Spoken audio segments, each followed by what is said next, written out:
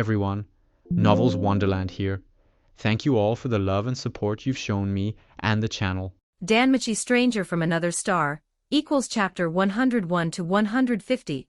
Chapter 100. It was obvious that the main targets of this labyrinth weren't the servants, but the three king pieces themselves. That meant the trial waiting for Leo and the girls would be the most difficult of all. With a roar that shook the air, something massive emerged from the magic circle. It was far larger and far more terrifying than any monster the others had encountered. Ruhar. 3 monsters appeared in total. Compared to the numbers in the other rooms, that didn't seem like much. But these 3 were each more than 15 meters long, with wings so large they dominated the space. Their bodies were covered in red ochre scales, with thick limbs, hulking torsos, twin horns, ferocious eyes, and enormous jaws lined with fangs. When they roared, the temperature in the room spiked instantly.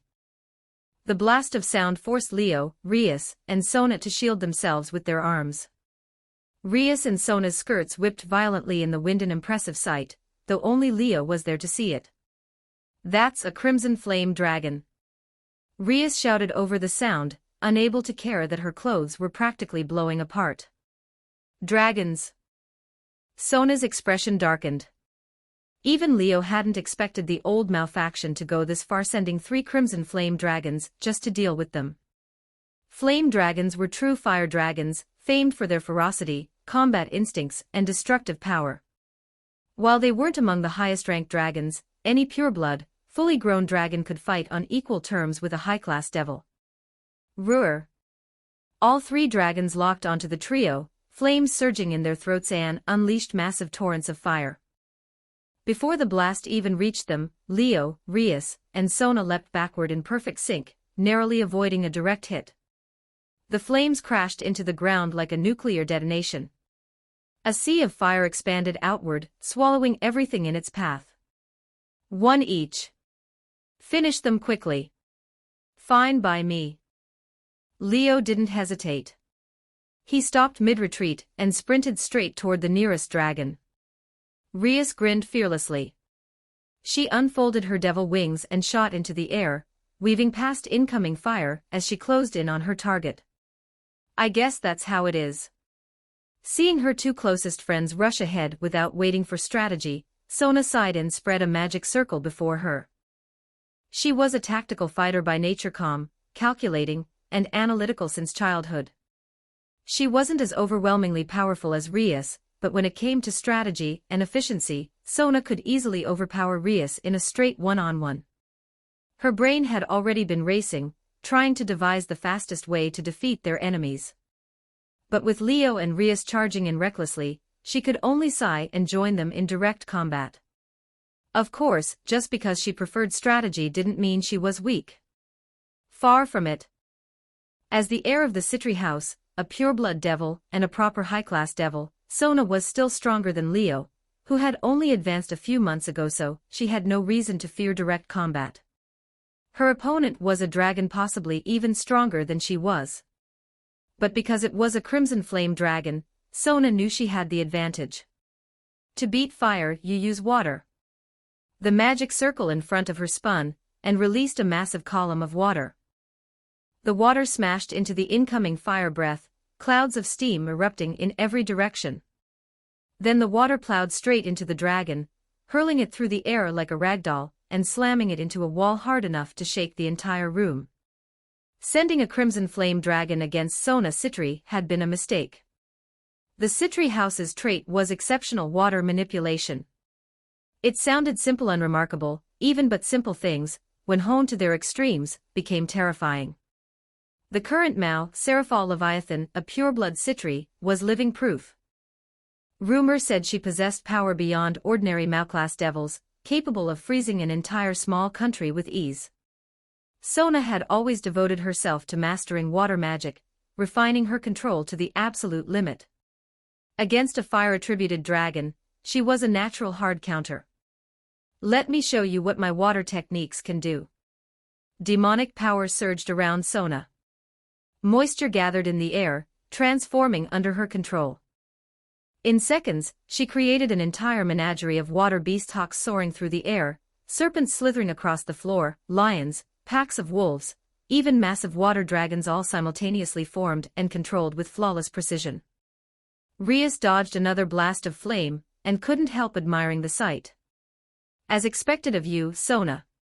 This level of magical control was something Rias could never match. Even Leo, who excelled in manipulation of demonic power precisely because his mixed blood forced him to rely on technique over talent, would admit Sona surpassed him here. Rias, on the other hand, had so much overwhelming demonic power and the power of destruction that she rarely needed technique. Why bother with precision when raw force solved almost everything? She was the perfect example of a power-type devil. The dragon shrieked under the assault of Sona's water beasts. Rias smiled. Can't let you outshine me, Sona. She dove through the last wave of flames, and appeared right in front of her dragon. Turn to ashes. Her demonic power erupted like a crimson explosion.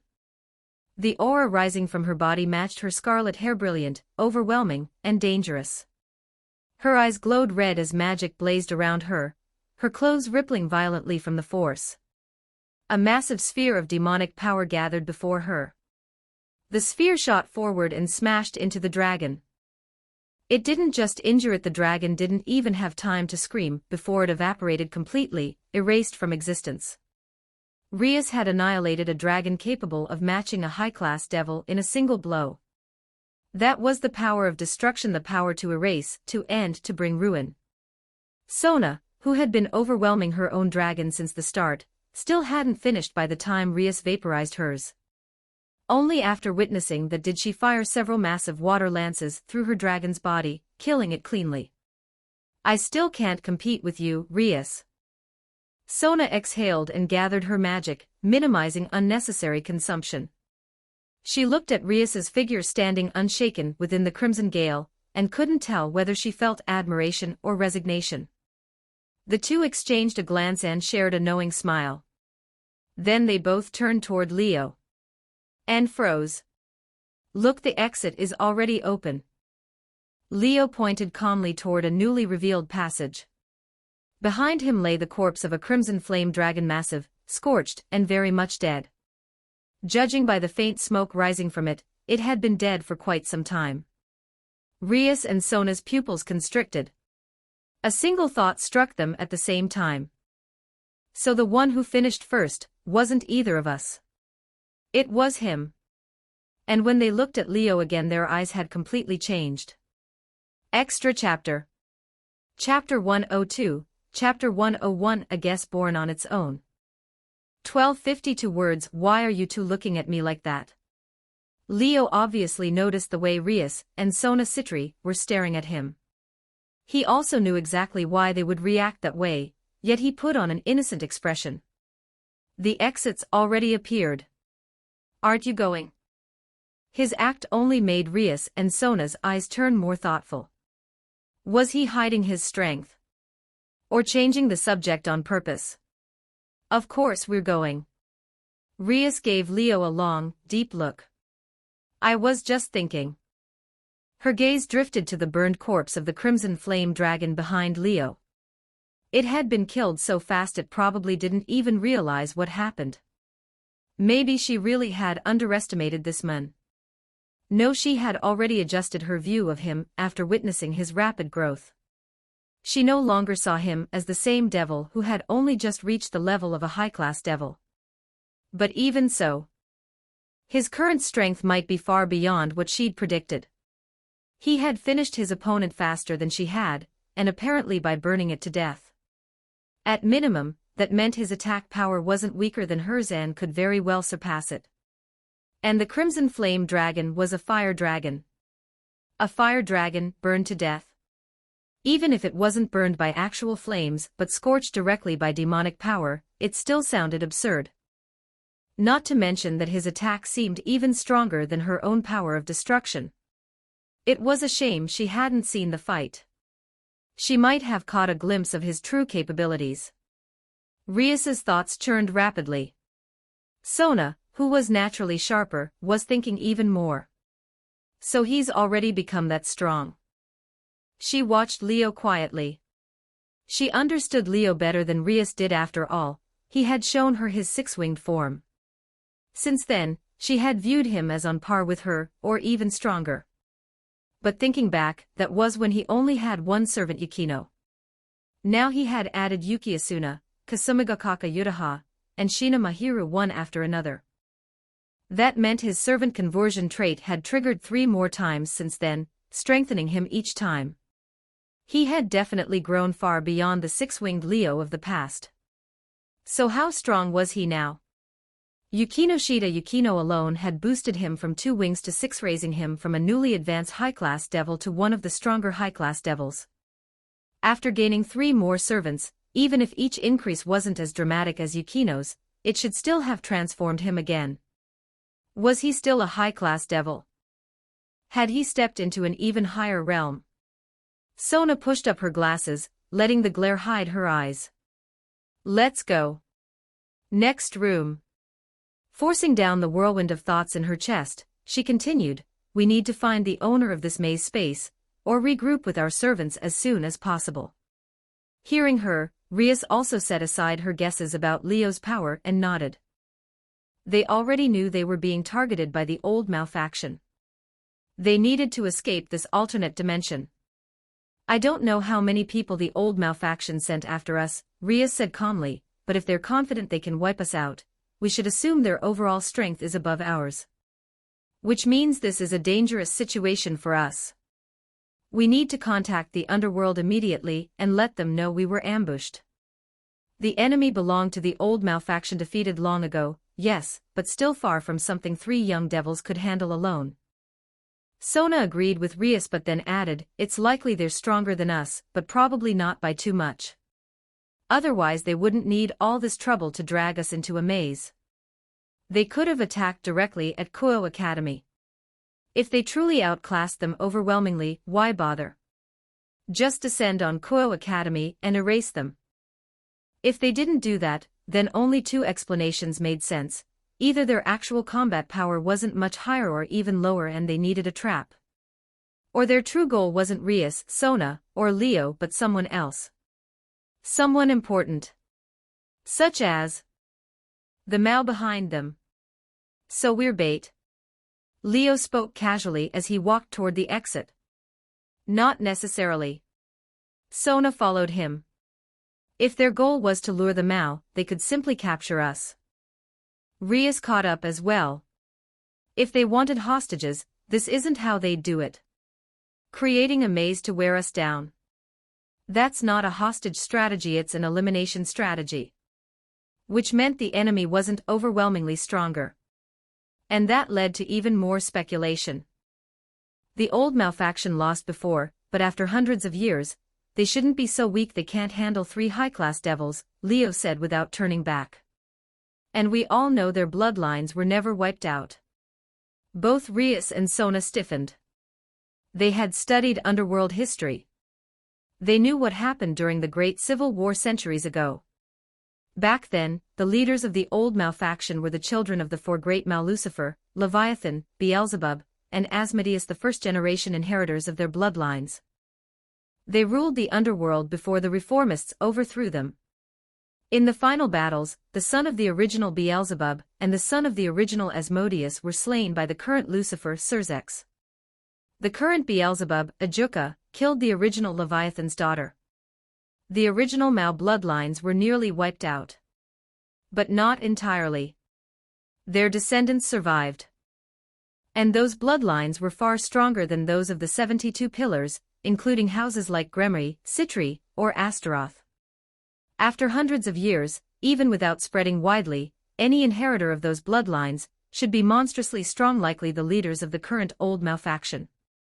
They might not reach the level of the original Mao or their children, but they would definitely surpass normal high-class devils.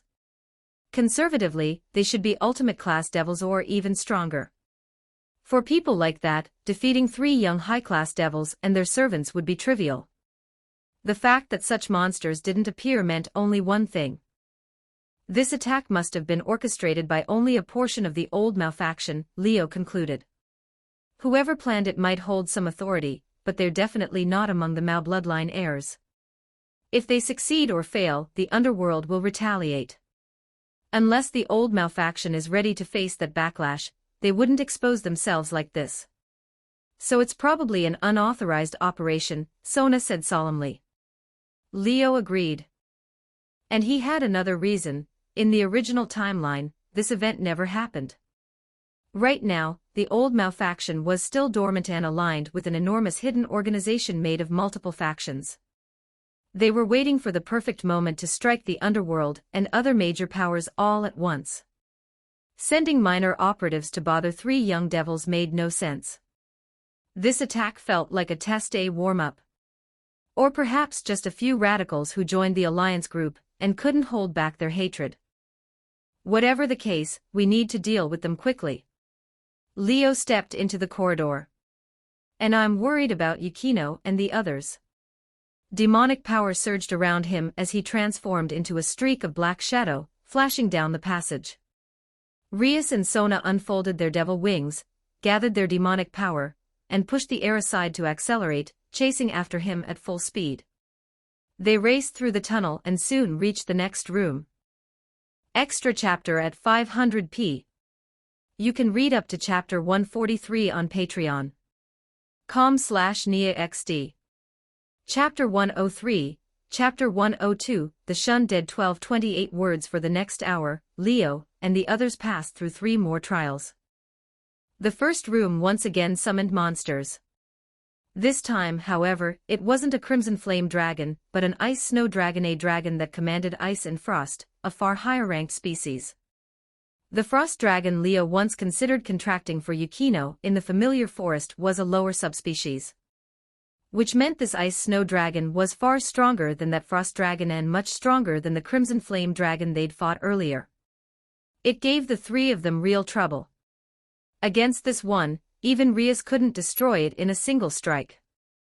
Sona Citri, meanwhile, found herself in the opposite situation from before. Her water-based demonic power, normally her strongest weapon, not only failed to suppress the creature but froze the moment she gathered moisture, nearly trapping her in ice entirely.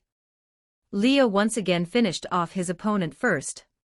A massive beam of demonic power swallowed the ice snow dragon completely. He then immediately turned to help Sona, allowing her to narrowly defeat her own foe. By the time Sona won, Rias finally landed her own power of destruction on the ice snow dragon, reducing it to ash and opening the path to the next room. The second room was filled with traps, specifically a miasma that corroded devils' bodies. The purer one's bloodline, the stronger the effect. Rias and Sona collapsed within seconds, gasping for breath, faces pale, unable to move without unbearable pain. Leo suffered as well, but only half of his bloodline was pureblood devil. The other half belonged to a human exorcist. Because of that, the miasma hit him far less severely. He could still move, and his demonic power flowed normally.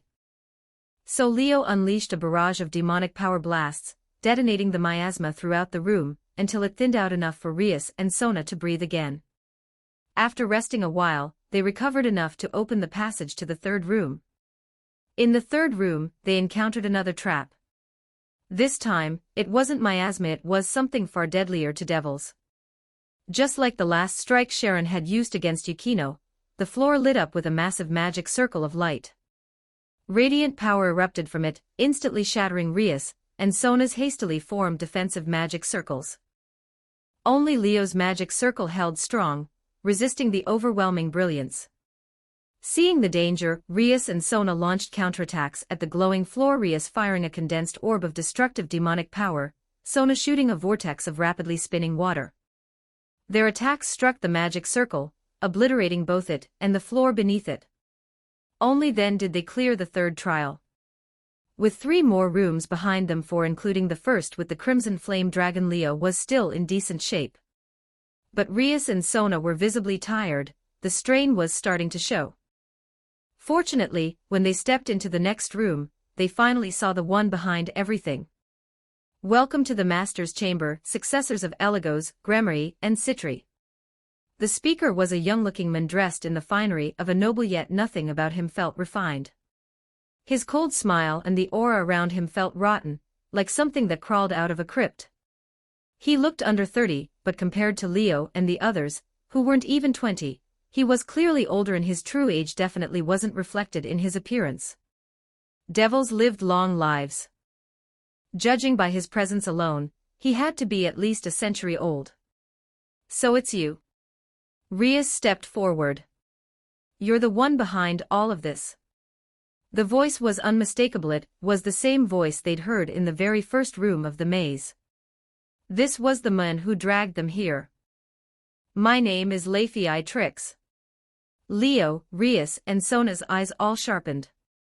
Sona narrowed her gaze. You're a descendant of the Trix family, one of the outside devil houses. Outside devil houses referred to devil families not counted among the 72 pillars, yet still well known.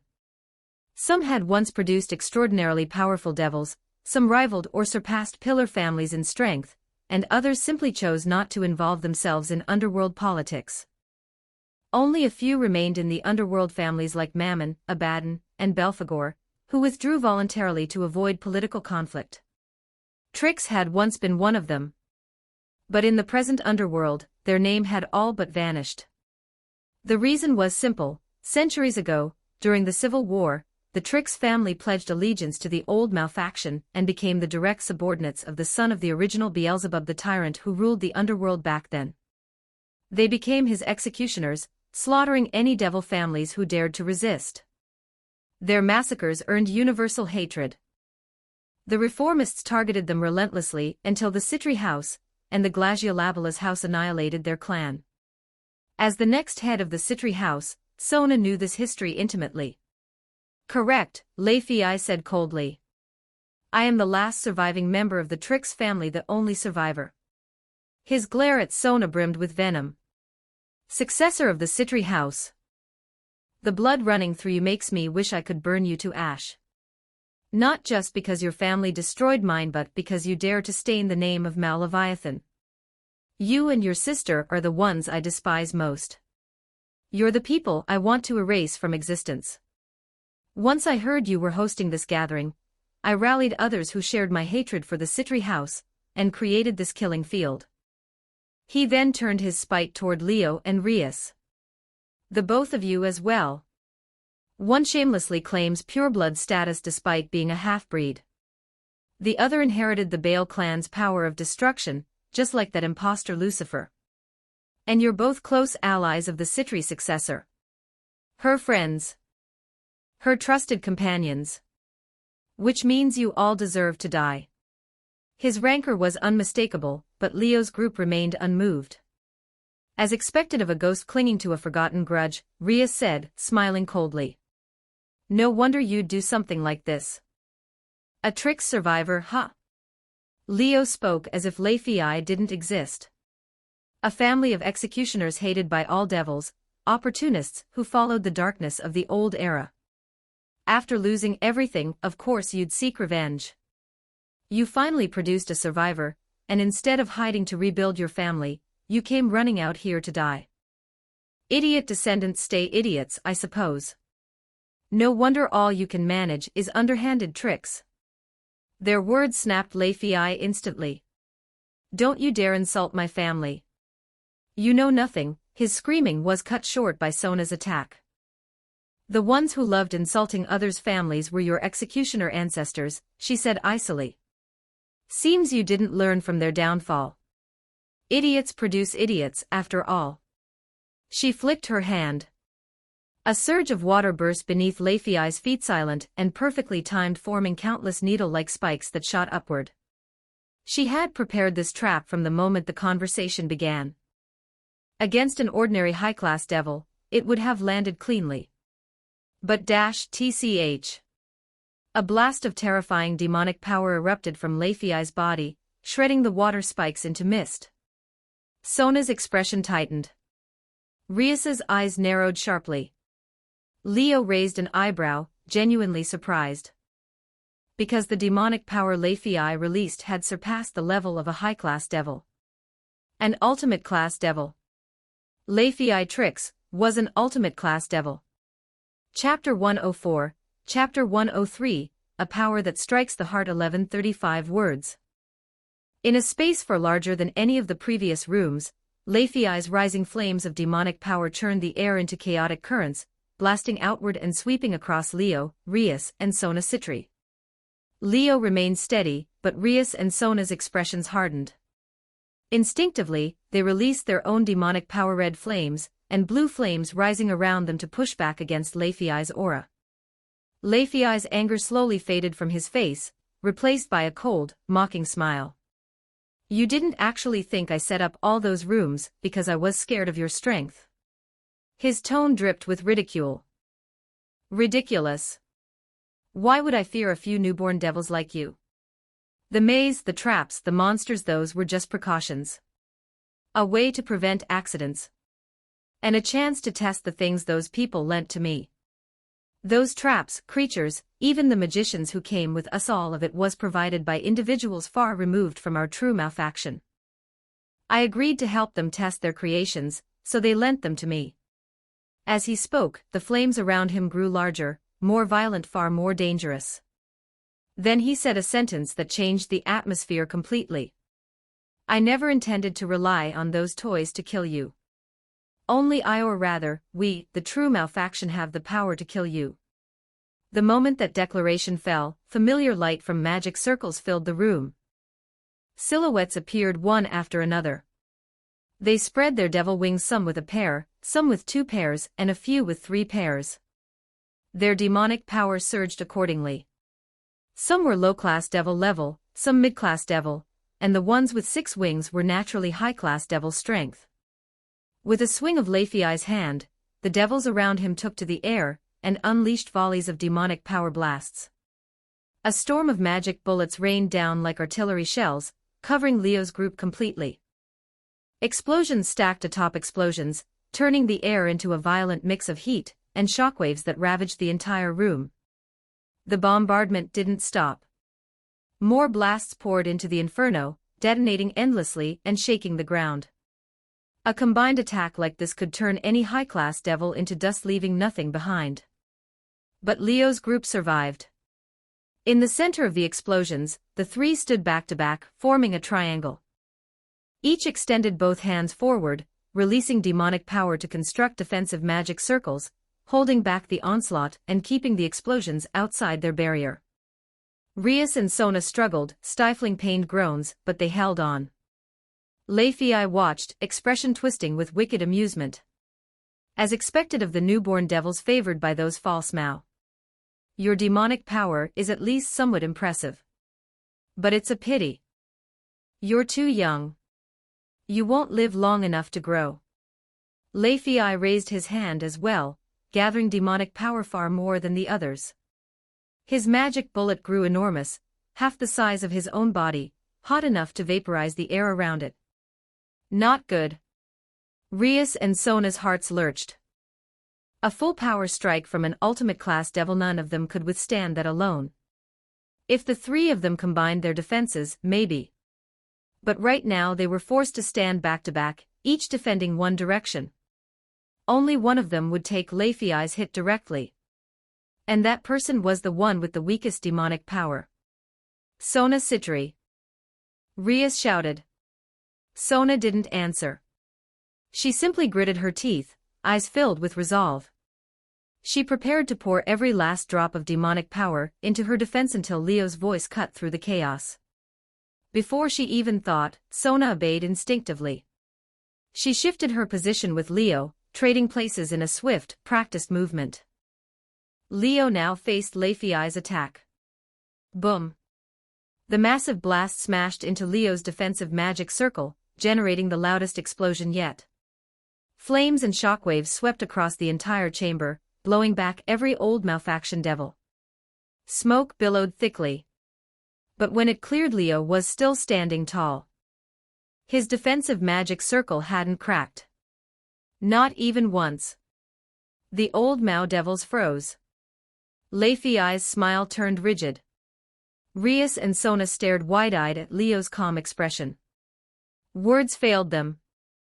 But Leo had no intention of stopping.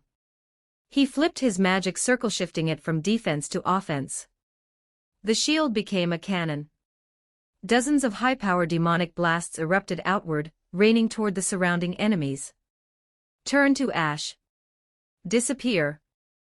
Snapped back to reality by Leo's shout, Rias and Sona reversed their own magic circles as well, unleashing a storm of magic bullets in every direction. Explosions rocked the battlefield again, but this time they engulfed only the old Mao devils. Several never even reacted before the blasts hit them. Screams echoed as bodies burned to charcoal, or disintegrated entirely. Only a few high-class devils and a handful of mid-class devils survived the barrage. Lei Fei roared. He surged with rage, forming another massive magic bullet, then fired it straight at Leo. Boom.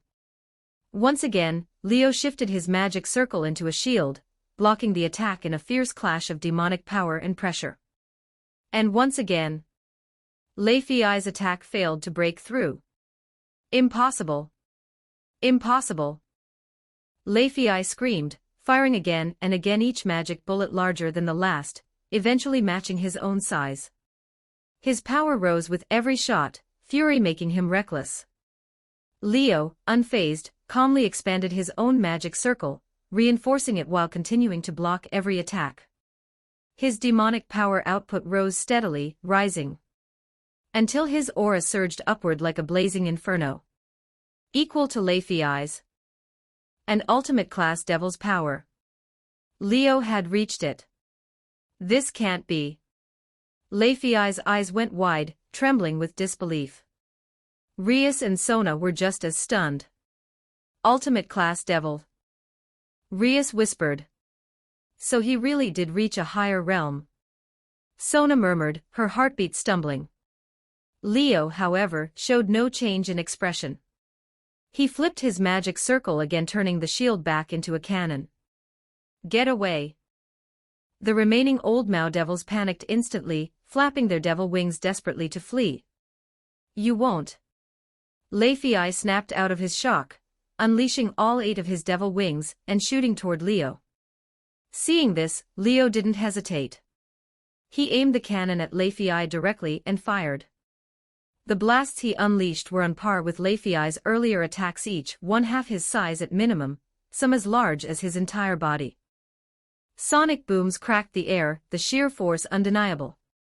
Lei Fei, of course, wasn't outmatched in technique. He deployed a defensive magic circle while charging forward, pushing through the exploding blasts. Leo spread his devil wings as well for pairs, 8 wings soaring upward to meet him. That sight struck every onlooker to the core. Extra chapter.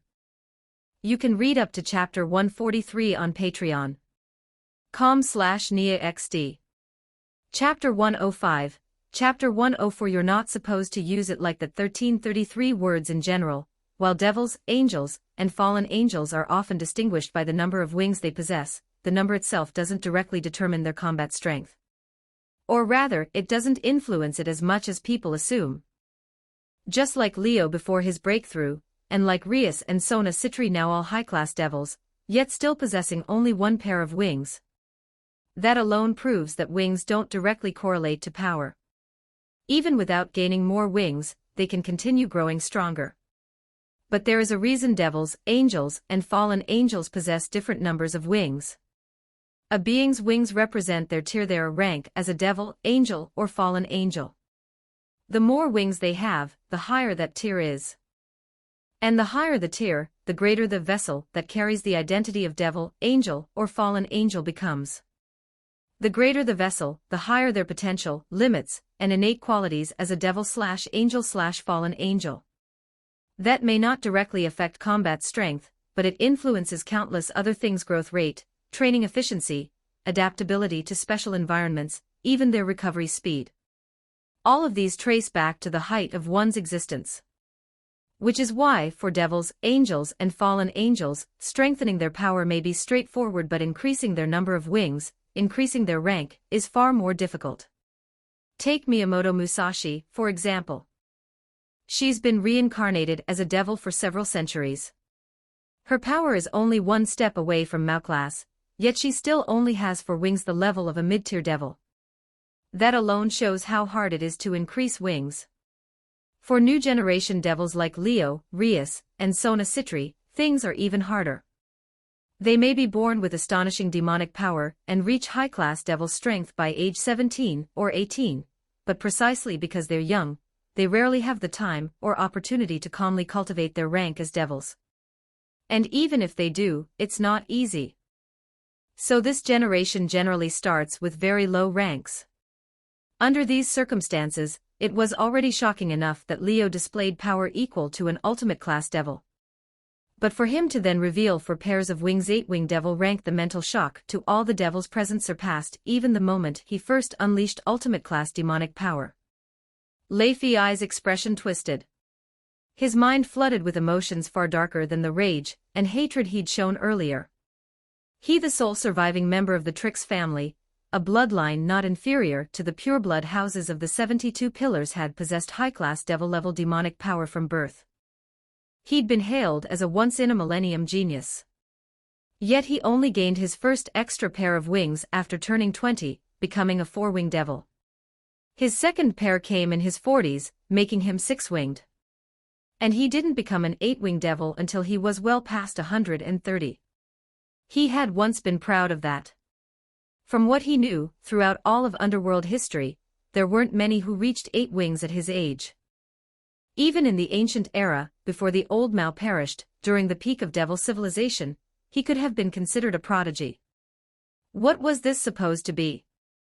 A mere 18-year-old new generation devil already had 8 wings. Why does a hybrid mud-a half-human, half-devil get to bear those 8 wings? Lei Fei could no longer feel rage or hatred. All that remained was jealousy.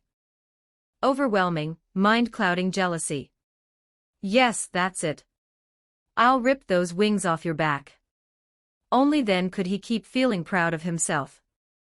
Lei Fei poured out his demonic power with no restraint. A blazing aura engulfed his entire body as he shot toward the airborne Leo like a raging meteor. The air twisted around him as magic circles unfolded along his sides, converting into countless turrets that fired brilliant beams of light at the retreating Leo. Each beam smashed against the defensive magic circles Leo deployed before himself, filling the sky with flames and thunderous shockwaves, blooming like fiery flowers. Beautiful to look at but deadly. This was no spectacle. It was a lethal pursuit. Don't even think about running. Consumed by darkness, Lei Fei pushed his demonic output to its absolute limit. High in the air, he spread his arms wide, conjuring massive magic circles that locked down the space for hundreds of meters around Leo. As his roar thundered out, countless attacks burst forth, magic bullets, beams, arrows, and even shapeless masses of demonic power bombarding everything within that enormous radius, swallowing Leo's small figure. Rumble. The explosion was like the sky collapsing. The entire battlefield trembled violently, shockwaves ripping through the air like a typhoon strong enough to blow everyone off their feet. Sona Citri, normally calm, shouted his name, fighting through the violent wind, as if she were ready to fly straight into the inferno. It's too dangerous.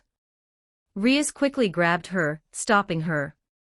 Between Leo and Lei Fei, the clashing auras had turned the entire surrounding area into a death zone.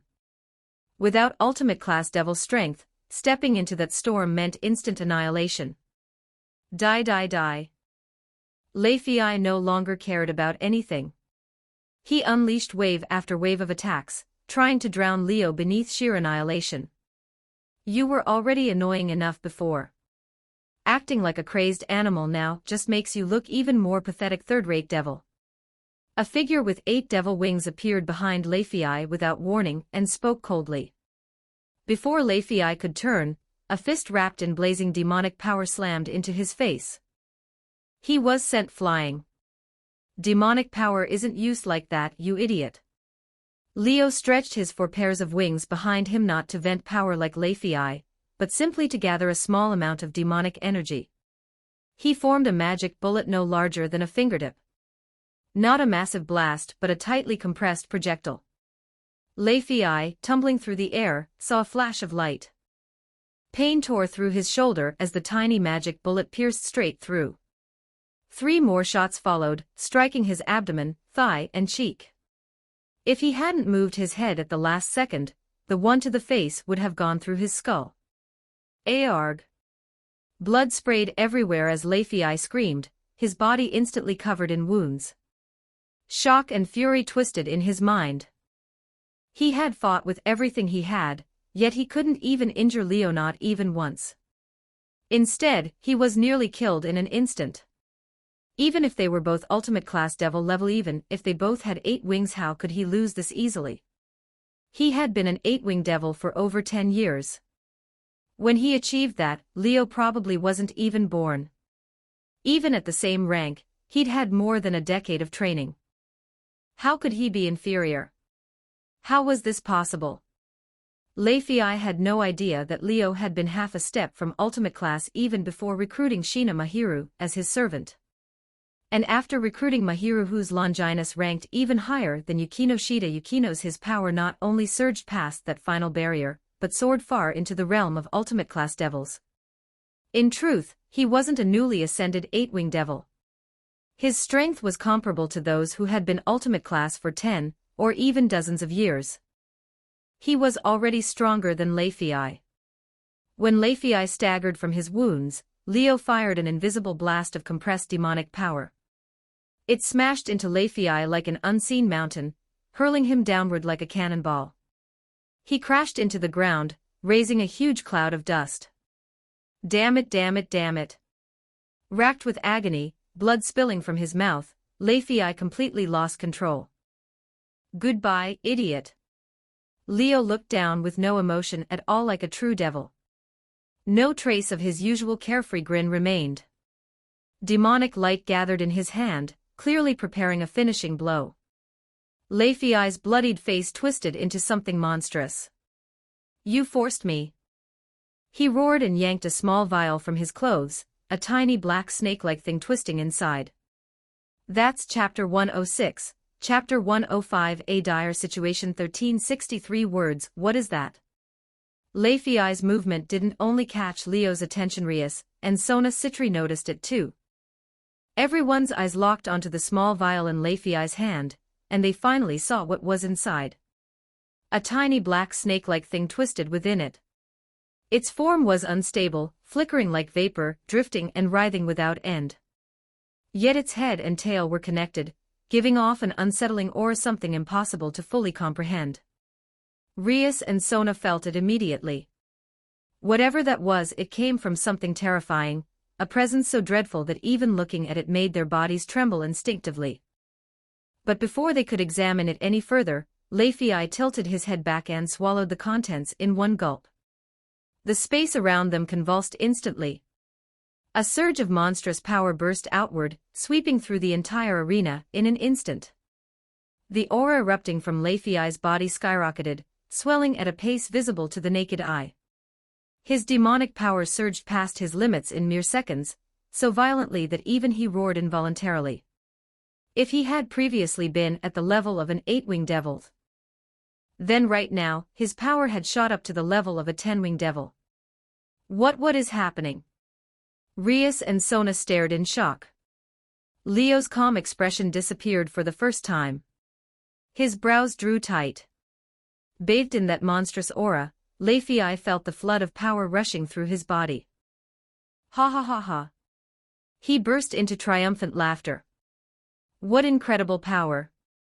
So this is my power now. So unbelievably strong. As expected of the one who granted it to me. Leifei was completely intoxicated by the overwhelming strength bursting from within him, not a trace of his earlier desperation remaining. He glared at Leo, bloodlust twisting in his eyes. So what if you have 8 wings? So what if you're an ultimate class devil? With this power, a mere 8-wing ultimate class devil isn't even worth one strike. I'll wipe that smug look off your face. His bloodthirsty declaration only made Leo's frown ease slightly. What exactly are you so proud of? Leo looked down on him from above, voice sharp as ever. Anyone with eyes can see that this power isn't yours.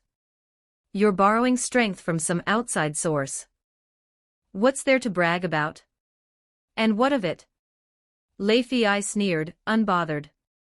You have no idea what this power represents. You don't understand how incredible it is. Right now, I'm going to use this power to kill you. And kill those two fake Mao sisters over there. He jerked his head toward Rias and Sona. Then the devils who dared side with the reform faction will finally understand how foolish they've been to oppose the true Mao bloodline. Oh, and your servants too. We'll be sure to treat them properly. As if remembering something amusing, Lei Fei waved his hand. Dozens of magic circles unfolded, projecting images of the other rooms within the labyrinth. Leo, Rias and Sona saw the situations their servants were currently trapped in. Everyone.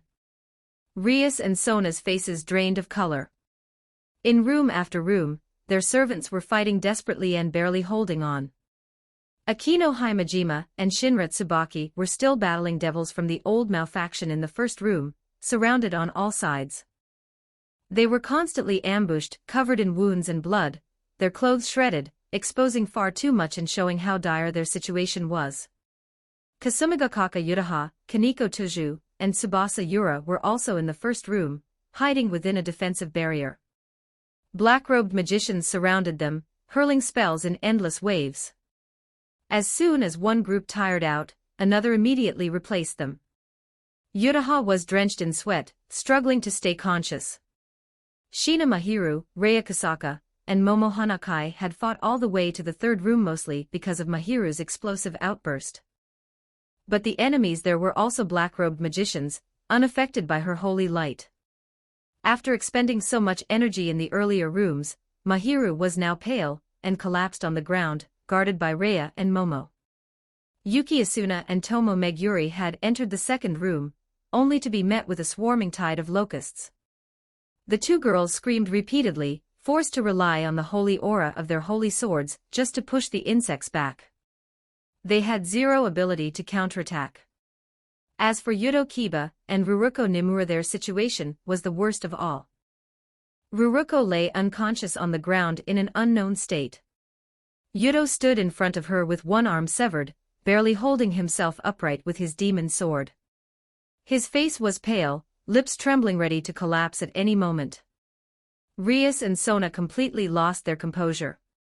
Even Leo's expression changed, tension tightening in his chest. But what finally shattered his calm was the last projection.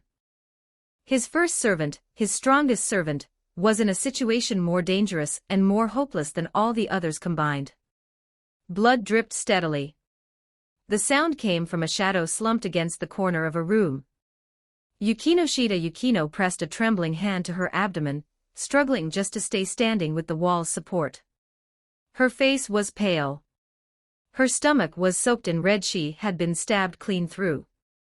If she hadn't frozen the wound shut with her demonic power, she would have bled to death already. Honestly, I can't believe it. After only a few months, I've been stabbed in the stomach again. History really does repeat itself. She forced a smile, but sweat dripped constantly down her forehead. She looked miserable, but still tried to put on a brave face. You actually lasted this long. Sharon stood before her, twin blades emitting black mist clutched in her hands. Her nun outfit was torn in multiple places, still covered in patches of frost, but her condition was far better than Yukino's. I thought you'd fall much sooner, Sharon said. But not only did you survive, you even managed to counterattack. It hasn't been long since our last fight, yet you've grown at an incredible pace. Her eyes shone with genuine astonishment. As expected of a Longinus wielder. You monsters always ruin the balance. Look away for 1 second, and you become more terrifying than anyone else.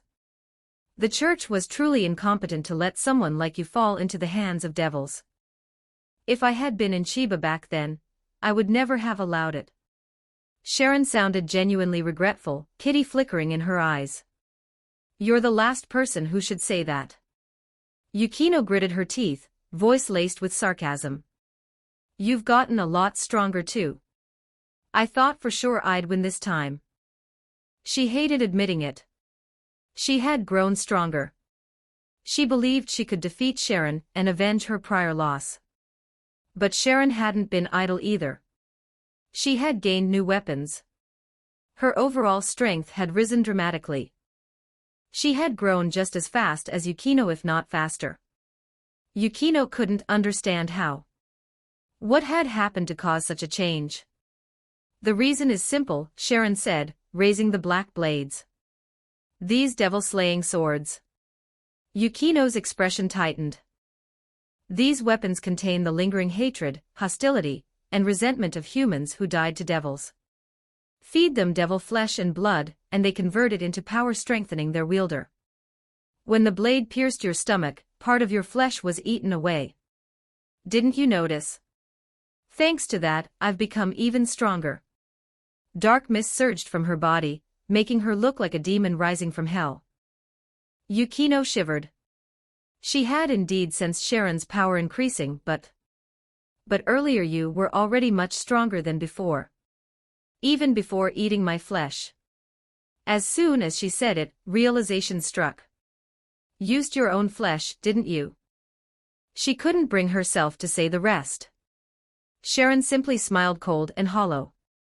Even if I'm not a devil, you know this. I still carry demon factor in my body. Yukino's eyes widened. My flesh works just fine as nourishment for a devil slayer, Sharon said softly. And perhaps I am crazy. She stepped forward. From the moment demon factor was forced into my body, I stopped being normal. She kept walking step by step toward the wounded Yukino. Shida Yukino. Chapter 107, Chapter 106. You think you've already won. 1,266 words. There was something Sharon still hadn't told Yukino. The so-called Devil Slayer weapon was a failure. If it weren't, then even if the church couldn't mass-produce it due to its involvement with the taboo domain of souls, it would have at least been known by name. A weapon specifically designed to destroy devils not being known at all was simply impossible. At least Leo was certain of one thing: in the original story, nothing like this weapon had ever appeared. If it never showed up, there had to be a reason. And the reason was this: the Devil Slayer was a rejected prototype. The explanation was simple. The negative emotions stored within the weapon didn't just devour a devil's flesh, they also had a devastating effect on the wielder's mind. For devout followers of the church and angels with unwavering belief, the effects were fatal. Their faith would waver, their will would erode, and their souls would be tainted. Even if they died, heaven would never accept them. They would never enter paradise. For the church's believers, this outcome was terrifying beyond words. Thus, the weapon was officially deemed a failure and destroyed. Even the method for creating it was erased. Originally, the weapon itself was supposed to be destroyed too, but its creator was unwilling to let it vanish. He hid it away. Eventually, a secret group within the church smuggled it out and delivered it to the faction serving the old Mao. That was where Sharon had first encountered the weapon. Back then, newly recruited into that organization, she asked immediately for power. And she chose the Devil Slayer without hesitation. With demon factor in my body, I'm not getting into heaven anyway, she murmured once. So why should I care about tainting my soul? Truthfully, Sharon Holy Grail had never possessed firm faith. She wore the uniform of a nun solely because it made exorcising devils easier. So she didn't care about the Devil Slayer's drawbacks at all as long as it made her stronger. And ironically, this weapon was a perfect fit for her. Others would need to injure a devil first, allow the blade to devour devil flesh, activate its dormant power, and then grow stronger. Sharon didn't need that. Her own flesh tainted with demon factor worked just as well. When the weapon devoured her flesh, its power awakened. She grew stronger. And as stronger, Sharon found it even easier to injure devils, which fed the blade even more, and so on, spiraling upward until she completely overwhelmed her opponent. It's time to end this, Yukino Shida-san. Click TCH. Sharon burst forward through a cloud of black mist, rushing Yukino like a demon from the abyss. Yukino clicked her tongue, the space around her twisting, absolute demise manifesting behind her once more. Even with her abdomen pierced, she was no longer the fragile girl who died from a single stab by a low-tier fallen angel. As long as she sealed the wound and stopped the bleeding, a devil's tenacious vitality meant she could still fight. She would continue fighting. Across the battlefield, Leo watched Yukino struggle under Sharon's relentless assault. His expression darkened. Meanwhile, Lei Fei roared with laughter. You see that? Your servants are moments away from death. Soon, this labyrinth will become their grave. They'll never see the sun again. He glanced deliberately at the icy figure behind Yukino, then at Shina Mahiru struggling to maintain her purple flames. His gaze turned feverish. Who would have thought? A few low-born human girls turned devils, and 2 of them are Longinus wielders. One even possesses one of the 3 greatest holy relics. Truly unexpected. Both Rias and Sona, even in their panic, were taken aback when they saw Mahiru wielding those violet flames. If this were outside the labyrinth, their reaction would have been far stronger. But now, with every servant fighting on the brink of death, they had no space left in their hearts for surprise. All the better, Lei Fei sneered. Eliminating the Holy Cross wielder is an unexpected gain.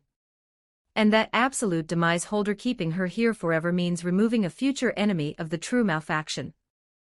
The one with Blade Blacksmith must die too. Every existence that might become a threat to us must be erased. Eligos's servants will all die here. He was provoking Leo on purpose. And he succeeded. Because Leo's killing intent finally erupted. You think you've already won? The moment he spoke, his killing intent condensed into raw power, igniting within his body. A massive pillar of demonic power erupted from him, shooting into the air and battering the ceiling of the arena. Rumble. Thunder rolled. Thick black clouds gathered overhead, forming a stormy sky that crackled with lightning.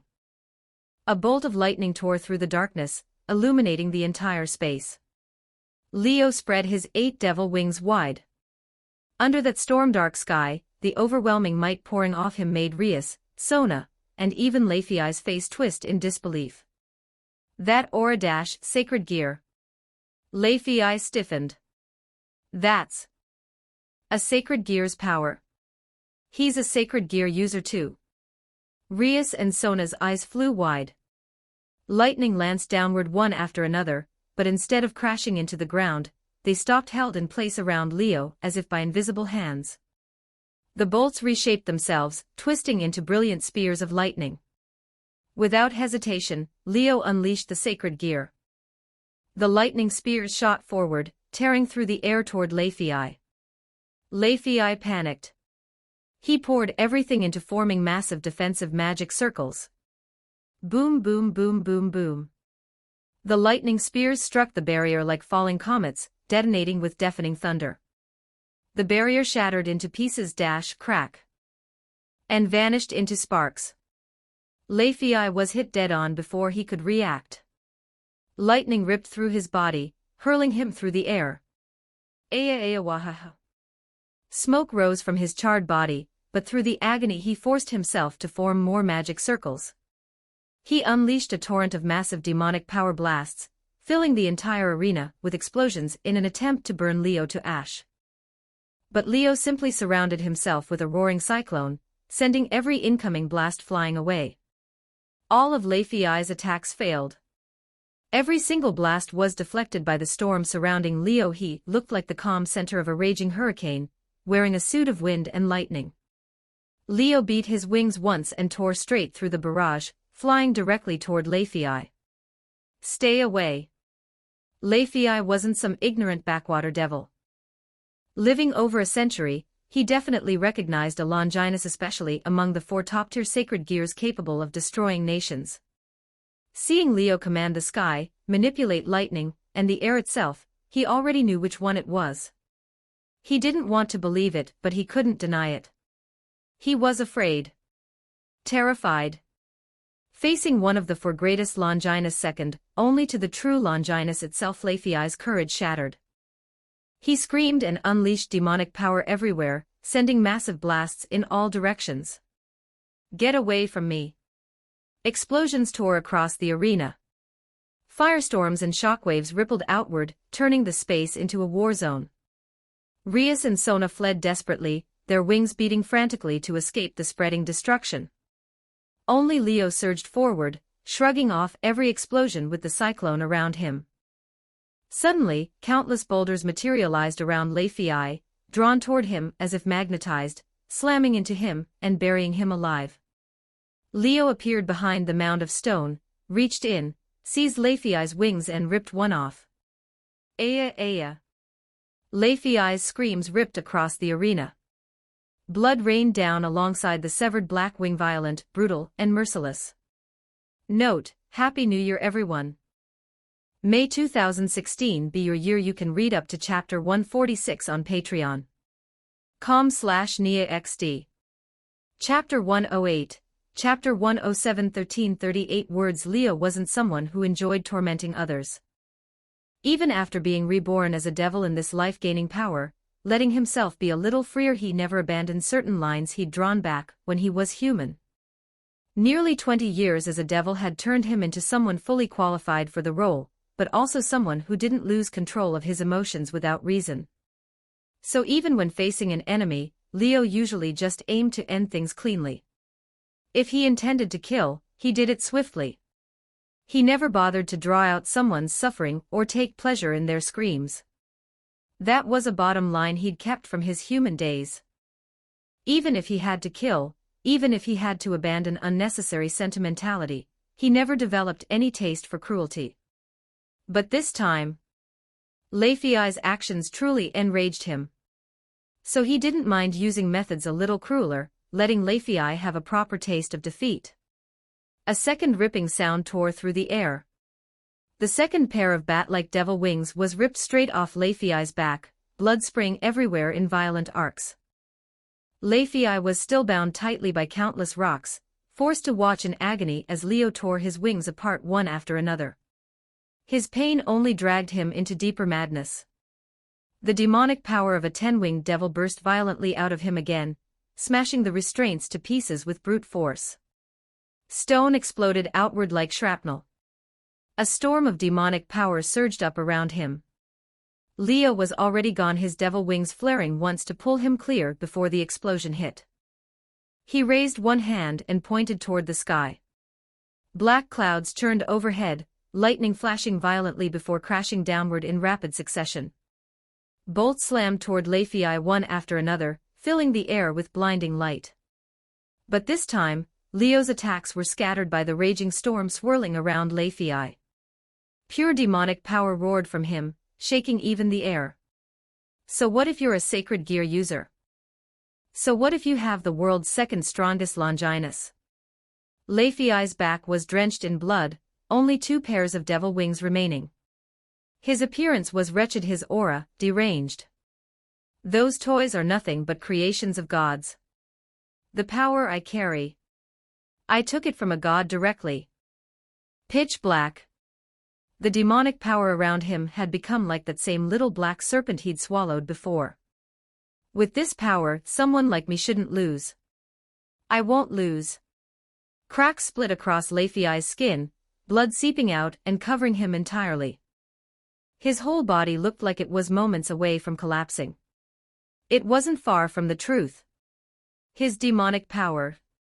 He's overloading himself. Does he want to die? Rias and Sona Citri were forced to retreat from the overwhelming magic, keeping distance from Leo and Lei as they watched with tense expressions. Every devil had a limit to how fast they could output demonic power. High-class devils had their limit, ultimate-class devils had theirs, even Mao-class beings had one. If any of them released all their demonic power at once, the destruction would exceed a nuclear blast. Lei's power had grown after swallowing that mysterious serpent, and his output had risen to the level of a 10-winged devil, but no further. Yet now, Lei was burning his life to force out more power than a 10-winged devil could output in a single instant. That destructive power came at the price of tearing his own body apart. And I'm supposed to lose to a filthy half-devil? He roared, channeling all his power into massive beams of light, and firing blast after blast toward Leo. Leo watched the blood-soaked figure coldly, unmoved by the rage, madness, or suicidal frenzy. He simply poured his own 8-winged demonic power steadily into his sacred gear, letting its aura replace his own. If Rias's demonic power was a brilliant crimson, and Sona's was a clear blue, then Leo's was purple. The purple demonic aura of the Eligos family was subtle and diffuse. It spread easily, making it ideal for sensing hidden things, ruins, objects, secrets. But when Leo poured all his demonic power into activating his sacred gear, the aura of Zenith Tempest appeared instead. And the color of Zenith Tempest's aura was pure white, capable of containing all attributes. High above the battlefield, two devils, one wrapped in pure white flame, the other in black, faced off across the air. One unleashed attacks of every element, the other poured out power in a mindless frenzy. Leo pushed Zenith Tempest to its limit, summoning flame, lightning, ice, storms, stone, floods, every natural force at once, hurling them toward Leifei. Leifei responded with nothing but raw destructive magic, huge beams and explosive light spheres blasting outward, colliding violently with flame, lightning, ice, storms, stone, floods. Explosions thundered again and again. Shockwaves ripped through the air. Within seconds, the sky above the entire chamber became a storm of chaotic energy, the massive room trembling harder and harder under the escalating destruction. Rias and Sona Citri couldn't get anywhere near the battlefield. They were stuck dealing with the remaining old malfaction devils. There weren't many left, but every survivor was either high-class or mid-class, and together they were still troublesome enough that the girls couldn't spare a glance toward Leo's battle. Leo and Leifei, meanwhile, had no attention for anything but each other, one calm and calculating, the other slipping deeper into insanity. Die, die, die. Go die already. Leifei felt like his nerves were burning. His whole body felt submerged in molten lava, ready to burst apart at any second. He never imagined he could be driven this far, forced into a desperate corner by a devil of the new generation. Originally, the power of an ultimate-class devil like him should have been enough to crush several up-and-coming high-class devils easily. And he'd even prepared the entire labyrinth ahead of time, laying traps and obstacles to wear them down. In his mind, even if Leo's group reached him, they would already be weakened. Even if they had unexpected tricks, none of them should have been able to escape his judgment, especially when he carried the serpent bestowed by that great being. If an accident happened, he would use the serpent and end everything. Why had everything gone wrong? Why was a no-name, mixed-blood devil from mere months ago now an 8-winged devil equal to him? Why did he possess one of the strongest sacred gears in existence, power said to be able to kill gods and Mao alike? For Leifei, it was a nightmare. But his despair and pain were nothing but deserved in Leo's eyes. For a devil, saying things like evil deeds bring their own ruin is a bit ridiculous. But honestly, that saying fits you perfectly. Leo finally spoke, his voice a stark contrast to Leifei's insanity, cold, detached. Your strength isn't bad. If this were a little earlier, I might not have been able to defeat you so easily. So your failure is almost funny. You just had bad luck. Honestly. The moment you targeted our group, this ending was probably inevitable. After all, Leo and Sona aside, Rias was a bona fide member of the protagonist cast. So take that disgusting madness and hatred of yours, and go repent in hell. Leo's voice cut through Leifei like the scythe of death. A moment later, the pure white aura around Leo erupted. Earth, water, wind, fire, lightning, ice, every element intertwined, merging into a tangible natural catastrophe. It crashed forward violently, smashing, erasing, pulverizing everything in its path. Leifei's giant beams and explosive magic were swallowed whole by the descending disaster. His pupils shrank to needle points. His mouth opened, maybe to scream, maybe to curse, but every sound was drowned in the deafening roar. In seconds, his entire body was engulfed by the disaster. The raging demonic power inside him flickered and vanished just like its master. Leifei was gone. Completely. You can read up to chapter 147 on Patreon.com/NiaXD. Chapter 109, Chapter 1396 Words Underworld, Mao Territory. As the name implied, this was land directly governed by the Mao, the political center of the devil race within the underworld. The territory held multiple cities, the old underworld capital Luciferd, where the former Mao Lucifer once resided, and Lilith, the current capital of the devil faction. Lilith's size was comparable to Tokyo. Its culture and technology were also on a similar level, towering buildings, sprawling highways, even high-speed rail. It hardly resembled a city located in hell. Today, inside the administrative center of Lilith, four figures appeared one after another inside an extravagant conference chamber. Their bodies wavered and flickered. Clearly, they were projections, demonic power constructs. Put simply, none of the four had come in person. They were projecting their presence here to hold a meeting. Thank you all for responding to my request. The first to speak was the red silhouette. He had short, bright crimson hair, and the handsome face of a young man in his prime. His attire was luxurious, but his gentle voice made it difficult for anyone to feel hostility toward him. What's going on? You called us over in such a hurry, did heaven invade or something? This came from the blue silhouette on his left. She was the only woman among them, looking far too young for such a setting, almost younger than Rias and Sona. Her bright, energetic tone made her seem less like a high-ranking official, and more like the neighbor's cheerful daughter who accidentally crashed a diplomatic summit. Just think for a second. Obviously not. The green silhouette on the right spoke next. He was a beautiful man with an air of intelligence, his eyes shimmering with sharp insight. Compared to the red figure's noble aura, he looked more like a researcher, elegant, analytical. If heaven really assaulted us, I'd be the first one to know. The final voice came from the orange silhouette. Unlike the other two men, he looked almost unremarkable. His tone carried a persistent laziness, like he was speaking while half asleep. Just hearing him made one feel drowsy. Yet this laid-back person was the underworld's greatest strategist, the one responsible for all devil military planning. If heaven truly attacked, he would absolutely be the first to receive that news. I don't want to disturb anyone, everyone is busy. But this matter could be small or extremely serious. I want us to discuss how to respond. The red silhouette bowed slightly, then continued, just moments ago, my younger sister, the next head of the Gremory house, Rias, contacted me with a report. She, along with Sona and Leo Eligos and all their servants, were attacked by terrorists at Kuo Academy in the human world. The attackers were descendants of the Trix family, part of the Old Mao faction. They collaborated with several other Old Mao devils, launched a coordinated assault, and forcibly transferred everyone into a separate space. The moment he finished speaking, the remaining three projections flickered violently as if a TV screen burst into static. An Old Mao faction attack.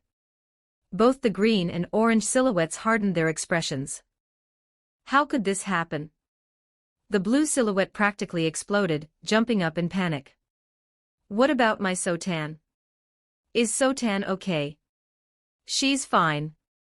The red silhouette hurried to reassure her. The mastermind has already been eliminated. Many involved aren't in good shape and some were gravely injured, but once the mastermind was defeated, Rias and the others managed to find a way out of the separate space and rescued everyone in time. This is the detailed report they just compiled. He used a magic circle to transfer something. The other three received the report in their actual locations. The report was written by Sonacom, objective, detailing the entire incident, the attackers' dialogue, the structure of the force transfer space, and the trials their servants faced in the separate rooms. In the final section, she explained that once the mastermind was killed, the central core controlling the labyrinth appeared in the main chamber, just like how clearing any other room's trial revealed the pathway forward.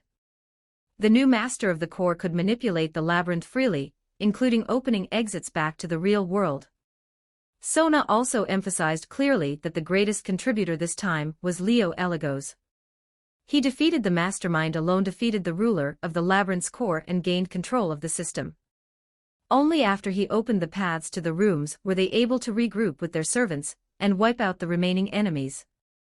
In total, about 90% of the old Mao attackers including the mastermind were eliminated. The remaining few vanished, either they escaped or were lost somewhere within the labyrinth. The magical creatures and renegade sorcerers in the labyrinth met nearly identical fates. After regrouping, the three kings and their servants left the separate space and returned to Kuo Academy. The blue silhouette exhaled hard after finishing the report, patting her chest dramatically. Thank goodness. My Sotan's okay. If something happened to her, I swear I would have stormed the old Mao exile zone myself and wiped out every devil who dared to lay a finger on her. She sounded like she was joking. She wasn't. Well, as long as they're safe. Otherwise the underworld's future would take a massive hit. The orange silhouette resumed his sleepy tone. Those three really pulled it off. To think they actually killed the mastermind. According to the report, he was an ultimate class devil with some sort of mysterious enhancement, right? Judging from the described power, he was basically at cadre level. The green silhouette mused. And that kid took him down alone. Impressive. Leo Eligos. I suppose we still underestimated his potential. The red silhouette also praised him. He's far more capable than we thought. I owe him for this. Without him, Rias and Sona probably wouldn't have made it. The blue silhouette immediately bristled. Don't think you can steal away my Sotan just because you played hero. My Sotan wouldn't fall for that so easily. She ground her teeth loudly. Is that so? The orange silhouette sounded doubtful. Because I heard your father, the current head of the Citri house, was considering arranging a marriage between Sona and the young Eligos heir. The blue silhouette went quiet. I heard the same. The green silhouette added lightly. Makes sense. The Citri house's next heir annulled her previous engagement and regained her freedom, but the Citri family wouldn't want her to stay single forever. Pureblood devils are decreasing in every major house, he continued. The Citri house has only 2 daughters this generation. One became a Maleviathan and can't inherit the family. That leaves Sona as the sole heir. If anything happens to her, the Citri line ends. Unless they choose someone from a branch family, the house collapses. And now there's a talented young man with a good relationship with the future head, of course her father wants to encourage it. Hearing this, the blue silhouette began trembling violently. It's the same for my family. The red silhouette sighed. Because I inherited the name of Lucifer, the Gremry house has only Rias this generation. That's why my parents rushed to arrange her engagement. But your sister's engagement still hasn't been resolved, right? The orange silhouette pointed out. And even if she's single, you already have a child. Your son can inherit the Gremry house. You're not in the same situation as the Citri family. The Eligos line once nearly died out. Now they have only one heir and the Citri house financially supports them. Both families know each other well. A marriage between the heirs would benefit both sides. The green silhouette nodded. Honestly, I'm all for it. That kid's mutated trait interests me. If he and the Citri princess had a child, I'd love to study whether the trait would pass on. That was the final straw. The trembling blue silhouette exploded. Absolutely not. She threw both hands up, wailing in anguish. My precious Sotan. My adorable Sotan. When she was little, she used to follow me everywhere crying for hugs. How can she suddenly get married? She's still so young. She's still just a kid.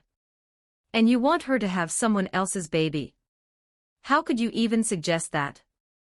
I won't allow it. Never ever. She collapsed onto the table, sobbing miserably.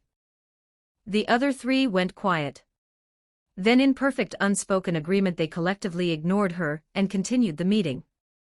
Chapter 110, Chapter 109 1340 words. Why did the old Mao faction suddenly start moving again? After hiding for centuries, they probably couldn't hold back anymore. They want to take back political control of the underworld.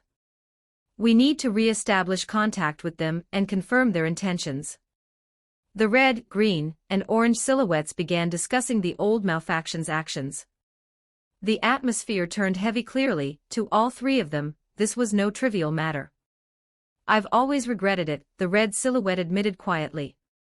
We should have found a better way to resolve our ideological conflict. Instead, it turned into devils slaughtering devils. Even after centuries, thinking about it still leaves me unsettled. The other two responded with reassurance. You already did everything you could. So did we. There weren't many choices back then. I don't think we were wrong.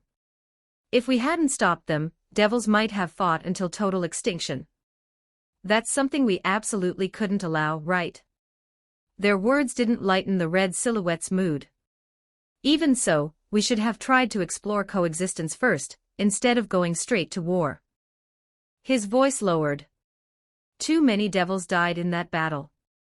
Silence fell. Now the old malefaction is moving again. But is this the intention of a few, or a consensus among all of them? The red silhouette steadied himself and continued. We must send someone to re-establish contact, and at least determine their movements. And we need to investigate whether they've allied with another power. The green and orange silhouettes nodded. This incident had revealed several abnormalities. For example, where did all those magical creatures and renegade magicians in the labyrinth come from? Magical creatures could be captured. But not magicians. And that many of them. There was no way they were all unaligned wanderers. And what did Leifei Trix consume during the battle with the Eligos kid that caused his power to skyrocket? Where did it come from? Did the old malefaction develop it? Or did someone else provide it? The report suggested the latter was more likely. And who even had that kind of capability? The three exchanged troubled looks. Assign it, the green silhouette said decisively. People need to investigate the old malefaction's movements, trace their whereabouts, and dig out whatever secret lies behind this. One issue at a time. I'll take it. The orange silhouette lifted a hand lazily. I'll arrange the personnel. I want to visit the human world, the red silhouette said. That separate space still seems to exist. I want to investigate it and check on those three. The words had barely left his mouth when the blue silhouette shot up from where she had been crying on the table. Me. Let me go. She shouted with startling force. I need to check on Sotan. I have to warn her about suspicious, untrustworthy men. Shouldn't you talk to your father first? The green silhouette said flatly. The two actual involved parties might still be clueless. What exactly do you plan to achieve by going there? Well, the blue silhouette faltered. But Sotan's chastity is important too. As her big sister, I need to check. No, supervise. Supervise?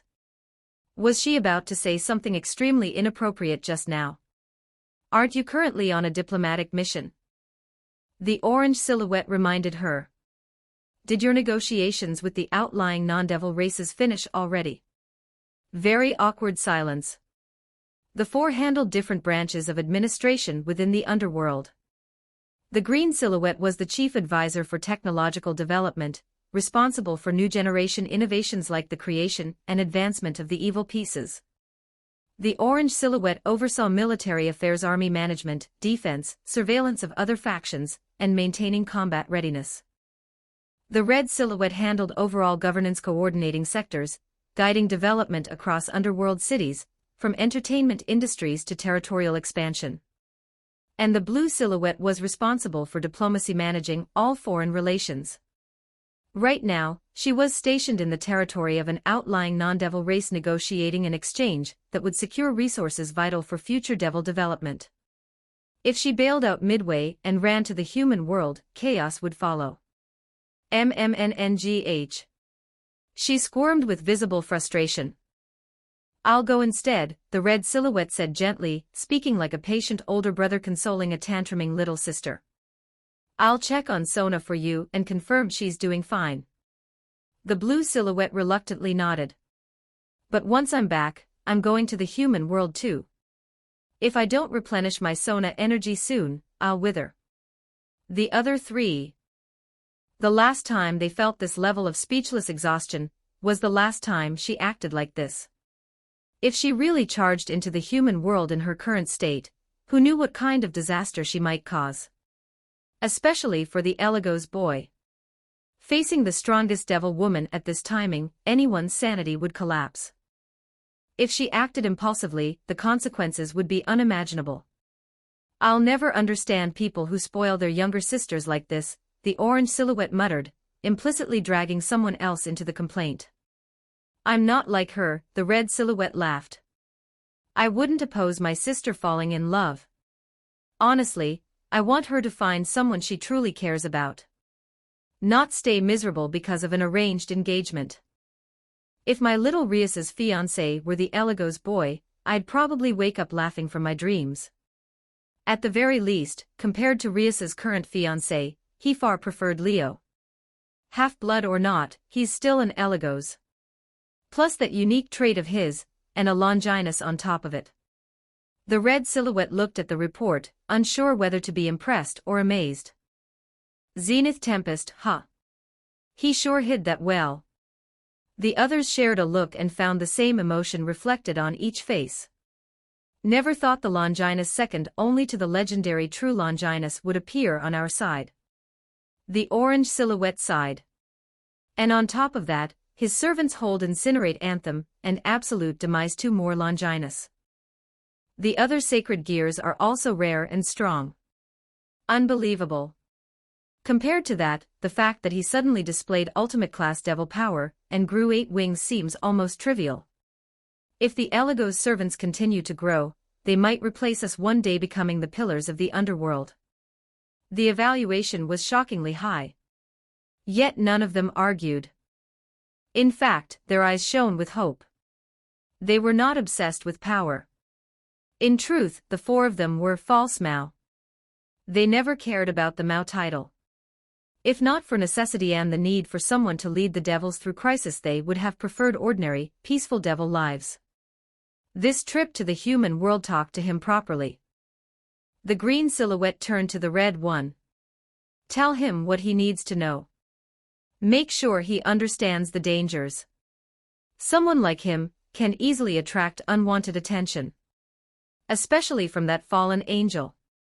If he learns about this, he might come personally. The red silhouette nodded seriously. At the same time, somewhere else in the world, others were discussing the same event. So the trick's brat failed. We expected the possibility. But to think he failed this easily. The trick's family really has fallen. This sets back the foundation of the true Mao faction. At least we gained something. Those fake Mao are still incompetent letting such a crucial asset slip away. Eligos, huh? 3 Longinus. That alone is worth moving for. It's almost time. With this test, we now understand the state of the underworld well enough. Next time, our true Mao faction will announce ourselves to the world. Dark silhouettes conversed, then dispersed with cold laughter. Elsewhere, another group spoke. Our new recruit returned. Judging by her condition, she definitely failed. Looks like she barely escaped with her life. Pretty much. She's half dead. Let's check on her then. We discovered something important. Here's the report. Look. Zenith Tempest has surfaced. What's this? Getting interested. I want to fight him. The clash of 2 top-tier Longinus, now that is something to look forward to. Sorry, I forgot to schedule yesterday, my bad. Chapter 111, Chapter 110, Yukinoshita Yukino's Burden 1364 words. The Human World, Kuo Academy. By the time night had fully fallen, Kuo Academy was already deserted. Only the old school building tucked inside the small grove behind the main building was still brightly lit, with the occasional silhouette passing by its windows. That old building was the base of the Occult Affairs Club, also the headquarters of the Gremory servants. Unlike Leo, who treated Sobuhai merely as a convenient activity spot, Rias attended Kuo Academy because her family secretly owned and managed it. It was essentially her family's property. So when the Devil Upper Brass assigned Rias to take charge of Kuo town handling contracts with humans, collecting payment, eliminating stray devils, she enrolled directly at Kuo Academy and even brought her friend, Sona Citri, along. In other words, Rias was the Academy's underground queen. No one knew the truth, but she still enjoyed privileges in many places. Taking over an entire old school building as her clubroom, for example, only she could pull something like that off. Of course, Leo's standing at Sobuhai wasn't as overwhelming as Rias was here, but his influence wasn't that far behind. Several high-ranking staff were already in his network, and some were even regular clients of his devil business. Add to that the Yukinoshita family's local clout, which was essentially his now, and, if he ever wanted to claim an entire building for the Occult Affairs Club, he probably could. But Leo didn't think it was necessary. He treated Sobuhai as a daily activity base. His true headquarters was his family's manor. Unlike Rias, who treated all of Kuo Academy as her personal territory, he only needed a single activity room. That was plenty. At the moment, faint voices drifted from several rooms inside the old building. Some people were discussing what happened earlier that day, others were resting, and a few were receiving treatment. Yukinoshita Yukino lay in a room that looked like an infirmary, resting on a bed. Her clothes were loose, her face pale like someone who had barely escaped a serious injury. Leo sat beside her, peeling an apple. "Your injuries have already received preliminary treatment," he said casually as he worked. "You're mostly out of danger, but you still need to stay in bed for a while before you'll fully recover." He spoke to her in an offhand rhythm, not rushing the words. "We'll remain at Kuo Academy for the time being," he added. "Once you're fully recovered, we'll head back to Chiba." Yukino listened quietly until he finished, then asked softly, "What about the others?" Leo let out an exasperated snort. "You were hurt the worst out of everyone, and you're still worrying about others," he muttered, though he still answered her. "Yutaha and Mahiru are in the best shape. Neither of them suffered real injuries, just exhaustion from pushing their sacred gears too far. A bit of rest and they'll be fine. Asuna's fine too. She's a holy sword user. Against monsters or devils she has a huge advantage, and she can even lend her holy swords to teammates. She took some unavoidable hits when we ran into that stray magician, but nothing serious. She's already out of bed." After covering his own group, Leo moved on to the Gremory and Citri servants. Their conditions were similar to the Eligo's servants, some good, some bad, but no one in critical danger. Kaneko Tuju and Tsubasa Yura were completely unharmed thanks to Kasumigakaka Yutaha's barrier covering them the whole time. Raya Kusaka and Momo Hanakai were also mostly safe, protected by Shina Mahiru burning her strength to clear a path with the power of the Holy Cross. They only took light injuries after Mahiru collapsed from overuse, and they had to defend her. Tomo Meguri had been fighting with a constant supply of holy swords from Yuki Asuna, and the two worked together flawlessly. They held out until Leo defeated Leifei and seized control of the maze, allowing him to open the central passage and rescue everyone. Akino Himejima and Shinra Tsubaki were more heavily injured, but they were also among the strongest members. Trusting each other to guard their backs, they held out until Rias and Sona arrived to support them. The worst off were Yudo Kiba and Ruruko Nimura. One had been beaten into unconsciousness, fate unknown. The other had an arm bitten clean off while fighting desperately, his body covered in wounds of all sizes. Yukinoshita Yukino herself had been pierced through the abdomen by a devil killer, and had a chunk of flesh torn away, but she reacted quickly, freezing the wound immediately, stopping the bleeding, preventing further trauma. The other two hadn't been so lucky. They were genuinely dying. When Rias and Sona found Ruruko, she was lying in a pool of blood, no longer breathing. Kiba was even worse, covered by swarms of monsters gnawing at him.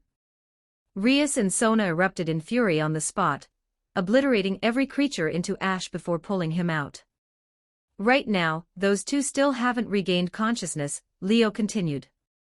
Their wounds have only had basic treatment. They're not out of the danger zone yet. They were the only ones in worse shape than Yukino. Rias and Sona are preparing to return to the underworld to request 2 bottles of Phoenix Tears, Leo added. Those will heal anything instantly.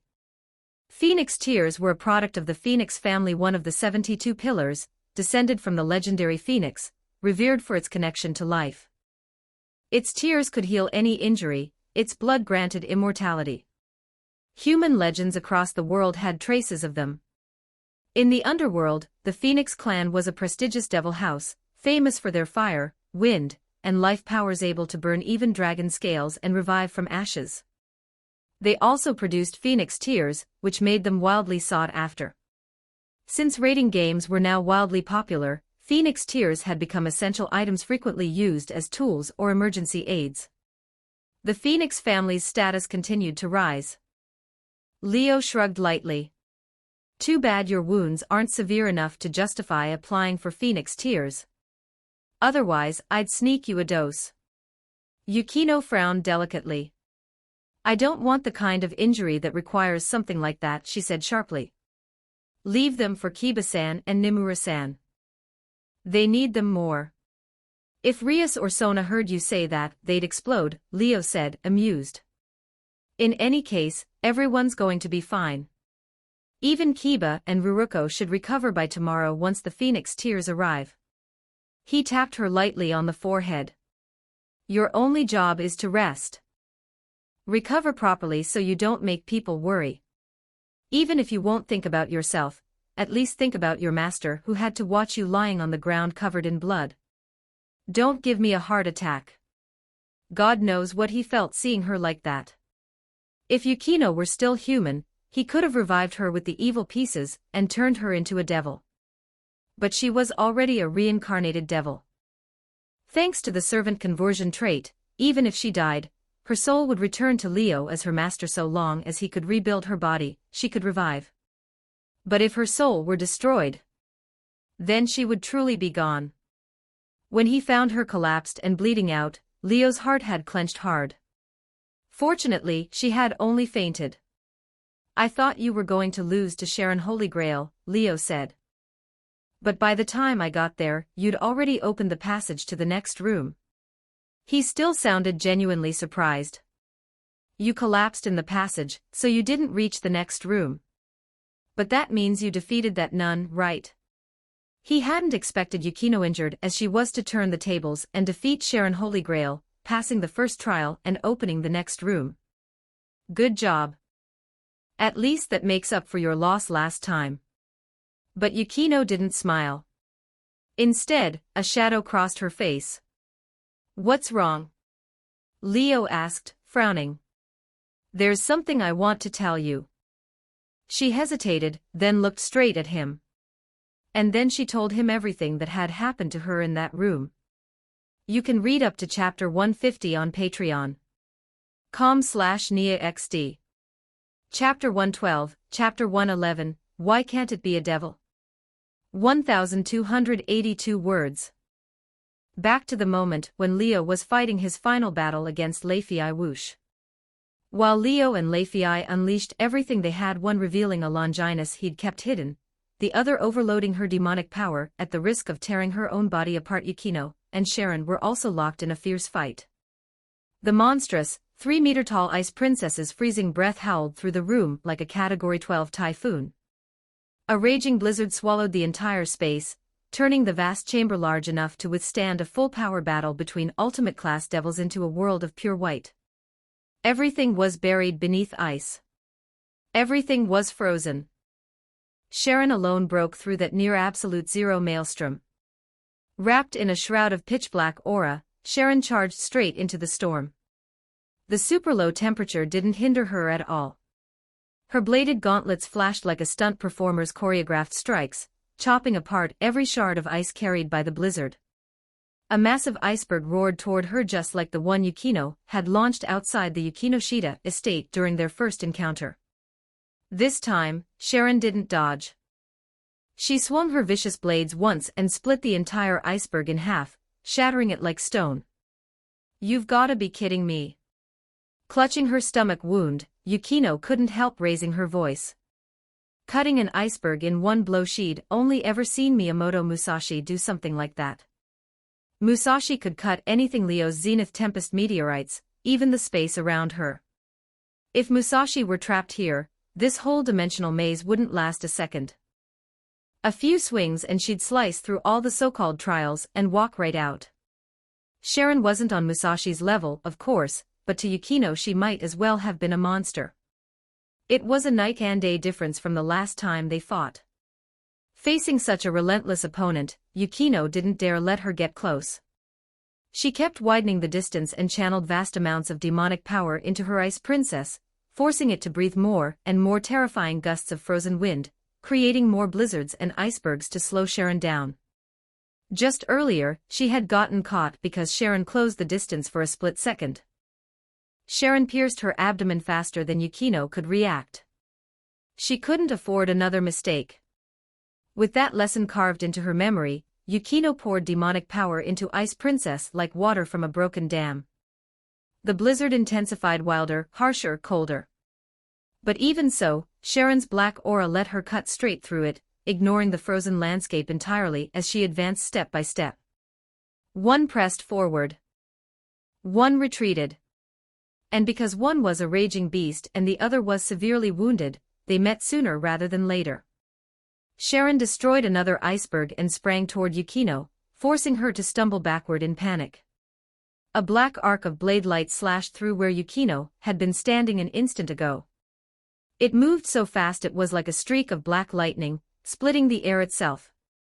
Sharon didn't pause. She swung her second blade down toward Yukino's neck, aiming to behead her on the spot. At the decisive moment, a thick wall of ice surged up and blocked the killing strike. Sharon shattered the wall in a single blow. Ice exploded everywhere, but she couldn't pursue. All those fragments froze in midair, then shot toward her like a rain of icicle knives.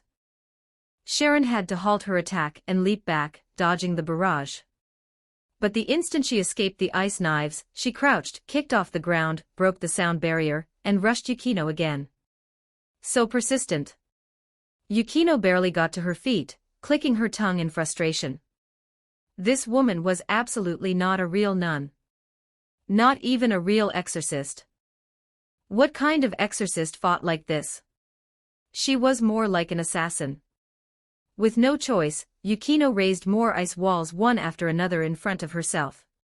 Sharon tore through them with her savage blades, smashing each wall to pieces in flowing, almost dance-like motions. Yukino tried the same trick again, controlling the shattered ice and launching it like knives, but Sharon wasn't falling for it twice. "I've already seen that. It won't work on me again." Sharon accelerated, choosing her angle carefully, weaving flawlessly through every shard of ice. In seconds she burst out of the storm of fragments and appeared before Yukino, bringing her blade down in another brutal strike. This time, when ice shattered, blood splattered with it. Yukino raised her hands. At some point a thick layer of ice had formed over them, serving as a shield. Sharon's blow shattered the ice completely and sent a jolt of pain up Yukino's arms, tearing skin and spilling blood into the air with the flying fragments. Her throat tightened as she was thrown backward. Sharon narrowed her eyes and charged again, silent, merciless, offering no chance to breathe. Yukino lifted her arms once more, forming fresh layers of ice as fast as she could. Sharon hacked at her relentlessly. Each strike shattered the ice on Yukino's arms, each impact shaking her whole body and forcing her to retreat step by step, blood dripping down her hands. Then thud. Sharon fainted, spun, and kicked Yukino hard in the side. Yukino spat blood as her body skidded across the ice-covered floor, sliding until she slammed into a wall. Her side and arms throbbed with pain. She gritted her teeth and forced herself up. Sharon lowered her twin blades and walked toward her slowly. "Still planning to keep fighting? I'm not losing to the same person twice." Yukino glared, wiping the blood from her lips. "I'm not giving up." Your courage is admirable, Sharon said with a joyless smile. But not smart. I heard the Yukinoshita family's second daughter was very clever. Turns out becoming a devil made you stupid. If by clever you mean knowing when to bow my head, Yukino shot back, then maybe you don't understand me at all. I don't lower my head for anyone. That much is true. Sharon nodded, still showing no emotion. So you've accepted that I'm going to kill you. Who wants to accept something like that? Yukino said coldly. I've already died once. I'm not doing it again. Unfortunately. Sharon crouched down, ready to pounce.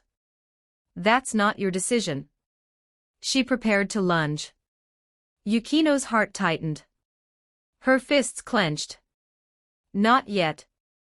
Not ready. I still need more time, she exhaled softly and forced her body to relax.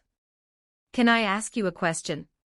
Sharon hesitated, instinctively pausing her attack.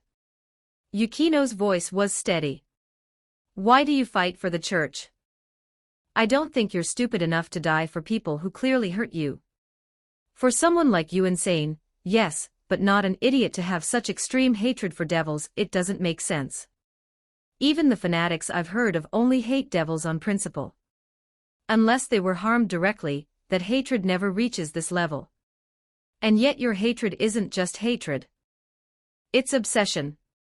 I really don't understand why. She continued calmly, my master said you were mentally unstable. I thought the same at first. But the way you reacted earlier. It didn't match that. She remembered Sharon's earlier words clearly, you don't know anything. That tone, that expression, there was something off. What's the point of asking now? Sharon muttered after a moment. I want to know. Yukino didn't give her room to refuse. Sharon gave a low laugh. Then let me ask you something. Why do you think it was the church that hurt me? Her smile twisted. Why can't the ones who hurt me be devils? You can read up to chapter 151 on Patreon. com/NiaXD. Chapter 113, Chapter 112, The Superdevil 1283 words. Why can't the ones who hurt me be devils? Yukino froze. Of course. If Sharon hated devils this much so obsessively, why couldn't devils be the ones who hurt her? Why had Yukino assumed Sharon was stupid enough to serve the church that harmed her? Your meaning is? Yukino was smart. She was already piecing it together. Sharon's next words confirmed it. In the beginning, the experiment to create powerful warriors by injecting the demon factor into humans wasn't conducted by the church. It was the devils. Her flat tone struck Yukino like a hammer. You've already realized it, haven't you? Sharon laughed, not the emotionless smile from before but a cold, mocking one. That's right. The ones who injected the demon factor into my body were devils.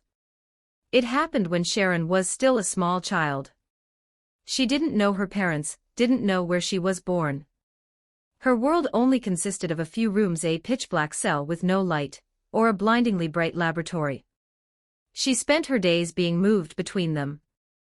Beyond eating and sleeping, her life was blood draws, injections of unknown drugs, consuming strange food, and being examined under cold, expressionless stares. And she wasn't the only one.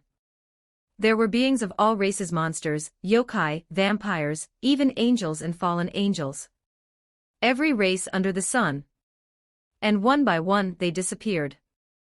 At first, Sharon didn't understand where they went. When she grew older, she realized the truth. They died. She had overheard the adults speaking, today's experiment failed again. This subject has to be discarded. No helping it. Bring in replacements. Record the results. Handle the corpse like usual. The experiments grew more extreme. More people disappeared. The adults grew irritated, frustrated, cruel. Sharon lived in pain. She lived in despair. She hated those adults whose bat-like wings sometimes revealed themselves behind their backs. Later, she learned what they were, and the ones who told her were the church exorcists who eventually rescued her. The devil facility was hidden in the human world. Once the church found it, they sent in an exorcist squad. They destroyed the laboratory and rescued me, the sole survivor. Sharon's explanation made Yukino's expression shift again and again. So you're saying my master, Leo Eligos, lied to me? Yukino stared sharply, trying to pierce through Sharon's intentions. But Sharon shook her head. That guy probably doesn't know. Her eyes darkened with old memories. I don't know where he heard it, but when he learned I was a church experiment, he always looked at me like I was mentally unstable. That tells me he doesn't know the truth. She scoffed. And I'm not surprised. Devils would hide an experiment that disgraceful with everything they have. Most devils now are hybrids or reincarnated from humans. If word got out that devils had used people like us as lab animals, the entire devil world would plunge into chaos. So the new generation of devils doesn't know. The old generation won't talk. And because the church also had some inhumane research facilities, people naturally assume my demon factor came from them. Yukino slowly loosened her tightly clenched hands. But why would devils conduct such experiments, she asked. If they wanted powerful warriors, couldn't they just reincarnate people with evil pieces? After all, devil reincarnation was unique. Angels and fallen angels didn't have it. No one else did. With evil pieces, devils had already solved their race's crisis of survival. They didn't need twisted experiments just to get strong servants. That's because they didn't want ordinary warriors. Sharon's voice grew low. They wanted beings whose power surpassed devils entirely, beings who could rival or exceed even pureblood devils and Mao. Something so abnormal it would make people wonder whether it was even a devil at all. She paused. I once heard them call such beings super devils. Beings beyond devils. Beings impossible to obtain through reincarnation. So they experimented on creatures that were not devils. They captured every race they could, including humans, and injected demon factors into them. Of course, a project targeting all races couldn't stay hidden forever. The church discovered the facility and exterminated it. You asked why I would dedicate my life to the church. You asked why I hate devils so much. The reason is this. Sharon stared at Yukino with eyes full of icy indifference. Now tell me, am I wrong? Should I not hate devils? Should I not destroy devils? Yukino couldn't answer. You could say I joined the church solely to kill devils, Sharon continued. I trained every day, forced myself to draw out every ounce of power from this disgusting body, used every ability that wasn't human. I even endured the examinations and research from the church's fanatics. All for one purpose: destroy devils. That was how Sharon became an exorcist. That was how a devil killer, who would use any method no matter how foul, was born.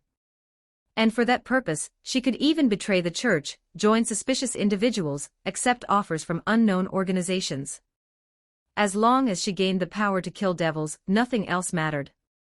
I think you can understand me, Sharon said faintly. After all, you were killed by a fallen angel once, weren't you? When that happened, didn't you want to destroy all of them? After you gained power, didn't you want revenge? Yukino bit her lip. Of course she held resentment. Of course she had hated them at least a little. But the one who killed her had already been reduced to ash by Leo. So who was she supposed to take revenge on? As for destroying all fallen angels, yes, she had considered it. The fallen angel who killed her was acting under orders, and that order had been to eliminate her immediately upon deeming her dangerous. How could she not resent the organization behind it? But resentment was one thing. Genocide was another. Only someone who had truly fallen into darkness would think that way. Yukino also knew something else. Her situation and Sharon's were not comparable. Yukino died once, but she hardly felt pain. She was revived. Even if that meant becoming a devil and a servant, she lived. Sharon was different. Sharon had suffered. Sharon had been tortured. Sharon had felt fear, pain, and despair. Of course she would hate the devils who brought her that suffering. Of course she would fixate on her hatred. Even though the devils responsible had been wiped out by the church, Sharon couldn't let go. So she redirected her hatred toward all devils. Is that really right? Yukino whispered. Because a few individuals committed a crime, all devils deserve to be punished. Complex emotions churned inside her, but she still spoke from her heart, her usual uncompromising honesty. She already knew this wouldn't end well. You're lecturing me now. Sharon let out a laugh, sharp and angry. You're right. Your logic is flawless. But if I wanted the morally correct answer, I wouldn't have stayed in the church. She looked up, eyes hollow. I've seen the church's corruption too. I've seen experiments just as inhumane as the ones that destroyed my life. So if I wanted to stand on the side of justice, why would I stay? Why would I obey them? She was, after all, the person who had suffered most from those very systems. From the moment I chose to look away, Sharon said softly, I stopped being right. Therefore, I don't need a righteous revenge. Revenge and hatred were never righteous. The black aura around Sharon exploded outward. If you want to blame someone. Her voice turned cold enough to freeze bone. Then blame yourself for being a devil. You can read up to chapter 152 on Patreon. com/NiaXD. Chapter 114, Chapter 113, Changes in the Future. 1235 words. Time returned to the present. A super devil. After listening to Yukino's explanation, Leo went quiet for a long moment. He knew exactly what that meant. A super devil was born when a devil's bloodline mutated or was altered by some other means, creating a being whose potential far exceeded the limits of their race. Just as Sharon had said, beings like that could no longer truly be called devils. That was why they were known as super devils, those who transcended devils. History recorded only 3 confirmed cases.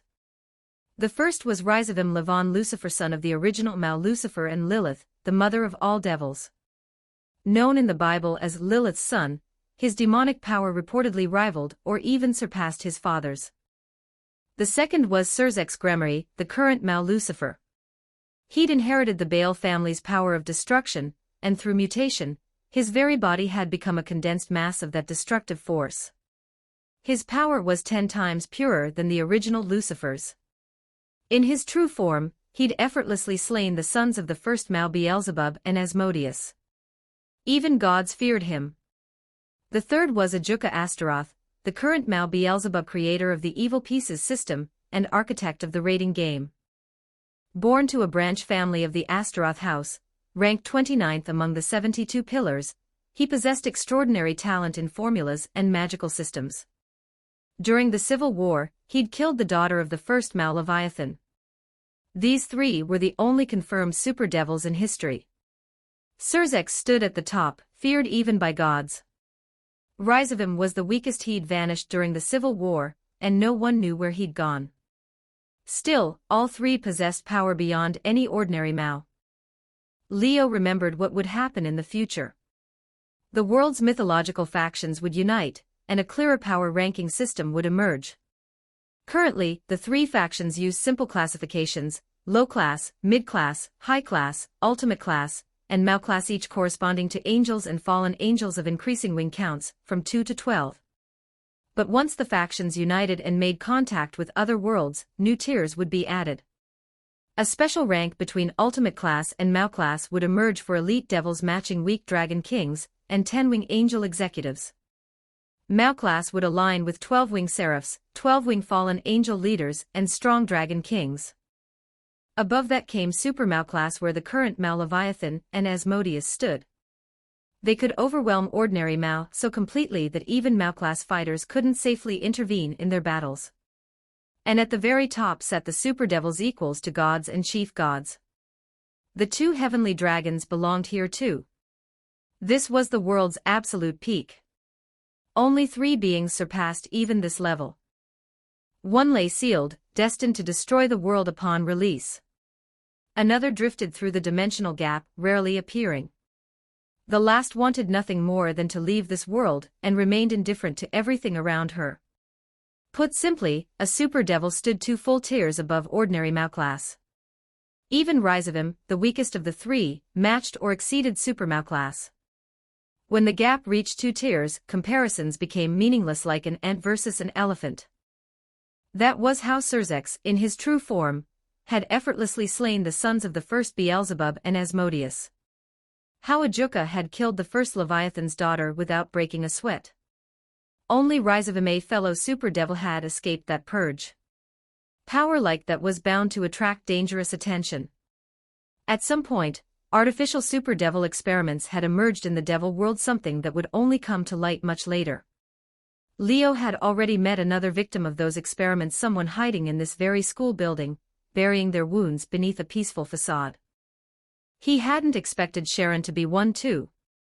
From Yukino's description, though, Sharon's experiment was different. A separate group of devils had conducted it.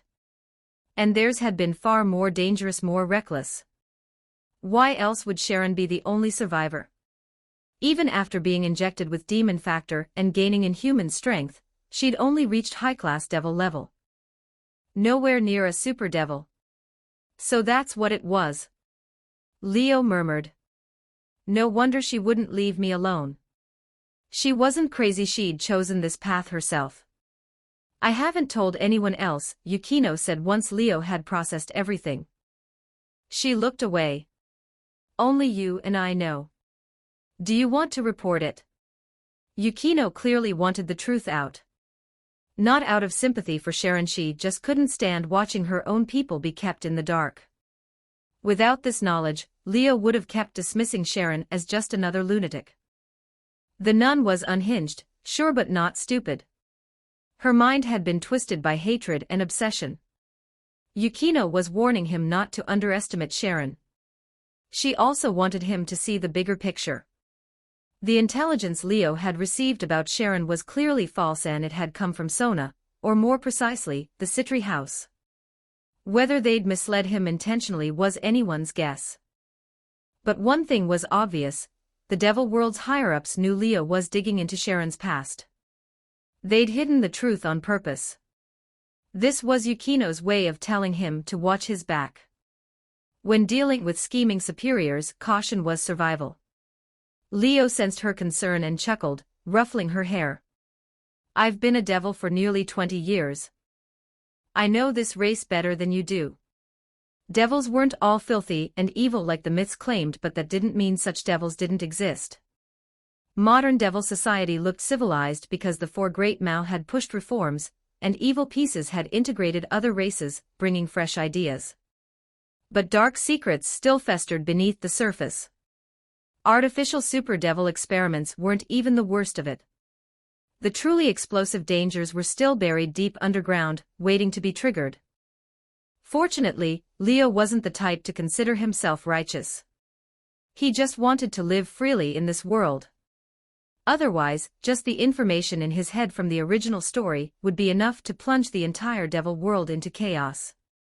He would wait for those bombs to go off, but he wouldn't be the one lighting the fuse. If he someday became a super devil or something even stronger, he wouldn't mind stepping in to clear out the things he disliked, making his life as a devil more comfortable. But for now, his strength wasn't enough to play the hero. Besides, the leaders of the 3 major factions were already tired of constant conflict. Leo knew that before long, they would officially unite and bring this era to an end. When that happened, the mysterious organization lurking in the shadows would finally surface, and the old Mao faction would be nothing more than pawns. Judging from Yukino's description, Sharon seems to have already made contact with that organization. Leo narrowed his eyes, something sharp flickering in their depths. Things are getting more and more interesting. As he smiled, Yukino slapped his hand away in annoyance. Don't mess with an injured person, you pervert. You messed up my hair. Yukino smoothed her long black hair and shot Leo a glare. You're entirely mine. What's wrong with messing up your hair?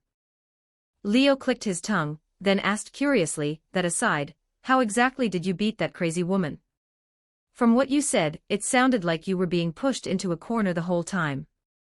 Yukino arched an eyebrow. It was nothing, she said calmly. I just used her own methods against her. Chapter 115, Chapter 114. 1561 words. Yukino had never forgotten how she lost to Sharon. Back then, after she unleashed the full power of her Longinus, Sharon had been forced into what looked like a corner, barely holding on under Yukino's relentless assault. Just as Yukino prepared to deliver the finishing blow, Sharon revealed her hidden trump card, making it clear that all her earlier struggle had been nothing more than an act to secure final victory.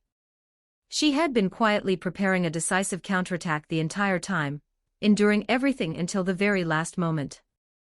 Then she played her ace, activating a light-based magic formula designed to annihilate devils, completely overturning the situation and nearly purifying Yukino on the spot. That was why Yukino couldn't let that battle go. It wasn't that she couldn't accept defeat. What she couldn't accept was being played. From that day on, Yukino trained even harder than before. She buried herself in books as well, nearly reading through the entire Eligos family collection, learning countless useful things along the way. And for the sake of washing away that humiliation, she prepared something just like Sharon had. When Sharon, her entire body wreathed in black aura, gripping two vicious-looking blades, raised her weapons to deliver the final strike, her body suddenly froze. This is... It wasn't that she wanted to stop. She realized she couldn't move at all. That's when Sharon noticed the surroundings had changed. The room, which had already been frozen into an icy wasteland by Yukino's sacred gear, was now filled with ice-blue magic circles that hadn't been there before. They spread out silently, releasing an astonishing chill. Wisps of white, mist-like frost crept outward without a sound, blanketing the entire frozen world. Compared to the freezing air produced directly by Yukino's sacred gear, this chill seemed insignificant. It lacked the power to freeze everything instantly, and it wasn't strong enough to whip up a blizzard. But once it spread everywhere, the atmosphere itself felt as if it had solidified into ice, making even the smallest movement feel impossible. Frost gathered around Sharon as well. Without realizing it, she found it increasingly hard to breathe, as if the oxygen she inhaled was woefully insufficient. Her body began to weaken, deprived of air. It finally worked. Seeing this, Yukino exhaled and smiled. What did you do? Sharon forced the words out, her chest feeling like it was about to burst. What did I do? Isn't it obvious? Yukino straightened herself with effort and looked at Sharon. When you saw those magic circles, you should have guessed right. After all, you did the exact same thing last time. Didn't you? As Yukino spoke, a massive magic circle gradually appeared on the ground, completely enveloping Sharon's position. When did you? Sharon's expression finally changed. She understood exactly what Yukino had done. Just like herself before, this woman had looked like she was being driven into a corner, when in reality she had been secretly drawing magic circles the entire time, preparing a magic formula meant to turn the tables at this very moment. But how was that possible? Just because Sharon could do it didn't mean someone else could do the same. At the very least, she was certain that if Yukino had been doing something underhanded during the fight, she would have noticed. Yukino was nothing more than a newly reincarnated devil of only a few months. Her perception was limited, her experience lacking. That was precisely why Sharon had been able to prepare her own reversal right under Yukino's nose without being discovered. But Sharon herself.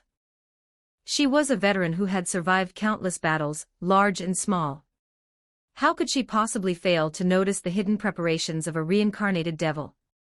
And she was sure of one thing: just moments ago, Yukino really had been pushed to the brink. There was no way she could have secretly prepared anything. So where did these magic circles come from? It was as if Yukino could read Sharon's thoughts. Unlike you last time, I wasn't pretending to be cornered. You really did push me to my limit, Yukino said calmly. By all logic, I shouldn't have been able to secretly prepare anything under your watch. But just because I didn't do it doesn't mean this child didn't. As she spoke, Yukino raised one hand. The surrounding frost surged. The next instant, from within the mist-like freezing air, a small, crystal-clear cat appeared, leaping onto Yukino's hand and settling there.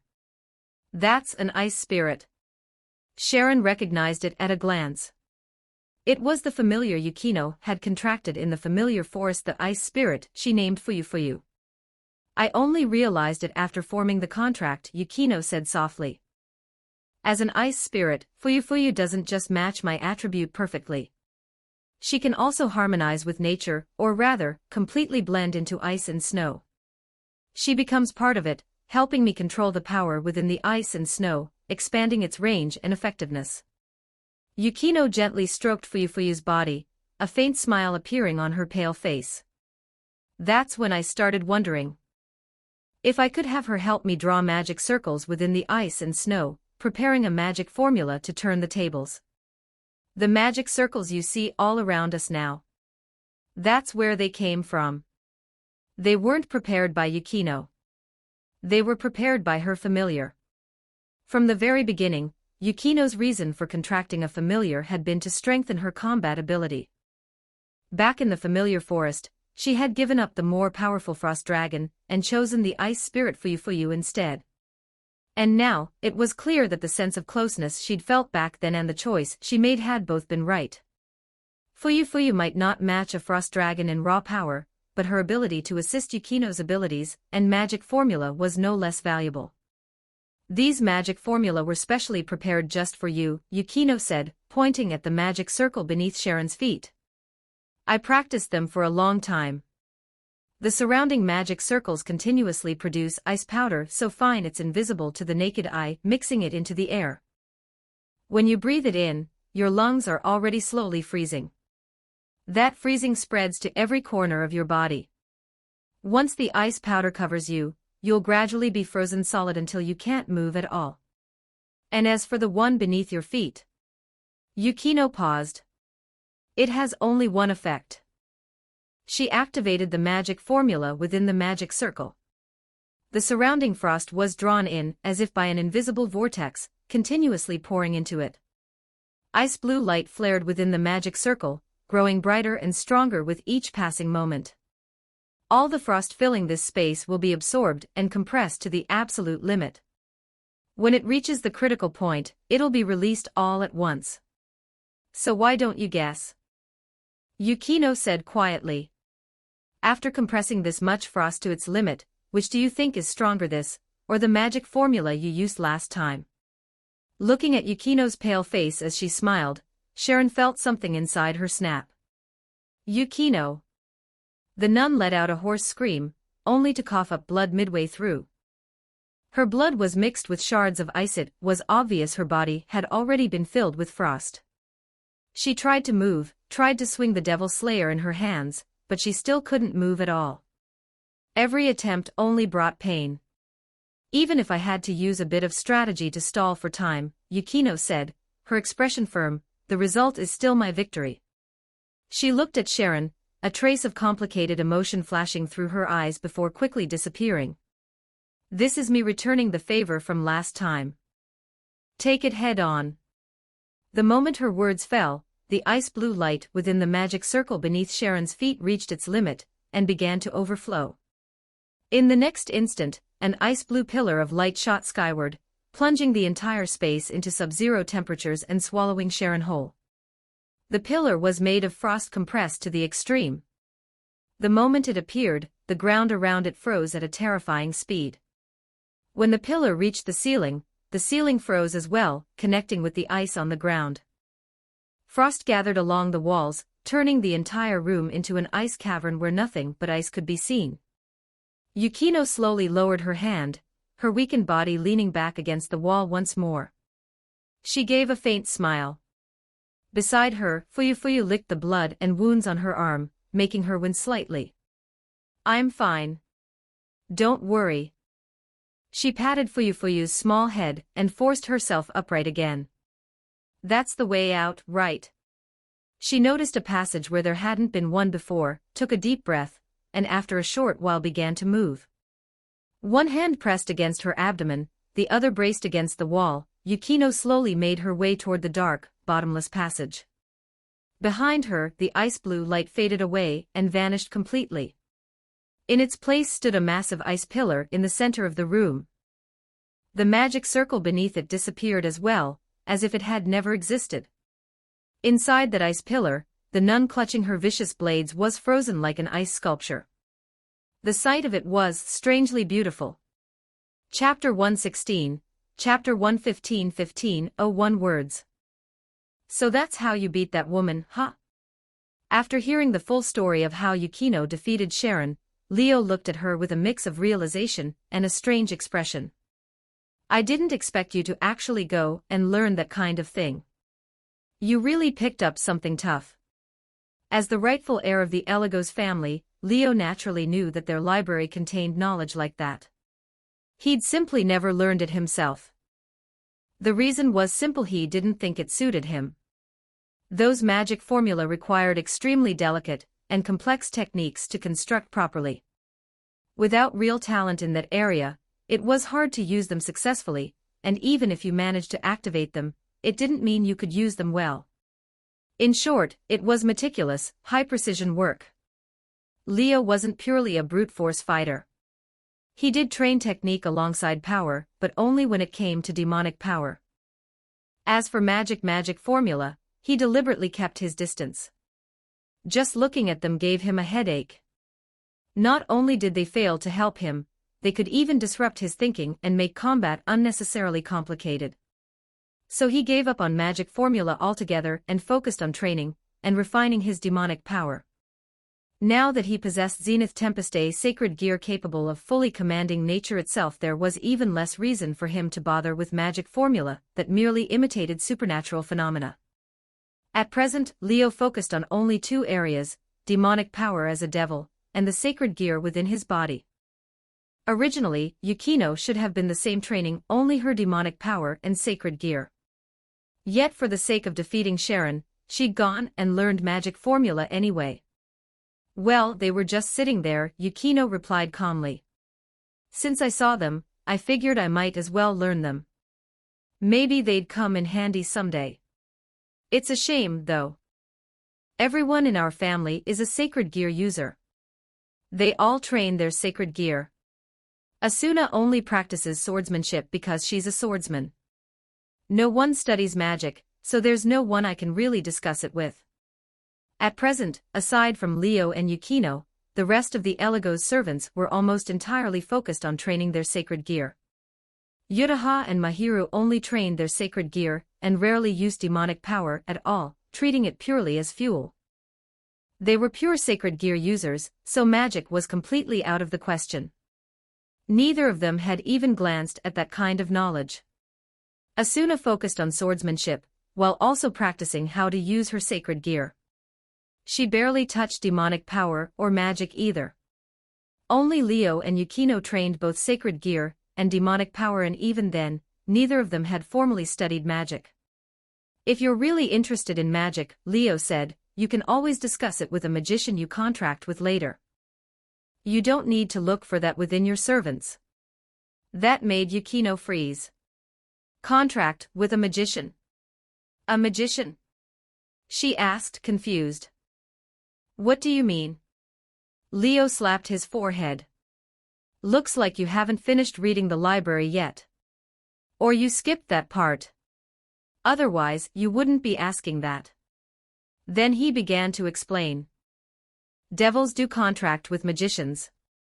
It's different from our usual devil business, and also different from a familiar contract. It's a mutually beneficial agreement. The relationship between devils and magicians went back a long way, so long that even ordinary people knew something about it. In all kinds of stories, magicians would summon devils through rituals, borrowing their power to fight or achieve certain goals. Those were the earliest legends of devil summoning, long before the modern stories of humans calling on devils for wishes.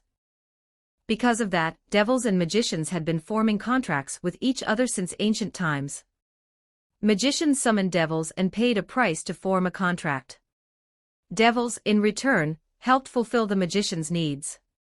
In form, it wasn't much different from granting ordinary people's wishes. The difference was that ordinary humans only wanted desires fulfilled, while magicians were after the benefits devils themselves could provide. The most basic benefit was combat. Magicians skilled in summoning magic could contract powerful devils and call them forth to fight at critical moments. Then there was research. Magicians spent their entire lives pursuing magic. Many of them sought devil knowledge and techniques to further their studies. A lot of modern magic had originally been created by ancient magicians who analyzed demonic power and developed spells from it. For all these reasons, contracts between devils and magicians had long since become the norm. Every year, large numbers of newly active magicians and devils entered into such contracts. Once we officially start our activities, Leo said, it probably won't be long before magicians come looking to contract with us. For magicians, contracting with us might just be one step in their research. For us devils, it's also a form of business. Contracts with ordinary humans and contracts with magicians lead to different results, but the form is the same. We take payment and fulfill their needs. In this line of work, devils who can handle both well are considered excellent. Since you're interested in magic, if you meet a good magician in the future, you could exchange knowledge through a contract.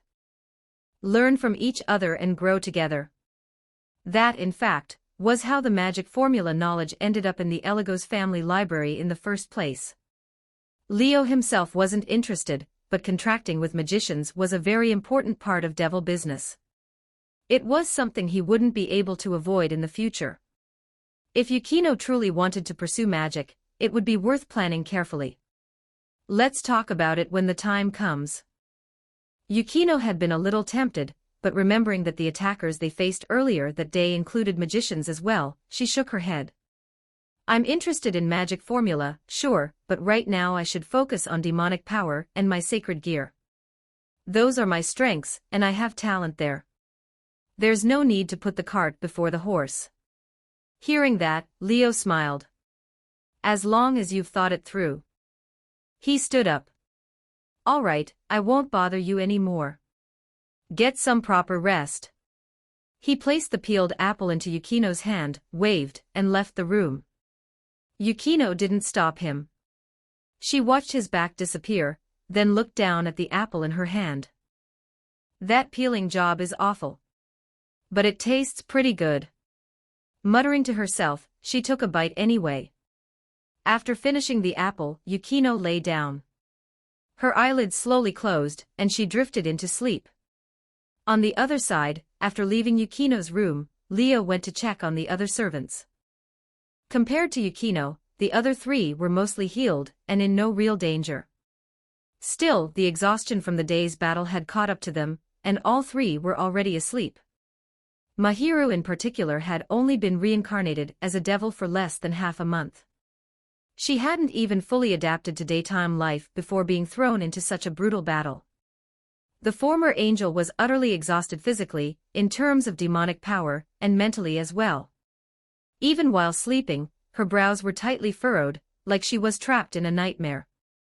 It was hard not to feel sorry for her. You did well. Get some good rest. Leo gently smoothed her brow and quietly left her room.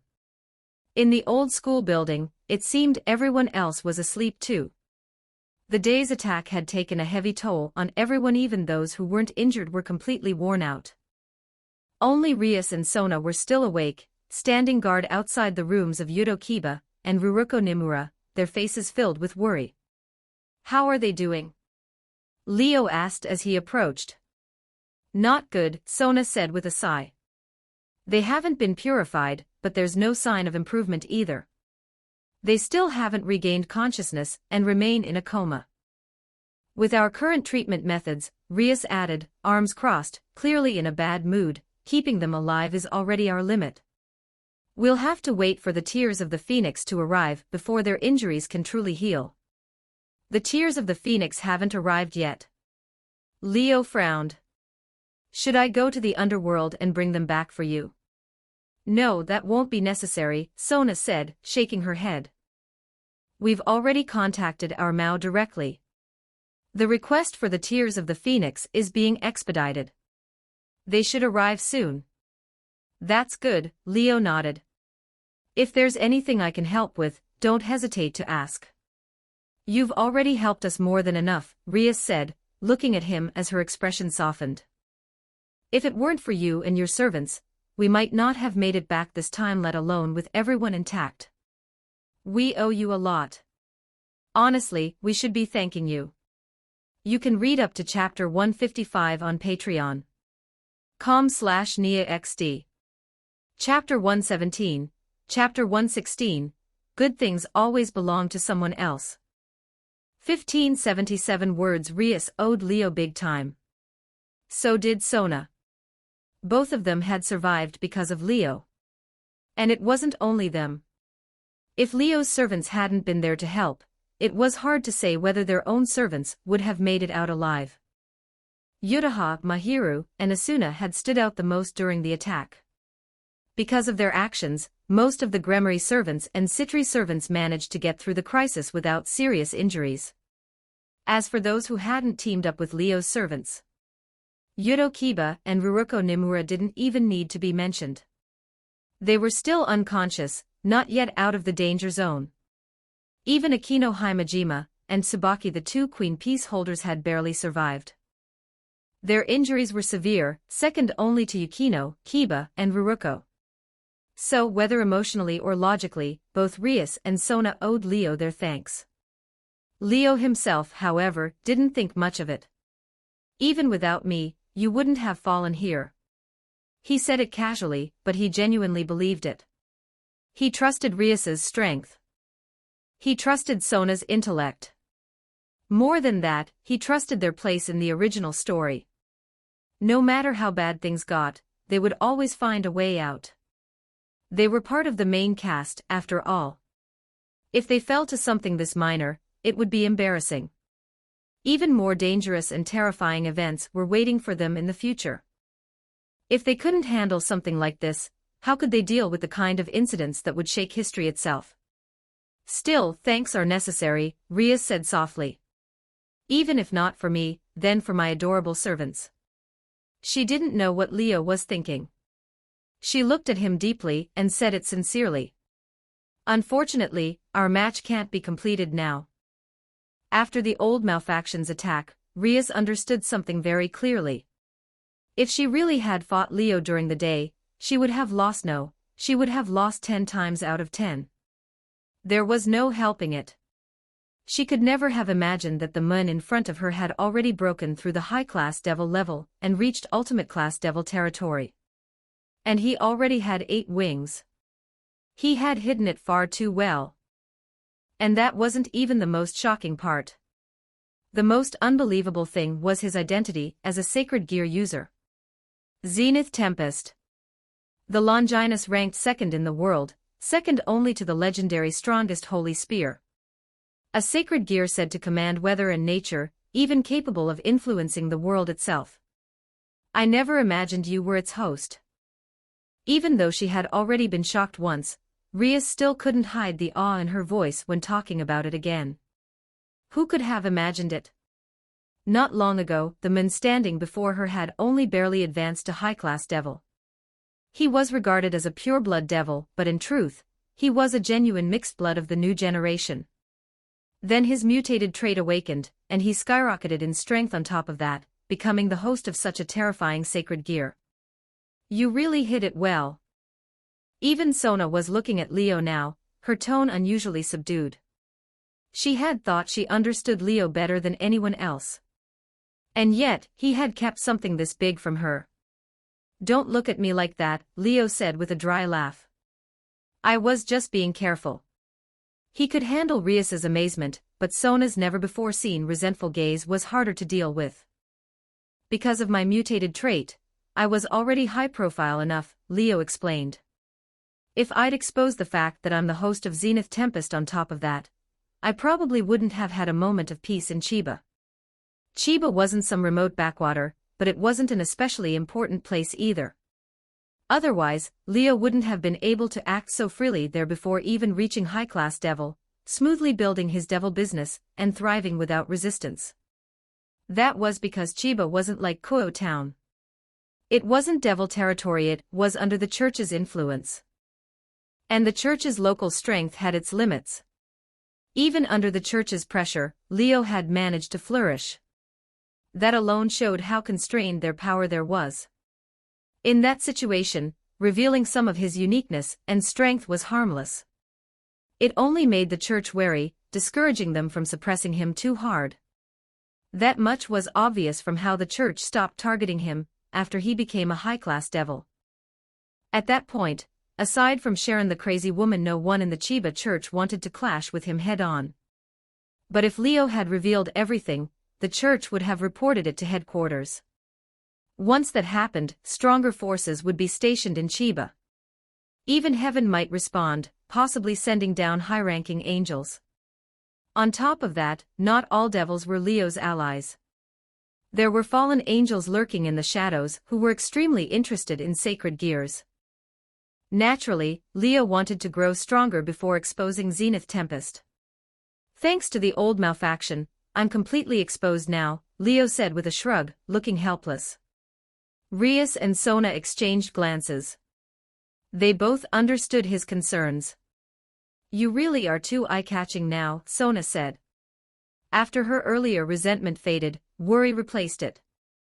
Being the host of Zenith Tempest is shocking enough, but your servants are all abnormal too. Blade Blacksmith and Create World are already rare and powerful sacred gears. Yet Asuna and Yutaha aren't even the most terrifying ones among your servants. Incinerate Anthem and Absolute Demise. Ranked 8th and 11th among the Longinus. Even if they can't compare to Zenith Tempest, they're still Longinus each with the potential to disrupt the balance of power. So many rare and powerful sacred gears gathered in one place, Sona continued.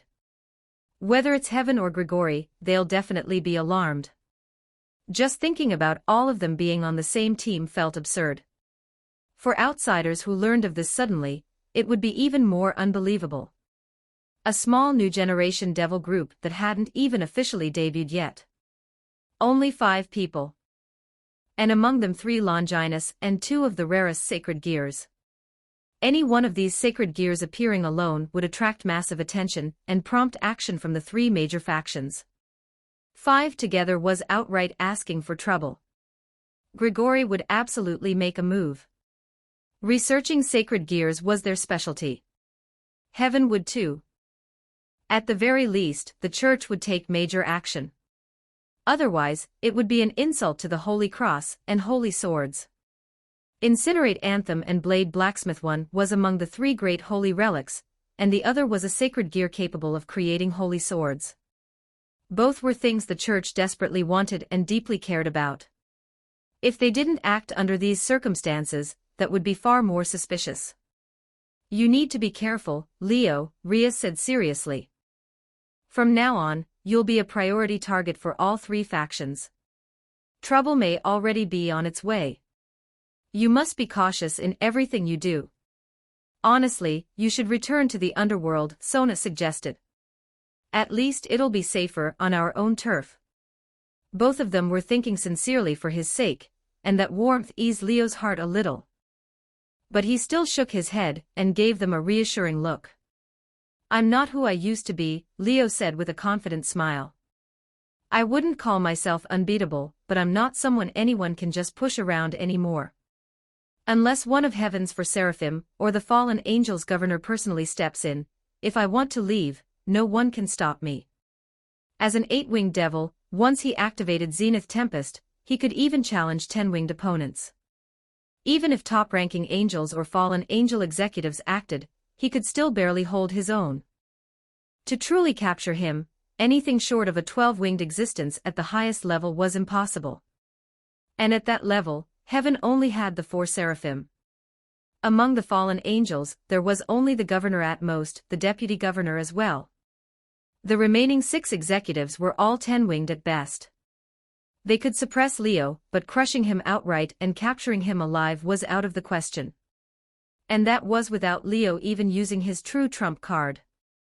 Although he claimed that everything was exposed now that Zenith Tempest had been revealed, the truth was different.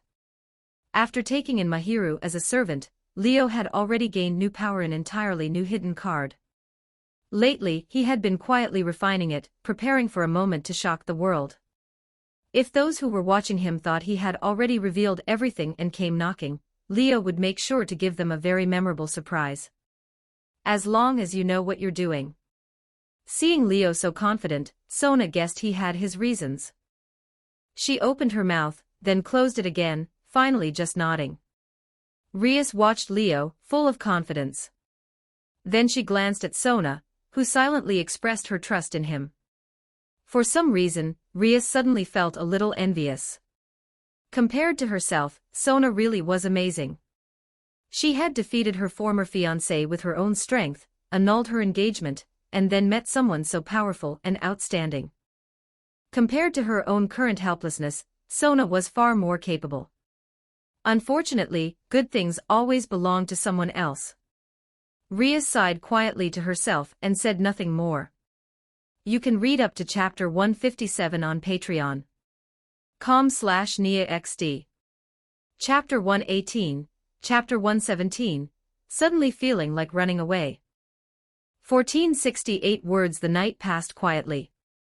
Morning arrived in the blink of an eye, chasing away the chill of the darkness. It was still a holiday, so Kuo Academy showed none of its usual bustle. No students were around, only a few teachers and staff walking the grounds, keeping the campus from feeling completely deserted. Naturally, no one knew that more than a dozen people were living in the old school building. The location was secluded to begin with, and hardly anyone ever came by. Even with 3 servant groups moving around inside, it wouldn't attract attention. Leo Eligos took the opportunity to get a bit of sleep, recovering his energy and shaking off the exhaustion from the previous day. After waking up, just as he was about to check on his own servants, a familiar suddenly appeared in front of him, and led him toward a room at the end of the second-floor hallway. A sign hung on the door: Occult Affairs Club. Clearly, this was Rias's clubroom. The familiar vanished after leading him there, making it obvious that Rias had called for him. Leo stepped forward and knocked. Rias's voice soon came from inside. Please come in. Hearing that, Leo didn't hesitate. He pushed the door open and walked into the Occult Affairs Club room. It was a rather old-fashioned office. The space wasn't large, but it carried an air of mystery. There were only a few sofas and desks inside, yet all of them were lavish luxury items at a glance. Even if they weren't antiques, they were clearly top-brand pieces. Still, the most eye-catching things in the room weren't the furniture or the retro decorations. It was the strange writing covering nearly every corner. Leo recognized it at once. They were devil inscriptions, ancient characters that would activate and produce effects once infused with demonic power. As for what they did exactly, he couldn't tell without examining them carefully. But the enormous circular formation in the center of the room, occupying most of the floor, was impossible to mistake. He had one in his own basement. There was another in the Occult Affairs Club room at Sobu High. And there had been one in the Student Council office he visited yesterday. A magic circle used for spatial teleportation. At this moment, it was glowing faintly, as if someone on the other end was preparing to arrive. Rias and Sona were gathered in front of the magic circle, with Akino Himejima and Tsubaki standing behind them, clearly there to receive a guest. Eligos-sama. As soon as Leo entered, Rias and Sona looked over and called out to him. Leo-sama. Akino and Tsubaki bowed respectfully toward him. You two are already okay? Leo asked as he stepped forward, giving Akino and Tsubaki a once-over. Yes, we're fine now. Thank you for your concern. Both women smiled at him. One had a gentle, Yamato Nadeshiko-like smile, while the other's was faint and cool. After a full day, the 2 queen piece holders truly seemed to have recovered. There was no trace of their earlier disheveled state. No visible injuries remained. Their clothes were neat and elegant, their beauty intact, making it hard to believe that just yesterday they had been battered and covered in blood. "That's good," Leo said.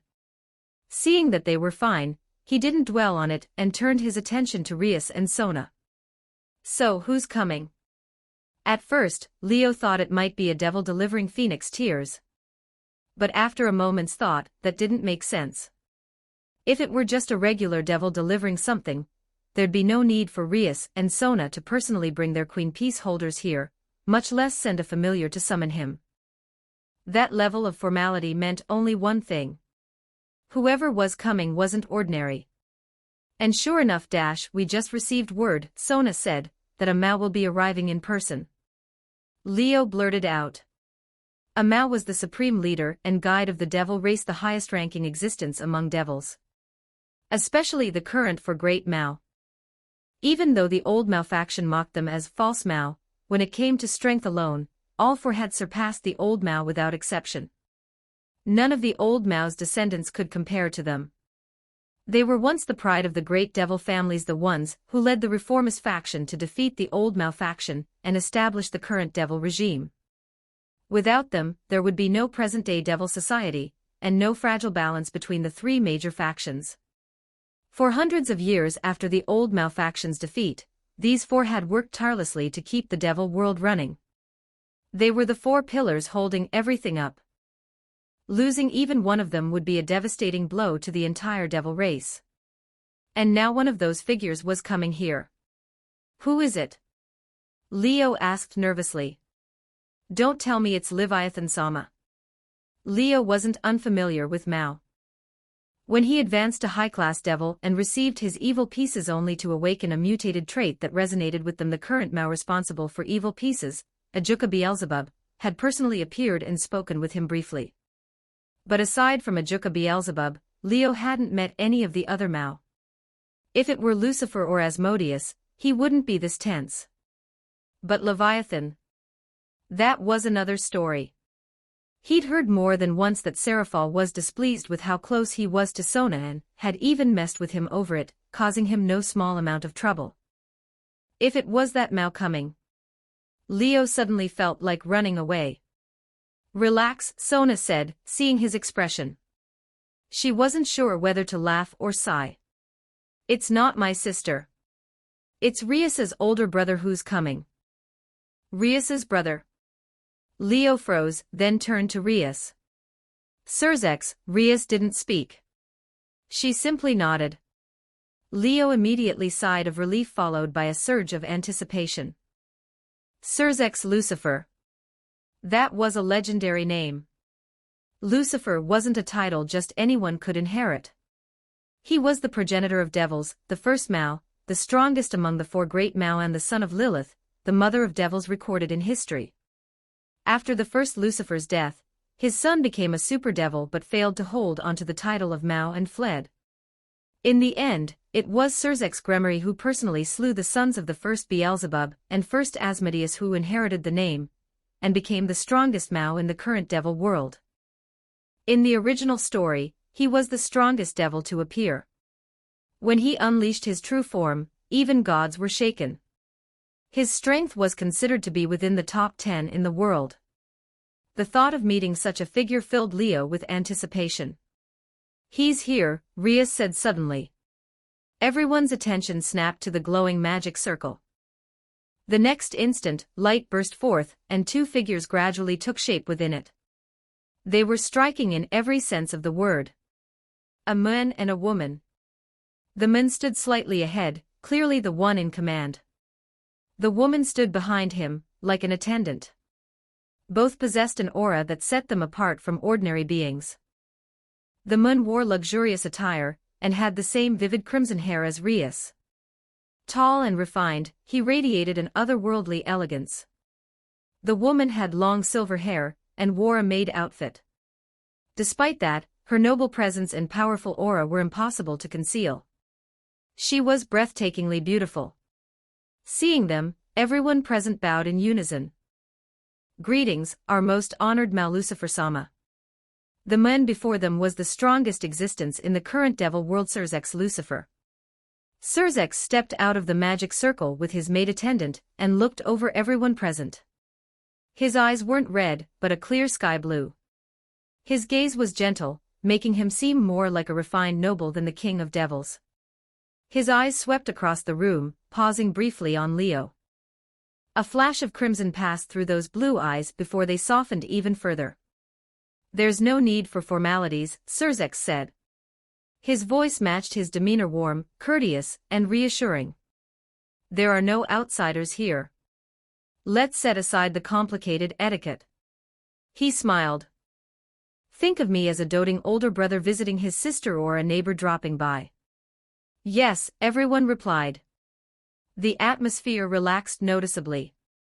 After all, he really was Rias's brother, and he had visited them before. Outside of public settings, it was easy to feel at ease around him. Except for one person. "You must be Leo Eligos," Surzex said, turning to the only face he hadn't seen before, his smile widening. "This is our first meeting. I'm Surzex Lucifer. I look forward to getting along with you." Leo smiled back. "Likewise, Lucifer-sama." You can read up to chapter 158 on Patreon. com/NIAXD. Chapter 119, Chapter 118, The Ouroboros, 1495 words. Surzex really did act like a caring older brother visiting his sister or a friendly neighbor dropping by. He didn't put on any airs at all and quickly struck up a conversation with everyone. He didn't jump straight into official business, nor did he immediately ask about what happened the day before. Instead, he asked Rias and the others how they were doing in the human world, whether they were enjoying school, and if they'd run into any difficulties in their daily lives. He felt far less like a Mao and far more like an overly concerned parent. Of course, he also hadn't forgotten that his sister's servants and her childhood friend's servants were still waiting to be saved. "We've brought the Phoenix Tears with us," Surzex said. As soon as he spoke, the silver-haired maid who had been quietly following behind him stepped forward. "Lady Rias, Lady Sona, these are the Phoenix Tears." The silver-haired maid took out a small box and opened it, revealing 2 tiny bottles inside. Almost instantly, Leo sensed it. The bottles were overflowing with life force, pulsing with astonishing vitality. "So this is Phoenix Tears?" Leo murmured. It was his first time seeing this legendary healing medicine, and he couldn't help taking a closer look. Rias and Sona, on the other hand, seemed familiar with it. They stepped up to the silver-haired maid. "Thanks, Graphia," Rias said, nodding. "Thank you for the trouble, Lady Graphia," Sona added respectfully. That difference in attitude was only natural.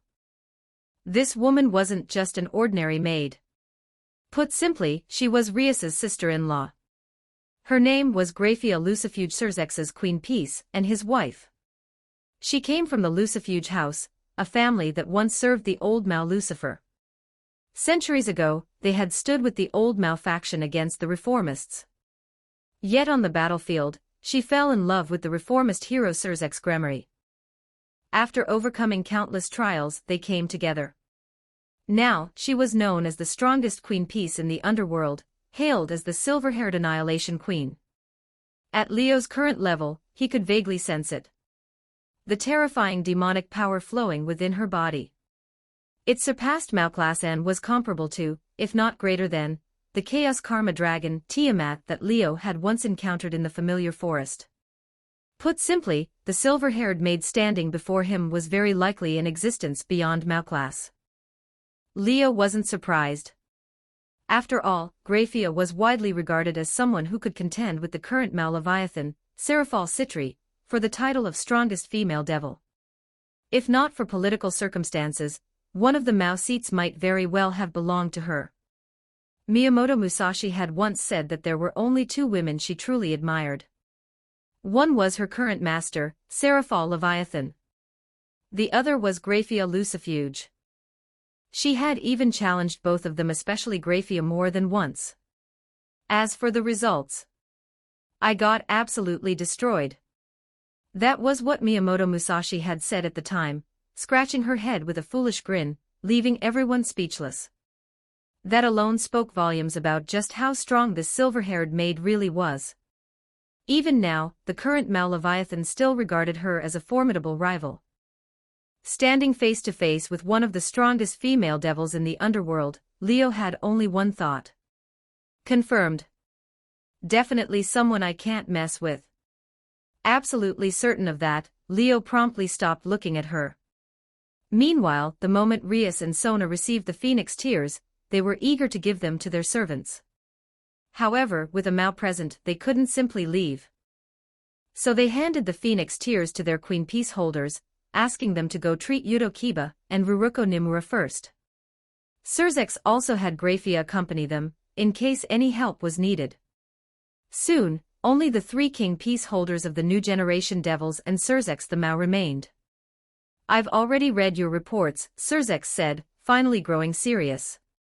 But I'd still like to hear a detailed account directly from you. It was clear he placed great importance on this incident, or rather, on the old Mao faction. Could you report it to me in person? I'll do it, Sona said, adjusting her glasses as she stepped forward. She began recounting the events of the previous day to Surzex. Her explanation was far more detailed than the written report, especially the words spoken by Leifei Trix. Sona repeated nearly every sentence, afraid she might overlook even the smallest clue. Rias occasionally added details from her own perspective and supplemented the information gathered from their servants. Surzex listened intently the entire time, occasionally asking questions, but never interrupting the flow of the report. As for Leo, he knew he wasn't as meticulous as the two of them, especially with Sona present, so he didn't interject at all, leaving the discussion to them. However, Surzex had no intention of ignoring him. After listening to Rias and Sona finish, Surzex went quiet for a moment. Then he suddenly turned to Leo. May I call you Leo? The gentle question caught Leo slightly off guard. Of course. Please, just call me Leo, he replied quickly. Surzex smiled. Then, Leo, do you think there was anything particularly noteworthy about this old Mao faction attack, he asked. Or perhaps, did you notice anything unusual? Anything is fine. Just tell me what stood out to you, Surzex encouraged. Leo raised an eyebrow. After some thought, he decided to reveal a little. The thing that stood out the most was whatever that idiot from the Trix house swallowed, Leo said. That item was clearly abnormal. It pushed someone who was only 8-winged beyond his limits, giving him power comparable to a 10-winged ultimate-class devil. I've never seen such an absurd boost from any method except a Longinus. In the past, Leo had mentioned the future one of the two heavenly dragons, the Red Dragon Emperor. When he was still a low-class devil, his power doubled every 10 seconds. After 2 minutes, it reached 8,190 times its original strength. Yet even that nearly 10,000-fold increase only allowed him to unleash an attack on the level of a high-class devil. That proved how insurmountable the gap between two tiers truly was. Even a single-tier difference meant a disparity of dozens or even hundreds of times in power, making cross-dia battles extraordinarily difficult. A Longinus could achieve such feats, which was why it was considered a power that disrupted balance. But if something other than a Longinus could do the same, it was impossible not to take it seriously. So I'd like to ask you, Surzex-sama, Leo continued, subtly guiding the conversation. Based on your knowledge, what kinds of enhancement methods could overturn such a level gap? Surzex fell into thought. A trace of gloom flashed through his eyes, as if he'd recalled something unpleasant, but it quickly vanished. It's not that such methods don't exist, he said slowly. But the ones I know of don't match what you described Leifei Trix using. Leo understood immediately. Surzex either couldn't imagine it or didn't dare to. In that case, I can tell you what was inside that bottle Leifei Trix took out, Leo said, meeting Surzex's gaze. It was a black serpent in gaseous form. He spoke each word clearly. A black serpent biting its own tail, the snake. The Ouroboros. The moment he said it, Surzex's expression changed. The Ouroboros. Not just Surzex, even Rias and Sona paled. That isn't, calm down. Surzex's once gentle voice carried a hint of sternness and an imperceptible pressure that instantly settled Rias and Sona down. A heavy silence filled the occult research club room. Surzex remained silent, his expression shifting as he pondered something. After a while, he exhaled softly and returned to his usual demeanor. "Thank you for your help, Leo," Surzex said sincerely. Leo shook his head. "I'm glad it could help." Leo knew Surzex had already realized something and understood what kind of existence was lurking behind this. He didn't dare say more.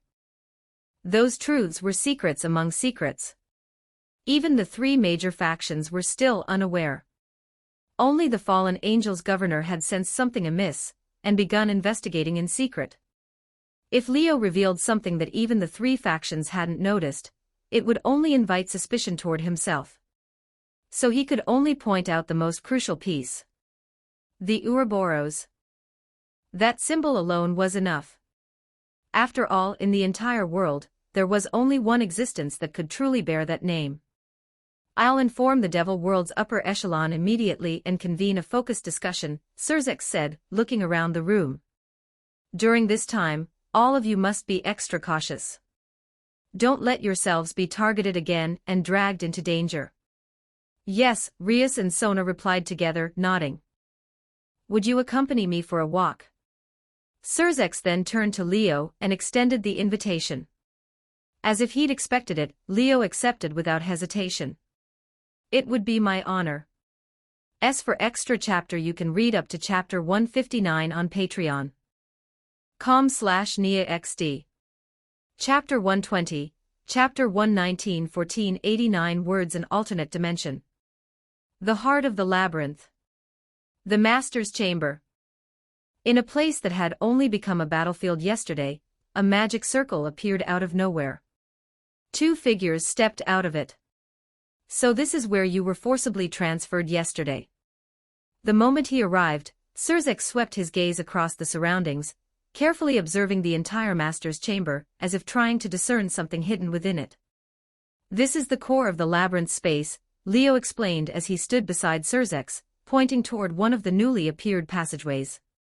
"It seems to be set up so that only the master of this alternate space can freely control it. Unless someone can break the space itself and interfere with it directly, they can't affect anything here or its operating mechanisms. These passageways only appeared after I killed Leifei Trix and became the master of this place. Whenever I thought about rushing to other rooms to support the others, they automatically appeared." It was only then that Leo realized the Master's Chamber was the only room that could connect to every other room in the labyrinth space. The other rooms usually had just a single passageway, leading only to one specific room, with no way to reach anywhere else. Put simply, this chamber wasn't just the core of the alternate space, it was its true center. Any room could lead here. As long as someone, like Leo, Rias, or Sona, cleared the trials of 5 rooms in one go, they could reach this place. Unfortunately, the old Malfaction's attack had been fierce. Aside from Leo, Rias, and Sona, no one else made it past the 3rd room. They never had the chance to reach this far. Luckily, Leo defeated Leifei and gained control of this alternate space. Otherwise, the servants might really have died in this labyrinth, never able to return to the outside world. "I think I understand the situation now." Surzex walked around the Master's Chamber once before nodding. This alternate space was specially made. It doesn't use devil technology, nor that of heaven or the fallen angels. It should be the work of stray magicians. And the old Malfaction has likely formed alliances with more mysterious forces we don't know about. Surzex rubbed his temples and sighed. "We were careless." The fact that the old Malfaction managed to do all this right under their noses was, at its core, a failure on their part. They had been too lax with a faction that had laid low for centuries, never realizing it had secretly been in contact and cooperation with so many hidden forces. And that wasn't even the biggest problem. Based on what Leo had mentioned earlier, those hidden forces were likely backed by something terrifying beyond imagination. As unwilling as he was to believe it, there was a strong chance that these people all belonged to the same organization. That was truly bad news. Let's take a look around elsewhere, Surzek suggested. Sure, Leo replied without hesitation. The two of them entered different rooms together, witnessing the trials within and personally experiencing the traps laid inside. If the devils of the old malfaction, the stray magicians, and the many magical beasts hadn't already been wiped out, they might have felt firsthand the dangers Leo's servants faced yesterday. Many of the corpses from yesterday's battle still remained. These became Surzek's main focus of investigation. Leo didn't think there was much to learn from them, but Surzek examined everything with great care and gained quite a few valuable insights. The origins of those stray magicians are still unclear. We'll need a thorough investigation to determine where they came from, Surzek said. But as for these devils from the old malfaction, judging by their demonic power traits and physical characteristics, some were loyalists from centuries ago. Others are stray devils who vanished long ago, and have been on our wanted lists. And some are devils from the current Devil Society. Surzek's words made Leo pause, then understand immediately. You mean? There are devils in today's Devil Society who betrayed us and secretly defected to the old malfaction. Yes, Surzek replied with another sigh. Though it hasn't been fully confirmed yet, that's most likely the case. Looks like things are going to get busy once we're back. If traitors had appeared among their own people, it was obvious the devil world wouldn't know peace for quite some time. Surzek and the other Mao would definitely conduct a thorough investigation of the major devil families to see who else had betrayed them. What about those magical beasts? Leo asked, his interest piqued by how much Surzek had uncovered. He pointed at the remains nearby. Can you tell where they came from? Surzek was silent for a moment before answering. These magical beasts show extremely obvious signs of artificial creation. I suspect they weren't captured elsewhere by the old malfaction or the stray magicians. Someone created them and handed them over for use. The moment he said that, something clicked in Leo's mind. Could it be Annihilation Maker? Annihilation Maker. A sacred gear capable of creating all kinds of magical beasts. Not only was it a sacred gear, it was also one of the 4 highest-ranking Longinus, on the same level as Zenith Tempest. It ranked 3rd among the Longinus, second only to Zenith Tempest. Its ability allowed the user to create various magical beasts through imagination alone. As long as the user was powerful enough, they could create an entire army of magical beasts and sweep through major factions. Because of that, it was considered a world-altering sacred gear, and was ultimately ranked 3rd among the Longinus, becoming one of the 4 highest-tier Longinus. It's very possible, Surzek said gravely. While there are technologies that allow for artificial breeding of magical beasts, producing such a massive number would require an enormous amount of resources. Only one of the 4 highest-ranking Longinus Annihilation Maker can create magical beasts purely through imagination, without consuming any resources at all. All it needs is a user with sufficiently rich and powerful imagination. That's what makes it truly terrifying. If the one supplying the old malfaction with all these magical beasts is the host of Annihilation Maker, then it strongly suggests they're part of that mysterious organization as well. This wasn't something that could be taken lightly. An existence capable of casually creating an army of magical beasts joining an underground organization and becoming an enemy of the devil world was nothing but bad news. Surzek knew he had to take this matter far more seriously. It was a good thing we came here to investigate, he said, turning to Leo. Otherwise, we would have missed a lot of critical clues and intelligence. The ownership of this alternate space can be transferred manually, right? It just takes a bit of work, Leo replied with a nod. Are you planning to have me transfer ownership to you? I want to have more professionals come in to investigate it thoroughly, Surzek said honestly. Of course, this alternate space is your spoils of war. I won't ask you to give it up for nothing. How about this? I'll have someone create another alternate space of equal value and exchange it with you. Without any hesitation, Leo nodded. I agree to the exchange. The labyrinth space was impressive, but it was ultimately something created by the enemy. Leo wouldn't dare use it casually. What if there were hidden backdoors or unknown traps left behind? That would just be inviting trouble. Even if Surzex hadn't suggested transferring ownership, Leo wouldn't have used this place lightly anyway. Given that, exchanging something he couldn't safely use for an equally valuable space he could use with peace of mind was an easy decision. At that moment, Surzex became the new master of the labyrinth space. Leo immediately transferred ownership of the alternate space to him.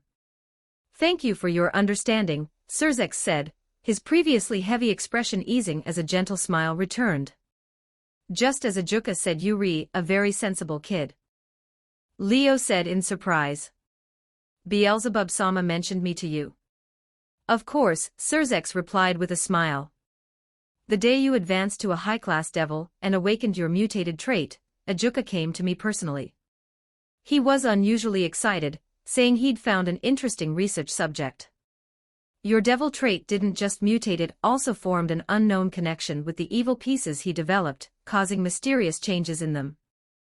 Since then, he's been secretly keeping an eye on you. Especially whenever you use evil pieces, he pays close attention and collects data. This time, he specifically asked me to remind you of one thing," Surzex added seriously. "Be careful. Don't let yourself be watched by someone with ill intent." Sorry for the delay.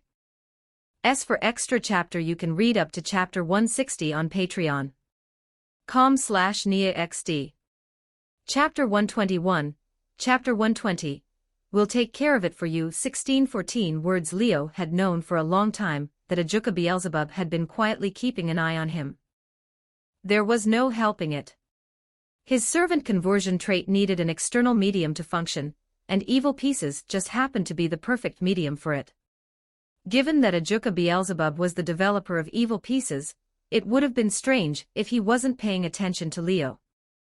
On the day Leo received evil pieces and awakened his mutated trait, he was summoned by Ajuka Beelzebub for that very reason. Come to think of it, Ajuka had been the first person to learn about the existence of Leo's servant conversion trait and about what made his evil pieces different from the rest.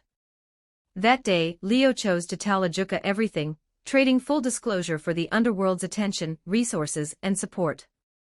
Thanks to that, Leo went from being a complete nobody to becoming a key figure under close watch in the devil world, and a large part of that was due to the current Mao, Beelzebub, working behind the scenes. Without a Mao backing him, Leo had no doubt that when Yukinoe Longina's holder was exposed within his territory, other devils might not have dared to make a move openly due to the rules, but they definitely would have tried shady methods behind the scenes to steal away his intended servant. In this world, background and influence mattered just as much as strength. At a stage where his power was still insufficient, having a Mao supporting him was undeniably a good thing. That might also be why the old Mao faction had set their sights on him, viewing him as one of Ajuka Beelzebub's people. But at the same time, it was precisely because of Ajuka's presence that Tiamat, the Chaos Karma Dragon, had valued Leo more highly in the familiar forest. Seeing his potential, she gave him the chance to obtain a servant that truly suited him. Whether it was a blessing or a curse depended on how one looked at it. Still, Leo hadn't expected Mao Beelzebub to specifically have Surzex come and warn him. "You should be well aware of the situation you're in now, right?" Surzex said when he noticed Leo deep in thought. "I more or less get it," Leo nodded. "Rias and Sona have talked to me about it too. I've probably already caught the attention of the church, the fallen angels, and even heaven." He didn't mention whether anyone in the devil world itself might also be watching him. That would have been a bit too sensitive to say in front of the strongest Mao. But Surzex clearly understood it anyway. After the news reached the underworld, the higher-ups took this very seriously and made a few suggestions, Surzex said calmly. "I figured you wouldn't accept them, so I rejected them on your behalf." Surzex didn't explain further, but Leo understood perfectly. Some people had probably tried to abuse their authority, hoping to gain something from him, only to be stopped by Surzex or Ajuka. As far as devils are concerned, we're keeping an eye on things for you, Surzex said, his expression growing more serious. At the very least, they won't dare act openly.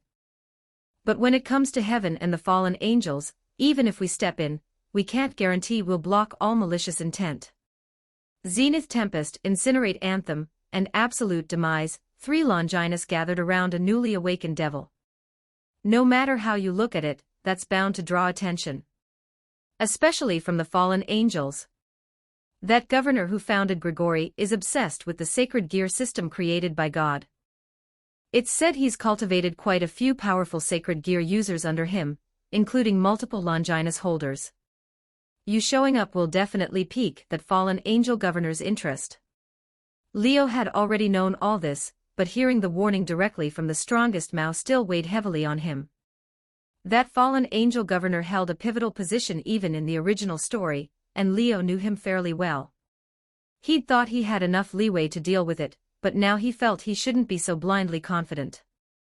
That man wasn't just forward-thinking and extraordinarily capable, he was also the most knowledgeable being in this world when it came to sacred gears, a fanatic researcher. And at the same time, he was the governor of the fallen angels, a highest-ranking 12-winged fallen angel. His strength rivaled a Mao's, and if he used the fruits of his long research, he could even contend with Mao-class beings. He was absolutely not someone Leo could face right now. What if that man truly harbored ill intent? What if he decided to use force instead of talking things through? The thought filled him with an unprecedented sense of urgency. He really hadn't taken this seriously enough before. What do you think I should do? Leo asked, lifting his gaze to meet Surzex's, sincerely seeking advice. The best option would naturally be returning to the underworld, Surzex said after some thought. That way, even if someone wants to make a move against you, they'd have to think twice. But that would also put you in a more passive position, and the underworld isn't exactly free of people eyeing you either.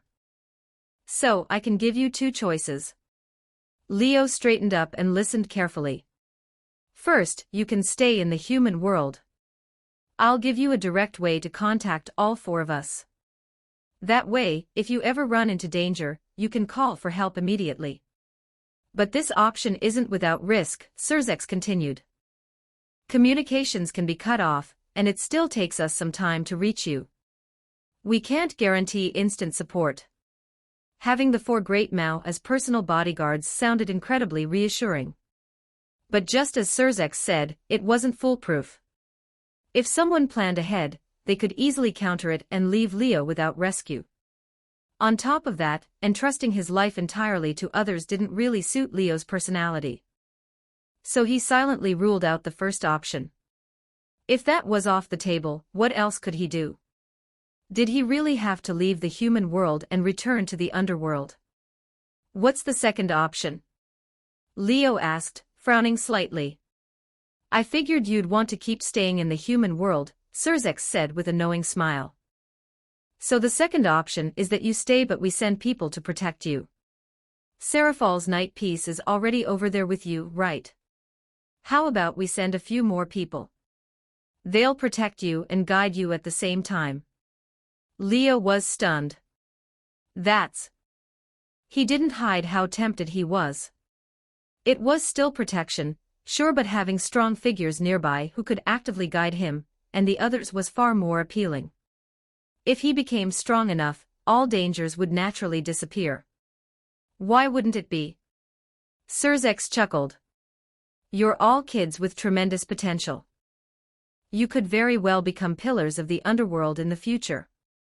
We just hope you grow as quickly as possible. To Surzex and the others, Leo and his group were nothing but pleasant surprises. 3 Longinus holders appearing among devils at once. If they all matured properly, the devil world would only become stronger and more stable. Especially Leo. The Longinus he possessed ranked 2nd in the world. If it was fully developed, even in the worst case he wouldn't be much weaker than them. And that was without even factoring in his absurd trait that let him grow stronger simply by recruiting talented servants. Because of that trait, Surzex and the others had already begun considering whether to send promising talents from the devil world to the Eligos house to become Leo's servants. That way, Leo's strength would increase, and he'd also form strong ties with existing powers in the devil world, mutual benefit for everyone. Because of this idea, even some pureblood devil families had started feeling tempted. Recruiting 3 Longinus holders in one go. If they could send their children to the Eligos house as Leo's servants, wouldn't that essentially turn the Eligos servants into their own people?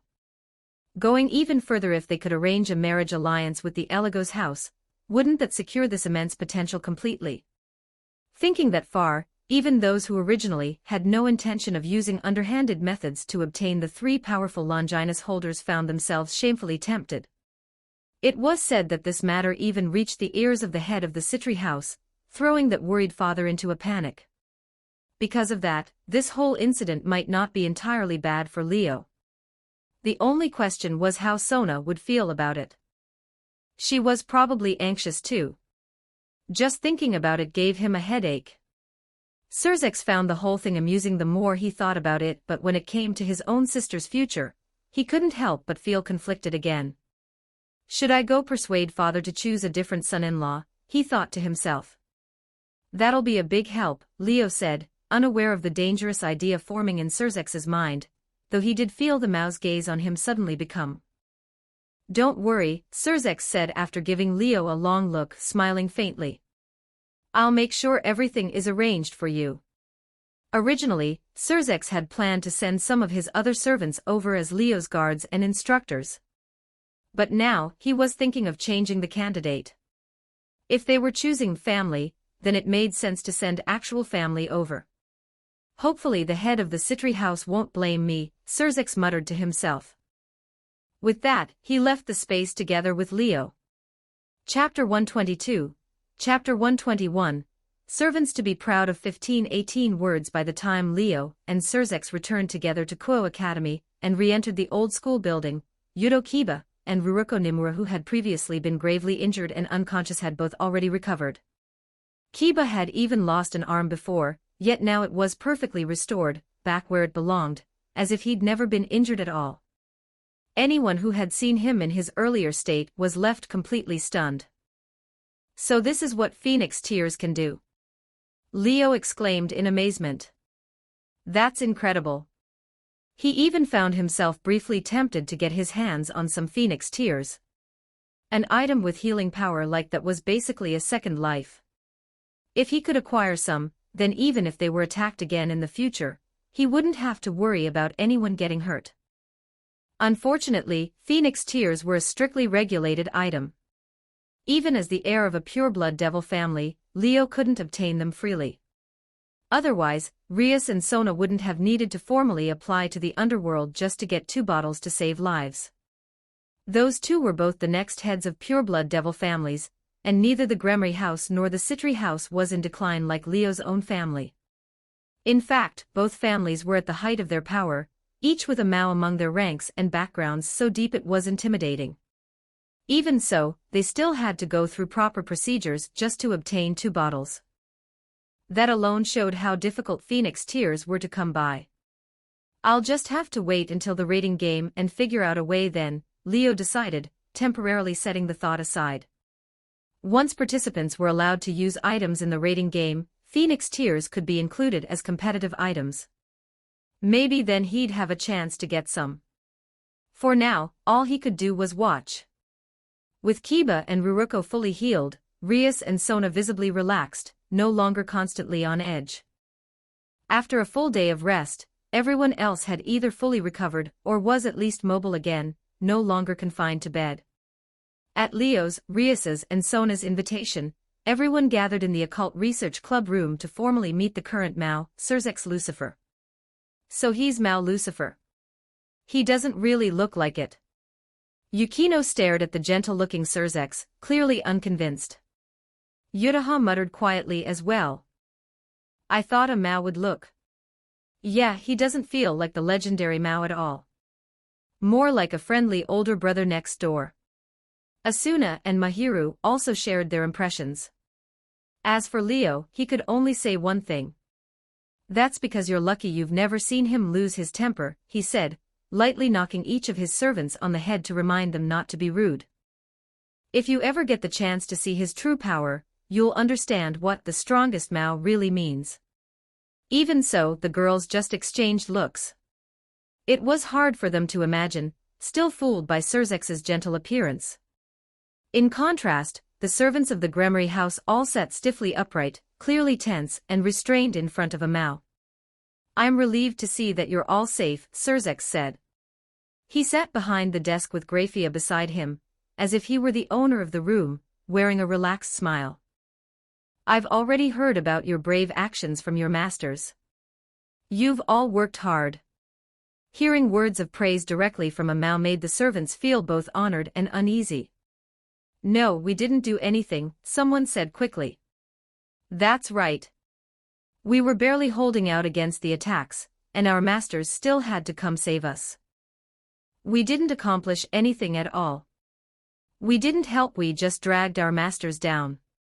We were useless and only made our masters worry. That's really unacceptable." One voice followed another, and the mood grew heavier by the second. Especially Kaneko Tuju, Tsubasa Yura, Rei Kusaka, and Momo Hanakai. Some of them lowered their heads in dejection, others clenched their fists, faces filled with frustration. In their eyes, they had been the most useless ones during the incident. Kiba and Ruruko had both suffered severe injuries, but Kiba had done so protecting his comrades, and Ruruko had fought bravely until she collapsed. Only the four of them had been protected the entire time by Yutaha and Mahiru. If Yutaha hadn't continuously maintained barriers to protect Kaneko and Tsubasa, the two of them would have been taken down by the stray magician's focused attacks. If Mahiru hadn't used the power of the Holy Cross to open a path, Rhea and Momo would have died in the first room's traps. They never would have made it to the third room. Even Tomo Meguri felt that if Asuna hadn't been there to provide her with a holy sword, she would have fallen in the very first room. That alone would have been bad enough. But in the end, as servants, they hadn't been able to overcome the trials and reach their masters to help them. Instead, they had needed their masters to come rescue them. That was what hurt the most. "We're too weak," Kaneko Tuju murmured softly, voicing what everyone else felt. Heads lowered in shame one after another. Seeing this, Yukino and the others also went quiet. By the Gremory and Citri servants' logic, hadn't they also failed to help their own master and needed to be saved? Especially Yukino. She had been on the brink of death. If Leo hadn't defeated Leifei Trix, taken control of the space, and opened the path as its new master to find her collapsed there, she might have experienced her second death already. As that thought sank in, a sense of gloom quietly rose in the hearts of the four girls. Leo opened his mouth, then closed it again without saying anything. Rias and Sona did the same. Because they knew someone else would say what needed to be said. "Lift your heads, everyone." Surzex's gentle voice reached their ears, and they instinctively obeyed. "I'm very glad that you all think so deeply for the sake of your masters. Seeing this, I feel truly proud of you." There was unmistakable joy on Surzex's face as he looked at them, as though he were gazing at something precious. "But remember this," he continued. "The relationship between a king and their servants is never one-sided. It is mutual. Many believe that servants should give everything for their master. In the world of devils, that idea isn't wrong. But while servants give everything, masters also have the responsibility to guide and protect their servants. In my view, that is the kind of master-servant relationship that can truly reach the end together. If only one side gives while the other does nothing, then that relationship is distorted." His gaze swept across everyone present, filled with encouragement and strength. "What matters isn't what you achieved, but why you chose to act. As long as you remember that, one day you'll become servants your masters can truly be proud of. Do you understand?" It was as if courage and energy were poured into them all at once. The heaviness in their hearts vanished instantly. "Lucifer-sama."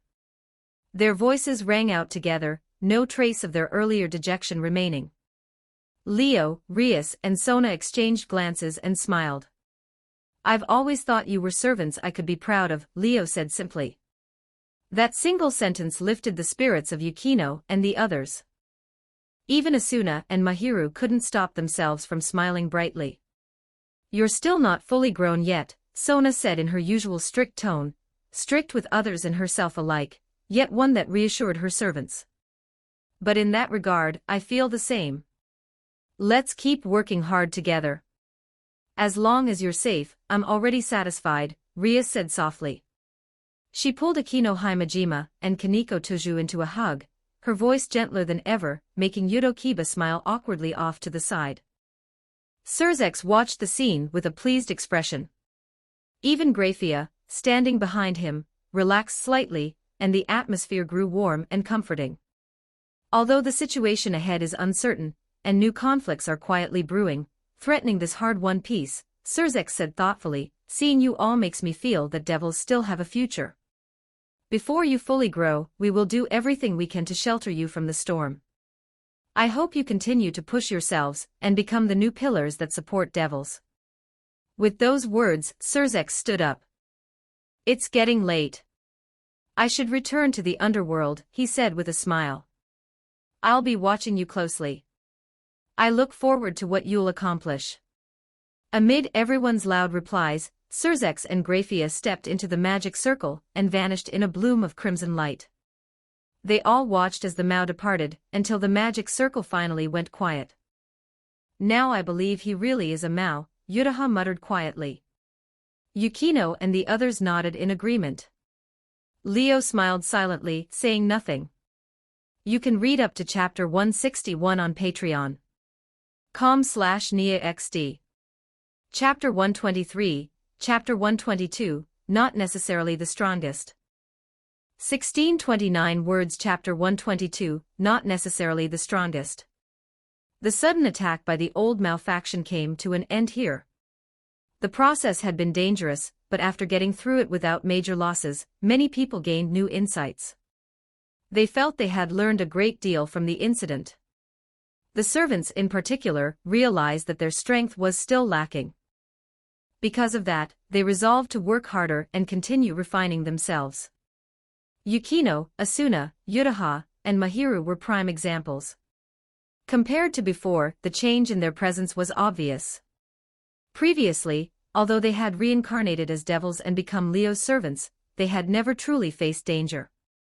They hadn't experienced a real, life-and-death battle, so their mindset still leaned closer to that of ordinary people. After this incident, whether it was Yukino and Asuna, who had already been part of Leo's servant group for some time, or Yutaha and Mahiru, who had joined more recently, all of them quietly shifted their outlook and began seriously thinking about the future. Among them, Yukino and Mahiru gained the most from this experience. Yukino washed away her past humiliation by defeating Sharon, but through Sharon's experiences, she also came to understand just how complex devils could be, along with the darkness that lurked beneath the surface. It made her more thoughtful and composed than before. Mahiru, on the other hand, had been thrown into the crisis without adequate preparation. She faced danger several times along the way, yet that only strengthened her resolve to prove herself, drawing out a level of willpower she had never shown before. All of that turned into motivation, pushing them to become stronger. With this experience under their belts, once they returned, they would likely be able to turn those realizations into real growth. That was especially important, since the fuel that allowed a sacred gear to evolve and grow stronger was willpower. Thanks to this awakening, including Asuna and Yutaha, everyone among Leo's servants was bound to enter a period of rapid development. Changes were happening among the servants of the Gremory house, and the Citri house as well, but that was something Rias and Sona would need to worry about later. As for today, Rias, acting as the host, decided to take Leo and the others out for a proper outing. The three groups of servants would sit down together, set up a grand table, and properly entertain one another to strengthen their bonds. The idea was met with enthusiastic approval from everyone, greeted by cheers all around. After everything that had happened yesterday, it was clear that everyone wanted to relax and celebrate. And sure enough, after surviving life and death situations together, the relationship between the three servant groups had grown much closer. At some point, Tsubasa had struck up a conversation with Yutaha. The two stuck together the entire time, with Kaneko following along expressionlessly beside them. It looked just like two older sisters dragging their shut-in little sister out shopping. Raya Kusaka and Momo Hanakai were also chatting happily with Mahiru. The three even held hands as they walked, making it seem as if they had known each other for years. Tomo Meguri, naturally, was talking non-stop with Asuna. They discussed all sorts of topics related to swordsmanship, looking like they had finally found kindred spirits. As for Ruruko Nimura, she kept sneaking glances at Yudo Kiba. Whenever Kiba noticed, she hurriedly looked away, her face turning red, clearly the look of a girl experiencing her first crush. Even Yukino, who had ended up on her own during yesterday's incident, was chatting with Akino, whom she had fought alongside before. Tsubaki would occasionally chime in as well, as if they were exchanging insights from their daily training. Leo, Rias, and Sona were more than happy to see all of this. The purpose of this meeting had been to strengthen their bonds, and judging by how things were progressing, it couldn't have gone any better. The three of them also talked about the upcoming debut of the new generation of devils. The ones they mentioned were naturally not some background-less newly promoted high-class devils, but descendants of pureblood devil families. Every single one of them came from an extraordinary lineage. The Baal house, the Agar's house, the Astaroth house, the Glaciolabala's house, each of these was a devil family whose status was second only to the Mao. The Baal house hardly needed an introduction. Ranked first among the 72 pillars, they held the rank of Great King, making them second only to the Mao. The Agar's house was ranked second among the 72 pillars, holding the rank of Archduke, their status just below the Mao and the Great King. The Astaroth house ranked 29th among the 72 pillars. On its own, it wasn't particularly outstanding, but it happened to be the main family of the current Mao, Beelzebub. Ajuka Beelzebub's original surname was Astaroth, and he came from a branch family. If he hadn't become a Mao, his status wouldn't have surpassed that of the main house. As for the Glaciolabala's house, it was similar. Ranked 25th among the 72 pillars, not especially remarkable on its own, but the current Mao, Asmodeus, came from that family. Add in the Gremory house and the Citri house, both of which had also produced Mao. So basically, aside from me, everyone else either has a Mao backing them or comes from a Duke family, right? Even Leo couldn't help but complain. He had known from the original story that this generation of debuting devils was extraordinary, but actually experiencing it firsthand and being part of it made just how absurd it was sink in. The Eligos house had once held the rank of Duke. Above it were only the Mao, the Great King, and the Archduke. And yet, somehow, Leo ended up being the one with the lowest status this time. There really was no arguing with that. If the others were merely descendants of those families, that would be one thing. The problem was that, like Rias and Sona, they were all the next heads of their families. They were the legitimate successors, just like Leo, who was set to inherit the entire Eligos house. With the same status, the difference in standing became obvious. Don't you also have a Jukasama backing you? Rias said. It's not the same, Leo shook his head. A Jukasama supports me as an individual. That's completely different from someone backing their own family. Even if someone came from a branch family and had some distance from the main house, they still shared the same bloodline. That kind of connection was far deeper than simple support. But in terms of strength, you should be the strongest of our generation, right? Sona remarked. No matter how impressive their backgrounds were, the new generation of devils were still just that new. Like Rias and Sona, they were all high-class devils. Leo, however, was different. Even though his rank in the underworld was still that of a high-class devil, his actual strength had long surpassed it. He was effectively on the level of an ultimate-class devil, not to mention the host of Zenith Tempest. He could even fight against 10-wing ultimate-class devils, placing him at least 2 whole tiers above a normal high-class devil. With that level of power, if he entered a rating game right now, he would likely rank near the top. Of course, that was without factoring in his servants. In a rating game, the participants were the entire servant team led by the king. Under 10-wing ultimate-class devils, even the weakest servants were usually at least high-class devil level, and there were no shortage of ultimate-class devils among them. Compared to that, Leo's servants fell short. Not only was the team far from full, but in terms of quality, only Yukino could barely be considered presentable. The others still needed time to grow.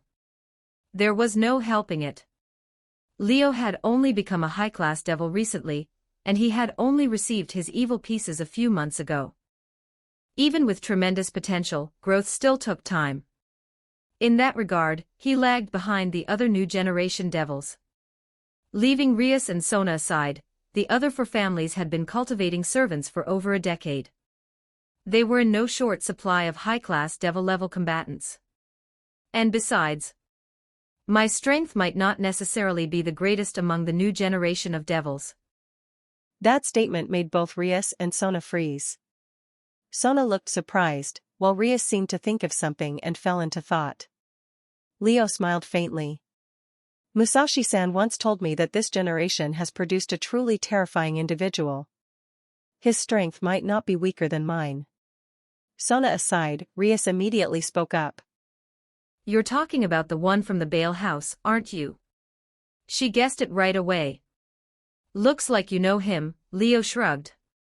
He's my cousin, Rias said with a wry smile. His father is the current head of the Bale house, and my mother is the head's half-sister. We're blood-related. In that situation, Rias naturally knew quite a bit about him. But is he really that strong? Strong enough that even you might not be able to beat him? She asked, clearly shocked. She knew he was special and exceptional, but she hadn't expected him to be on that level. The Bale house's successor, huh? Sona frowned. But isn't he known as the most talentless pureblood devil in Bale house history? Maybe, Leo said with a shrug. He really doesn't have much talent as a devil. But that doesn't mean he can't find another path and grow stronger. Recalling what he knew about that person, Leo left them with one final remark. Just wait and see. That guy is going to shock everyone. Chapter 124, Chapter 123, I'll be waiting for you 1614 words. The lively gathering lasted all the way until evening before finally coming to an end. By then, Leo and his group were ready to head home. The 2-day break was over, and with Monday coming up, they couldn't stay another night in Kuo town. Leaving now was perfect timing. They gathered in the student council office to say their goodbyes. Rias and Sona didn't try to stop them. Just like when they'd met yesterday, everyone exchanged farewells. Even though something like that happened, I'm still really glad we got to meet you all this time. Rias smiled at Leo as she said it. You made me realize how many shortcomings I still have, and how much room there is for improvement. Just being able to see that clearly already makes this whole experience a huge gain for me. While Rias and Leo were saying goodbye, the others were doing the same. Tsubasa Yura and Kaneko Toju were parting with Kasumigakaka Yutaha. Rei Kusaka and Momo Hanakai were saying goodbye to Shina Mahiru. Tomo Meguri was still holding Yuki Asuna's hand, the two of them clearly reluctant to separate.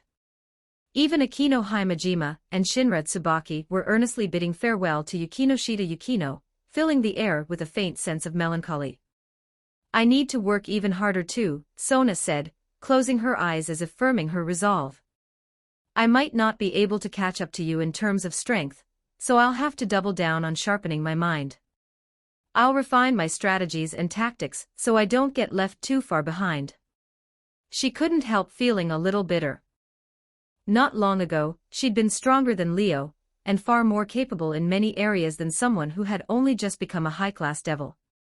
Yet in just a few months, she'd been completely overtaken. It left a complicated feeling in her chest. Still, Sona's heart was strong. Ever since childhood, she'd grown up alongside a prodigy, someone so talented it was almost unfair. She was used to being outshone, and she'd long since accepted that when it came to pure talent, she couldn't compare to the true chosen ones. So she would carve out her own path in the field she excelled in, using her mind to make up for any lack of strength, and defeat the strong with the weak. We really do have to work twice as hard, Rias said with a bold, fearless smile. That was her current goal. When I've become stronger, let's finish the battle we couldn't complete back then. She wanted to dominate the rating game. She wanted to dethrone the Emperor and become the queen of the rating game herself. Even if she wasn't Leo's match right now, she had no intention of giving up. On the contrary, she'd already chosen Leo as her greatest rival and sworn that one day, she would defeat him. If she couldn't do that, her dream would be nothing more than empty talk. Leo could clearly feel the fighting spirit burning in both Rias and Sona, and he couldn't help but smile. To be honest, being treated as a rival by two stunning girls felt pretty strange. But he knew they were serious. So he nodded with a smile. I'll be waiting for you. He never underestimated Rias or Sona. In a sense, both of them were daughters of fate. Rias went without saying. Even though she wasn't a Longinus wielder like him, her power of destruction trait was, in some ways, no weaker than his servant conversion. That much was obvious just by looking at Cerzex, the current Mal Lucifer himself.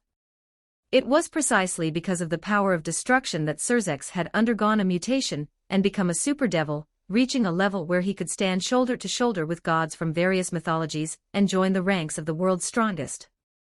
If Rias could fully unlock the potential of her power of destruction trait, there was no guarantee she wouldn't one day reach a height comparable to Leo's.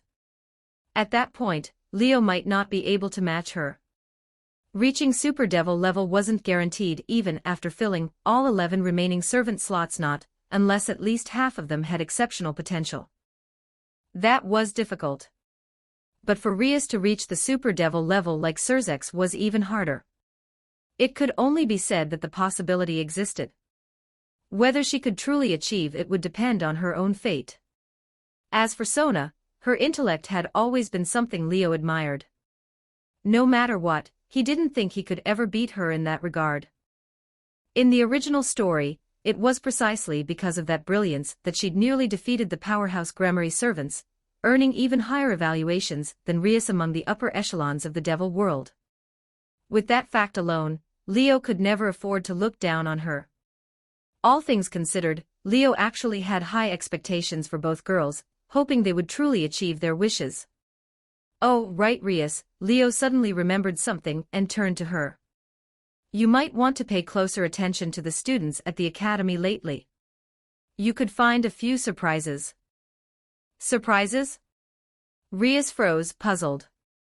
What kind of surprises? A talented recruit, Leo said with a mysterious smile. Aren't you like me? Still seriously short on servants and desperate for talent right now. Trust me, if you really look, you'll definitely find someone. Rias raised an eyebrow, her curiosity clearly piqued. So you've already discovered something? More or less, Leo admitted. But thinking about that person's true nature made the corner of his mouth twitch. There's no doubt they're extremely talented. The height they can reach in the future is beyond most people's imagination. How should I put it? Rias prompted. Well, if you can tolerate being stared at every day by a servant with a very obvious look in his eyes and being used as fuel for his imagination, then you could give it a try. Rias's raised eyebrow climbed even higher. So you're saying this excellent servant I might gain is a total pervert? Leo could only nod at that concise summary. He even borrowed a line from the original story to describe him. He's the embodiment of lust. Pervert doesn't even begin to cover it. Leo wasn't slandering him. That was simply the truth. That sounds kind of dangerous, Rias said, narrowing her eyes thoughtfully. After a moment, she suddenly asked, do you think I should sacrifice my looks for the sake of my servant's growth? There's probably no need. Leo scratched his head, caught off guard by the question. Sure, the guy was exceptional and had an astonishing future ahead of him, but Rias was still a favored child of fate. Why should she have to make that kind of sacrifice? That makes sense, Rias said with a gentle smile. I think I understand what you mean. Thanks for the reminder. Still, if there really was such an outstanding talent at Kuo Academy, it wouldn't hurt to make a move early. As for him being a pervert, that didn't particularly bother her. They were devils, after all, who still clung to innocent schoolgirl sensibilities.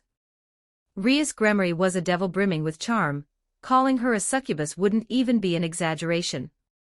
Besides, she already had Yudo Kiba so gentlemanly that he kept a respectful distance from the girls in the peerage. Adding someone completely opposite might actually be interesting. To Rias, it would feel like having one more foolish little brother. That said, she also knew that acting too accommodating might make her seem lacking in self-respect. Since Leo said there was no need to go that far, she'd just observe for now. If the guy's conduct really was that bad, she'd pass, no need to give her greatest rival something to laugh at. Meanwhile, Sona pushed up her glasses, the lenses flashing sharply. So there are boys with unhealthy mindsets like that at the school, she said coolly. Looks like I'll need to crack down on campus discipline for a while. Unlike Rias's succubus-like attitude, Sona really didn't act like a devil at all. Upright and strict, she couldn't tolerate even a hint of disorder. So after hearing Leo's words, she had zero interest in competing with Rias over that talent. Instead, she was already thinking about correcting him properly, teaching him what shame meant. The poor original protagonist had no idea that because of Leo's casual comment, the days ahead would become a living nightmare. He'd come dangerously close to becoming Kuo Academy's most notorious pariah. All right, it's about time. Leo glanced at the darkening sky and called his servants over. Yukino Shida Yukino, Yuki Asuna, Kasumigakaka Yutaha, and Shina Mahiru immediately gathered at his side and followed him into the magic circle. Have a safe trip. Next time, let's fight again. We'll definitely be stronger by then. You all better work hard too. The Gremory servants and the Citri servants waved as they saw Leo's group off. Leo and the others nodded together and smiled. Demonic power flowed into the magic circle at their feet, activating it. The next second, a red glow rose from the circle and slowly enveloped Leo's group. Well then, until next time. Leo pressed two fingers together and drew them lightly past his temple in a casual farewell gesture. Smiling, he vanished along with his servant girls into the magic circle. Rias and Sona watched them go, their servants standing behind them in silence. Until we meet again. For a long time after, no one spoke. You can read up to chapter 163 on Patreon. com/NiaXD. Chapter 125, Chapter 124, Accelerated Growth 1428 words Chiba City, Central District. Alago's estate. As red light bloomed from the magic circle, the five of them officially returned to their own territory. We're finally back, Yutaha said first, stretching as she spoke with a sigh of relief.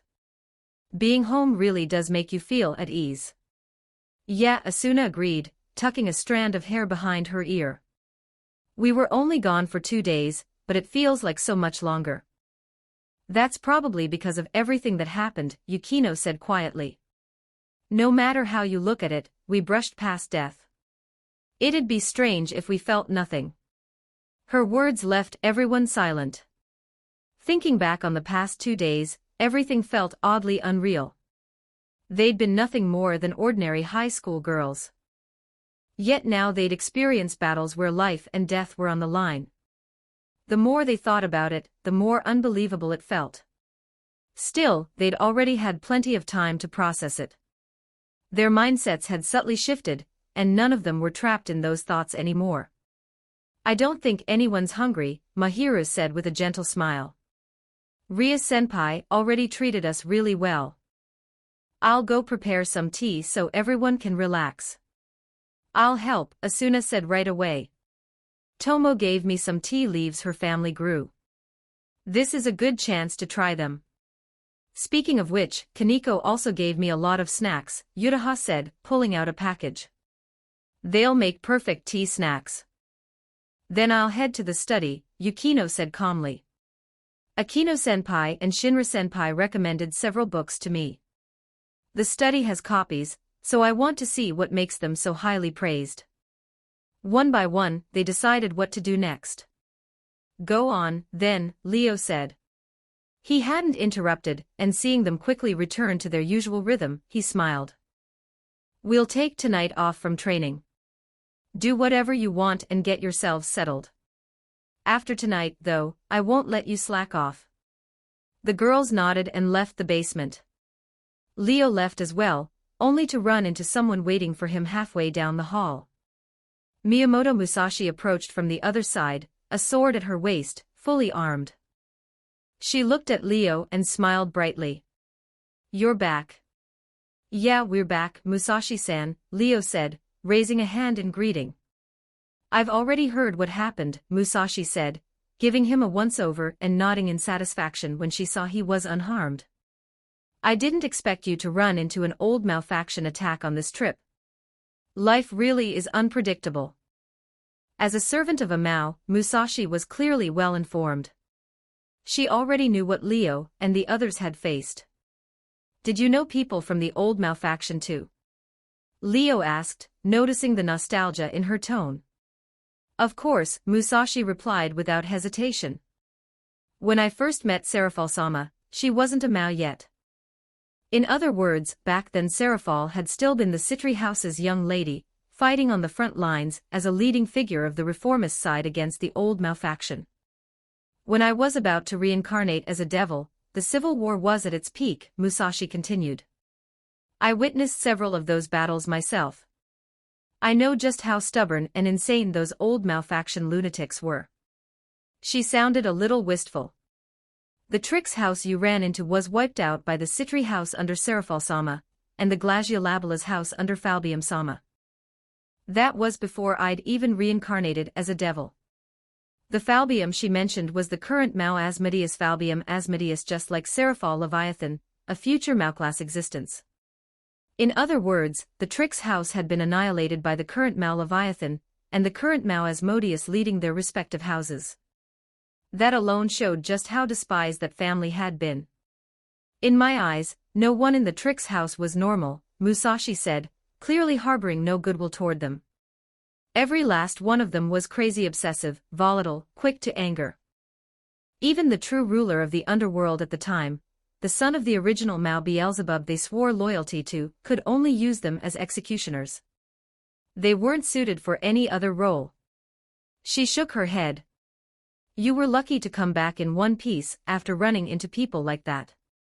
Hearing this, Leo thought of Lafei Trix and his actions. Hot-tempered, obsessive, and downright unhinged. Leo had thought that was just Lafei's personal disposition. He hadn't expected the entire Trix house to be like that. No wonder they'd been exterminated. Could it be that this mental state comes from their demonic power nature? Leo wondered. Just like how devil families pass down traits and characteristics through generations, the Trix house's inherited demonic power traits, or even their trait itself, might have been inherently flawed, turning every generation into the same kind of obsessive madman. It wasn't unheard of in devil history. Let's not talk about them anymore, Musashi said, changing the subject. I've received instructions from Serafal-sama. From now on, I'll be stationed here. I'll guide Asuna's sword training, and also be responsible for protecting all of you. Besides me, the underworld should send another expert over in 2 or 3 days, just in case. Surzek-sama already came to the human world, didn't he? He told you about this, right? Leo nodded. Good, Musashi said cheerfully.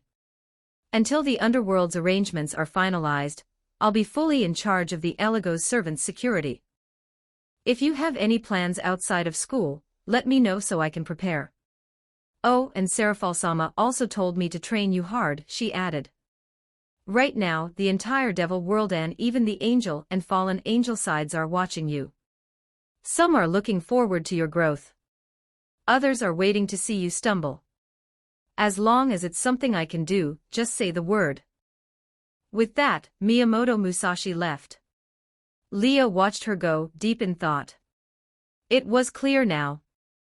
Their emergence had drawn far more attention than he'd expected. Not just the Devil's Heaven and the fallen angels had reacted as well. Otherwise, Surzek and the others wouldn't have rushed to make these arrangements. Even if no one said it outright, Leo could tell from their attitudes that the various factions had already started moving. "It's a shame we were exposed too early," Leo murmured. If it hadn't been for the old malfaction's attack, the Eligos servants' special nature could have stayed hidden longer, giving them more time to grow. "If I'd had half a year, no, even just 3 months, I'm confident I could have raised Yukino and the others to a whole new level." Even now, Yukino the first to join had only been reincarnated as a devil for 2 or 3 months. Asuna even less. Yutaha and Mahiru had been devils for under a month. The strength they already showed was proof of their exceptional talent. With another half year, Leo believed Yukino and Mahiru, both Longinus wielders, would become forces capable of standing on their own, unafraid even of facing someone like Laphiatrix head-on. Asuna and Yutaha would grow to a level where they wouldn't lose to anyone among the Gremri or Citri servants, including Akino and Tsubaki, those 2 queen piece holders. If they could successfully master Balance Breaker, Leo would fear even less. By then, he'd have the confidence to confront anyone who dared set their sights on them. When that time came, Leo had no intention of hiding anymore. At the latest, when the Eligos servants truly stepped onto the stage, he would make everyone understand just how strong he and his servants really were. But plans never survived contact with reality. Before that could happen, their potential had already been exposed, drawing the watchful eyes of countless factions. "This won't do," Leo muttered. He returned to his room and sat at his desk, one hand supporting his chin, as the other tapped lightly against the tabletop. "Even if the Mao have arranged things and given us a degree of protection, real safety is never something others give you. It's something you seize for yourself. True strength is the only way to shut down all malicious intent. It's time I thought of a way to accelerate Yukino and the others' growth." Lost in thought, Leo stayed there for a long time. Outside the door, Mahiru arrived carrying freshly brewed tea. When she saw the scene inside, she fell silent, then quietly stepped back without disturbing him. You can read up to chapter 164 on Patreon. com/NiaXD. Chapter 126, Chapter 125, 1578 words. Over the next few days, Leo and the other 4 returned to their ordinary routines, living like normal high school students again. They commuted to Sobuhai every day, attended classes, and blended in so well that no one would have guessed how thrilling and dangerous their vacation just days ago had been. Rumors about them still circulated around Sobuhai. Wherever the group went, they naturally drew attention. But habit was a powerful thing. After seeing the same eye-catching group always together, coming and going as one, the teachers and students gradually stopped making a big deal out of it, at most whispering a few comments here and there. That said, the Department of Mystical Affairs had already become a legend at Sobuhai, and that wasn't going away anytime soon. Even now, plenty of students were endlessly curious about the club that had somehow gathered 4 untouchable beauties under one banner. What they were most curious about was what kind of activities the club actually did day to day. As a result, someone tried to apply to the Department of Mystical Affairs almost every single day. Unfortunately, Leo's entrance exam was still firmly in place, and the requirements were clearly laid out. Anyone who failed the test could only sigh in resignation. Whenever they passed by the clubroom, they could only stare longingly at the door. There was nothing else they could do. In truth, even if they could see inside the Department of Mystical Affairs room, they wouldn't discover anything unusual. Ever since returning from Kuo Academy, the servant girls no longer spent their free time chatting leisurely in the clubroom like before. Instead, each of them held books they had dug out of the mansion's library, reading with complete focus. After school, they would immediately return to the mansion. Sometimes they used the basement for sparring, other times they practiced in the garden. The fluctuations of demonic power and sacred gear energy constantly lingered above the estate. Because of this, Leo even had Yutaha set up a barrier around the mansion. Ordinary people couldn't see what was really happening inside, and those outside would have a hard time noticing the frequent surges of demonic power and sacred gear activity, keeping unwanted attention away. On the business side, devil work was going smoothly as well. Recently, both Yutaha and Mahiru had officially begun taking contracts, and they quickly gained repeat clients. It had to be said the appeal of beautiful girl devils was incredibly effective. Even a withdrawn girl like Yukino attracted clients as long as she worked seriously. After all, Yukino had personality, not a lack of ability. The same was true for Asuna, Yutaha, and Mahiru. Anyone who could be called an untouchable beauty was never ordinary. At the very least, they were sharp-minded. As long as they had the ability, handling simple contracts and granting reasonable wishes was more than manageable. As for anything too dark, the servants of the Eligos family maintained their usual stance. Either they made the client back off on their own, or they rejected them outright. And if someone crossed the line too far, eliminating them wasn't a big deal. Recently, while reading through some books, Leo discovered a few useful tricks for using magic circles to summon devils. By adding a few preset mechanisms to devil flyers engraved with simple magic circles or even to magic circles set up at home, the circle would automatically ignore anyone who failed to meet Leo's summoning conditions. No matter how strong their desire was, the magic circle on the flyer wouldn't activate and summon Leo or the others. With these measures in place, devil work became much smoother for the Eligos servants. Strange incidents stopped happening altogether. But that only applied to ordinary people. If a devil flyer fell into the hands of someone with ulterior motives, that was a completely different matter. So this is the Eligos family's devil flyer. On a road in Chiba Prefecture, a young man casually accepted a devil flyer from a humanoid familiar whose true nature ordinary people couldn't perceive. Looking at the magic circle engraved on it, he smiled with interest. If there isn't a second devil faction stationed in Chiba, then this is probably it. A second young man, dressed in a robe over his uniform, and wearing glasses like a mage, spoke calmly. A magic circle unfolded in his hand, releasing faint demonic power that subtly influenced the humanoid familiar before letting it walk away. Just moments ago, he had used the same method on that familiar to make it hand over the flyer. Normally, familiars wouldn't distribute flyers to people without desire. This magic circle looks like it can summon multiple devils at once, the young man holding the flyer said thoughtfully. He wore traditional hanfu over his school uniform, and rested an unusually large spear on his shoulder.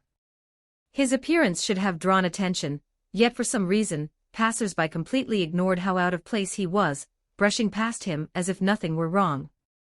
"You're thinking about summoning the entire Eligos servant group?" the mage asked in surprise. "I am," the man in hanfu admitted frankly. "After all, they have quite a few rare sacred gear users among them, don't they?" "That's true. There are even 2 Longinus," the mage nodded. "Unfortunately, they're already reincarnated devils." "What a waste," the man in hanfu said with clear regret. "If we'd found them first, we could have raised a few more heroes, right?" "You really do look desperate for talent, just like your ancestors," the mage shrugged. "But what's done is done. No one can turn reincarnated devils back into humans. To us, they're no longer potential allies, only enemies. That's exactly why it's a shame." The man in hanfu didn't say more. He tossed the devil flyer to the mage and said, "Forget it. My main target is the holder of Zenith Tempest. Making too much noise would draw the underworld's attention. Let the rest of the Eligos servants go this time." "I don't really mind," the mage said with a grin as he caught the flyer. "Even if you're busy, I wouldn't mind trading a few moves with the Eligos servants. I'm pretty curious about the hosts of Incinerate Anthem and Absolute Demise." Hey. Even if they're devils, don't bully them too badly," the man in hanfu laughed. "They've only been reincarnated for a few months. Before that, they were just ordinary people with no exposure to the supernatural. And as sacred gear users, they're not even on your level, are they? Is it really appropriate," he continued, amused, "for the host of a top-tier Longinus to bully rookie sacred gear users? And besides, I thought you'd be more interested in Create World." At that, the mage curled his lips. "At best, its host wields a lower-tier sacred gear of mine. What's there to be interested in?" As he spoke, the mage tapped the magic circle on the devil flyer. The circle activated instantly, unfolding with ease. His fingers moved as if operating a precision instrument, causing the patterns within the magic circle to shift and rearrange. Once it fully expanded, the mage said calmly, "All right. Target locked. I can directly summon him into the separate space I created." "Then let's begin," the Mun in Hanfu said. A thick mist erupted around the mage, enveloping both of them completely. When the mist dissipated, the two young men were gone. At the same time, at Leo's mansion. Leo, who had been writing something in his room, felt a sudden stir in his heart and headed straight to the basement. The magic circle there was glowing faintly, clearly entering its activation state. "Someone's summoning me." Sensing the demonic power within the magic circle, Leo realized someone was using a devil flyer to summon him. That immediately piqued his interest. A desire strong enough to summon a high-class devil looks like a big job. Ever since advancing to high-class devil, Leo no longer responded to ordinary summons. Only those with exceptionally powerful desires could summon him now. He glanced outside and noticed it wasn't even evening yet. He had only just returned from school not long ago. It was around 4 in the afternoon. Daylight still filled the sky, and it would be another hour or two before sunset ushered in dusk. At the moment, Yukino had gone to the study. Asuna and Mahiru were practically acting as tea masters, heading off together to brew tea and prepare snacks. Yutaha hadn't returned yet. Apparently Eriri had something going on and had kept her at school. Nothing better to do anyway. Might as well go take a look. With that thought, Leo stepped into the magic circle and initiated the teleport. But the instant the transfer began, he sensed something was wrong. This feeling. Before he could react, Leo vanished from the magic circle, arriving at his destination. A space shrouded in gray mist immediately filled his vision. Interesting. After a brief silence, Leo smiled. "I thought I'd picked up a big job. Turns out it's a group of unwelcome guests." As soon as he spoke, a bright, unrestrained voice rang out. "Sorry about being unwelcome, head of the Eligos family." As the voice sounded, the mist in front of Leo thinned. Two strangely dressed young men emerged from within, stepping into Leo's view. You can read up to chapter 165 on Patreon. com/NiaXD. Chapter 127, Chapter 126 15:09 words. When the two young men slowly emerged from the mist, Leo's gaze changed instantly. It felt as if he had encountered a natural nemesis written into his fate. His entire body reacted on instinct, goosebumps breaking out as a sharp current shot up from his feet and raced through him, leaving his nerves tingling. But the source of that reaction wasn't the two young men themselves. It was the spear resting on the shoulder of the one dressed in Hanfu. The weapon was longer than its wielder was tall. Its shaft seemed forged from a metal that didn't exist in this world, while the spearhead was formed from pure, absolute holy power. Divine energy radiated from it so intensely that it was almost overwhelming. Staring at that spear, Leo felt his devil instincts trembling, screaming at him to run. His expression turned grave in an instant. With the traditional Hanfu and that unmistakable weapon, Leo immediately understood who he was facing. The man said lightly. Curious about this spear, head of the Eligos family. He had already noticed Leo's wary gaze and calmly lowered the spear from his shoulder. Or have you already realized what it is? He continued with a faint smile. A Longinus that stands above your zenith tempest, the only sacred gear in this world whose power surpasses yours. Leo's response was cool and restrained. The legendary holy spear, he said flatly. No wonder my instincts are screaming. If that thing showed up, this reaction makes perfect sense. After all, it was the foremost of the 3 holy relics, ranked first among the 13 Longinus.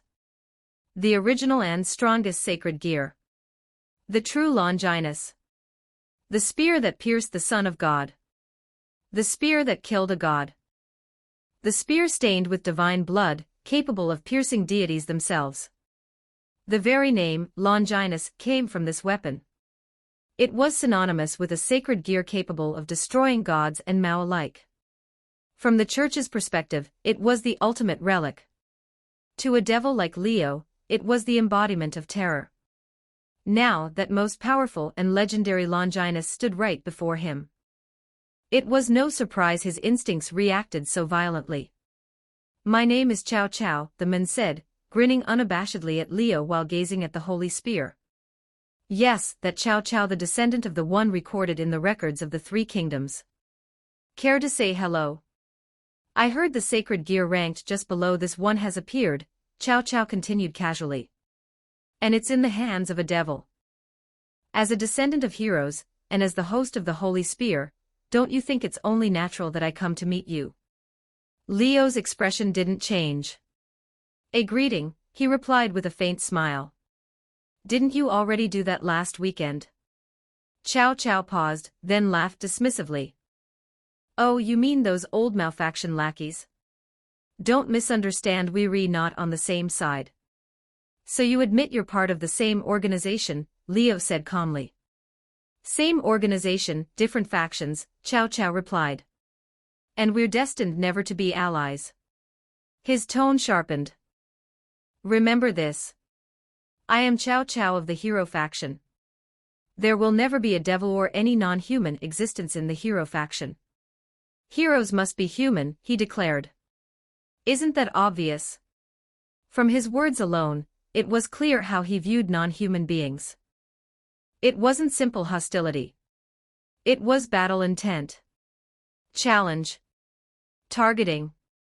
To him, non-humans were enemies, but more than that, they were prey. Opponents that had to be challenged and defeated. "That's the creed of the hero faction," Cao Cao said, lifting the holy spear.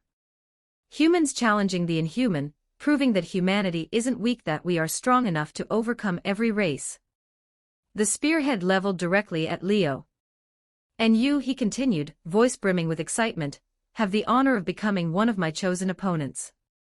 The moment those words left his mouth, the air changed. A flash of light erupted, shooting toward Leo at terrifying speed. The tip of the holy spear trembled, and then the spear itself extended. At an absurd rate. The spearhead turned into a streak of light, firing out like a laser. It was fast. Brutally fast. If it were anyone else, dodging it would have been nearly impossible. Unfortunately for Cao Cao, Leo Eligos wasn't just anyone. From the instant Cao Cao appeared, Leo had been on full alert. His demonic power detection was spread wide, tracking every movement without missing a single detail. So when Cao Cao raised the spear and aimed it at him, Leo already knew. He's attacking next. As the blinding flash arrived, Leo tilted his head slightly to the side. The beam roared past his shoulder and slammed into a distant hill. The entire hill, dozens of meters tall, exploded in an instant. Cao Cao raised an eyebrow, clearly impressed. "Very bold. Facing a spear that can pierce gods and erase any demonic existence, and you dodge with such a tiny movement. Aren't you afraid of getting hit?" Being struck by the holy spear was no joke. Setting aside its sheer destructive power enough to obliterate a mountain, the dense holy energy alone was enough to terrify any devil. Even a Mao would fear it. Devils treated light as poison. Being cut by a holy sword could mean annihilation. If struck by the highest tier of holy weapons like holy relics, even the soul would be erased in an instant. And the holy spear stood above them all, the strongest sacred gear, the strongest holy weapon, the thing devils feared most. Even the so-called Holy Cross, the incinerate anthem, couldn't compare to it. Any other devil would desperately keep their distance. Yet Leo dodged it like that. Not bravery. And yet so what? "You," Leo said calmly, ignoring the holy spear aimed at him, "are just a human. And yet you dare to stand before me, boldly declaring that you'll defeat all races and prove humanity supreme." His eyes locked onto Cao Cao's. "And I, born stronger than humans, should lack the courage to face my own weakness. Don't look down on me, hero's descendant." Cao Cao froze for a moment. Then he burst into laughter. Well said. Truly well said. His gaze burned with excitement, shining, as if he'd found the perfect opponent, the finest prey. He exclaimed. How could someone chosen by me lack that kind of resolve? You're right. I underestimated you, Leo Eligos. We weak humans dare to challenge you, Chow Chow continued, voice rising. So how could you devils born strong lack the courage to face your own weaknesses? That's how it should be. That's the bearing of a true powerhouse. Satisfied, Chow Chow retracted the holy spear, returning it to its original length, and resting it on his shoulder. I'm glad I came to see you, he said. Otherwise, I would have missed a powerful opponent. I thought the only devil capable of stirring this kind of battle spirit in me was Vala Lucifer. I didn't expect to find another one here. I'm truly lucky. That name caught Leo's attention. Don't worry about it, Chow Chow said with a grin. He's another great opponent. Like you, he's a devil.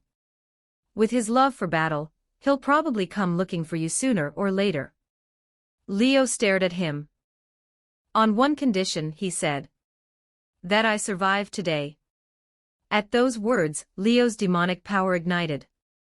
It roared to life, turning into blazing aura that erupted from his body.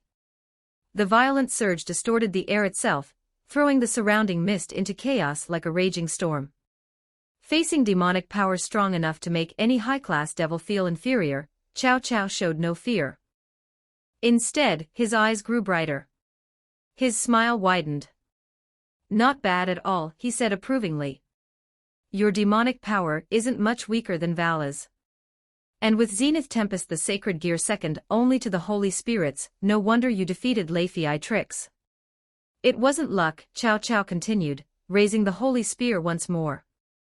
It was inevitable. Don't misunderstand, he added. I already said this visit was just to say hello. I'm not here to decide life and death. If I'm going to challenge you properly, I'll make full preparations. I'll even invite your servants along. Only then would it be a battle worth having. My goal today is simple, Chow Chow said as holy power gathered at the spear's tip. I just want to see how strong the holder of Zenith Tempest really is. So come, he said, eyes gleaming. Let's trade blows, head of the Eligos family. Faced with such blatant provocation, Leo had only one answer. Exactly what I wanted. Without hesitation, Leo poured his demonic power into his sacred gear. The purple aura flared white, releasing a sacred gear resonance no weaker than the holy spear itself. And so, right here the first clash began. The holders of the true Longinus and Zenith Tempest. The two strongest sacred gears in this world. Battle was inevitable. You can read up to chapter 166 on Patreon. com/NiaXD. Chapter 128, Chapter 127 1474 words in the mist-shrouded separate space, two opposing forces collided head-on. In an instant, two surging auras erupted and clashed violently. Both originated from sacred gear resonances, one blazing gold, filled with holy presence, the other pure white, brimming with the power of nature. The moment they collided, the conflict exploded outward, unleashing violent shockwaves that made the entire space tremble. Leo spread 8 devil wings and slowly rose into the air. As he ascended, the sky above him grew heavier and more oppressive, until dark clouds gathered thickly overhead, lightning flashing and thunder roaring within. It was a terrifying sight, as if the weight of the heavens and the entire world itself was pressing down. And yet, Chow Chow, still just a human, armed with nothing but a single spear, trembled with excitement. So this is the power of Zenith Tempest. Chow Chow exclaimed, his battle intent burning like fire. No wonder it's the sacred gear closest to my holy spear. As the holy power of the holy spear surged, Chow Chow raised it high. Take this first. The tip of the holy spear suddenly opened, gathering an astonishing concentration of holy energy before releasing it all at once. A torrent of holy flames transformed into a flood of light like a vortex capable of destroying everything in its path. As it surged upward toward Leo, it vaporized the air itself. This was the purest and most powerful holy power in the world. When unleashed, it could wipe out even beings without demonic traits. If used in a city, it could reduce multiple skyscrapers to ruins in an instant. Leo had no intention of letting that kind of power touch him. Without hesitation, he seized control of the sky, calling down a colossal bolt of lightning to meet the incoming holy flames head-on. Lightning and light collided in midair like a meteor striking the earth. The deafening explosion came first, followed by a devastating shockwave that cleared all mist within several kilometers. Boom boom boom. The thunder didn't stop. Massive bolts of lightning continued to crash down from the sky, striking toward Cao Cao below. As a human with a fragile body, Cao Cao had no desire to be struck by nature's most terrifying force either. He repeatedly raised the holy spear, unleashing waves of holy flames and firing torrents of light to intercept the descending lightning. Then take this. Leo wasn't about to let Cao Cao escape so easily. He pushed Zenith Tempest further, causing the earth itself to quake. In an instant, mountains crumbled, the ground split apart, and the entire space shook violently. The terrain was completely reshaped. Cao Cao felt as if the sky had just crushed down on him, then the earth began to surge upward. The ground beneath his feet collapsed, mudslides roared like raging seas, and massive sandstorms erupted around him. His expression finally changed. As the ground fully gave way and debris surged in from all directions, Cao Cao leapt into the air without hesitation, breaking free from the earth's grip. That was exactly what Leo had been waiting for. The moment Cao Cao jumped, Leo manipulated the atmosphere and unleashed a storm straight at him. Cao Cao barely managed to raise the holy spear in front of him before the storm hit, blasting him backward. This really feels like fighting the world itself. Cao Cao laughed loudly. Despite being cornered, he looked exhilarated. With a sharp twist of the holy spear, he aimed it behind himself and released a burst of holy flames, using the recoil to propel himself forward. Up or down, there was nowhere to escape. For an ordinary human, this was absolute despair. But Cao Cao seemed to revel in it, like he was savoring the act of challenging the impossible with his fragile human body. A wild grin spread across his face as he shot forward like a meteor, charging straight at Leo. Leo responded by launching several massive fireballs, each like a miniature sun, blasting toward Cao Cao in rapid succession. To Leo's shock, Cao Cao shattered each fireball with the holy spear alone, slicing through the flames and continuing his charge. So sharp. Leo's expression finally changed as he stared at the holy spear, his gaze growing heavier. The biggest difference between a Longinus and an ordinary sacred gear wasn't raw power, it was versatility. Most sacred gears possessed only a single ability unless specially modified. A Longinus, however, wielded multiple abilities that complemented each other, creating effects far greater than their sum. Zenith Tempest, for example, governed both climate and natural attributes. Combined, it could unleash disasters as if commanding all of nature itself. And the Holy Spear ranked above Zenith Tempest as the strongest sacred gear, had even more abilities. Leo remembered 3 of them clearly. First, unrivaled sharpness, piercing power capable of breaking through any defense. Second, the ability to freely extend and retract, allowing it to strike enemies at any distance or angle. Third, overwhelming holy power that acted as absolute suppression against races like devils. Even a mere graze could be fatal. That was why Cao Cao could break through the disasters summoned by Zenith Tempest. Piercing fireballs and dispersing lightning were simply routine maneuvers for the Holy Spear. If that's the case, Leo spread his arms, forming countless fireballs around himself. Then let's see how many attacks your spear can break through. Without hesitation, he unleashed them all. The fireballs transformed into blazing meteors, raining down on Cao Cao in a devastating barrage. No matter how many you throw at me, Cao Cao shouted, eyes blazing with resolve, I'll break through every single one. The holy spear became a blur in his hands. Explosive arcs of spear light erupted as he charged straight into the storm of fire. Bang bang bang bang bang bang bang. Explosions filled the sky. Firestorms and shockwaves tore through the air, violently shaking the atmosphere. Cao Cao swung the holy spear like a madman, faster and faster, the spear light growing ever more violent. Astonishingly, he shattered every incoming fireball with nothing but the spear in his hands. Leo couldn't help but curse. He truly hadn't expected Cao Cao to reach this level. His spear technique had reached a transcendent realm. It might not suppress time and space like Miyamoto Musashi's sword, but in terms of pure technique, it was no less terrifying. As a member of the descendants of heroes, Cao Cao possessed a special bloodline that made his body stronger than ordinary humans, but it still couldn't compare to non-human races. And yet, precisely because of that weakness, he had honed his spear skills and combat technique to an astonishing degree, using skill to compensate for his human fragility. Leo knew this from the original story, but he hadn't imagined Cao Cao's mastery had reached this level. Seeing Cao Cao rapidly close the distance, Leo didn't hesitate. He flapped his devil wings hard and retreated in a blur. "Don't think you can run." Cao Cao extended the holy spear instantly, the tip turning into a flash of light as it stabbed forward through the sky. While retreating, Leo swiftly formed an ice mountain and a stone mountain in front of himself. The flashing spear tip pierced straight through the ice mountain, then punched through the stone mountain as well, losing none of its momentum as it continued toward Leo. But by then, Leo had already changed direction. He narrowly avoided the thrust and grabbed the shaft of the holy spear, lightning exploding from his palm, and racing along the spear toward Cao Cao. Cao Cao had already landed atop the pierced ice mountain, standing firmly as he held the extended spear. "Trying to make me let go of the holy spear," he declared loudly.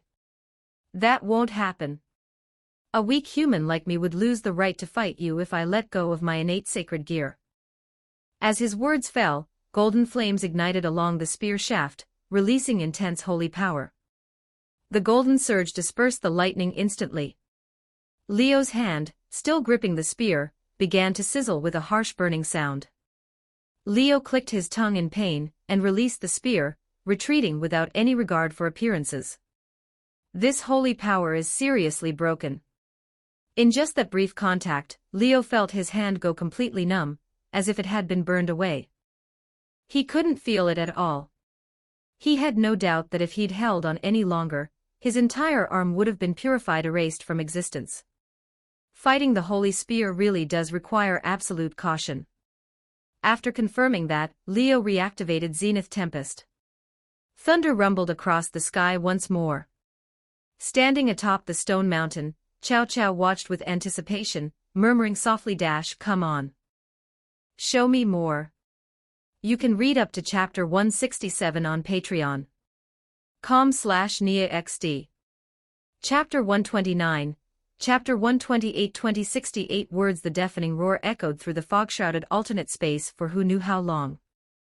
The entire space shook and trembled without pause, the vibrations refusing to settle. As time passed, the battle between Leo and Cao Cao plunged straight into its most intense phase.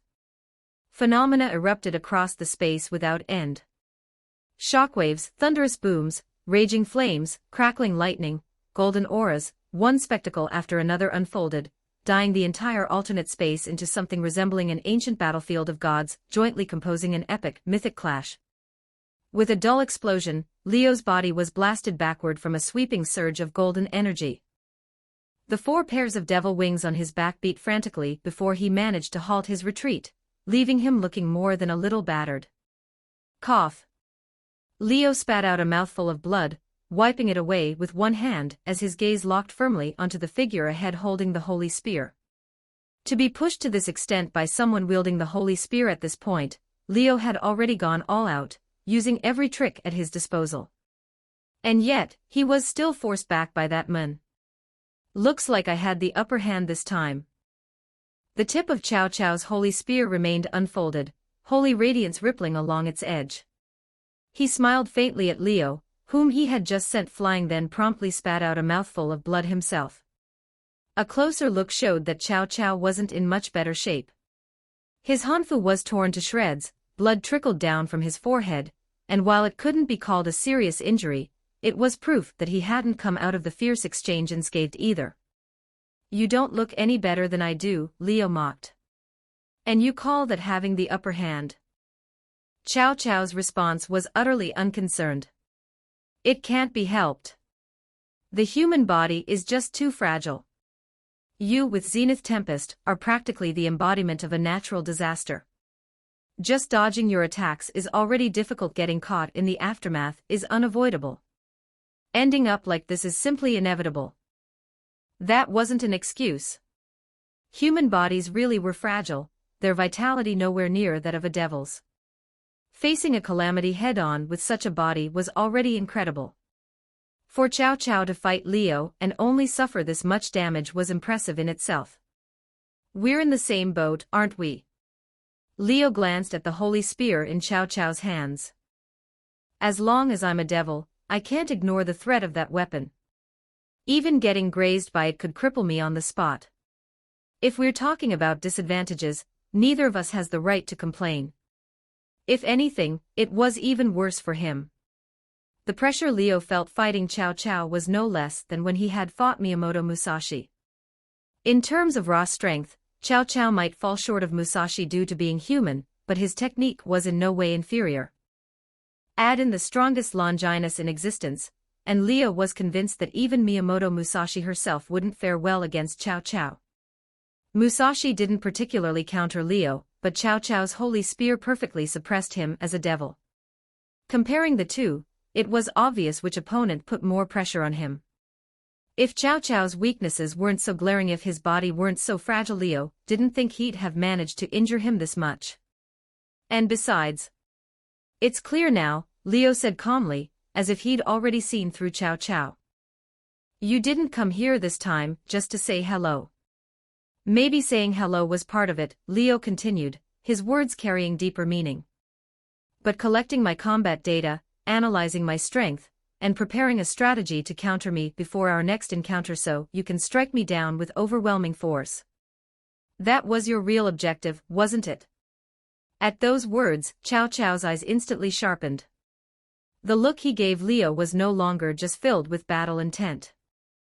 "You actually saw through that?" Chow Chow rested the holy spear on his shoulder, sounding half helpless, half reflective. "Seems I underestimated you, Leo Eligos. That wasn't something I expected. Looks like our hero faction's evaluation of you was too low." "It's because you were too obvious," Leo replied bluntly, unfazed by the praise. "Throughout the entire fight, aside from the opening attack meant to provoke me, you were always reacting rather than initiating. Every move felt like a deliberate probe, forcing me to reveal more of my strength. Like an obsessive, you insisted on countering every attack I threw at you before you'd be satisfied. What do you gain from head-on clashes like that?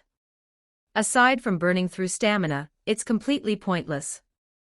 And yet, you don't look like the type who does pointless things. You may be far inferior to your ancestor, but if you carry the blood of a hero, no, of an ambitious tyrant, then rather than believing you were wasting effort, I'd sooner believe you had another scheme in mind." If that were all, Leo wouldn't have been so certain that Chow Chow was deliberately testing him and gathering information. But he was a transmigrator. As someone who had read the original story, Leo knew exactly what kind of man stood before him. Simply put, although Chow Chow was human, his ambition reached the heavens.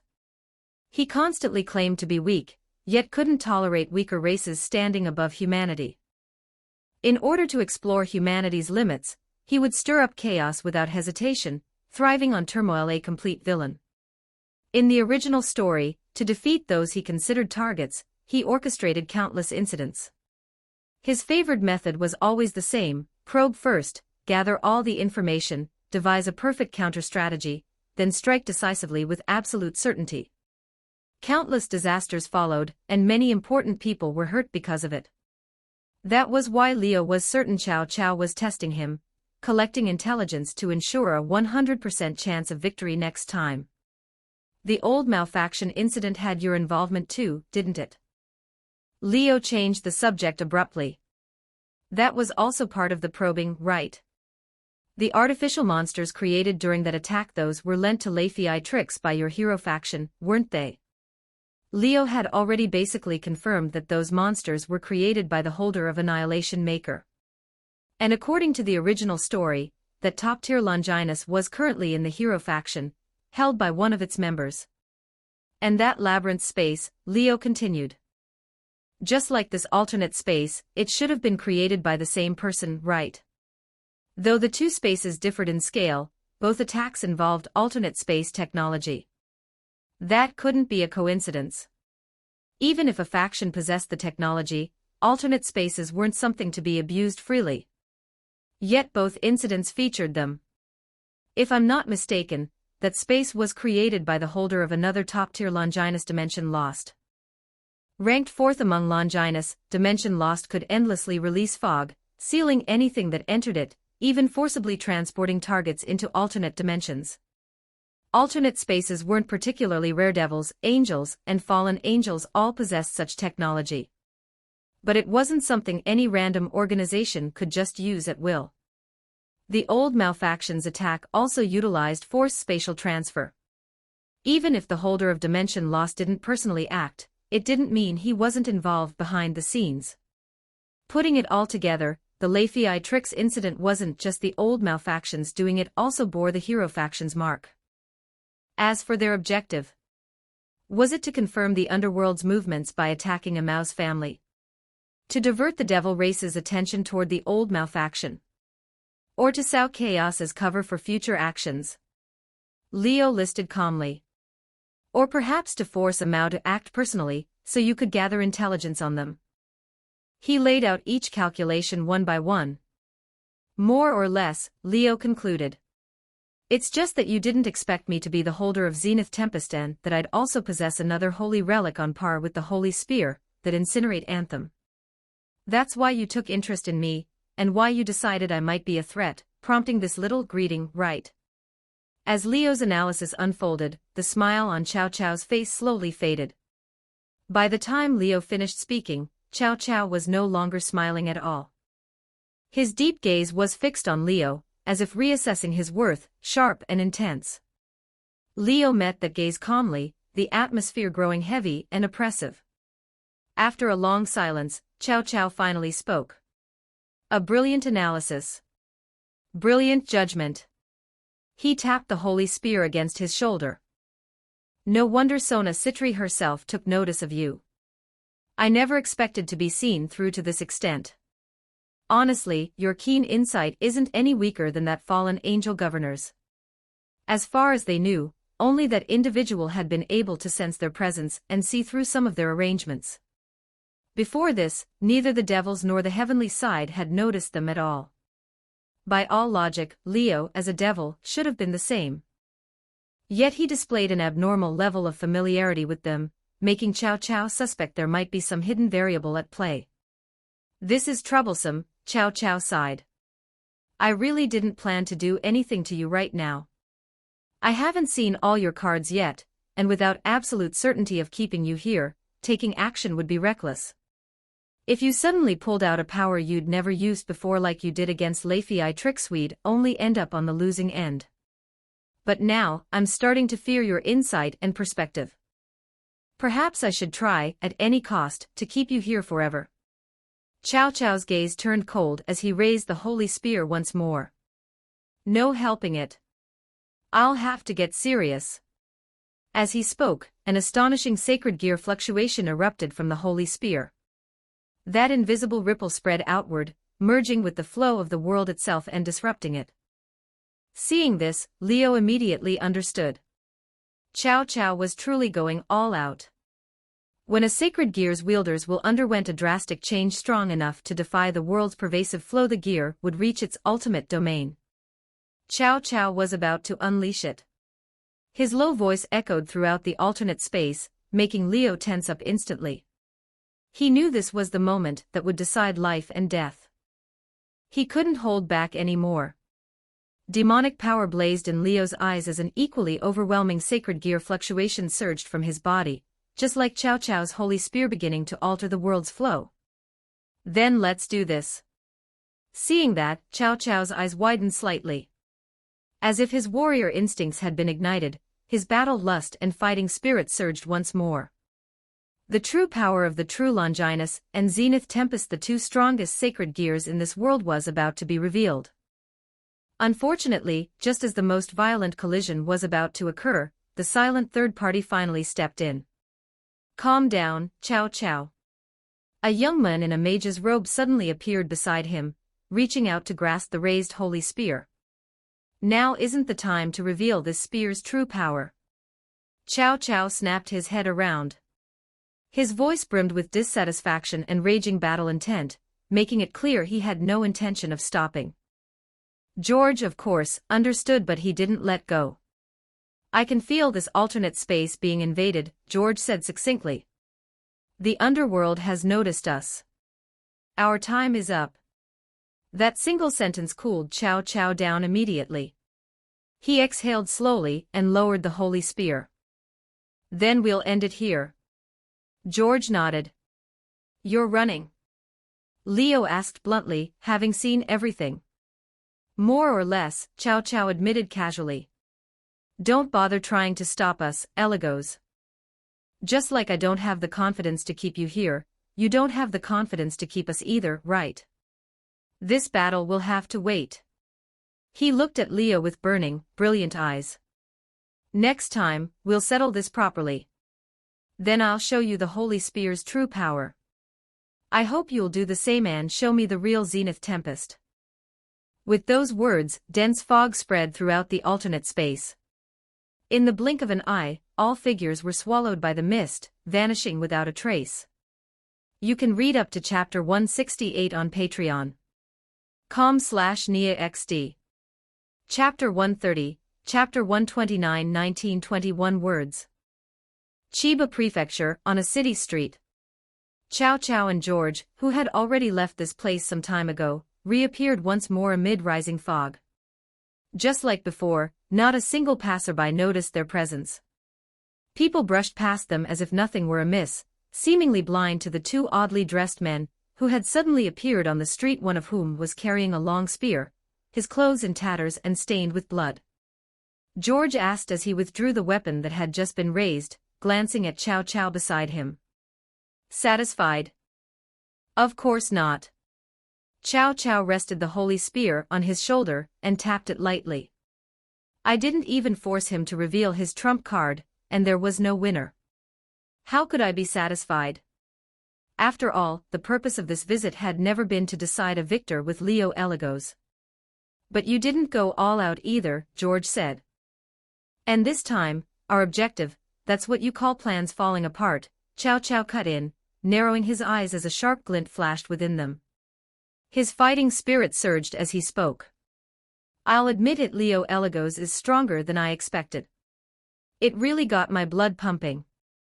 Originally, he truly hadn't planned to decide the outcome here. But Leo's performance completely ignited Cao Cao's competitive nature, making him itch to unleash everything he had and fight him head-on until a victor was decided. Honestly, if the underworld hadn't already made a move, Cao Cao wasn't sure he would have listened to George's advice to retreat. He's the second person after Vala Lucifer who's made me feel this exhilarated, Cao Cao muttered, lifting the holy spear as if speaking to himself. If not for the interruption, I wouldn't have minded letting him see the true face of this spear that ranks above his. Even if that meant using truth idea. At those words, George's expression shifted slightly. He knew exactly what that statement implied. It meant that in Cao Cao's eyes, Leo Eligos was no longer an opponent who could be reliably defeated by simply using Balance Breaker. To be certain of victory, he'd need to go a step further. Is your evaluation of him really that high? George couldn't help asking. Of course it is, Cao Cao replied casually, settling the holy spear back onto his shoulder. What do you think the name Zenith Tempest represents? That's a Longinus ranked above both your Dimension Lost and Leonardo's Annihilation Maker. It's the only sacred gear that can truly go head-to-head with the Holy Spear. Valley isn't bad either, but his sacred gear only ranks in the middle among the Longinus. All he has is dragon power. He doesn't wield god-slaying power like I do, nor is he the embodiment of a natural disaster like that guy. Of course, if we're talking purely about devil bloodline purity, Valley is superior to Leo Eligos, Cao Cao continued. But don't forget, according to our intelligence, Leo Eligos has an extremely unusual growth history. Hearing that, George immediately recalled the information they had on Leo. You mean how, after advancing to high-class devil, he suddenly experienced abnormal growth? That was something many within the hero faction found puzzling. As far as they knew, not long ago Leo had been nothing more than an utterly ordinary pureblood devil descendant. Aside from inheriting half pureblood devil blood and half exorcist blood, there was nothing remarkable about him. He was mediocre to the extreme. To ordinary people, someone like Leo born with demonic power that already placed him among the best of mid-class devils was a superior existence, an object of envy. But in the eyes of those with true talent and potential, Leo, who only barely advanced to high-class devil near adulthood, was painfully ordinary. He couldn't even compare to new generation devils like Rias or Sona Citri. To beings like Cao Cao and George, he wasn't even worth paying attention to. But ever since Leo advanced to high-class devil, everything had changed. Someone who took over a decade to barely become a high-class devil somehow grew into an ultimate-class devil in just a few months, George said slowly. Even his number of wings increased. That alone proves there's a huge secret behind him. And his subordinates, Cao Cao added. In just a few months, he's gathered 2 rare sacred gear users and even 2 Longinus holders. That kind of luck with powerful sacred gears almost rivals ours and Grigori. And on top of that, he just happens to emerge right when we're fully prepared and about to end our period of dormancy. Cao Cao closed his eyes, an inscrutable smile on his face. Doesn't it feel like fate itself is pushing everything along? George frowned deeply at that. The times may change, Cao Cao said lightly, but one trait has always remained. Whenever chaos arises, certain chosen ones, rare as they are, always emerge like bamboo shoots after the rain. They either join forces to create an age of prosperity, or clash against one another to forge a turbulent era. This is what people mean by the times create heroes.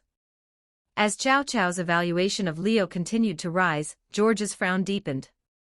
Are you saying we might have overlooked someone who's destined to rise as a hero in the coming age of chaos? George muttered softly, prompting Cao Cao to open his eyes. No, Cao Cao replied with a smile like a beast baring its fangs as it locked onto prey. What I mean is, things are getting more and more interesting. Will someone rise to end the chaos and become a hero of the new era? Or will we defeat these so-called monsters and prove that only humans can surpass their limits and claim the title of hero? Don't you think that's exactly what we should be proving next? George fell silent. After a while, he seemed to give up thinking altogether, shoulders slumping. Forget it. That's not something I should be worrying about, George said with a shrug. We're already on your ship. Whether it sails smoothly ahead or crashes halfway, we'll accept it. Rest assured, Cao Cao said, turning away. Throughout history, humanity has always been the weakest. Yet whenever chaos arrives, humans always step onto the stage as the final victors. I won't abandon ship halfway. I'll take all of you with me to the top of the world and crush every non-human in our way. Using the weakest to achieve the strongest. Surpassing humanity's limits. That is what the hero faction should be doing. With that, Cao Cao began walking forward. George spread his hands helplessly and followed. The two gradually disappeared into the crowd. Up ahead, others seemed to be waiting for them, an impressively large group. Unfortunately, no one around them noticed a thing. At the same time, at Leo's manor. When the previously dormant magic circle suddenly began flashing with red light, accompanied by a strange, dense fog whoosh. Leo's figure was ejected from the magic circle, as if he'd been repelled by something. Before he could react or stabilize himself, several figures rushed forward and caught him. Are you okay? That was Yukino's voice. President. That was Asuna. you're finally back. You idiot. That was Yutaha. Are you hurt? That was Mahiru. Only then did Leo fully come to his senses and look around. Yukino and Asuna had appeared without him noticing, each holding one side of his body.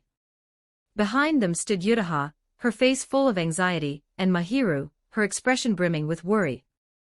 All four of them supported him together, helping him steady himself. Looks like the worst didn't happen. Miyamoto Musashi was there as well, one hand resting on the swords at her waist.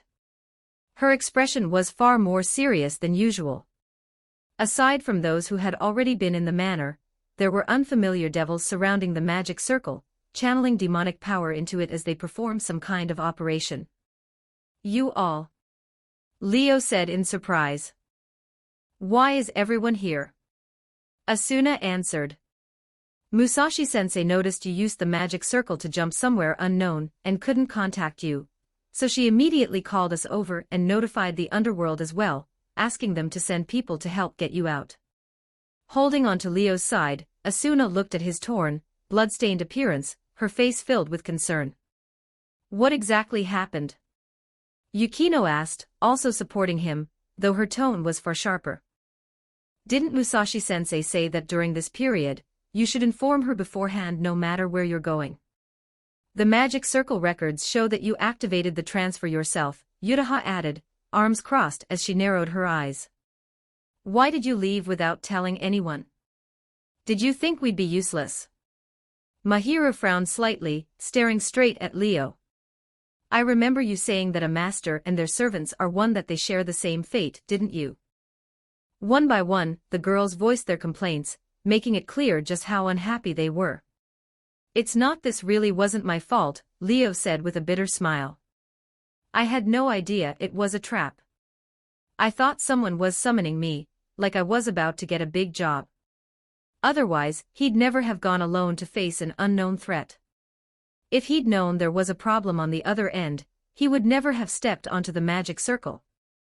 Even if he absolutely had to, he would have brought his servants with him or even Miyamoto Musashi. Walking knowingly into danger alone would have been truly stupid. As a refined egoist, Leo would never do something like that. This really isn't Leo-sama's fault, Miyamoto Musashi said after confirming he was fine. The underworld's people have already inspected the magic circle. The last jump was a normal summoning within devil business parameters. So the other side likely used your devil flyer, subtly interfering with the simple magic circle on it to create an illusion and lure Leo-sama over. To pull that off, they'd need a highly capable mage. Otherwise, as the one who engraved the magic circle, Leo-sama wouldn't have been deceived without noticing anything. That explanation eased the girl's expression somewhat. Let's treat the president's injuries first, Asuna said quickly when she noticed the blood still at the corner of Leo's mouth. Yukino, Yutaha, and Mahiru all looked toward Miyamoto Musashi. Let's go, Musashi said after a moment's thought. We'll leave this to the underworld's people. They'll attempt a countertrace to see if they can track down the mage who interfered with the Devil Flyer's magic circle. They're professionals. We don't need to get involved. With that, Miyamoto Musashi took the lead out of the basement. Leo was just about to say he was fine, that his injuries looked worse than they really were when before he could finish, Yukino and Asuna each lifted one side of him. Wait, I can walk on my own, Leo said reflexively, struggling slightly. Put me down. The girls ignored him, silently carrying him out of the basement toward the living room. Seeing their dark expressions, Leo immediately realized they were still upset about him facing the enemy alone. That wasn't his fault, was it? Hadn't Miyamoto Musashi already explained everything? Leo opened his mouth, then closed it again. Arguing with women, especially angry ones, was pointless. Once they got going, they were harder to restrain than a pig during New Year's. Better to behave and go along with it, lest he truly get ganged up on. You can read up to chapter 169 on Patreon. com/NIAXD. Chapter 131, Chapter 130 1445 words, don't move yet. In the living room, Leo had just been pressed down onto the sofa by Yukino when Asuna spoke softly, placing her gentle hands against his chest. A faint ringing sound followed. A soft, luminous green light suddenly bloomed from Asuna's hands. It wasn't dazzling at all, just warm and soothing. As the glow flowed along with her demonic power into Leo's body, warmth spread through him. The pain from his injuries eased, and his whole body felt lighter, more refreshed. Under that gentle light, the wounds on his body slowly began to heal. Leo stared at Asuna in surprise. When did you learn how to use healing abilities? This was something he'd had no idea about. Recently, Asuna replied, her eyes focused intently on Leo's wounds rather than his face. As she continued healing him, she explained, after the last attack, wasn't everyone hurt? Especially Yudo-san and Nimura-san, their injuries were so severe that they couldn't be treated without phoenix tears. That really worried me. Maybe I was overthinking it, but I kept wondering, if something like that happened again, and someone close to us was seriously injured, what would we do? So after we got back, I started looking through books on healing whenever I had time after sword practice. You just learned it. Leo was at a loss for words. He looked at Asuna's delicate, flawless face, and genuinely didn't know what to say. As he already knew, healing abilities were considered top-tier talents. Very few people could use them, especially the kind capable of regenerating lost limbs. Unless someone used extremely powerful forbidden techniques or something equivalent, that level of healing was nearly impossible. That was precisely why healers were so rare and so valued. In any team, someone with healing abilities was always in the highest demand. Everyone wanted one, yet few could ever obtain one. And yet Asuna had just read a few books after coming back and learned it. We didn't expect it either, Yukino said. Aside from Leo, she understood these matters best. Seeing Leo's stunned expression, she added, maybe Asuna really does have a talent for it. She only tried it once and succeeded. Yukino was the one who spent the most time in the study. When Asuna went looking for books, Yukino had not only been there but had also pointed out which ones were related to healing. That meant Yukino was the very first person to witness Asuna successfully use healing abilities. It had left her stunned at the time. Honestly, even I was surprised, Miyamoto Musashi said from the side, unable to hide her amazement. I never imagined it, Asuna. Aside from swordsmanship, you'd have such talent in healing as well. Musashi's words made Leo recall something important. In Asuna's own story, besides being known as the lightning-fast swordswoman, she later gained another title, Berserker Healer. That was from another game entirely. In that world, she had chosen a water spirit race skilled in healing magic, gaining healing abilities. But because she constantly abandoned her role as a healer to charge into the front lines with her sword, she earned that rather inelegant nickname. Leo found it genuinely astonishing. So what, now even side stories from the original have started coming true in reality. But Asuna shook her head. It's not just me. Mahiru can use healing abilities too. That single sentence drew everyone's attention to Mahiru. I can use it, but I'm not as skilled as Asuna-senpai, Mahiru said softly, her caramel-colored eyes lowering in embarrassment. So I didn't dare try healing senpai myself. I'm sorry. She looked at Leo uneasily, clearly worried that he might think she was useless. It's fine. Just being able to use it at all is impressive, Leo said without hesitation, even praising her. We've only been back how long? A few days at most. The fact that both of you learned healing abilities in such a short time is already a huge surprise to me. That was the truth. Leo was surprised, yes, but even more than that, he was delighted. As the kingpiece of the Eligo's servants and the leader of the team, he understood better than anyone how valuable healing abilities were. He'd even briefly considered whether he should somehow recruit Asia Argento, who was originally meant to belong to another devil's servants. He never expected that his own servants would produce people with the rare talent to learn healing abilities. And not just 1-2 at once. That was beyond surprising. Then again, Asuna, the berserker healer, had shown this potential. How could Mahiru, often likened to an angel, possibly lack it? While not absolute, healing abilities were usually a very positive power, somewhat incompatible with devils by nature. That was why such abilities were more commonly found in the underworld's counterparts, the church, or the heavenly side, and rarer among devils and fallen angels. Mahiru was a devil, but she was also the holder of the Incinerate Anthem, possessing strong holy and purification powers. Healing abilities suited her surprisingly well, making her aptitude far from strange. Why can't I learn it at all? Yuraha muttered to herself. She'd been frequenting the study lately as well. After seeing Asuna and Mahiru succeed one after the other, she'd tried herself, but no matter what she did, she couldn't make it work. You can't envy talent, Yukino said calmly, thinking of her own sister. It's cruel and straightforward. Either you have it or you don't. She herself had tried and failed as well. I can only treat light injuries for now, Asuna quickly added. Anything more serious would require much deeper study. As for regenerating lost limbs, there's no way I can do that right now. To achieve something like that, she'd need to learn forbidden-level magic formula. That wasn't something achievable overnight. And at the moment, she only had an interest in learning. She had no intention of making it her main focus. Right now, swordsmanship was still her priority. Healing was just something she wanted to dabble in for the time being.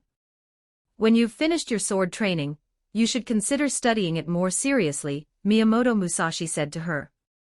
Healing abilities are invaluable in both team and solo combat.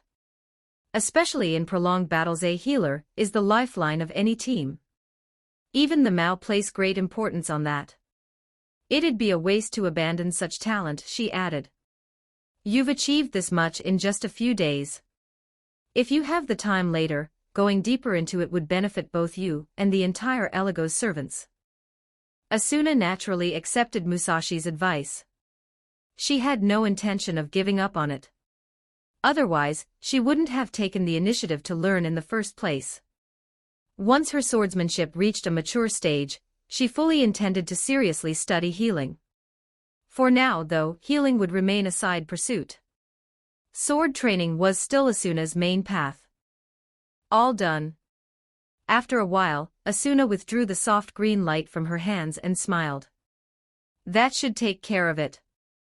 Under her treatment, Leo still looked terrible, his clothes in tatters, bloodstains everywhere, but his injuries were mostly healed, and the pain was completely gone. Yeah, I'm good, Leo said after testing his body and finding no difference from normal. He gave Asuna a thumbs up. As expected of our Asuna. That was thorough and careful. Asuna narrowed her eyes and smiled brightly, taking his words as straightforward praise. Good thing your injuries weren't too serious, Miyamoto Musashi laughed.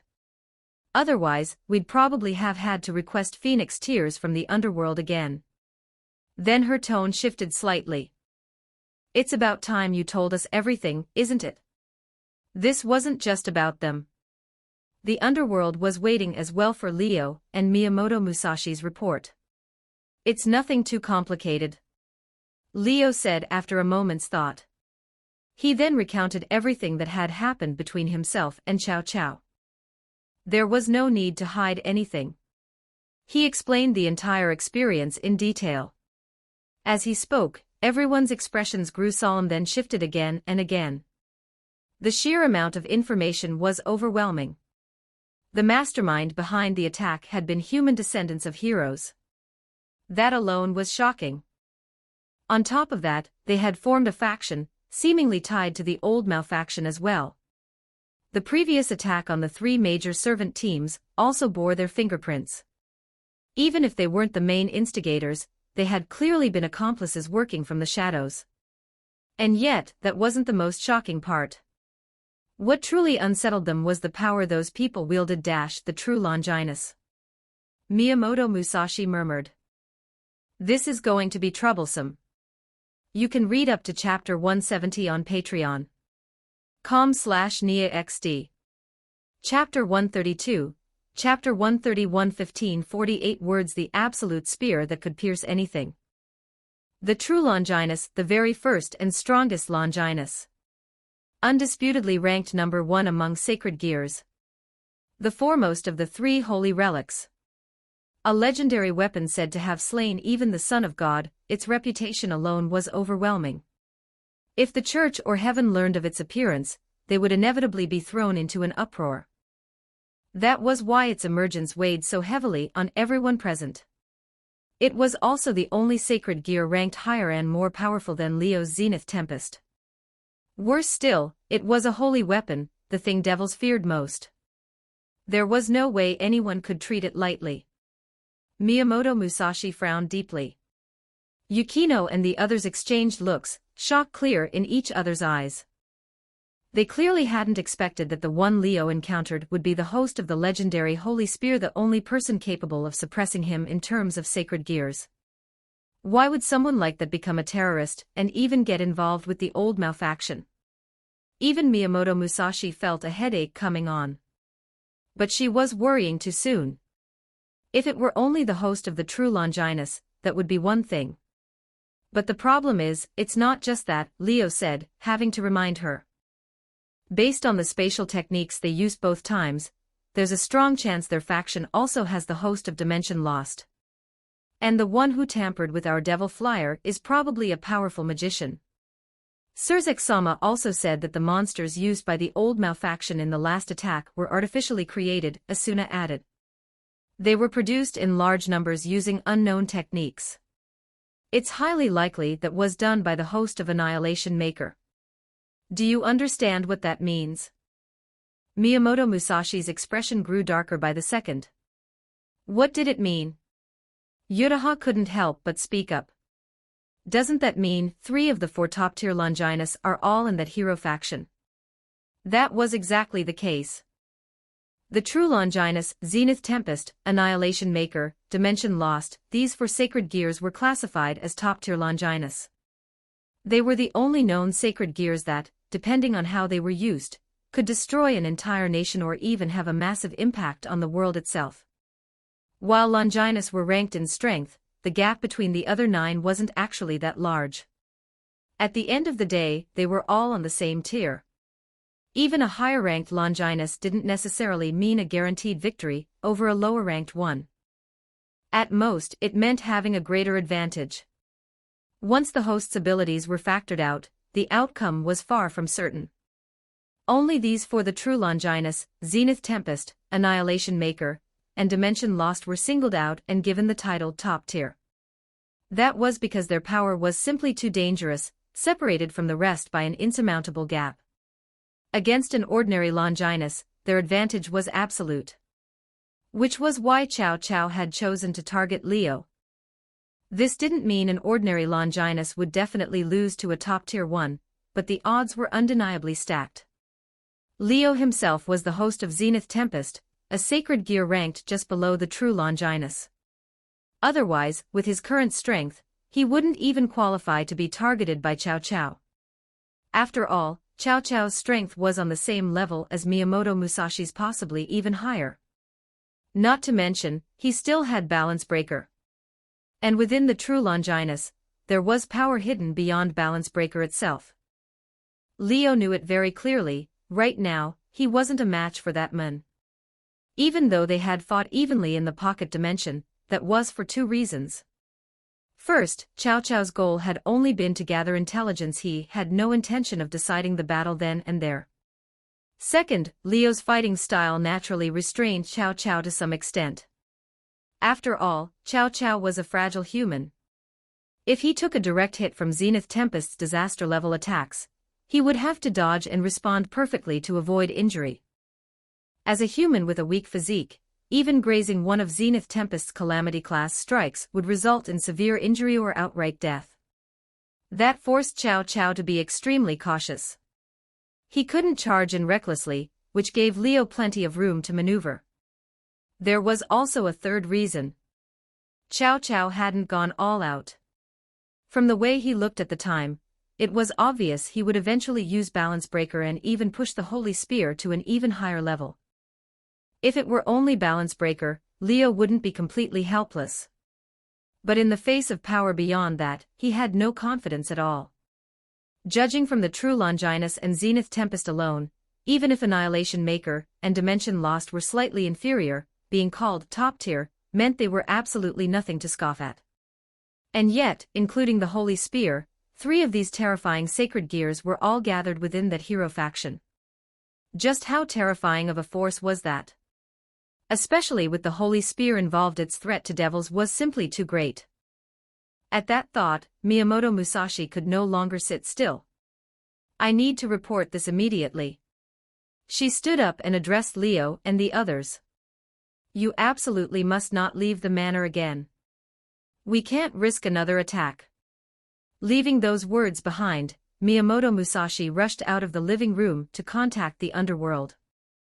Only Leo's group remained, the atmosphere growing heavy and oppressive.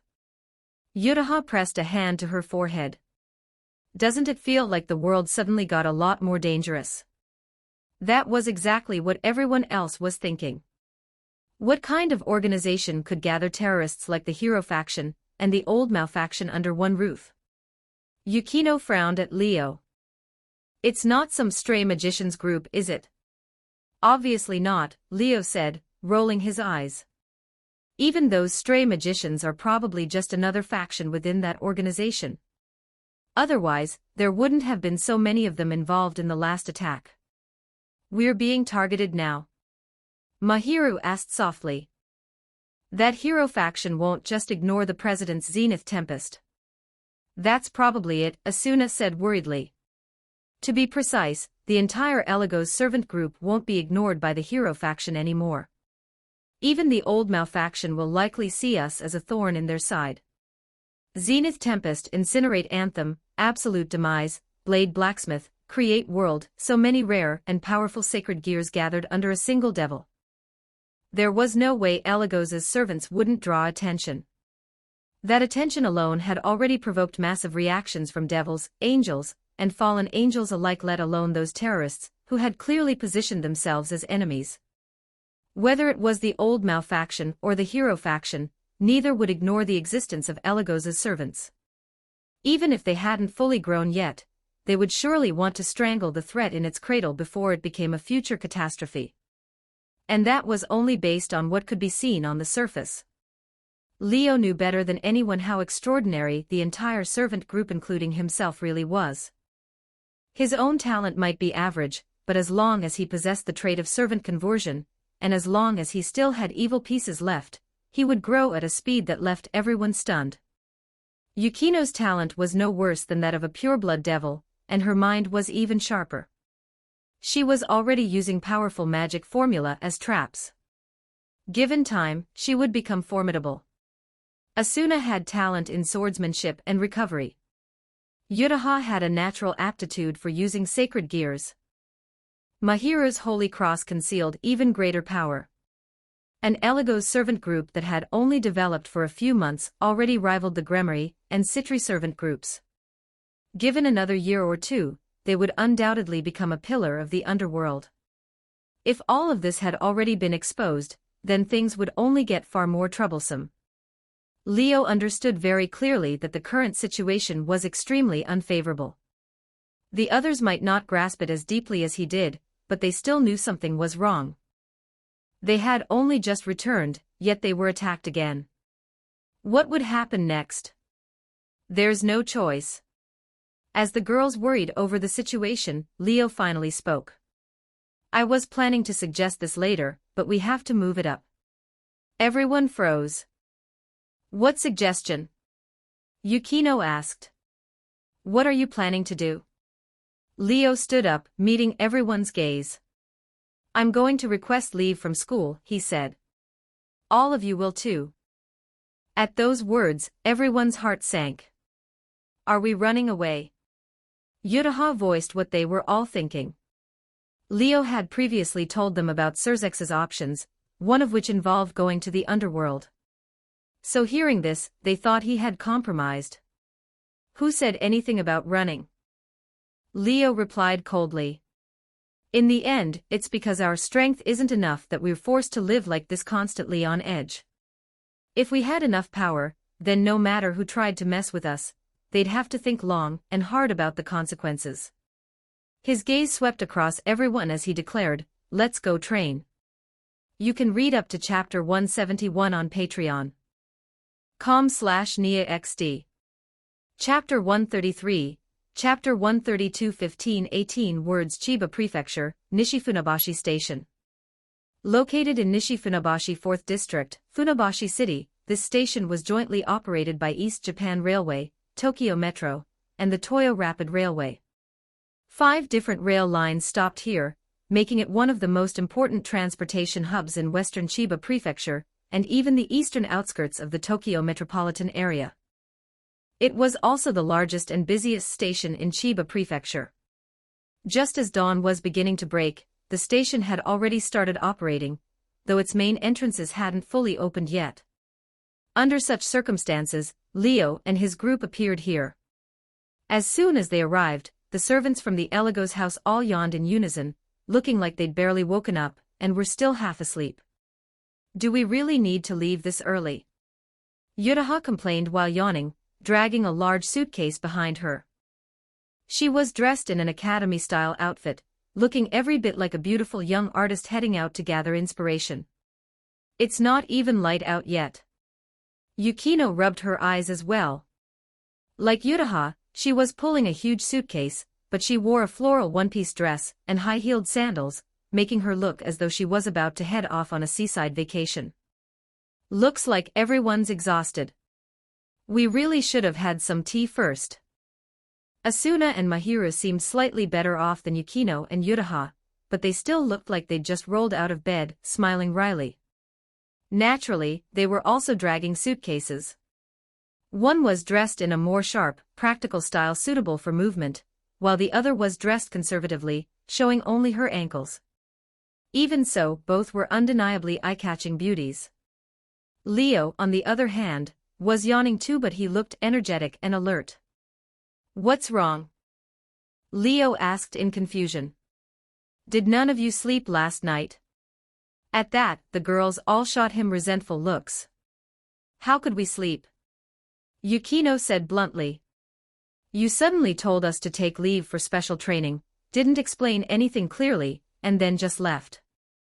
I spent the whole night tossing and turning, thinking about it." Yuraha, Asuna, and Mahiru all nodded in agreement. Because of what Leo said the day before, all 4 of them had requested long-term leave from school, and even suspended their devil-related work. Yet none of them could fall asleep, left alone with their thoughts all night. It was all Leo's fault for dropping a single line, and walking away without explaining where they were going or how the training would work. "That's not really my fault, is it?" Leo said, spreading his hands. "For this training, I needed to communicate with the underworld first and confirm the schedule before deciding on anything. So it's not that I didn't want to tell you. At the time, nothing was even settled yet. I planned to explain everything after confirming the itinerary." Hearing that, the girl's resentment eased quite a bit.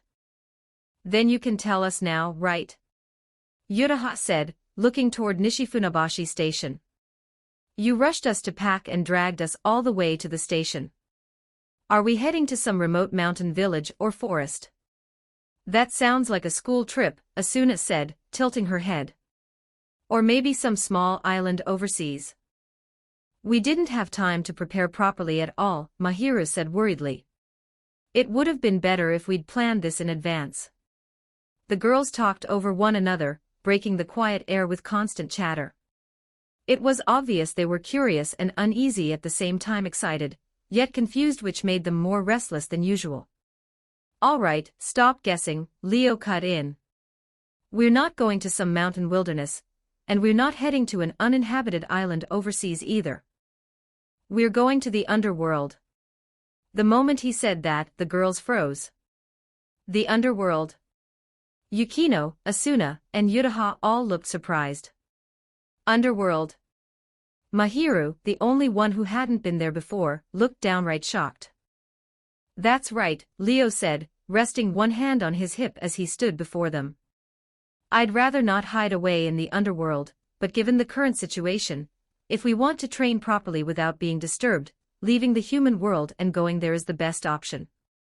You haven't been to the Eligos territory yet, have you? This time, I'll take you back and show you what our family's territory really looks like. The girls exchanged glances. If we're going to the underworld, why not teleport there with a magic circle like last time? Yukino asked calmly. I already explained that back in the familiar forest, didn't I? Leo glanced at her. New servant devils like you aren't allowed to jump directly to the underworld using a magic circle. Otherwise, you'd be treated as illegal intruders.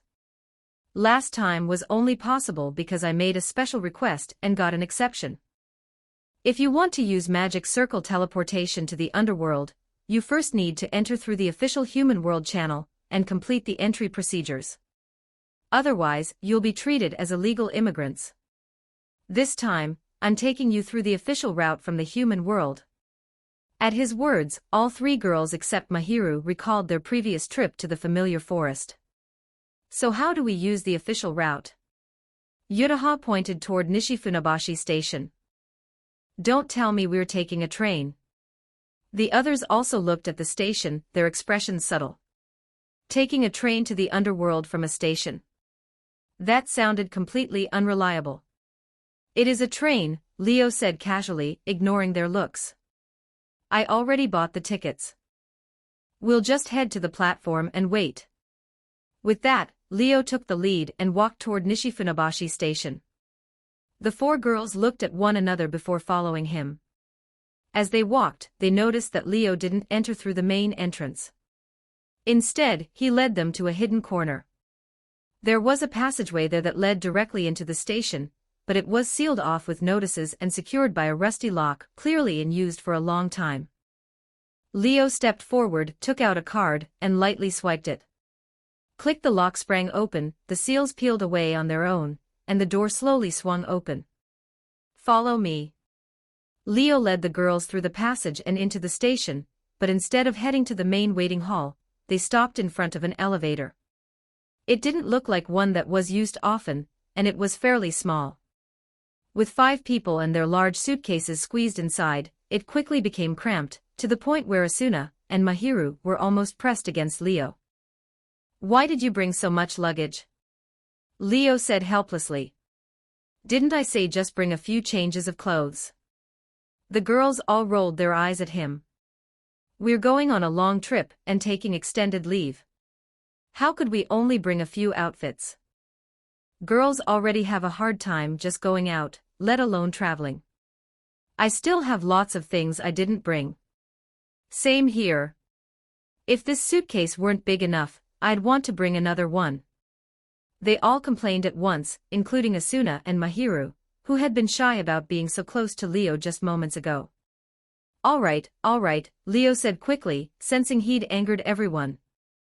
He changed the subject, took out the card again, and swiped it across the electronic panel next to the elevator buttons. With a soft electronic sound, the elevator began to move not upward but downward. It kept descending for several full minutes, giving the unsettling feeling of sinking deep underground. When the elevator finally stopped and they stepped out, the girls were stunned. Before them was an enormous artificial space. Its structure resembled a station platform, but the design was clearly different from the human world. It was far larger than Nishifunabashi Station's waiting hall, several times larger, in fact so vast that the ceiling felt impossibly distant. Despite its size, the place was completely empty. The lighting was dim, with only eerie demonic power glowing from the walls, illuminating the space. What is this place? Yutaha said in disbelief. There's something this big under Nishifunabashi Station. Even Yukino, a local elite, was shocked by the existence of such a space. I can feel demonic power fluctuations, Asuna said, looking at the walls. Devil Station. Mahiru murmured. And somehow, she was right. This is a secret station that only local devils know about, Leo explained, raising the card in his hand. It's a devil train route. Ordinary humans can't enter, even with a pass. From here, we can take a train coming from the underworld straight into it. Judging by the time, it should be arriving soon. No sooner had Leo finished speaking than a train emerged from the depths of the tracks. Its appearance was ferocious, covered in sharp angles, with demonic patterns carved across its body like something straight out of hell. I'll take you to handle the entry procedures first. Leo led the stunned girls toward the devil train. You can read up to chapter 172 on Patreon. com/NiaXD. Chapter 134, Chapter 133 1562 words.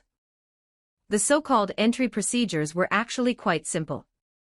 The conductor used a special device to verify each passenger's identity.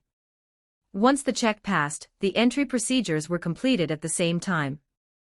As for how that confirmed their identities, it was because after being reincarnated using evil pieces, a servant devil's information was already registered in the underworld. A quick scan with the device was enough to confirm whether it was truly them. Naturally, there were no issues with the identities of the Eligos servants. Their verification was completed quickly, and the entry procedures were finished without incident. From here until we reach the station at your destination, you're free to move around the train cars, the conductor said. There are sleeping compartments and dining areas available. Please feel free to make use of them during your journey. After greeting Leo's group with a professional smile and guiding them into the carriage, the conductor disappeared, leaving the girls with an even stronger feeling that they were riding a train straight out of hell. If I hadn't already been reincarnated as a devil, I'd never dare get on something like this, Yutaha muttered under her breath, earning unanimous agreement from the others. That said, the interior of the train was unexpectedly normal. Unlike its terrifying exterior, it looked more like a banquet hall used by medieval nobility. Red carpets covered the floor, the decor was elegant, and there weren't many seats, giving the impression of riding in a luxurious first-class cabin. There was even a bar counter and a tea cart. Not long after, the train's horn sounded, and it began to move slowly, pulling away from the station. Where is this train heading? Yukino asked, glancing out the window. After leaving the station, the train followed dark tracks, but instead of heading into a city or residential area, it seemed to be traveling through a strange, warped world. There were no proper buildings or scenery in sight. All right, stop looking, Leo said, motioning for the girls to sit down as he explained again. There's nothing out there, just distortion. Once we leave the station, we officially enter the gap between the human world and the underworld. That's why you can't see anything beyond the tracks. There's literally nothing there. In about 30 minutes, we'll encounter the dimensional gap and pass through it, officially entering the underworld. And this train will take us directly to the Eligos territory, where we'll get off. The seats were arranged face to face. Sitting across from Leo were Yukino and Yutaha, while Asuna and Mahiru sat beside him, one on each side. That place is both the Eligos family's territory and land waiting to be developed. In the future, I'll grant part of that territory to you. You'll need to develop it properly and restore it to prosperity. Of course, that's something for later. We haven't officially debuted yet. We'll only need to think about reviving the territory after that. Leo's explanation cleared up some of the girls' doubts but also raised more questions. So what you're saying is that the Eligos territory hasn't been fully developed? Yukino asked, puzzled. It was a reasonable question. The Eligos family was one of the 72 pillars. Even if the bloodline had once been cut off, as long as the land remained, there was no reason for it to be completely undeveloped. Unless it had been abandoned. That's right, it was abandoned, Leo said with a shrug. The land was once prosperous, but after the Eligos family fell, all the devils living there left. It eventually turned into ruins. The underworld was different from the human world. There were no oceans and the land was vast. Even after devils and fallen angels divided it up, land utilization was still extremely low compared to the small population of devils. As a result, land in the underworld wasn't particularly valuable, unless it had additional worth such as rare resources. Once no one managed it, the land was quickly discarded without hesitation. That was why the former residents of the Eligos territory had left, moving on to more prosperous regions. Leo had returned before, but all he saw was a massive stretch of abandoned land.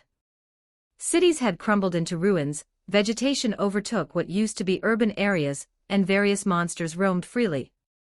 It wasn't a place anyone could live. You'll understand once you see it for yourselves. Seeing how intently the girls were listening, Leo shared a bit more about the Eligos territory to help them better understand the situation. Even so, after hearing everything, the girls all had the same thought. How are we supposed to revive a place like that? The current state of the Eligos territory was that bad, definitely not something a group of young girls could develop. Don't rush it. Our future is still long, Leo said casually, clearly having already thought it through. There's no way we could revive it with just the few of us. But once we debut and start participating in raiding games, we'll make a name for ourselves in the devil world. When that happens, even if we do nothing, people will come seeking us out. That's when the revival of the territory truly begins. As for now, just treat it as a place for us to train. Leo unfolded a magic circle in his hand, projecting a detailed map. It was a map of the Eligos territory. It was very detailed, but most areas were marked as barren mountains and forests everywhere, hardly looking like places anyone had lived. Our destination is here, Leo said, pointing to one corner of the map. This used to be an ancient battlefield where the Eligos family trained soldiers. The outer area has a barely usable camp, while the interior is filled with dangerous terrain. Some areas are perfect for training, with great results, but stay too long and you'll die. I've trained there before, Leo continued. Not for long, though. The environment was too harsh. Back then, Leo had only been one of the stronger mid-class devils, nowhere near a high-class devil. Naturally, the place had been too dangerous for him. Now, however, he could move through it freely. My plan is to train all of you there for 1 month, Leo said, his gaze sweeping over the girls. I've already prepared a detailed training plan. Once everything's ready, I'll hand it to you. The girls nodded, showing they understood. They weren't without anxiety, but they suppressed it. After experiencing 2 attacks, they were painfully aware of how lacking their current strength was. They wanted to become stronger. So even knowing they were heading to a harsh environment, they mustered their courage and raised no objections. Don't worry, Leo said, as if seeing through their thoughts. With me here, nothing will happen to you. The girls nodded again, finally relaxing. The train continued on, traveling endlessly through the warped, eerie world. About 30 minutes later, an announcement echoed through the carriage. Approaching the dimensional gap. Approaching the dimensional gap. Hearing that, the girls rushed to the windows. There's a hole. Asuna cried out. Ahead of the train, a black cavern appeared in the twisted world, spinning slowly in the void like a black hole. The train plunged straight into it, then emerged moments later, carrying the Eligos servants into the underworld. The scenery outside changed completely. The warped world vanished, replaced by an unfamiliar landscape. A purple sky stretched overhead, and endless land spread out below, mountains and forests everywhere. There was no sea, but massive lakes dotted the terrain. This is the underworld, the girls murmured, their eyes shining with wonder. Even Yukino, Asuna, and Yutaha were no exception. It couldn't be helped. The last time the 3 of them had been to the underworld, it had already been dark, and all they saw was the familiar forest. This time was different. There was no sun in the sky, but the light was plentiful, clearly illuminating the mountains, rivers, lakes, and forests. The view was undeniably beautiful.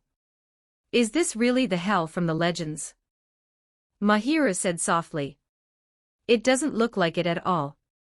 The others nodded instinctively. What you're seeing now is just the surface of the underworld, Leo explained with a smile. This part isn't much different from the human world. There are towns and cities, and it's quite developed, at least in the devil world. As for the hell you imagine, that's actually underground, much deeper. That's where the souls of the dead go. Even deeper still live the gods who manage the underworld and the gods of death. They're part of a different system from us, and we rarely interact with them, so you don't need to worry about it. Look, the Eligos territory is coming up. Following Leo's lead, the girls looked ahead. The land was full of mountains and forests, with the faint outlines of towns and cities, but all of them were abandoned, reduced to crumbling ruins. The train crossed ruins, mountains, and forests before finally reaching the boundary of the Eligos territory and entering a stretch of wasteland. At the edge of the territory stood a camp made up of rows of tents. "We're here," Leo said as he stood up, a strange smile on his face. "Come on, girls. It's time to face your trial." You can read up to chapter 173 on Patreon. com/NiaXD. Chapter 135, Chapter 130 for 1495 words. This camp inside Eligos territory hadn't been used for a long time. Its exterior looked a bit run down, but unlike abandoned towns or cities, it hadn't fallen completely into ruin. Because it was close to the battlefield, the entire camp had been reinforced with protective measures. Even after all these years, it only looked worn on the surface. Its actual functions were still intact. At the very least, all the tents were still usable. The interiors looked as if they'd just been set up. They weren't spotless, but they were clean enough to meet basic standards.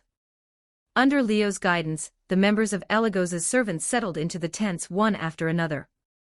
They chose 3 large tents near the center of the camp. Not only were these tents spacious and well-equipped, but stepping outside led directly to the central plaza.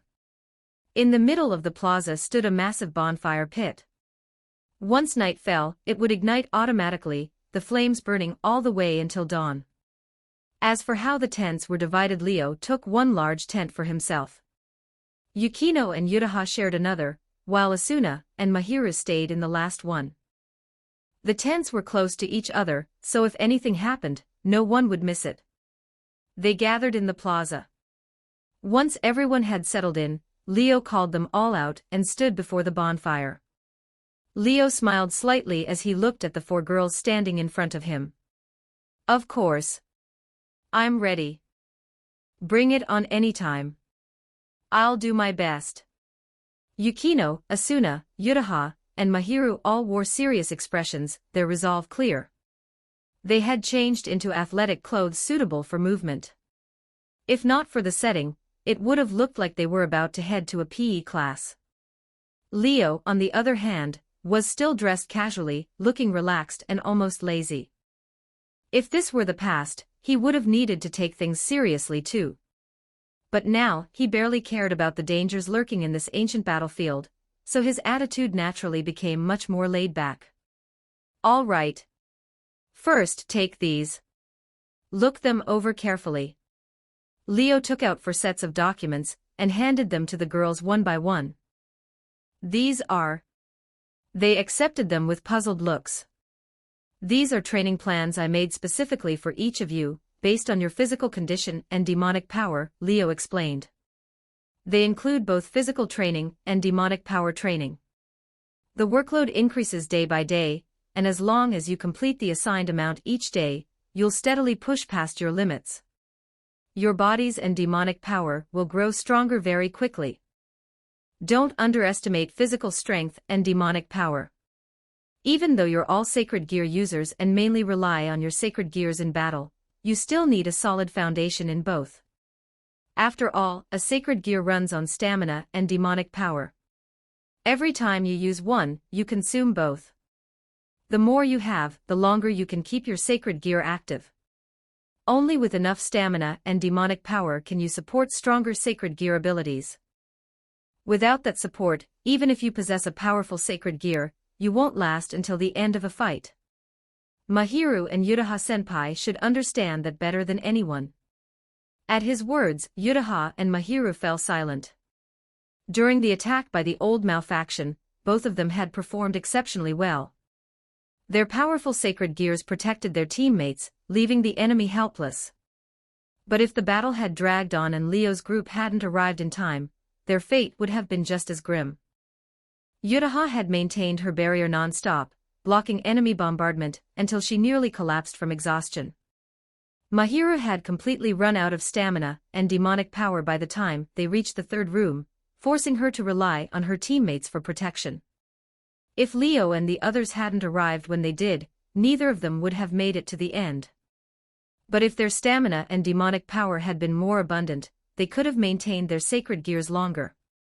Breaking through might have been unrealistic, but at least they could have protected themselves. Yukino also recalled her first fight against Sharon. Back then, she had used her sacred gear without regard for consumption, draining herself too heavily. When Sharon unleashed her killing move, Yukino didn't even have the strength left to dodge. If not for Leo stepping in, she would have been dead. In the future, all of you may reach the ultimate realm of your sacred gear's balance breaker. And using balance breaker consumes an enormous amount of stamina and demonic power. If you don't have enough, even after reaching that realm, you won't be able to maintain it for long. You'll be forced to carefully restrain your power to reduce consumption. But doing that lowers output, preventing you from unleashing balance breaker at full strength. Leo tapped the training plans in their hands. That's why this plan exists. If you can complete it, 1 month from now you'll be reborn. Conservatively speaking, you'll be several times stronger than you are now, if not more. The girls nodded in unison and began reading the plan seriously. As they read, something caught their attention. The training schedule here seems to only cover the mornings, Yuraha said, the first to notice. What about the afternoons and evenings? Indeed, Leo's plan only included morning training. The reason was simple. This is just basic physical and demonic power training, Leo said matter-of-factly. You can't spend all your time on fundamentals, right? That's why the plan only covers mornings. From the afternoon onward, you'll each do targeted training. For example, Asuna, you'll continue training your swordsmanship. I don't need to teach you how to do that, do I? Asuna nodded without hesitation. Her sword training was handled by Miyamoto Musashi, who had already told her exactly what to do before they set out. She knew her path clearly. She had more or less mastered the techniques of Nitin Ichiryu. What she needed next wasn't new moves but something deeper. All of that had already been arranged by Miyamoto Musashi. Leo, an outsider in swordsmanship, had no need to interfere. Asuna could handle her afternoon training on her own. That left the other three. Yukino, Leo said, turning to his first recruited servant. After you finish your morning basics each day, you need to focus on how you use your sacred gear. Do you know what your biggest problem is right now? My biggest problem? Yukino frowned, hesitating before answering. My mastery over the sacred gear isn't high enough. That's right. Leo nodded, then continued, but do you know why that is? Yukino fell silent. Because you're using it the wrong way, Leo said bluntly. Absolute Demise is an independent avatar-type sacred gear.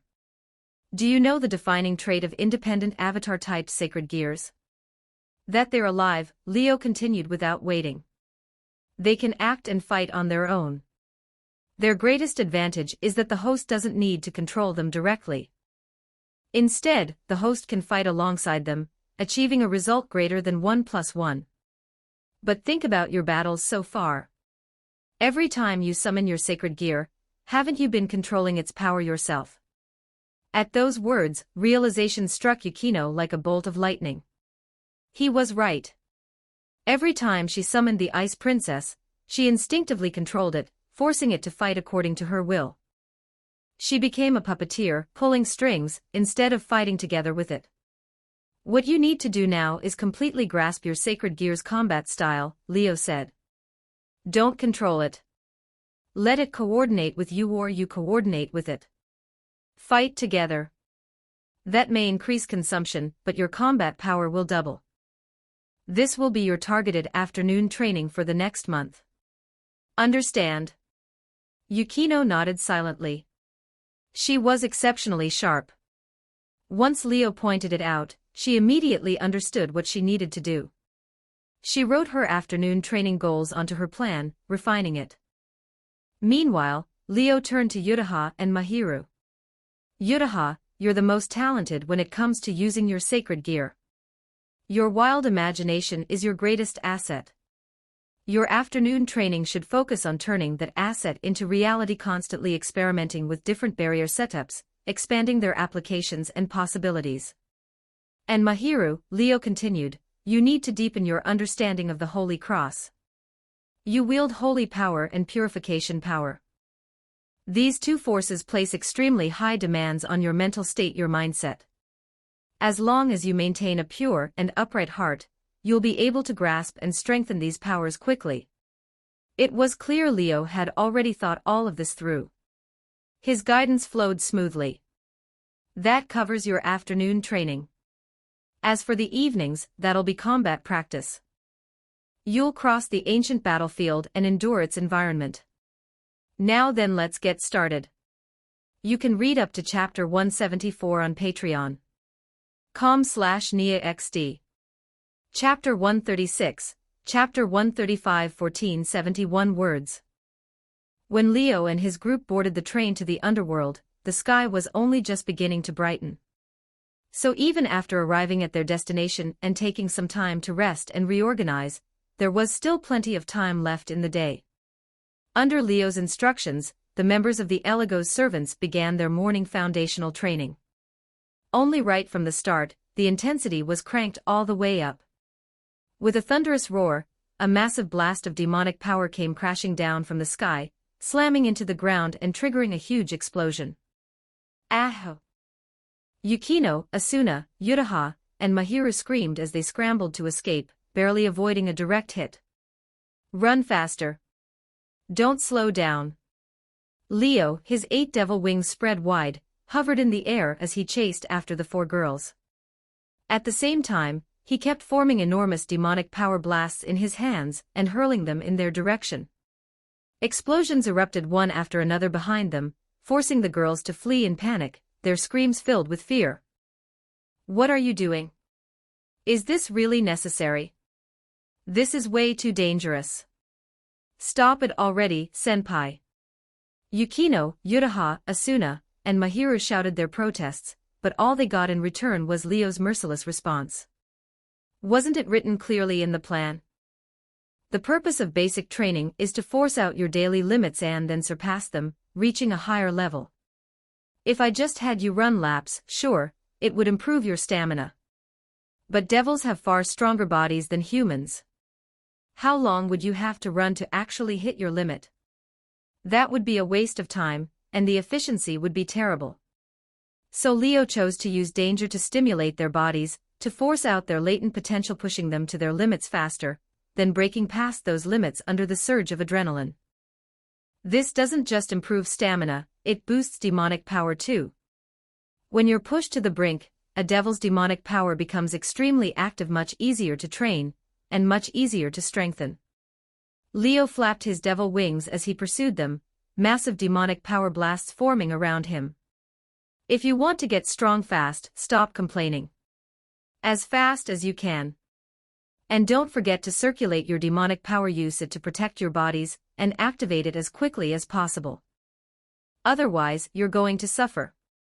As he spoke, Leo showed absolutely no mercy, continuing to bombard them with demonic power blasts, sending the girls into even louder screams. This is insane. This is way too much. Their complaints only made Leo's assault even fiercer. This deadly game of chase continued for a full 2 hours. Only when all 4 girls were gasping for breath, collapsing onto the ground with no strength left, did Leo finally stop and land in front of them. Don't relax yet. Physical training is done, but demonic power training is still going. Like a true Spartan drill instructor, Leo pushed them without mercy. Now keep squeezing out your demonic power. Release it outside your bodies and manifest it in the form you're best at.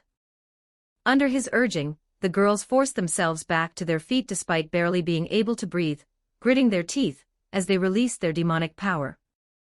Yukino manifested hers as ice. Asuna shaped hers into blades. Mahiru manifested flames. Yutaha simply released her demonic power directly, condensing it into a dense mass. But the moment they succeeded, Leo suddenly released his own demonic power. The overwhelming surge formed a chaotic force field that instantly disrupted their control, causing all of their manifested demonic power to explode. Short, sharp screams rang out as the backlash sent all four girls tumbling to the ground. Again, Leo said coldly. You must be able to maintain long-term demonic power manifestation and release even under my interference. That's how you increase both your total demonic power and your level of control. Especially after intense consumption, when your demonic power is already active, progress will be even faster. Hurry up. Don't waste time. Every second you waste is a second of growth you lose. Are you really okay with that? Grinding their teeth in frustration, the girls still forced themselves up again and continued releasing demonic power. Explosions echoed again and again, mixed with the girls' pained cries. It sounded pitiful. I'm already starting to regret joining this servant team. Yutaha even shouted, making just how brutal the training was painfully clear. But there was no such thing as regret in this world. None of them were mentally fragile, so they all endured, pushing on until noon finally arrived and Leo called a halt. Rest for an hour. After lunch, you'll begin your individual targeted training.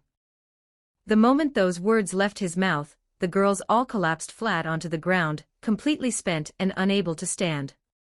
Their stamina and demonic power were utterly drained. Body and mind exhausted, they didn't even have the strength to sit up and eat. Looks like going this hard on the first day might have been a bit too much, Leo muttered, scratching his head though he had already expected this outcome. He summoned several familiars and had them bring over the prepared lunch, feeding the girls directly. As they swallowed the food with difficulty, they quickly noticed something surprising: their bodies were rapidly recovering. What is this? Asuna asked curiously. Why does it feel so warm going down? Even the fatigue is disappearing really fast. Did you add something special? Mahiru asked in surprise, sipping her bowl of miso soup. It tastes like medicinal herbs. The two girls most interested in cooking immediately pressed him for answers, prompting a small smile from Leo. This was inspired by something Asuna gave me before. Previously, Asuna had obtained tea leaves from Miyamoto Musashi tea that could eliminate fatigue and restore energy. Musashi had used it frequently during her own training to improve efficiency. Remembering this before they set out, Leo discussed it with Miyamoto Musashi to see if it could be used for this special training. Musashi didn't give a direct answer, but she did report the matter to the underworld. The next day, Musashi informed Leo that the four Great Mao were already aware of his plan to bring his servants back to the underworld for special training, and had decided to provide them with some special resources to assist.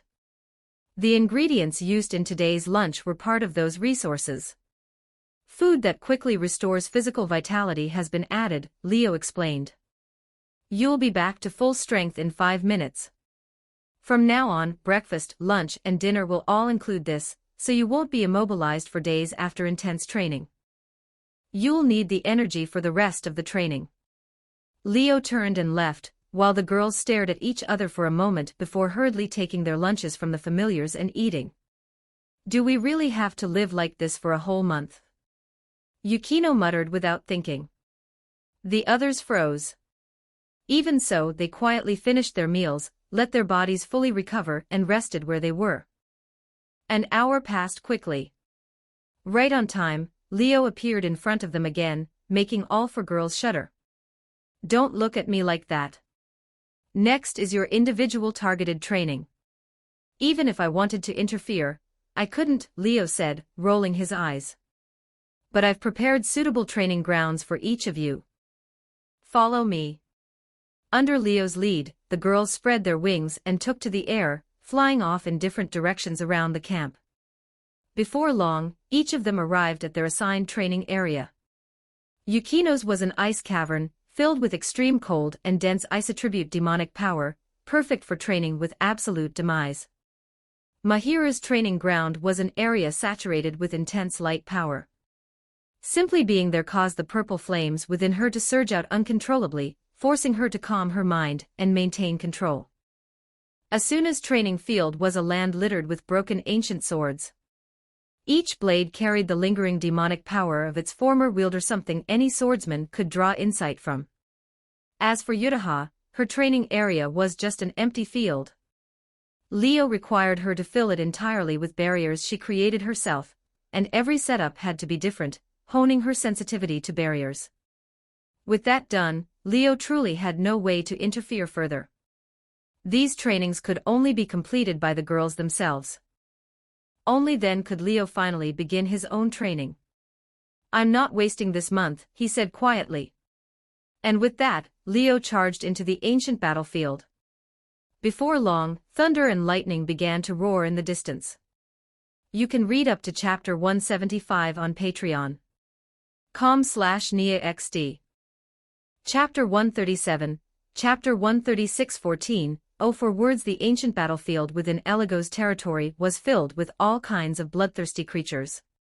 Since this place had once been used by the Eligo's family to train soldiers, the creatures here weren't just ferocious, they were downright eerie. When night fell and the girls arrived after finishing their individual training and dinner, dragging their exhausted minds behind them, the first thing they saw was the countless pale figures drifting through the sky above.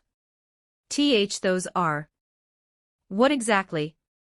At that moment, whether it was the usually cold and aloof Yukino, the ever-arrogant Yutaha, or even the gentle Asuna and Mahiru, all of them turned pale at the same time. Oh, those. Leo was naturally present. He even yawned, looking like he had just woken up, and answered casually. They're the resentful spirits of soldiers who died here. The instant those words came out, the girls' faces that hadn't gone pale even after a full day of Spartan training turned completely white. Those are ghosts. Asuna screamed, spinning around as if she were about to run. Hey, what are you scared of? Leo grabbed her by the arm and said impatiently. They're just ghosts. This is the underworld, you know. It's where the dead are supposed to gather. A bunch of unwanted spirits wandering around a special place like this. How is that strange? You seriously think that's normal? Yutaha's lips twitched as she stared at Leo like he was a monster. What kind of sane person thinks running into ghosts is normal? We're not exorcists. But you are devils, Leo shot back. Then he glanced at the silent Yukino and Mahiru, raising an eyebrow. Don't tell me you're scared of ghosts too. Their bodies trembled violently, far worse than they had during training earlier that day. A playful smile crept onto Leo's face. He remembered now. None of the girls here were actually good with ghosts.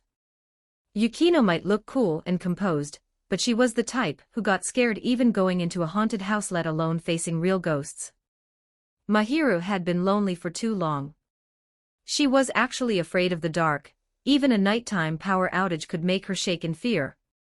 Encountering ghosts was far beyond her comfort zone.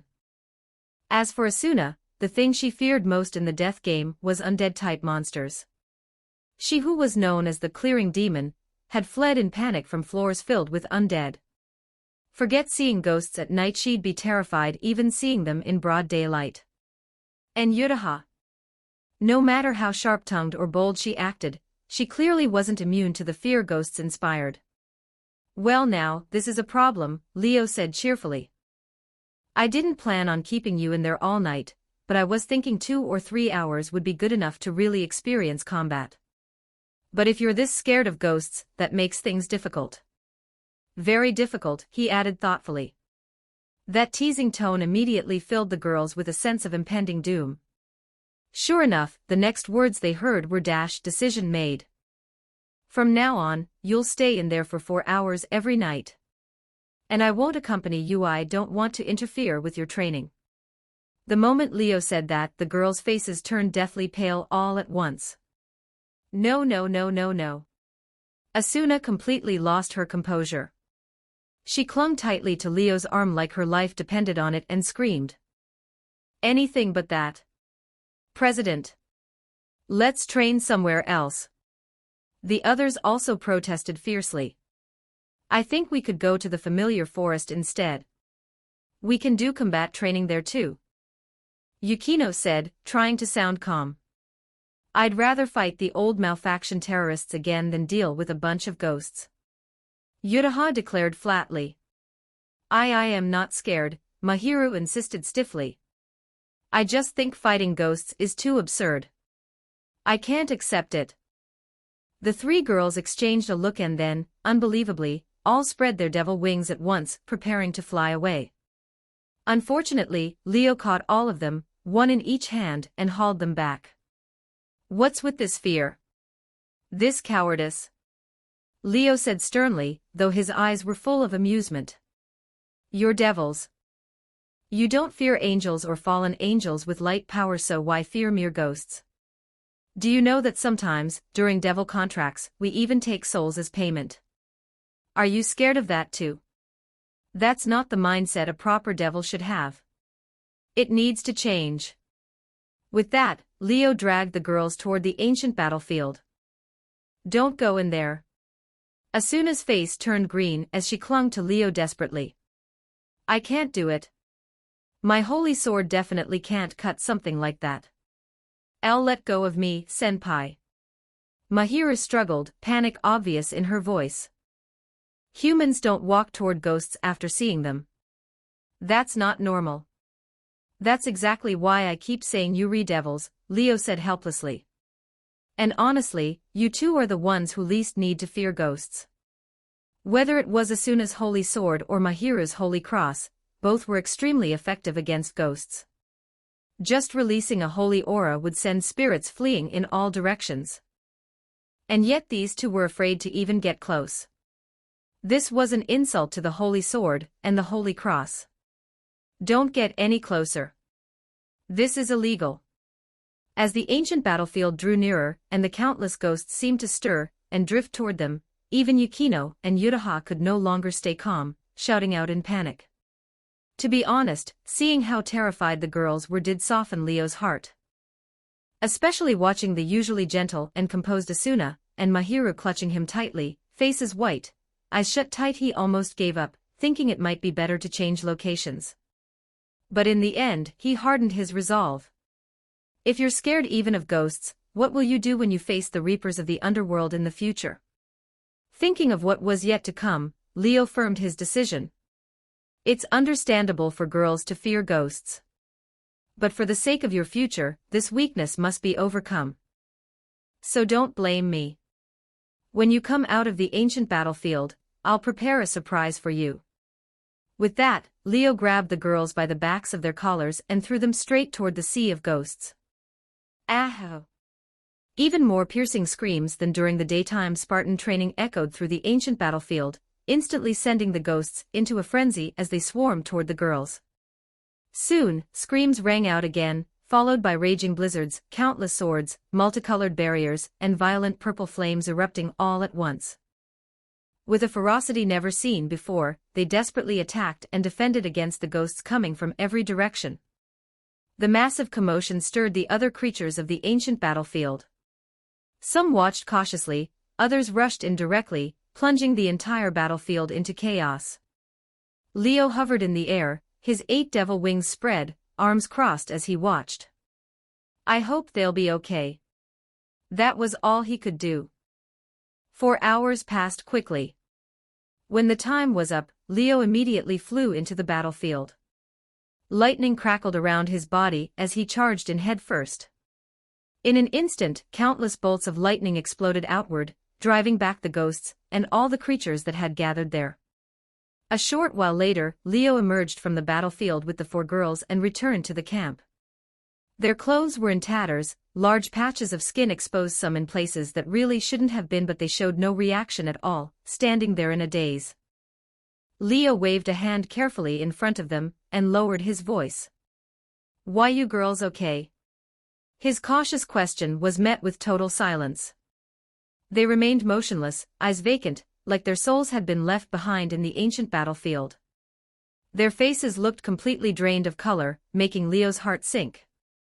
Did I push it too far? He was genuinely worried now. Before he could do anything else, the girls slowly lifted their heads and looked at him. Those eyes. Those expressions. Pure killing intent. I'll go get that surprise ready for you now. Leo instinctively took a step back, laughed awkwardly, and bolted. Don't run. The girl's furious shouts soon echoed through the night sky, bringing an energy that absolutely didn't belong to such a lonely night. You can read up to chapter 176 on Patreon. com/NiaXD. Chapter 138, Chapter 137. 1966 words back at the camp, the massive bonfire had long since been lit. Towering flames roared upward, radiating heat and light, providing ample illumination for the area. The underworld had no sun, and no moon either. The sky above was pitch black, devoid of any natural light source, so the bonfire was the only thing keeping the camp visible.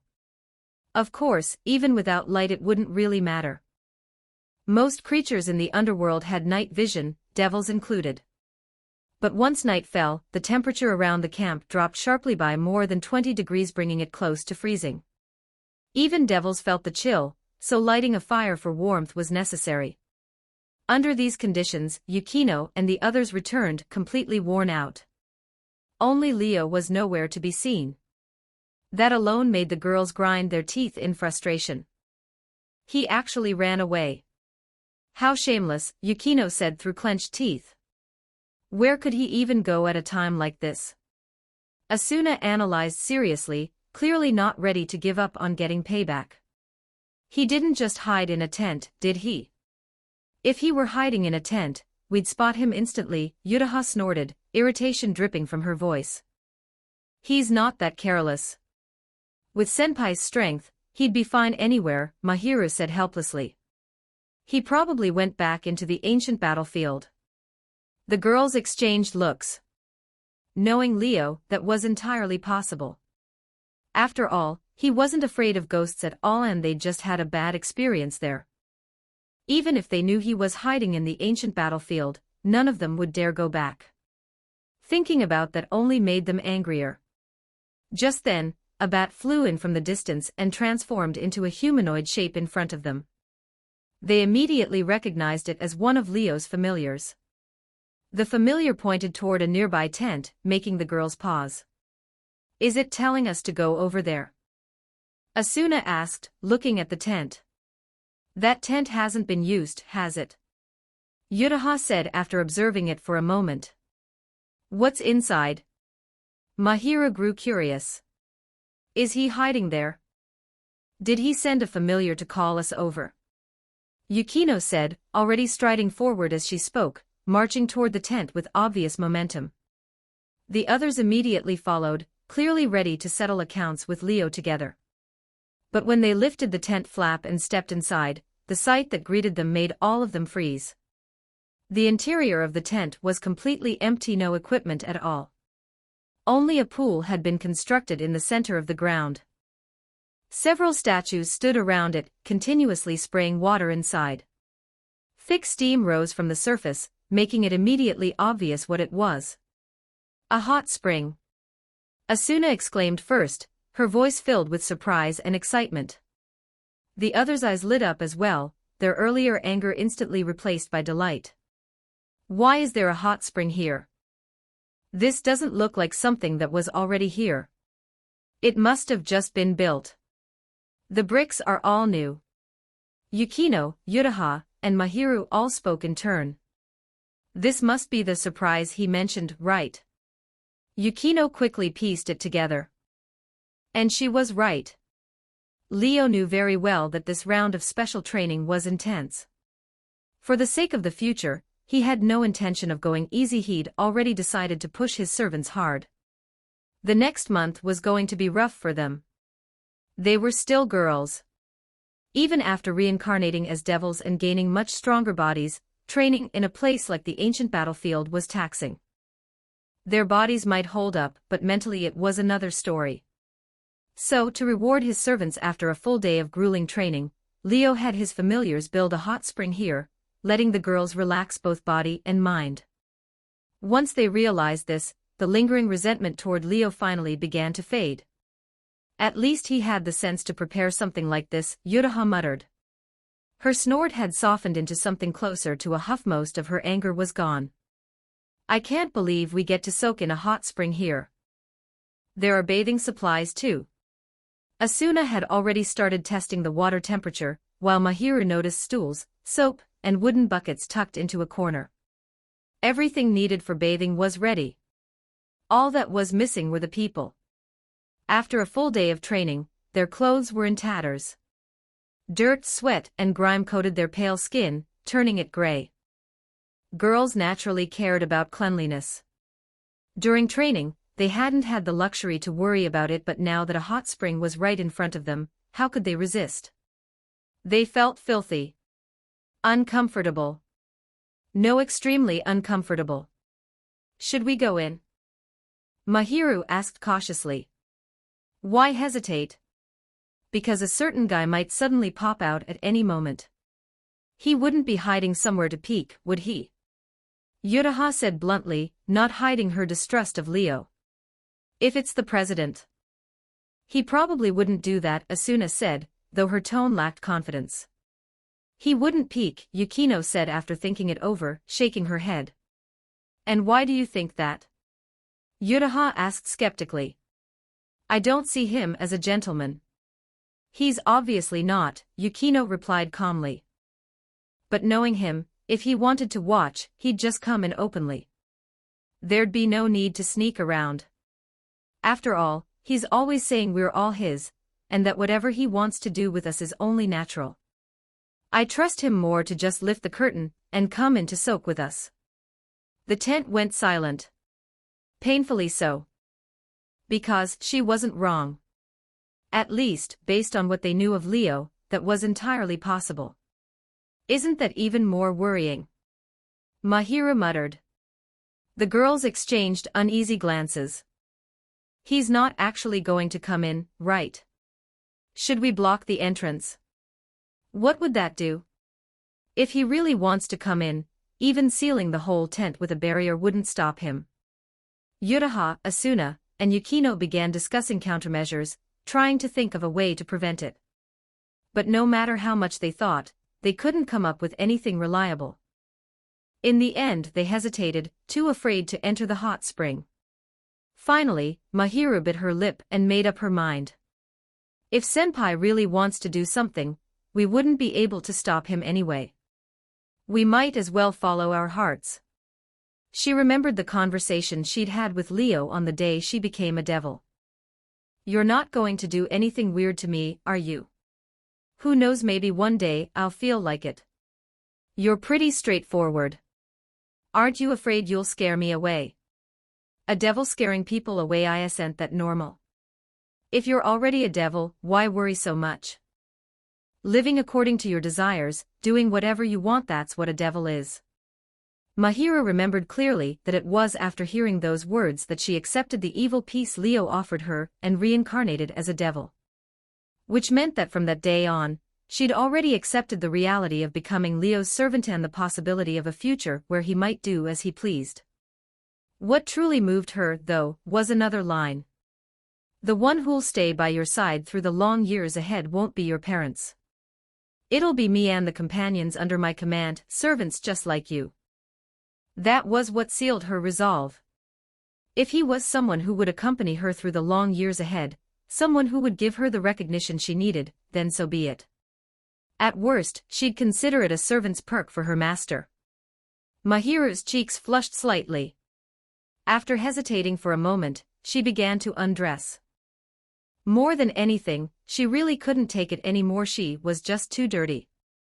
Seeing that their underclassmen had already started undressing, the other girls looked at each other, then sighed. We are servants. And after seeing this hot spring, there's no way we can pretend it doesn't exist. If he dares to come in suddenly, we'll settle accounts with him later. Yukino, Asuna, and Yuraha each convinced themselves in their own way, then followed suit, shedding their clothes and revealing bodies stained with dust and mud. Naturally, they didn't step straight into the hot spring. Instead, they grabbed wooden buckets, rinsed off the grime, and only then eased into the water. The next moment, they all let out a long sigh, their expressions relaxing. So comfortable, Asuna said happily, clearly the biggest bath lover among them. It feels like all of today's fatigue just melted away. Look, the wounds are healing, Yutaha said, raising her arm. The cuts and scrapes vanished at a visible rate, making her click her tongue in amazement. This water wasn't brought in from outside, was it? It can heal injuries too. Mahiru blinked. Did they add underworld medicinal herbs or something? Probably. Even hot springs with healing properties wouldn't work this fast otherwise. The water's coming out of those statues. Maybe it's something they're doing. Well, it is devil stuff. Being weird is normal. The girls began chatting happily, full of praise and affection for the hot spring. Only Yukino remained quiet. For some reason, she hadn't said much since they got in, keeping silent. What's wrong, Yukino? Asuna noticed quickly and asked, puzzled. Why aren't you saying anything? It's nothing, Yukino replied coldly, completely unlike the others basking in bliss. I just don't feel like talking. Her overly cool and gloomy attitude left Asuna and Mahiru confused. Only Yutaha raised an eyebrow, her gaze drifting downward toward Yukino's chest, then she smiled. Like a fox that had just stolen something tasty. It's okay, Yukino, Yutaha said gently. You're still growing. There's still plenty of room for improvement. One sentence was all it took. Asuna and Mahiru instantly understood. Who even cares about that? Yukino snapped as if someone had stepped on her tail. You don't care? Yutaha narrowed her eyes, smiling. Then why have you been sneaking glances at us this whole time, especially me? As she spoke, she deliberately pushed her chest forward, sending exaggerated ripples through the water. The sight was devastating. You did that on purpose. Yukino clenched her fists. I'm just showing you a role model, Yutaha teased. Giving you motivation to grow. This is about feminine charm, you should take it seriously. You don't have to beat Asuna, but at least don't lose to Mahiru, your junior. Asuna and Mahiru immediately flushed, instinctively sinking lower into the water. But Yukino still caught a glimpse of their pale curves and nearly spiraled into self-doubt. Among the servants, Yutaha was clearly the most developed, followed by Asuna.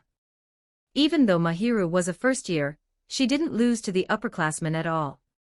If Asuna weren't so obviously the type who'd never leave her future kids hungry, even as a second year she might not beat that angel. Only Yukino. She might as well change her name to Yukinoshita flat no.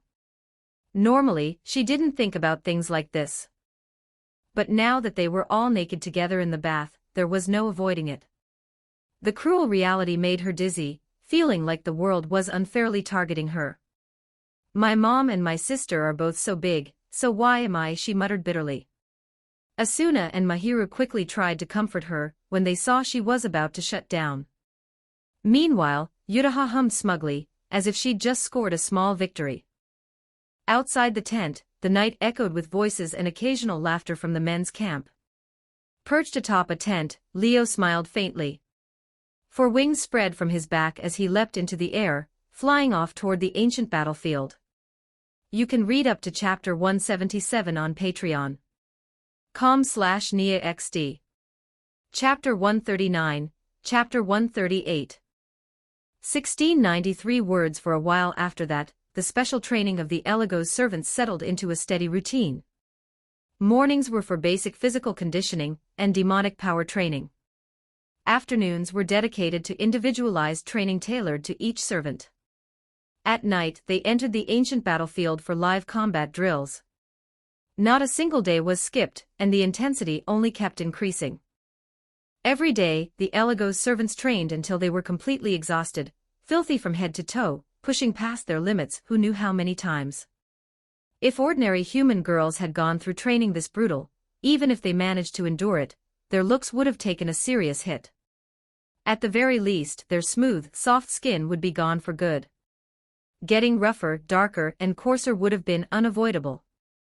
Yukino and the others had worried about that at first, but as the training went on, they realized they'd been overthinking it.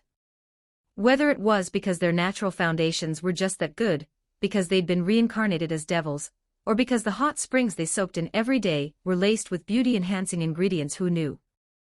But after a full half-month of training, even though they'd gotten dirty, and their image had taken a beating more than once, they hadn't grown uglier, darker, or rougher at all. They were still just as beautiful as ever.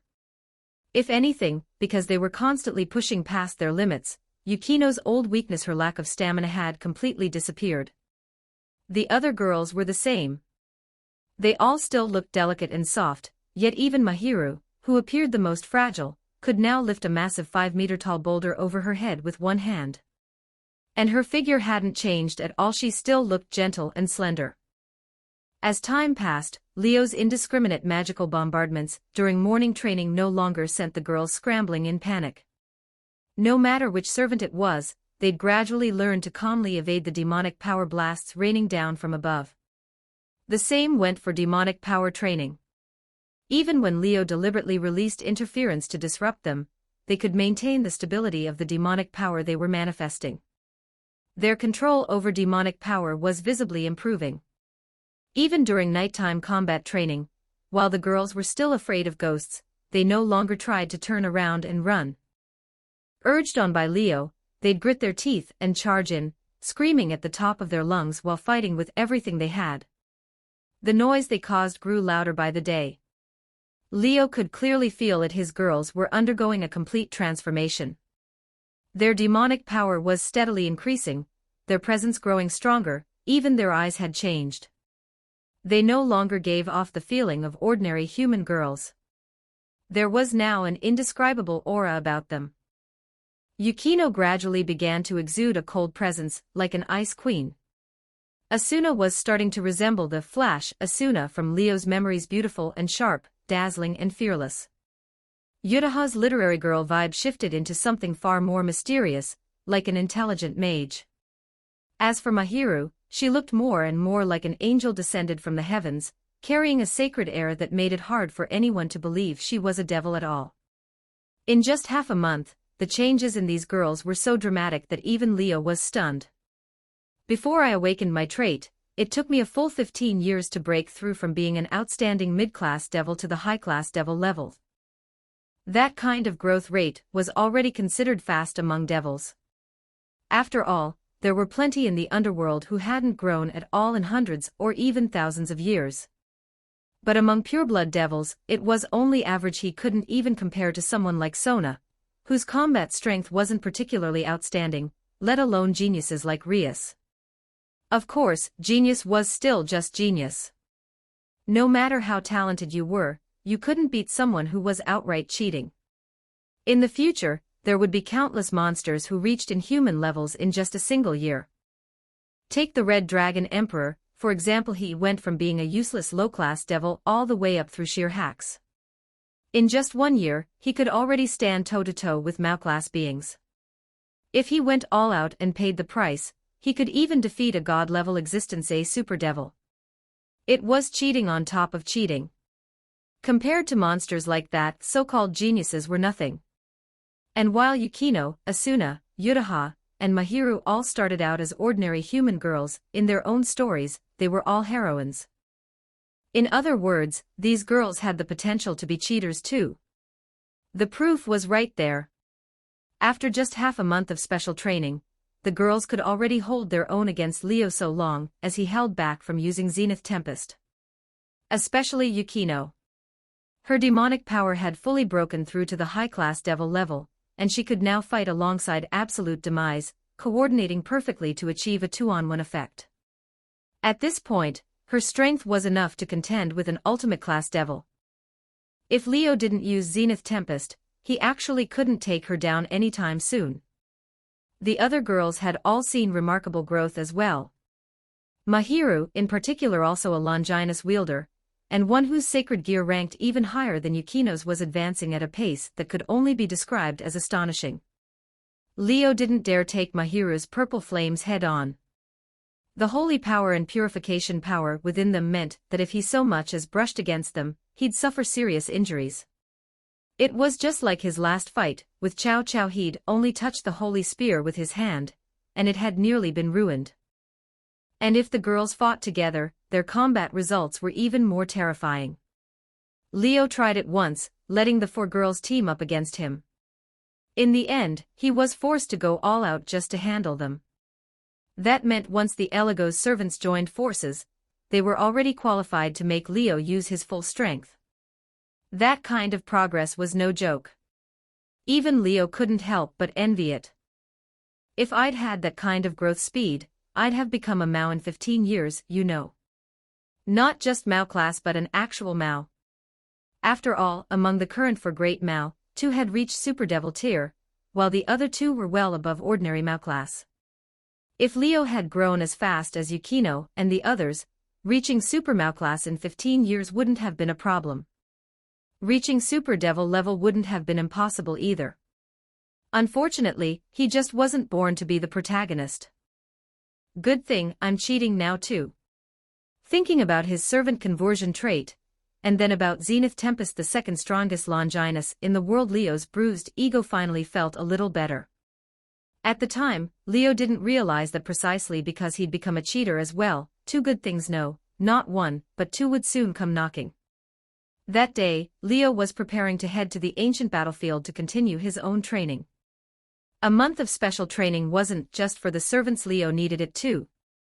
His intensity just wasn't as high as theirs. In the mornings, he trained alongside the servants in basic conditioning and demonic power control. At night, he secretly watched over them during their ancient battlefield combat drills, just in case anything went wrong. Only in the afternoons, when the servants were busy with their individual training, did he have time for himself. That was why Leo had been entering the ancient battlefield every afternoon lately, not just to hone himself against the creatures roaming within, but also to make use of its harsh environments. Zenith Tempest was a sacred gear deeply connected to nature, one that controlled natural forces. The brutal environments of the ancient battlefield had a very positive effect on Leo as its wielder, helping him better understand the cruelty and severity of nature. So he deliberately chose the harshest environments to train in. He'd even entered toxic swamps more than once, nearly getting himself melted alive. But it worked. This self-destructive training greatly deepened his understanding of nature and of Zenith Tempest. If there'd been a volcano in Elegos territory, Leo would have seriously considered swimming in magma to see if it would spark even more insights. These realizations might not directly boost his power right away, but as long as they kept accumulating, Leo was certain he'd eventually apply them in new ways and push Zenith Tempest to an entirely new level. It was afternoon now. The servant girls had finished lunch and headed to their respective training grounds. Leo was just about to set off for the ancient battlefield again. But before he could leave the camp, 2 figures suddenly appeared before him within a magic circle. "It seems your special training is going quite smoothly." A gentle voice tinged with a faint smile rang out, making Leo gasp in surprise as he called out the visitor's name. "Surzex-sama. What brings you here?" The newcomer was none other than one of the current Mao, Surzex Lucifer. And he hadn't come alone. With him was Graphia, his wife and queen. Just like last time, the silver-haired queen of annihilation, dressed in her maid outfit, said nothing from beginning to end. She stood quietly behind Surzex, neither like a wife nor like a queen, but more like a servant. Anyone who didn't know her would never guess that she was one of the strongest female devils in the underworld, someone who could go head-to-head with the current Mao, Seraphal Leviathan. "I'm just here to take a look and to talk to you about a few things." Surzex's attitude was as gentle and approachable as ever, perfectly matching his queen's style. He didn't feel like a lofty Mao at all, more like a friendly older brother next door. But people didn't show up without a reason. Leo could already tell Surzex had something important to discuss. Probably not a bad thing. Looking at Surzex's warm smile, Leo thought that to himself. You can read up to chapter 178 on patreon.com/NIAXD. Chapter 140, Chapter 139. 1564 words. Elegos territory, ancient battlefield camp, inside Leo's tent. After inviting Surzex and Grafia inside, Leo had originally planned to brew some tea for them. But just as he was about to move, Grafia, who had been standing quietly behind Surzex the whole time, somehow produced a tea cart from nowhere and smoothly poured 2 cups of steaming black tea. "Please enjoy." Grafia placed the cups in front of Leo and Surzex respectively. A faint fragrance spread through the tent, dispelling some of the oppressive atmosphere unique to the ancient battlefield. "Thanks, Grafia-san." Since Surzex's queen had already prepared everything, Leo didn't stand on ceremony. He sat down with Surzex and enjoyed the tea. "Are your servants training right now?" Surzex asked casually as he took a sip. "Just looking at you, I can tell the special training must be going well. But how are things really? Can you tell me about it?" "Things are pretty good. The special training has been very smooth," Leo replied. He knew his servants were already under close scrutiny by the Mao, and since he trusted Surzex, he didn't bother hiding anything.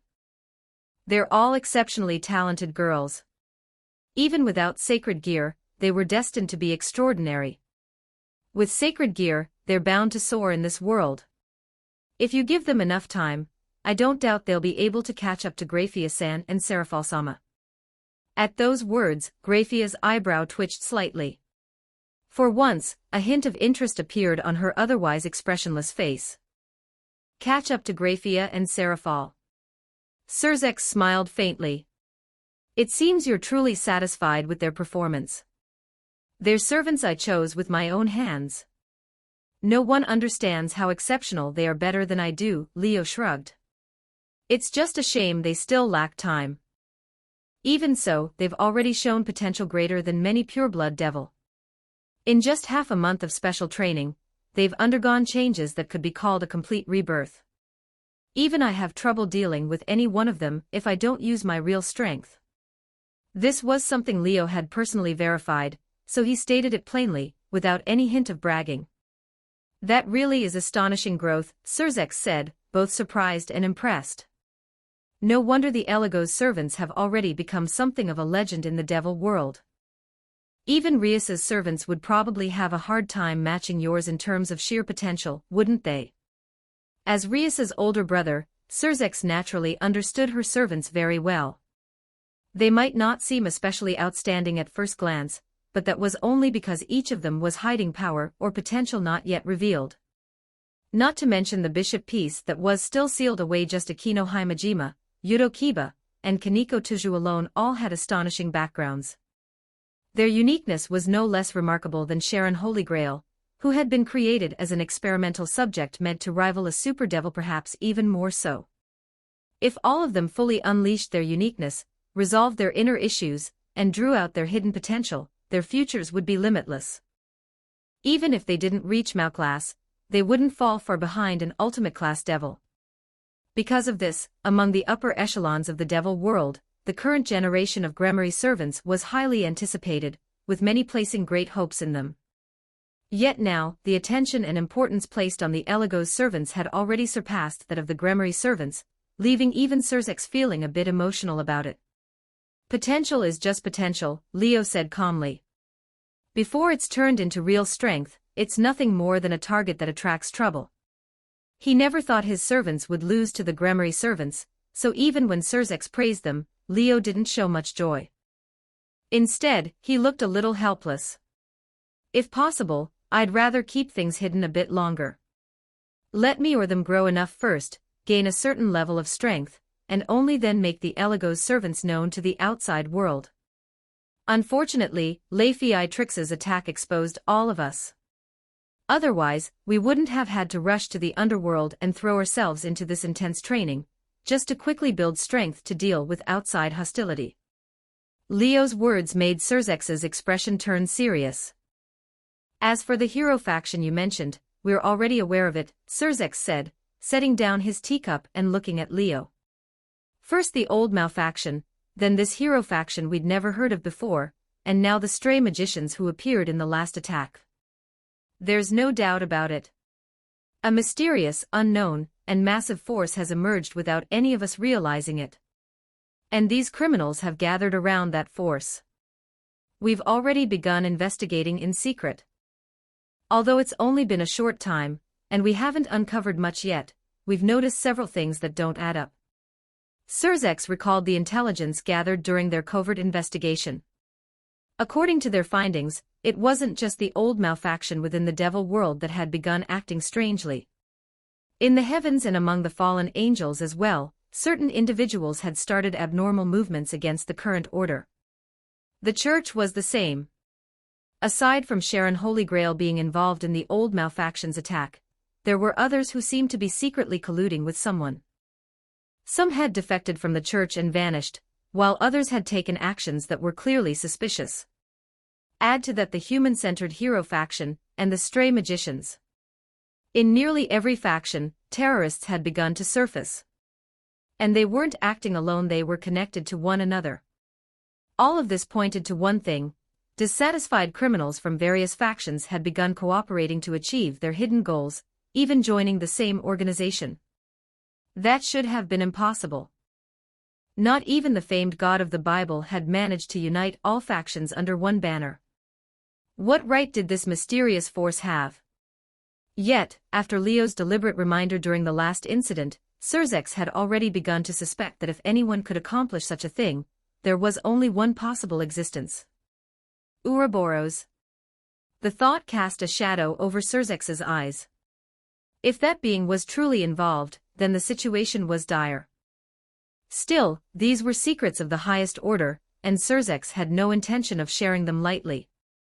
For now, only the four great Mao and a handful of key figures in the devil world knew of this. Outsiders had no idea what was happening. After some thought, Surzex ultimately decided not to tell Leo any of this. Even though Leo was an extremely important party involved, and much of their intelligence had come thanks to him, knowing too much might not do him any good. What Surzex didn't know was that Leo actually knew no less than he did, only more. He knew that the ones who had discovered the existence of that mysterious force, and of Ouroboros, weren't just himself.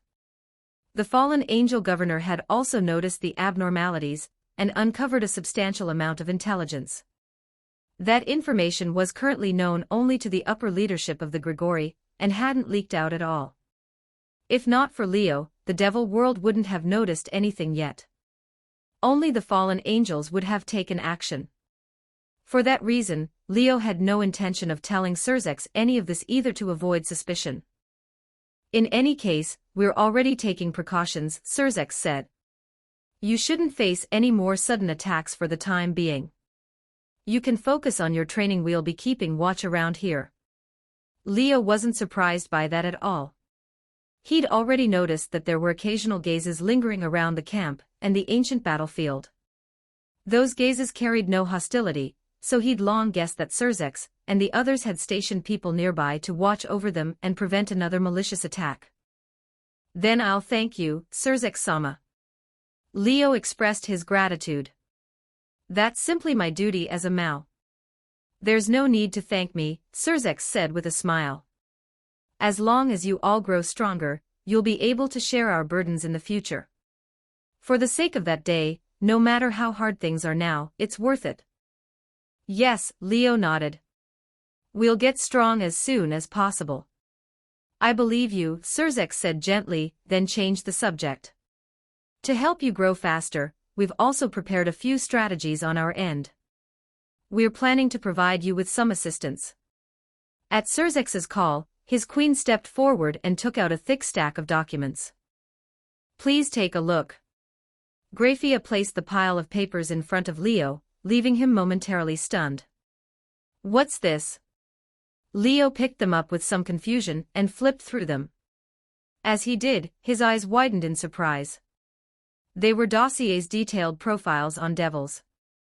Not only did they record each individual's origins, background, abilities, and even daily life in meticulous detail, they also included photographs, allowing Leo to clearly see what each of them looked like.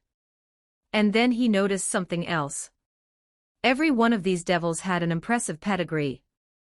They were either descendants of high-ranking devils, members of the bloodlines of the 72 Pillars, or disciples, students, or close associates of famous figures.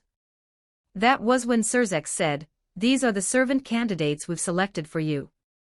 You can read up to chapter 178 on Patreon. com/NIAXD. Chapter 141, Chapter 140 1545 words, servant candidates. Hearing Surzex say that, Leo completely blanked. The Mao was helping him pick a harem. No, wait, servants. And not just anyone, either. Every single one had serious backing, either a pureblood devil, or someone closely connected to a major figure being sent to become his servant. What was the point? Don't rush. Let me explain, Surzex said with a smile when he saw Leo's stunned expression. Everyone knows that your servant conversion trait allows you to strengthen yourself by recruiting servants. You gain an immediate boost, and the higher a servant's potential and ability, the greater the increase you receive. Given that, the fastest way for you to grow is obviously to help you recruit outstanding servants. So after some discussion, we selected these people as your servant candidates. You can choose whoever you like from the list, and we'll act as intermediaries to help make it happen. After Leo's identity as the host of Zenith Tempest was exposed and, after it became known that among his Eligos servants there were 2 Longinus users, the upper echelons of the devil world began to take a keen interest in him. Some of them harbored ill intentions, but others were far more straightforward. They wanted to win Leo over through cooperation and secure a stake in this astonishing rising star. Leo's servant conversion trait was no secret among the higher-ups. With him having recently been targeted by malicious forces and urgently needing to grow stronger, they came up with what they believed was the best approach. Give him servants.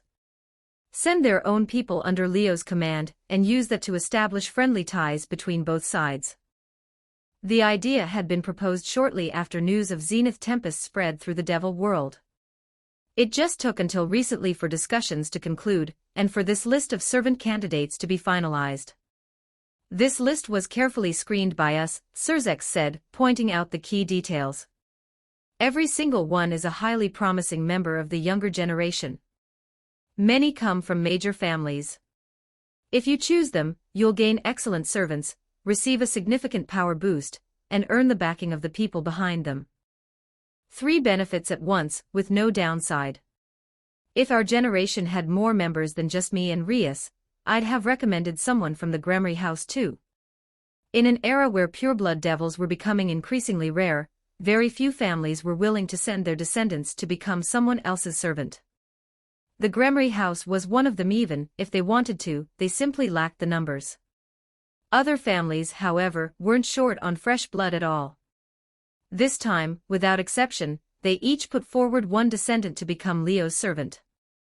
That alone showed just how highly regarded Leo had become in the devil world. There were only 13 Longinus in the entire world, legendary sacred gears said to be capable of killing gods and Mao. Yet among Leo's Eligos servants, there were already 3.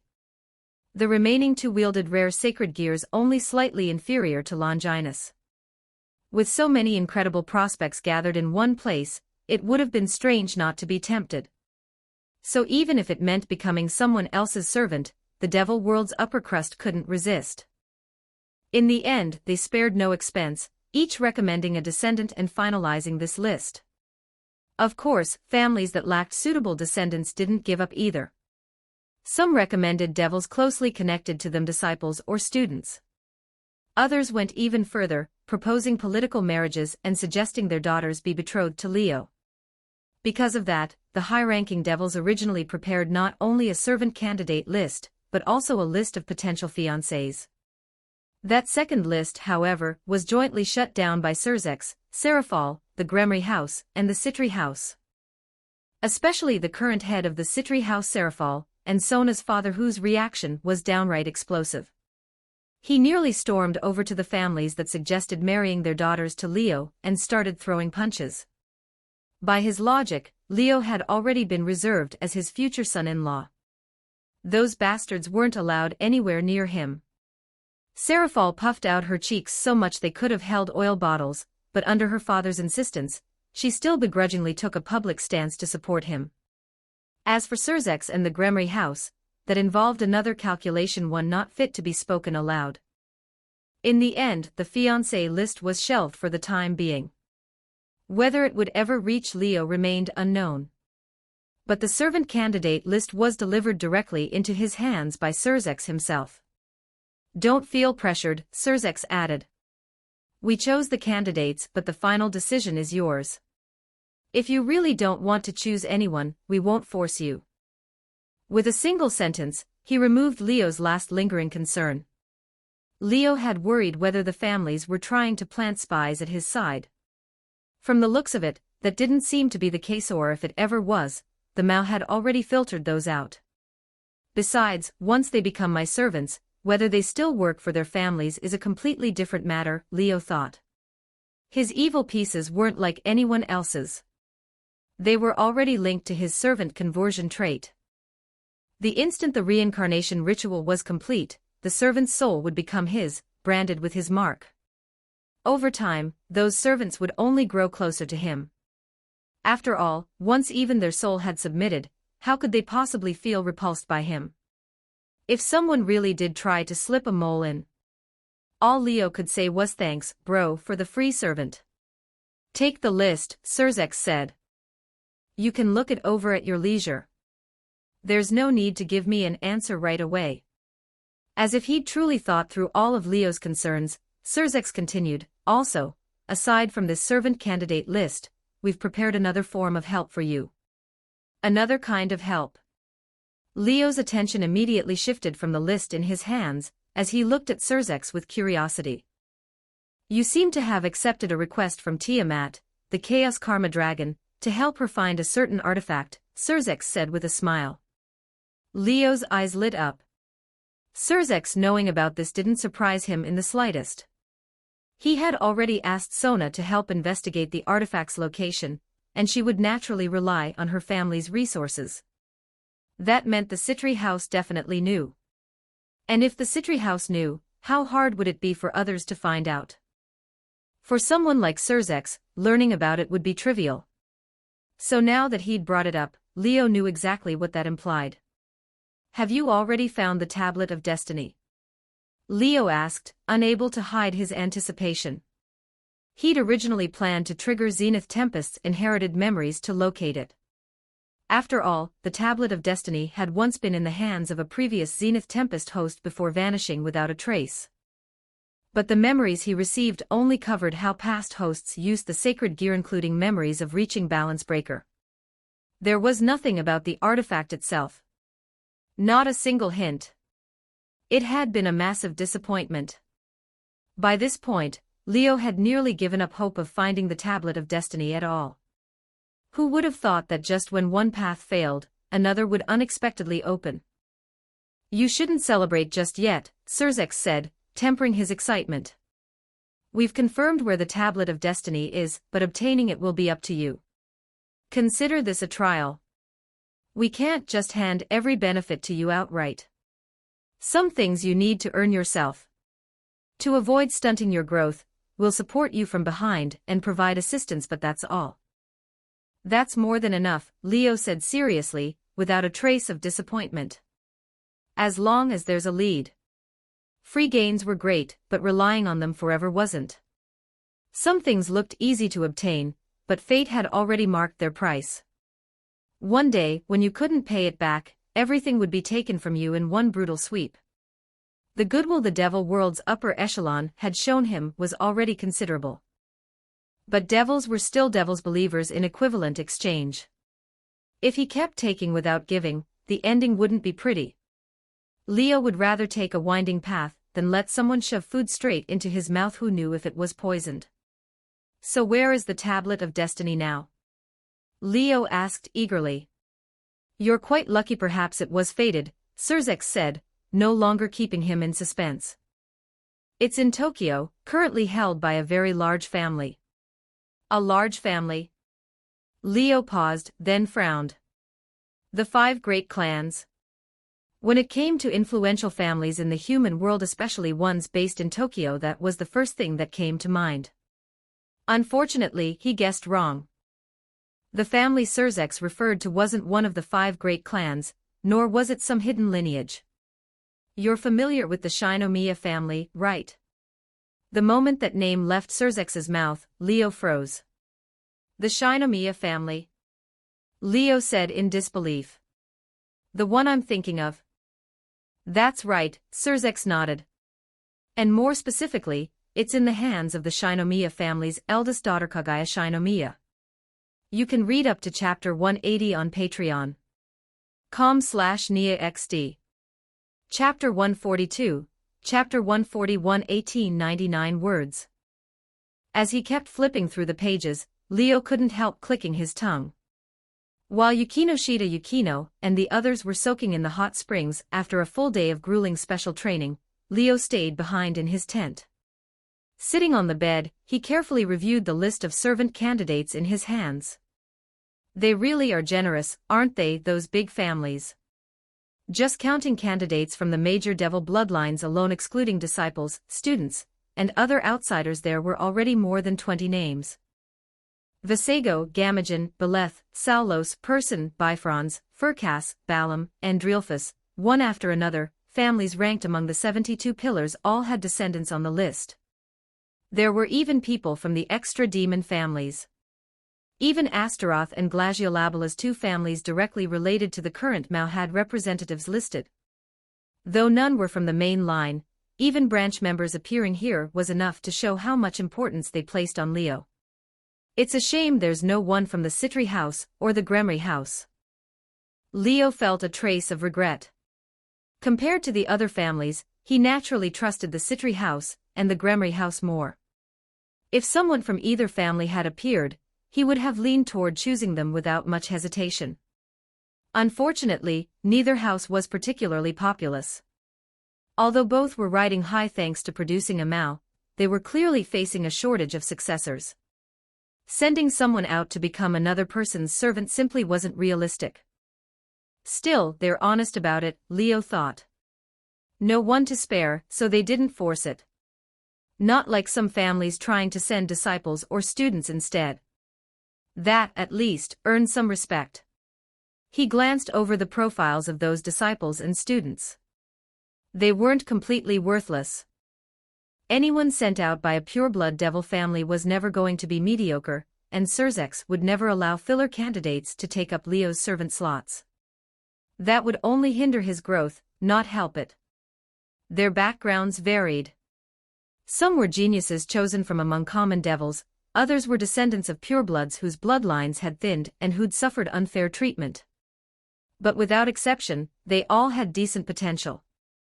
None of them had the kind of top-tier potential that could rival a Longinus wielder. No family would ever give up someone like that as a servant, but they weren't low-potential dead weight either. Every single one sat at medium potential. Some leaned lower, some higher. Even so, Leo wasn't impressed by those at the upper end of medium potential. They're still not on the same level as Asuna or Yutaha. Yuki Asuna and Kasumigakaka Yutaha were also medium potential, but they were clearly in the very best tier of it, close enough to high potential that the difference was negligible. Compared to them, even the standouts here fell short. The gap between medium and high potential was still very real, and none of these candidates could compare to Asuna or Yutaha. That went for the pureblood devils as well. And this was only comparing potential. Once other factors were taken into account, there was no contest at all. After all, Yukinoshita Yukino and the others were protagonists in their own stories. That status alone made them special in a way that raw potential couldn't explain. Even if their potential were lower, Leo believed that given the right opportunity, they would soar, transform completely, surpass countless more talented geniuses, and reach heights others could never touch. That kind of special quality mattered more to him than simple numbers. Because of that, even if someone with equal potential to Yukinoshita Yukino showed up, Leo would still have to think carefully about whether taking them in was worth it. If he had to choose between someone with lower potential but protagonist-like qualities, and someone with higher potential who was completely forgettable in the original story, he would lean toward the former as long as they didn't clash too badly with his preferences. Unfortunately, most of the names on Surzex's list were people Leo had never even heard of. They had no presence in the original story at all. How were they supposed to move him? If their potential were truly exceptional, that would be one thing. He didn't expect them to match Yukinoshita Yukino or Mahiru's high potential, but as long as they weren't too far below Asuna and Yutaha, he would seriously consider them. But with a gap this wide, he just couldn't muster any interest. Leo froze mid-page, his casual flipping coming to a halt. His expression turned strange as his gaze locked onto a single entry. At the top right corner of the page was a photo of a beautiful young girl. She wore an aristocratic outfit reminiscent of a Western princess's dress. Her looks were doll-like, delicate and cute. Golden curls were tied into twin drill-like ponytails, and between her brows was a hint of confidence and arrogance. Her name read, Ravel Phoenix. A member of the Phoenix family, the sacred beast lineage responsible for producing phoenix tears. Ravel Phoenix, the eldest daughter of the Phoenix family. She was the fourth child of the current head, with 3 older brothers above her. A true descendant of the Phoenix, her bloodline was exceptionally pure. A genuine noble young lady. While her status didn't quite match that of Rias or Sona Citri, she wasn't from a branch family either. In terms of standing, she wasn't far behind them at all. Among the entire list of servant candidates, only a handful could compare to her. Her background was exceptional and her strength and potential were no worse. Just being a direct Phoenix heir with pure Phoenix blood already put her above nearly everyone else on the list. An immortal body. The ability to produce Phoenix tears. Those 2 traits alone were enough to make her stand out far above most candidates. Even if someone surpassed her in raw potential, taking these abilities into account, almost anyone would be tempted. Leo's strange expression wasn't due to temptation, though. Wasn't I just thinking that everyone on this list was a nobody from the original story? And now this is a big one.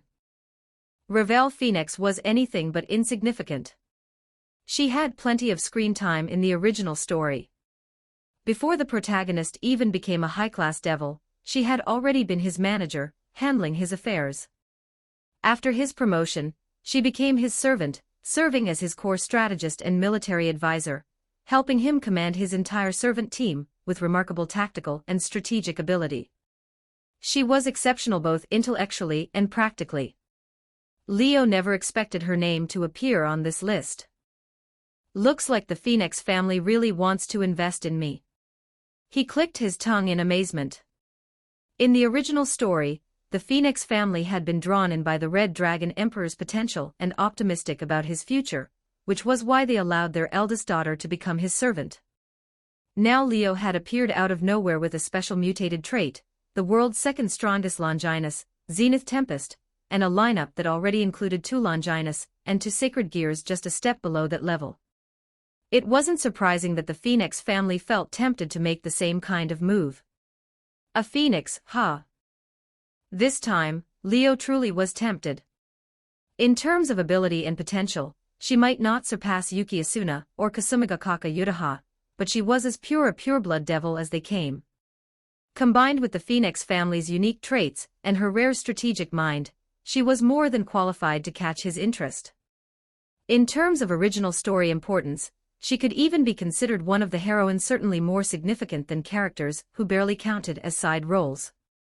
And since Leo knew the Phoenix family well from the original story, he felt reasonably at ease with them. While they didn't earn the unconditional trust he had for the Citri house or Gremory house, foreknowledge went a long way. All of it together was more than enough to make him consider taking her as a servant. Does this count as stealing someone else's future? Leo scratched his head. If he took her in, the original protagonist would probably lose a crucial strategist and core servant. But then again, she's being offered to me on a silver platter. If I'm already tempted, backing out would just be stupid. Leaving aside Ravel Phoenix's personal value, befriending the Phoenix family itself, as Surzex had suggested, was clearly more beneficial than harmful. With that in mind, Leo studied her profile even more closely. That was when he noticed something unexpected. Ravel Phoenix was still free. She wasn't anyone's servant yet. In the original story, before her formal appearance, she had joined her older brother's servant team at his request, becoming his bishop. She was allowed to accompany the team, protected from combat, observing battles and participating in strategy planning. By this point in the timeline, she should already have become her useless brother's servant. Yet according to the file, she hadn't joined his team at all. That's perfect. That clears my last concern. If she had already accepted a bishop piece, Leo wouldn't have been able to take her. Under the rating game rules, kings could exchange pieces and servants with one another, but only using the same type of piece. Leo's 2 bishop pieces were already used. Yukino Shida Yukino and Mahiro, both Longinus hosts, were his bishops. There was no way he would ever trade them away. But since Ravel Phoenix hadn't yet accepted a bishop piece, there was still room. A rook piece would probably suit you better, Leo murmured to himself. For a pureblood devil, the bishop piece focused on magic would normally be ideal. But the rook piece fit a phoenix just as well. Phoenixes governed fire, wind, and life. Their flames could scorch dragon scales, and even if reduced to ashes, they could revive instantly. Their offense and defense were already terrifying.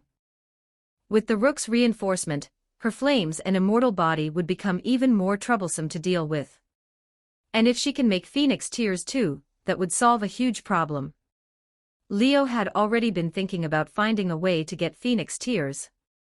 Recruiting Ravel directly would be like bringing the manufacturer under his own banner. Why worry about supply after that? One thought after another flashed through his mind, until Leo finally made his decision. It's her. He spread a magic circle across his palm, and sent a call request to Surzex. Devil Capital, Lilith. Inside a modest room, Surzex put away the magic circle in his hand and smiled. As expected. He chose the Phoenix family. The result didn't surprise him at all. In his eyes, the most likely candidate on that entire list was the Phoenix family's young lady. Anyone with eyes would be drawn to that surname. The Phoenix family was simply too gifted by nature. But that wasn't the most important part. Now that the Phoenix family's daughter had been chosen, negotiations between him and the current head of the Phoenix family could finally be brought to the table. I've fulfilled my promise helping the Phoenix family get selected. Now it's their turn to listen to my request. Surzex gazed out into the night sky and spoke softly to himself. I can only help you this much. The rest is up to you, Rias. The next morning arrived. You can read up to chapter 181 on Patreon. com/NiaXD. Chapter 143, Chapter 142 1889 words today, the members of Leo's servant team didn't go out for special training. Instead, he called all of them into his tent, where they sat together in front of him. No training today? Yukino Shida Yukino asked, arms crossed, looking at Leo as he yawned in front of them. The others also looked at him. There was curiosity in their expressions, but no real confusion. After half a month of intense training, the 4 servant girls had changed noticeably. Not only had their strength increased significantly, their presence and demeanor were completely different from before. They sat there quietly, waiting for Leo's instructions, calm and composed as if no matter what happened, they could accept it without panic. Seeing Yukino Shida Yukino and the others like this, Leo didn't say anything, but inwardly he was very satisfied. He knew that before this, even though they had gained supernatural power by becoming his servants, and were no longer ordinary girls, their mindset hadn't fully changed. The old malfactions attack had forced the first shift in their mentality, but it was only a step away from being ordinary people. This half-month of special training was different. They'd endured levels of intense training and high-pressure combat they'd never experienced before, things that would have been unimaginable for their past selves. Just the morning sessions alone were brutal enough to be considered lethal. Even strong-willed men might not have lasted. Yet they not only endured it, they did so while being relentlessly bombarded and interfered with by Leo himself.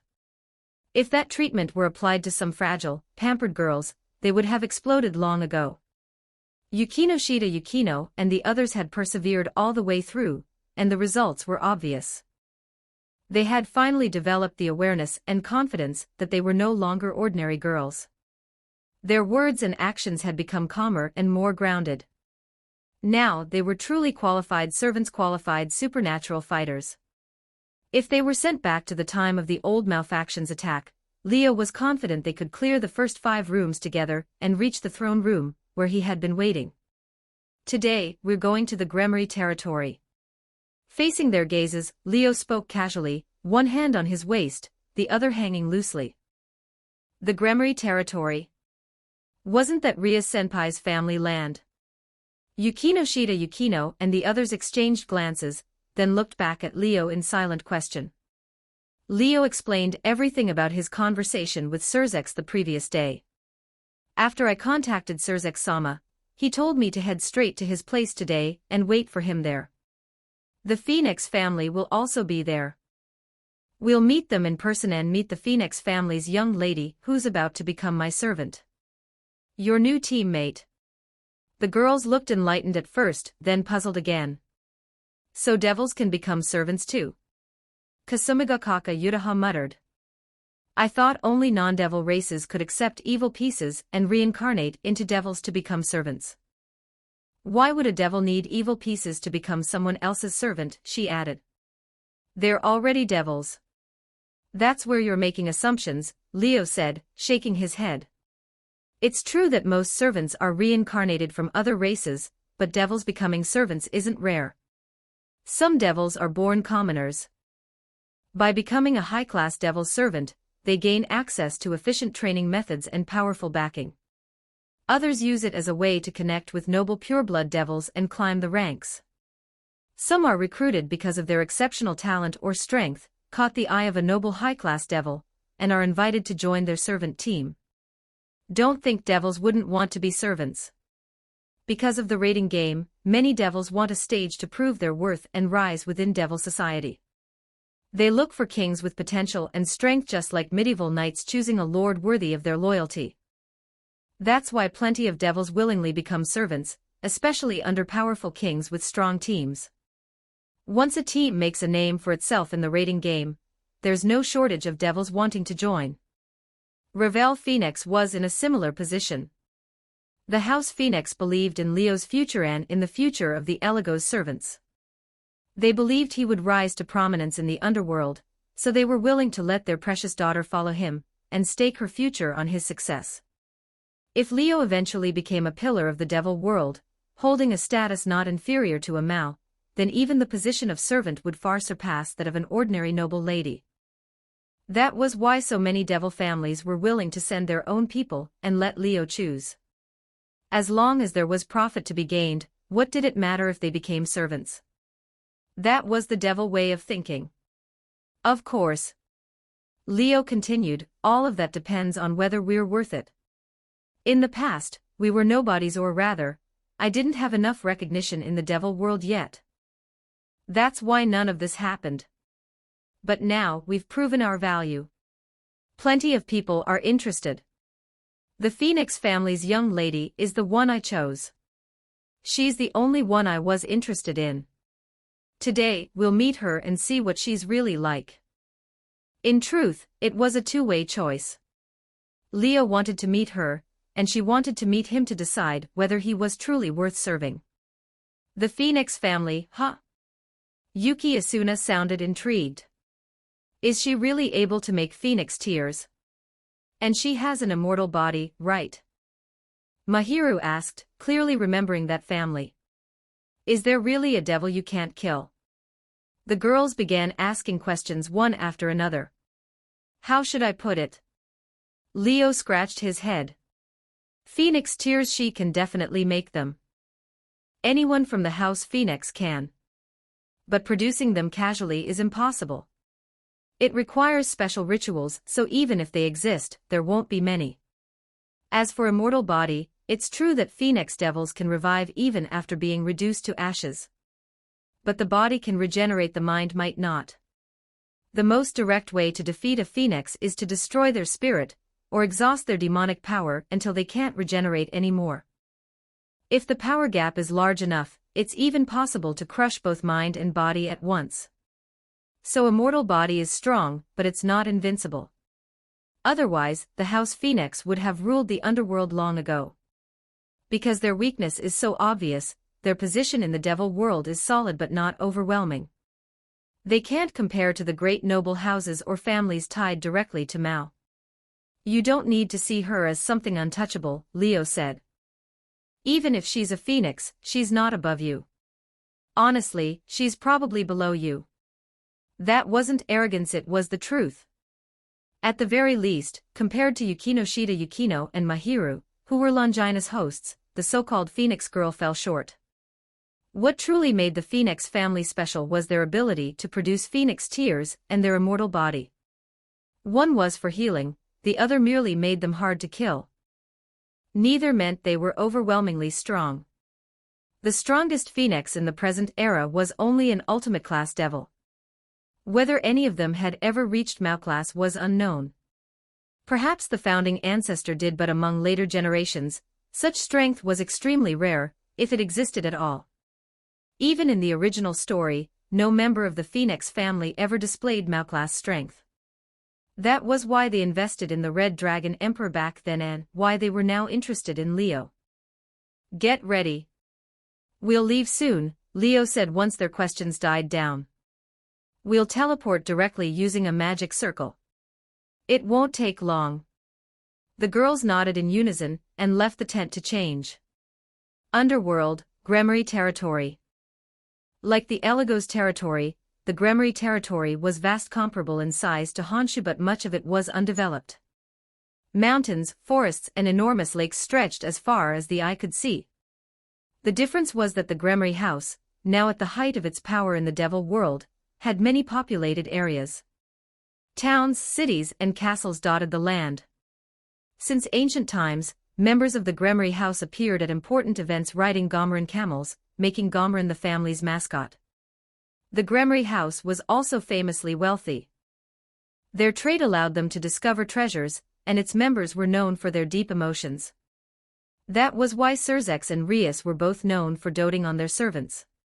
To them, servants were treasures they had personally unearthed. Thanks to this, every generation of the Gremory house produced outstanding figures, each commanding capable servant teams that managed their territory with remarkable efficiency. That day, in front of the Gremory main residence, a magic circle suddenly appeared. Leo and his group emerged from the red light. "We're here." Leo stepped out first and spoke to his servants but received no response. They were all frozen, stunned by the sight before them. This is the Gremory house. Kasumigakaka Yutaha pointed at the scene, her voice trembling. The others didn't speak, but their reactions were much the same. Before them stood an enormous castle, surrounded by a garden so vast it was hard to take in all at once. Flower beds bloomed with brilliant colors, wide roads gleamed, neatly arranged greenery lined the paths, and elegant fountains sprayed water into the air. Birds flew across the sky like something out of a fairy tale. The girls were speechless. They couldn't believe this was a family's private residence. Calling it a king's palace wouldn't have been an exaggeration. They had already thought Leo's estate was incredibly luxurious. The Yukino-shida, Shina, and Yuki families certainly didn't live anywhere like that. But compared to this castle and its grounds, Leo's place felt small, like it would barely take up a corner here. Already shocked, Leo understood their reaction. The real show hasn't even started. As they arrived, the castle gates slowly opened. A red carpet rolled out from within, stretching across the ground. Groups of maids and butlers poured out, forming lines on either side of the carpet. Music played as they bowed in unison. "Welcome to the Gremory residence." The one at the front was Surzek's Queen Graphia Lucifuge. She bowed politely, her expression perfectly calm, ignoring the girls' stunned faces. "Surzek Sama and the members of the House Phoenix are already waiting. Please proceed inside." With that, Graphia stepped aside and gestured invitingly. "Thank you." Leo nodded to her. Seeing the girls still frozen, he reached out and took Yukino-shida Yukino and Yuki Asuna by the hand, leading them forward along the carpet. Kasumigakaka Yutaha and Mahiru snapped out of it and hurried to follow. The five of them passed through the massive gates and entered the castle, walking through one door after another along a long, luxurious corridor until they reached what looked like a grand hall. A staircase led to the second floor. A massive chandelier hung from the ceiling. Nearby, a door stood open, revealing what appeared to be a reception room. Under Graphia's guidance, they entered the room and saw the people chatting inside. "You've arrived." One man turned around with a smile. It was Surzex. As for the others present, they immediately drew everyone's attention. You can read up to chapter 182 on patreon.com/NiaXD. Chapter 144, Chapter 143 1807 words. There were 3 people in the reception room. In front of Surzex, dressed in his luxurious formal wear, 2 of them stood up as Leo and his group entered. The third remained seated, showing no reaction at all. The first to draw everyone's attention were the 2 who had stood up. One was older, one younger. Their features were strikingly similar at a glance, making their blood relation obvious, and both were undeniably beautiful. The younger one looked more youthful, not very tall, but with a well-proportioned figure. She was exactly the same as the Revel Phoenix Leo had seen in the servant candidate files. The older one was also a young woman. Her bearing and expression carried a natural nobility. Her hair was elegantly pinned up and adorned with jewelry that was clearly expensive. Her looks and stature were fuller and more mature than the younger girls. Surzex Sama. Leo briefly glanced at the 2 of them, then nodded to Surzex as the host in greeting. Yukino Shida Yukino and the others bowed respectfully as well, then quietly followed behind Leo without saying a word. "Let me introduce them," Surzex said with a smile, gesturing toward the mature woman. "This is the wife of the current head of the House Phoenix. She's Ravel's mother." The moment those words landed, Leo aside, Yukino Shida Yukino and the others were all startled. Her mother. Ravel Phoenix's mother looked this young. Wasn't she supposed to have 3 sons and a daughter already? She didn't look the part at all. Then it clicked, she was a devil. Devils were a long-lived race, and once they reached a certain age, they could freely alter their appearance with demonic power. Looking young didn't mean she actually was. For all they knew, she might even be older than a centuries-old figure like Miyamoto Musashi. "Greetings, Lady Phoenix." Leo already knew her identity and politely bowed. "Good day, Mr. Lady Phoenix," smiled back just as gracefully. Her eyes, however, had been observing Leo from the moment he walked in, and the more she looked, the more satisfied she became. She had seen his photos before and knew what he looked like, but meeting him in person felt different. At first, she had thought Leo would be exactly as he appeared, a sunny, cheerful young man. Seeing him up close, she realized that while his personality might indeed be open and warm, he was far from simple. The sharp edge hidden beneath his smile, along with the subtle demonic power that gave her a faint sense of pressure, told her she hadn't misjudged him. This was a truly remarkable young man. Then she glanced at the beautiful servants standing behind him, and her smile deepened. Such promising talents, each of them stunning, no less impressive than her own daughter. Their presence was exceptional, their potential limitless. Given time to grow, they could easily become powerful assets. She really hadn't chosen wrong.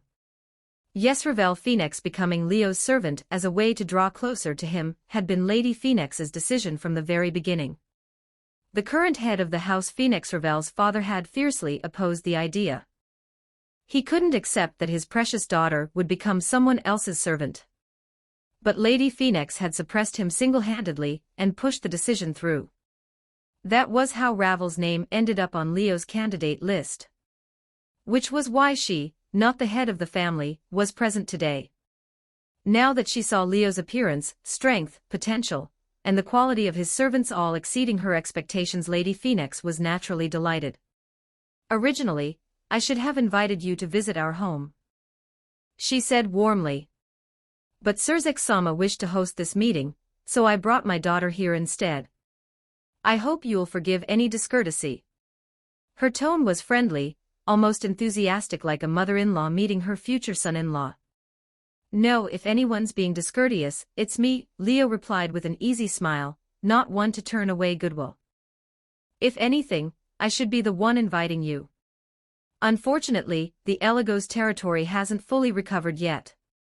I'll have to wait for another opportunity. That day won't be too far off, will it? Lady Phoenix laughed. Leo nodded frankly. At least, that's my plan. If you need anything, feel free to contact me, Lady Phoenix said, openly extending goodwill. The House Phoenix has plenty of wealth. If you need materials or resources in the future, let me know. I'll do my best to arrange it. This wasn't just polite talk, if anything, it was understated. As the only family in the underworld capable of producing phoenix tears, the House Phoenix was obscenely wealthy. Even compared to the treasure-hunting Gremory house, they lost nothing in that regard. Rebuilding a territory required massive resources and astronomical funding. If the Phoenix family was willing to help, they absolutely could. Then I won't refuse, Lady Phoenix. Leo understood this was also part of her effort to draw closer to him. He accepted it calmly and nodded. If he took Ravel Phoenix as his servant, it would effectively bind him to the House Phoenix. In that case, there was no reason to reject such goodwill. He could also understand her mindset. She likely wanted to give as many benefits as possible to strengthen their relationship. If the Citri house hadn't already been his earliest supporter and financier, Leo suspected the Phoenix family would have tried to take that role as well. For him, this was all upside. Lady Phoenix called softly and gently pushed the girl beside her forward. Ravel had been observing Leo ever since he entered, her gaze even more direct than her mother's, as if she were assessing whether the man in front of her was truly worthy. I am Ravel Phoenix, eldest daughter of the House Phoenix, and the one who will soon become your servant. Please take care of me, Leo-sama. She lifted the edges of her dress and performed a proper curtsy. Her expression didn't show resistance to becoming Leo's servant, but the scrutinizing look in her eyes was so obvious that it gave the impression she wasn't entirely willing. Leo met her gaze, a faint glint flashing through his eyes. He could sense the blazing demonic power hidden within her. In sheer quantity, it rivaled that of a high-class devil, greater than all of his servants, even surpassing Yukino-shida Yukino, who already possessed high-class devil-level demonic power. In quality, it was second only to Ria's power of destruction. Anyone could tell this was an extremely orthodox pureblood devil. If she chose to debut as a king herself, she already met the qualifications to receive evil pieces. She would become one of the youngest rising devils of her generation. But the House Phoenix already had 3 sons who had debuted. One more or one less didn't matter. And so she had ended up standing before him instead, about to serve under him. All things considered, gaining a servant like this was an absolute windfall. A pureblood devil capable of becoming a king on her own would, at minimum, be a top-tier medium potential talent. Taking her in was unquestionably worth it. May I call you Ravel? Leo asked, his thoughts settling in an instant. Of course. You are my master. You may address me by name. She said that, yet stood tall and proud, looking far less like someone preparing to serve, and more like someone expecting to be served. Leo didn't particularly mind her arrogance. Yukino-shida Yukino and the others, however, subtly frowned. Then, Ravel, let me confirm one last time. Leo said, businesslike. Are you certain you wish to become my servant and acknowledge me as your master? Ravel glanced at Lady Phoenix. Only after her mother nodded did she sigh softly and look back at Leo. I am certain. Please do not reject me, Leo-sama. She adopted a formal tone, no longer scrutinizing him. Leo sensed there was more beneath the surface, but didn't press the matter. Just as he was about to finalize it, wait. A single word cut in. Everyone's gaze immediately turned toward the speaker. Leo had noticed him long ago, his expression subtly shifting. Yukino-shida Yukino and the others felt the same. Man openly disliked the man's presence. He was lounging lazily on the sofa. A man in a red suit, his features decent but completely lacking dignity. He leaned back with legs crossed, arms spread across the backrest like a delinquent heir. He looked around 20-something, 2 or 3 years older than Leo. He hadn't even bothered to stand when Leo entered. Though wearing a suit, he had no tie, his shirt open at the chest. His disreputable aura was in full display, leaving a terrible first impression. The way he looked at Leo was even worse, contemptuous, dismissive, and condescending. It was enough to make Yukino and the others visibly irritated. Lady Phoenix called sharply, her tone filled with warning. Ravel addressed him as well, making his identity clear. Riser Phoenix. The third son of the House Phoenix. Ravel's third older brother. The man who, in the original story, would later take Ravel as his Bishop Peace Anne, the fiancée, who would eventually marry Rias after she came of age. In other words, the future son-in-law of the Gremery house, and Surzek's prospective brother-in-law. That status was the only reason he dared to sit so disrespectfully in a room where a Mao was present. Otherwise, Grafia would have thrown him out long ago. Riser slowly stood and walked up to Leo, leaning in like an arrogant rich kid. I haven't agreed to this yet. He sneered. So this is Leo Eligos. The guy everyone's been hyping up in the devil world. You don't look like much. The atmosphere instantly froze. Yukino and the others felt their tempers flare. Leo simply narrowed his eyes, watching Riser without speaking. Surzek and Grafia stood quietly to the side, clearly choosing not to interfere. Lady Phoenix's face darkened as she snapped, if you want to embarrass yourself, go home. Brother, Ravel added with a frown. That's enough. Riser ignored them both. I'm just telling the truth, he scoffed. The Eligos family. A dead, poor house. Now some half-human mutt crawls out with a Longinus, and suddenly everyone's rushing to fawn over him. It's pathetic. A sacred gear that can supposedly kill gods and Mao. Power like that depends on the user. Give it to a nobody, and it's just a gem covered in dust. You want my sister to serve some poor, impure-blooded trash like this? I don't agree. The blunt disdain in his words dragged everyone's expression down. Leo, on the other hand, smiled. A smile that was oddly intriguing. So you're Riser Phoenix?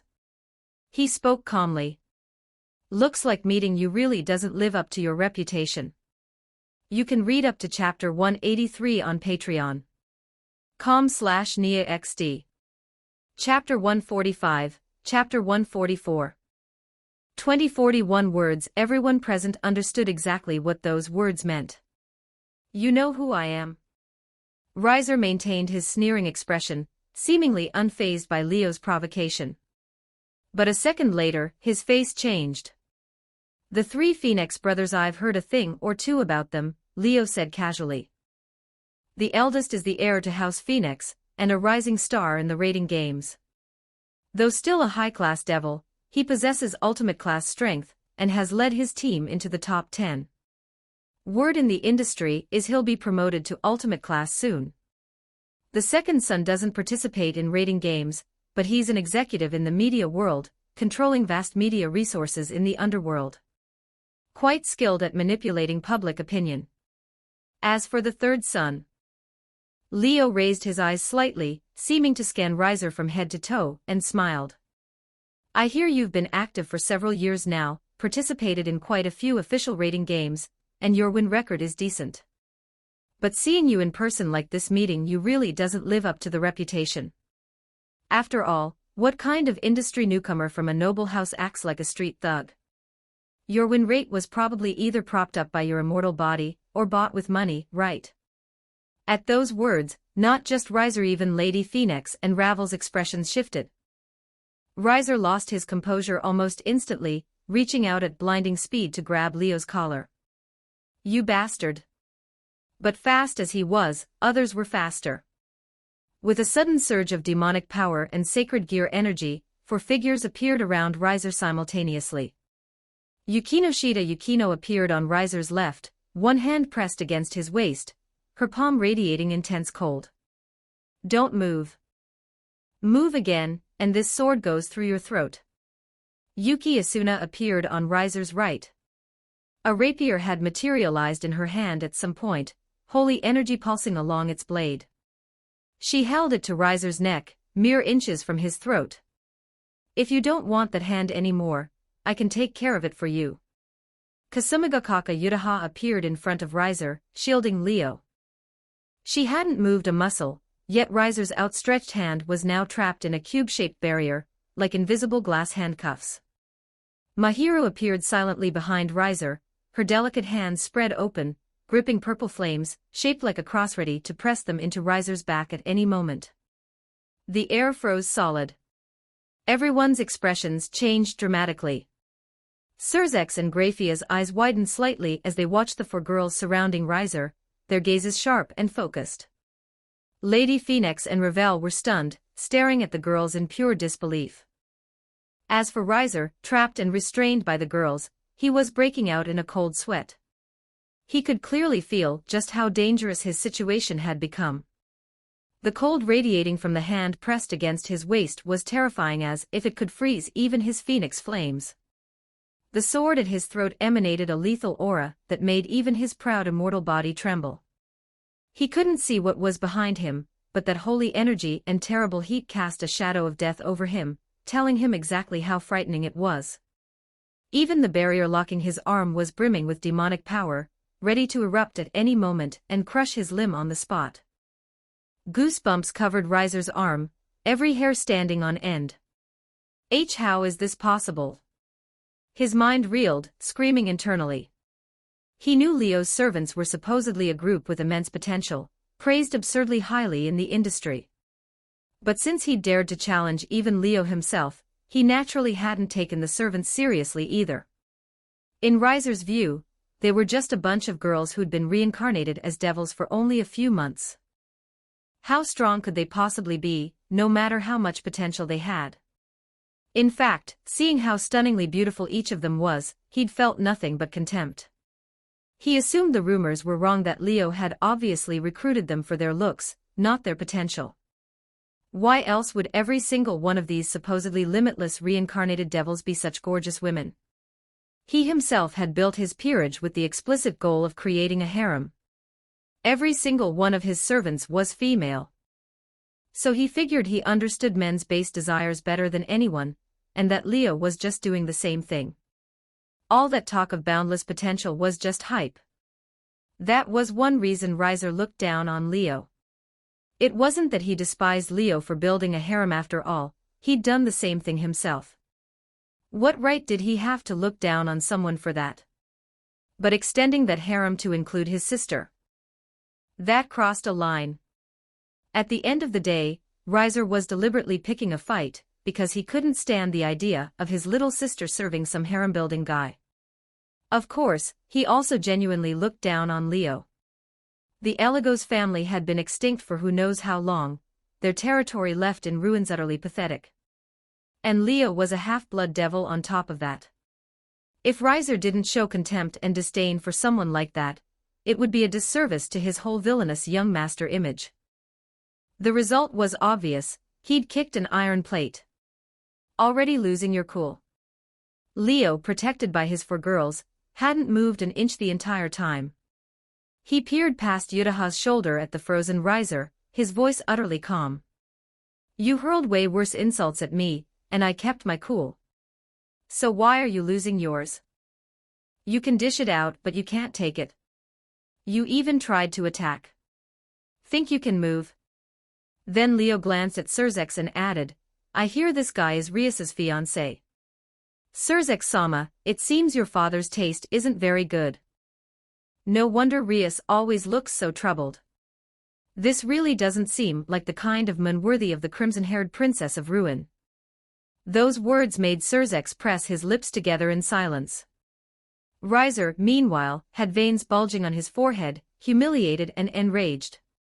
Unable to control his emotions, flames erupted from Riser's body, sending waves of scorching heat rippling outward.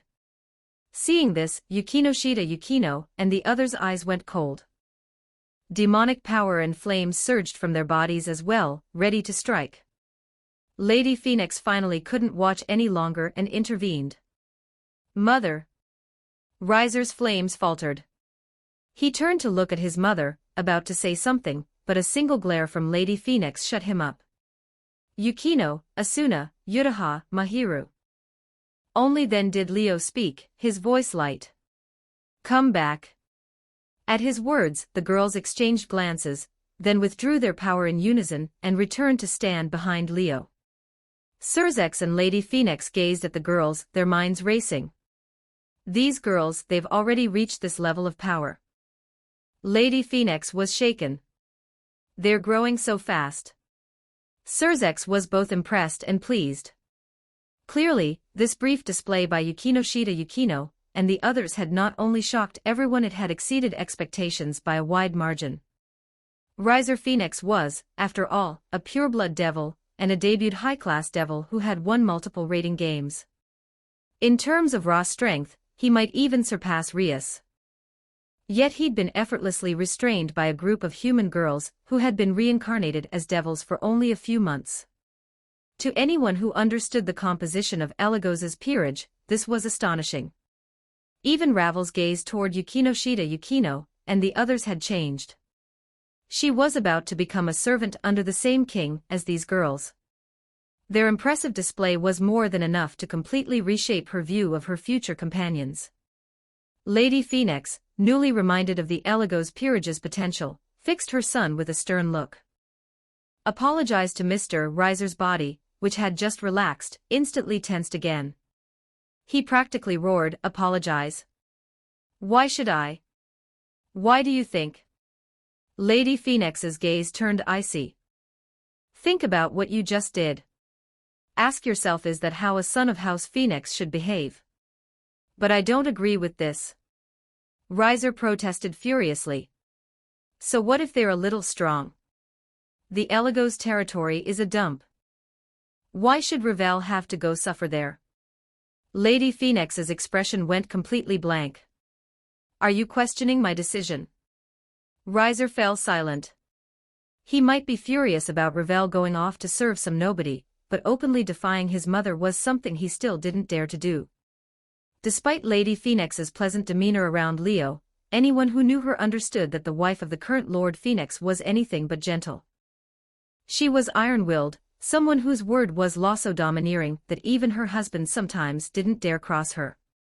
If she hadn't been that way, she never could have single-handedly arranged her daughter's future, overriding her husband's objections to finalize Ravel's placement with Leo. Knowing his mother's nature all too well, Riser was certain, if he dared openly question her in a setting like this, she would just as easily throw him out of the family. So Riser wisely shut his mouth, though his displeasure and resentment were still written all over his face. Leo gave the young thug a glance, then turned to Lady Phoenix.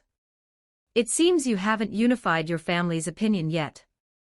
Perhaps we should end things here for today and discuss this another time." Lady Phoenix's expression tightened immediately.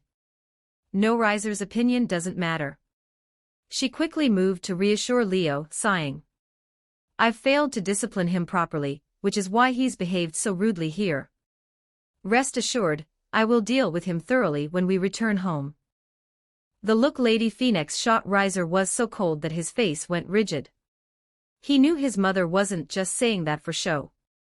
She really did intend to deal with him when they got back. His immortal body should hold up, right? Riser was starting to feel the urge to flee. But Lady Phoenix had already lost interest in him. She signaled to Ravel, who snapped back to attention. "Leo-sama, please don't take my brother's words to heart." Ravel bowed her head in apology. "It is my honor to become your servant, and it is something I choose to do willingly. My brother simply cares too much about me. Please be magnanimous and forgive him this once." These words weren't entirely insincere. Originally, she had been somewhat reluctant to serve a man she'd never met before. But this was her mother's decision, and as a daughter of House Phoenix, she had to make sacrifices for the family. She had no right to refuse. But now, much of that reluctance had faded. The performance by Yukino and the others had dazzled her. She now understood that this peerage truly was, as the rumors said, limitless in potential. Her mind began to turn, her thoughts quietly shifting. Leo Eligos, her future master, must be more capable than the rumors suggested if he could cultivate such excellent servants. If she could have companions like these, joining this group might not be such a bad thing after all. With that thought, Ravel lifted the hem of her dress again and curtsied to Leo. "Please, Leo-sama. No, please grant me an evil peace, master." At Ravel's plea, all eyes turned to Leo. Leo gazed at the girl bowing before him, then turned his attention to the space where he stored his evil pieces. Inside, nearly every piece was glowing. The rook piece shone brightest. The pawn pieces were next. The knight piece glowed faintest. What surprised Leo most was the queen piece. This unique, one-of-a-kind evil piece was radiating a glow nearly as strong as the pawn pieces, almost rivaling the rook. Several people had made the queen piece glow before. Both Yukinoshita Yukino and Kasumigakaka Yutaha had caused it to emit a faint light. But their glow had been weak, nothing compared to this moment. Leo hesitated. Of everyone he'd met so far, only Tiamat, the Chaos Karma Dragon, had made the queen piece glow brighter than this. Everyone else fell short of Ravel. This young lady is really the suited to becoming a queen. You can read up to chapter 184 on Patreon. com/NIAXD. Chapter 146, Chapter 145 2088 words. According to Leo's original plan, he had intended to give Ravel the rook piece. The rook and bishop pieces were the most suitable for Ravel, but Leo had already used both of his bishop pieces. That left the single remaining rook as the obvious choice. But now the queen piece had also reacted, and that made him hesitate. After all, his queen position had never been filled. This was a very unstable situation. The queen was different from other servants. Not only was it the strongest evil piece, but the queen also served as the king's most trusted aide. Every king brought their queen along to any occasion, which was why high-class devils who received their evil pieces typically used the queen piece first, bestowing it upon someone they trusted most. Take Rias, for example. Her first servant was her queen, Himejima Akino. Sona Citri's first servant was likewise her queen, Shinra Tsubaki. They might attend various occasions without their other servants, but the queen was always by their side. That alone showed the queen's importance. Leo now had quite a few servants of his own. If he could finally settle the queen position, it would greatly benefit both his team management and his servants as a whole. Unfortunately, he had never found a suitable candidate. Even a Longinus wielder like Yukinoshita Yukino had only caused the queen piece to react weakly, proving she wasn't particularly compatible with it. As a result, Leo's queen position had remained vacant. The same was true of everyone else, either no reaction at all, or only a faint one. The sole exception was Tiamat, the Chaos Karma Dragon. But she was the strongest dragon king. Even Ajuka Beelzebub, a super devil himself, could only become her ally. What qualifications did Leo have to make her his servant? Now, while Ravel's reaction from the queen piece didn't quite match Tiamat's, it was second only to hers in intensity. Leo couldn't help but hesitate. In terms of power, Ravel might not seem particularly outstanding in Leo's current eyes, but she was genuinely a pureblood high-class devil.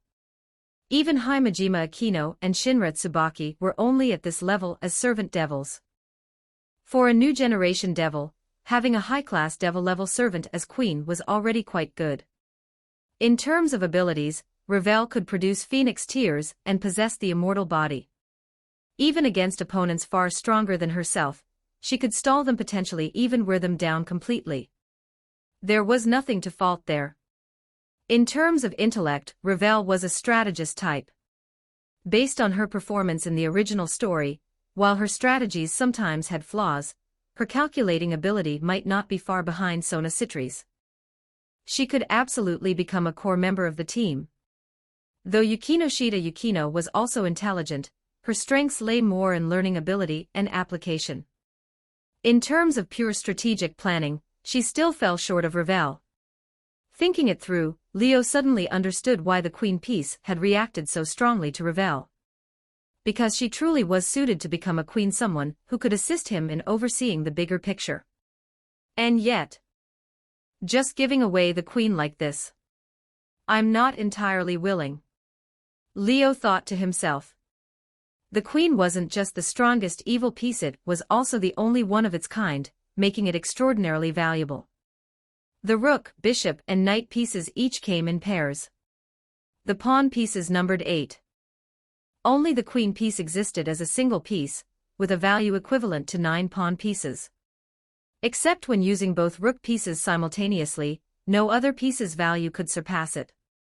It could grant a servant the traits of all evil pieces, giving them attack power, defense, speed, and demonic power, a comprehensive enhancement across all attributes, designed to create the most perfect and powerful servant. If Leo hadn't awakened the servant conversion trait, hadn't awakened Zenith Tempest, the world's second strongest Longinus, then he would definitely have chosen to give Ravel the queen piece. But now, as an 8-winged devil whose demonic power alone had reached ultimate class devil level, with combat strength capable of matching a 10-winged devil, Ravel's high-class devil strength, which wasn't even outstanding among his current servants, simply wasn't enough. Under these circumstances, Leo really wasn't willing to use his most precious evil piece. If the queen piece had the strongest reaction, then maybe I could steel myself and go for it. But the piece with the strongest reaction was still the rook. In the heavy silence that seemed to thicken the air itself, Leo let out a quiet breath. The next second, an evil piece appeared in his hand. It was the rook piece. In the end, he decided to follow the evil piece's own reactions and give Ravel the piece most suited to her. By the name of Leo Eligos, I command thou, Ravel Phoenix, be reborn as my servant.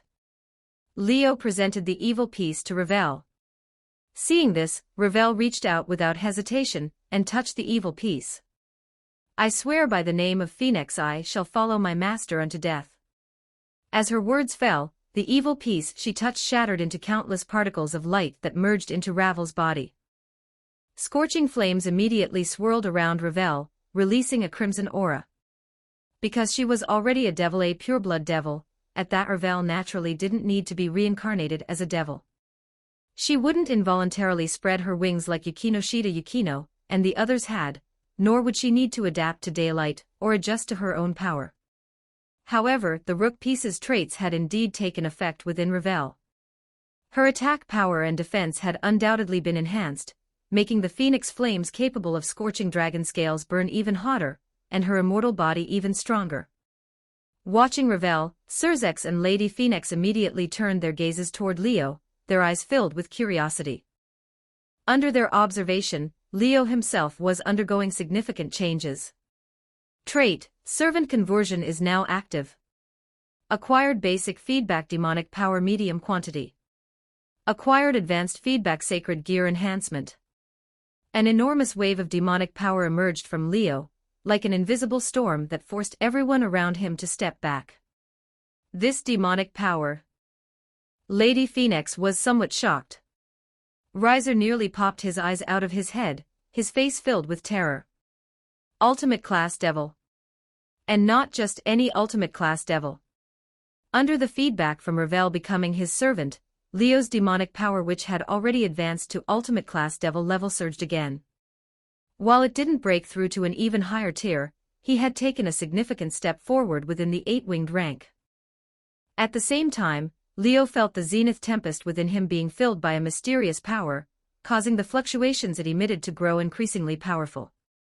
Unlike the sacred gear feedback he'd received when recruiting servants before, this time the feedback wasn't about memories or techniques for using the sacred gear, it was an enhancement to the sacred gear itself.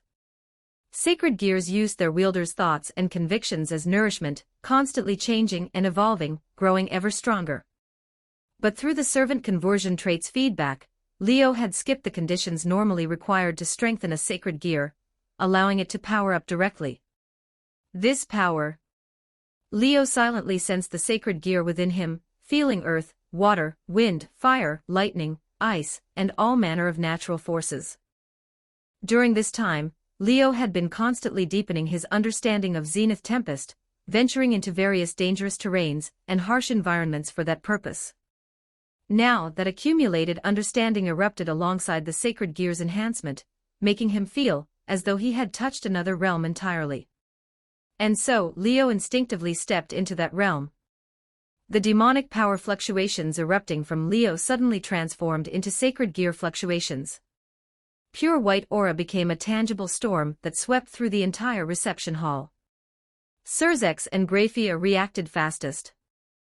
Almost the instant something changed in Leo, they simultaneously deployed magic circles, creating a barrier before everyone that blocked the incoming storm. Only then did the others react, every single one of them staring at Leo with shock written across their faces. Under everyone's gaze, the sacred gear fluctuations emanating from Leo disrupted the world's very flow, causing astonishing changes to manifest in him. Bat-like devil wings spread from Leo's back. There were 8 wings in total, and under everyone's stunned gazes, they gradually became 10, causing Leo's demonic power to suddenly cross into 10-winged devil territory. At the same time, Leo extended his hand. From his palm, bubbles began to float upward. Inside these bubbles, terrifying phenomena appeared. Some contained raging fire dragons, others whipped up violent winds capable of tearing flesh apart. Some held frost that could freeze everything, others crackled with lightning as mighty as the wrath of gods. And there were other natural phenomena too, each bubble brewing a natural disaster, manufacturing divine punishment. Looking at this scene, everyone present had the same feeling. If they were thrown into those bubbles and subjected to those countless natural disasters and divine punishments, they would be reduced to ash in an instant, without even bones remaining. What kind of power is this? Riser had completely lost his earlier arrogance. Looking as if he'd been scared senseless, he stumbled backward while crying out involuntarily. Surzex-sama. Though Graphia was also somewhat surprised, she seemed to have guessed something and called out to her master. I know, Graphia. Surzex knew what Graphia wanted to say. His eyes as he watched Leo were filled with delight and satisfaction. That is Balance Breaker. The power Leo was using at this very moment was the Balance Breaker of Zenith Tempest, and also the subspecies Balance Breaker developed by the Church's strongest exorcist in the original story, the 10-winged reincarnated angel, Dolio Gesualdo Flagello di Colori del Arcobaleno, Speranza di Briscola, inevitable punishment of the holy angel's rainbow, shining star of the end. This was a balance breaker that could turn the halo of Dolio Gesualdo, a 10-winged reincarnated angel, into 4 layers, and transform his angel wings from 5 pairs to 6 pairs. After activating this balance breaker, Dolio Gesualdo would not only transform from a 10-winged angel to a 12-winged angel, but could also release countless bubbles to envelop his opponents, subjecting them to various divine punishments and utterly destroying them. Leo had actually completed this balance breaker, after recruiting Mahiru as his servant. At that time, the extra feedback he'd obtained from Mahiru was reaching the realm of the Sacred Gear's balance breaker, experiencing what Zenith Tempest's previous wielders had gone through when achieving balance breaker, undergoing a spiritual transformation, and ultimately defying the flow that permeated this world to bring the Sacred Gear to balance breaker. However, perhaps because he had taken a shortcut, the balance breaker Leo had ultimately achieved was very unstable. Not only was it difficult to activate and extremely draining, but it also had other limitations. It couldn't really be considered a completed balance breaker. In other words, what Leo had before was merely an incomplete balance breaker, still one step away from the true balance breaker realm. Until this very moment, when the Sacred Gear itself was enhanced, and all the insights he'd accumulated while striving for true balance breaker erupted at once, Leo finally truly completed his balance breaker, recreating the balance breaker of Zenith Tempest's wielder from the original story. Though this wasn't a balance breaker unique to Leo, created according to his own needs, being able to reach balance breaker had still greatly increased his strength. After activating this balance breaker, Leo's devil wings would increase by 1 pair, his demonic power would rise by 1 level, and he could deploy bubbles of varying sizes to imprison his opponents, recreating various natural disasters and divine punishments within them. The power was so great that even an entire nation could be destroyed by it. Right now, Leo was only letting the bubbles drift within the confines of this reception hall, making each one appear no larger than a palm. But if he wished, he could expand the bubbles to the point where they could envelop the entire Gremory mansion or even larger. If he sent countless bubbles throughout Gremory territory, engulfing entire cities or towns wouldn't be impossible either. At that point, this territory roughly the size of Honshu would face devastating destruction, ultimately falling to a state worse than even Eligo's territory. This is the true power of Zenith Tempest. Leo, now bearing 10 devil wings, smiled. At last, he truly possessed the qualifications to become a powerhouse. You can read up to chapter 185 on Patreon. com/NiaXD. Chapter 147, Chapter 146. 2091 words. The meeting concluded with the expected outcome, though, in a way no one had anticipated. By the time everyone left the reception hall and gathered outside the Gremory mansion, it was time to say their goodbyes. Then I shall entrust my daughter to you. Mr. Lady Phoenix gave Leo a small bow, her words filled with sincerity and an appreciation far deeper than before. Clearly, she was quite satisfied with her daughter's new master. Rest assured. Leo crossed his arms. Since she's my servant, I'll naturally take good care of her. I won't let anything happen to her. I believe you. Lady Phoenix's words carried weight. The abilities you've displayed make that promise all the more convincing. Having witnessed firsthand how Leo's servant conversion trait had dramatically increased his power upon taking her daughter as a servant, Lady Phoenix no longer harbored any doubts about his future. She believed this man would surely become a pillar of the devil world, perhaps even shouldering its future one day. Even now, his strength was already something she had to look up to. Recalling the sight of him spreading 10 devil wings, casually conjuring countless natural disasters with a wave of his hand, Lady Phoenix felt certain that even the current Leo would hold a prominent place in the devil world, ranking among the elite. She very much looked forward to this man's future. Ravel, you know what you need to do, don't you? Lady Phoenix turned to her daughter, now standing behind Leo, and spoke earnestly. Since you've pledged yourself to Mr. Eligos, you must fulfill your duties as a servant. Listen to your master's orders and get along well with your fellow servants. Only then will you be a worthy daughter of House Phoenix. Understood. I understand, Mother. Ravel nodded firmly. I will never disgrace the Phoenix name. Lady Phoenix nodded in satisfaction, then cast a glance at the son standing beside her, finding him rather irritating at the moment. It's time to go, Riser. Aren't you going to say goodbye to Surzek-sama and Mr. At her words, Riser, who had been surprisingly quiet since earlier, twitched at the corner of his mouth. He'd been trying his best to minimize his presence. Why did she have to bring him up? Riser felt irritated, but when he saw Leo's amused, mocking gaze directed at him, his whole body tensed, nearly triggering an involuntary reaction. He admitted it, he was starting to fear Leo. Though he'd heard various rumors about Leo through different channels, they were just rumors. He'd had no idea this seemingly pathetic guy was actually such a terrifying figure. Whether it was Leo's servant conversion trait, or his true strength, while the upper echelons of the devil world led by Surzex knew all the details, that information was limited to those high-ranking individuals. Those with good connections might know a thing or two, while those without knew nothing at all. They only knew Leo was the offspring of a pure-blood devil lost in the human world, the heir to the once extinct Eligos family, and a new generation devil about to make his debut. Unless someone had interacted with Leo up close or had powerful intelligence sources, learning about his exploits was definitely not easy.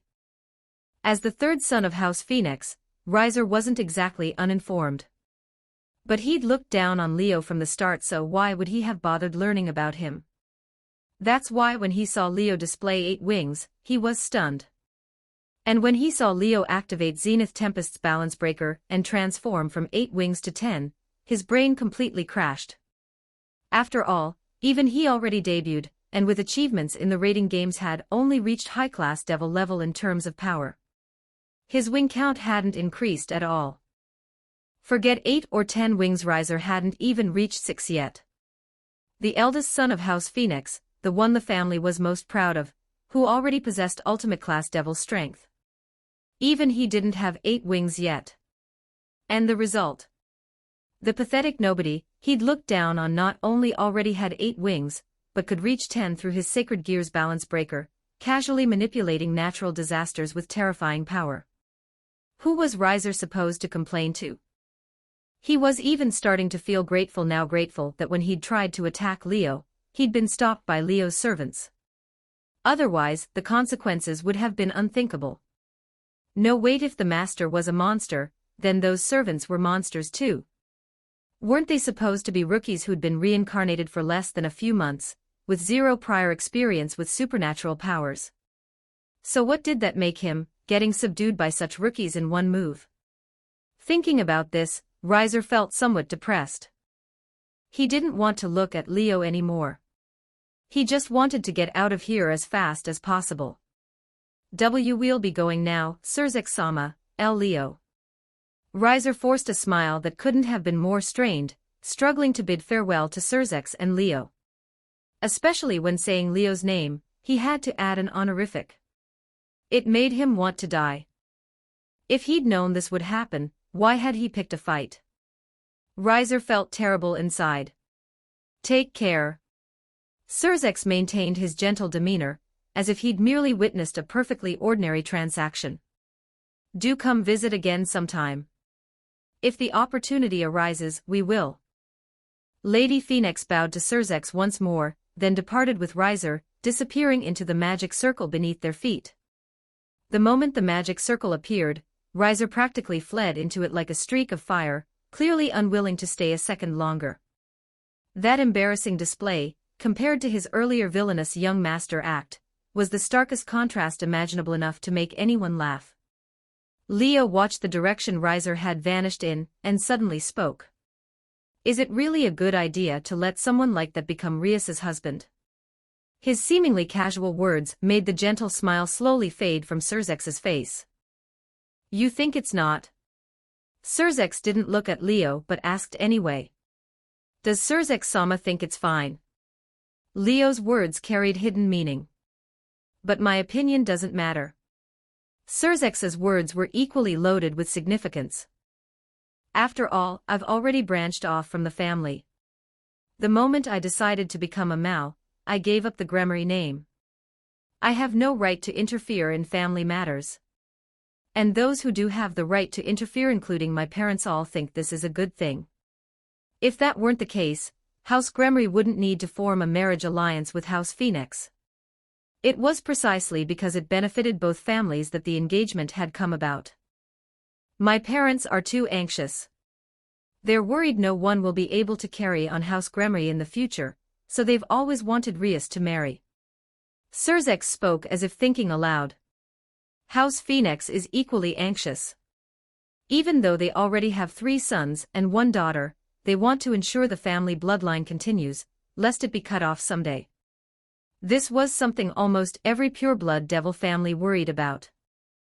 They couldn't help it. Of the original 72 pillar pureblood devil families, how many had already disappeared?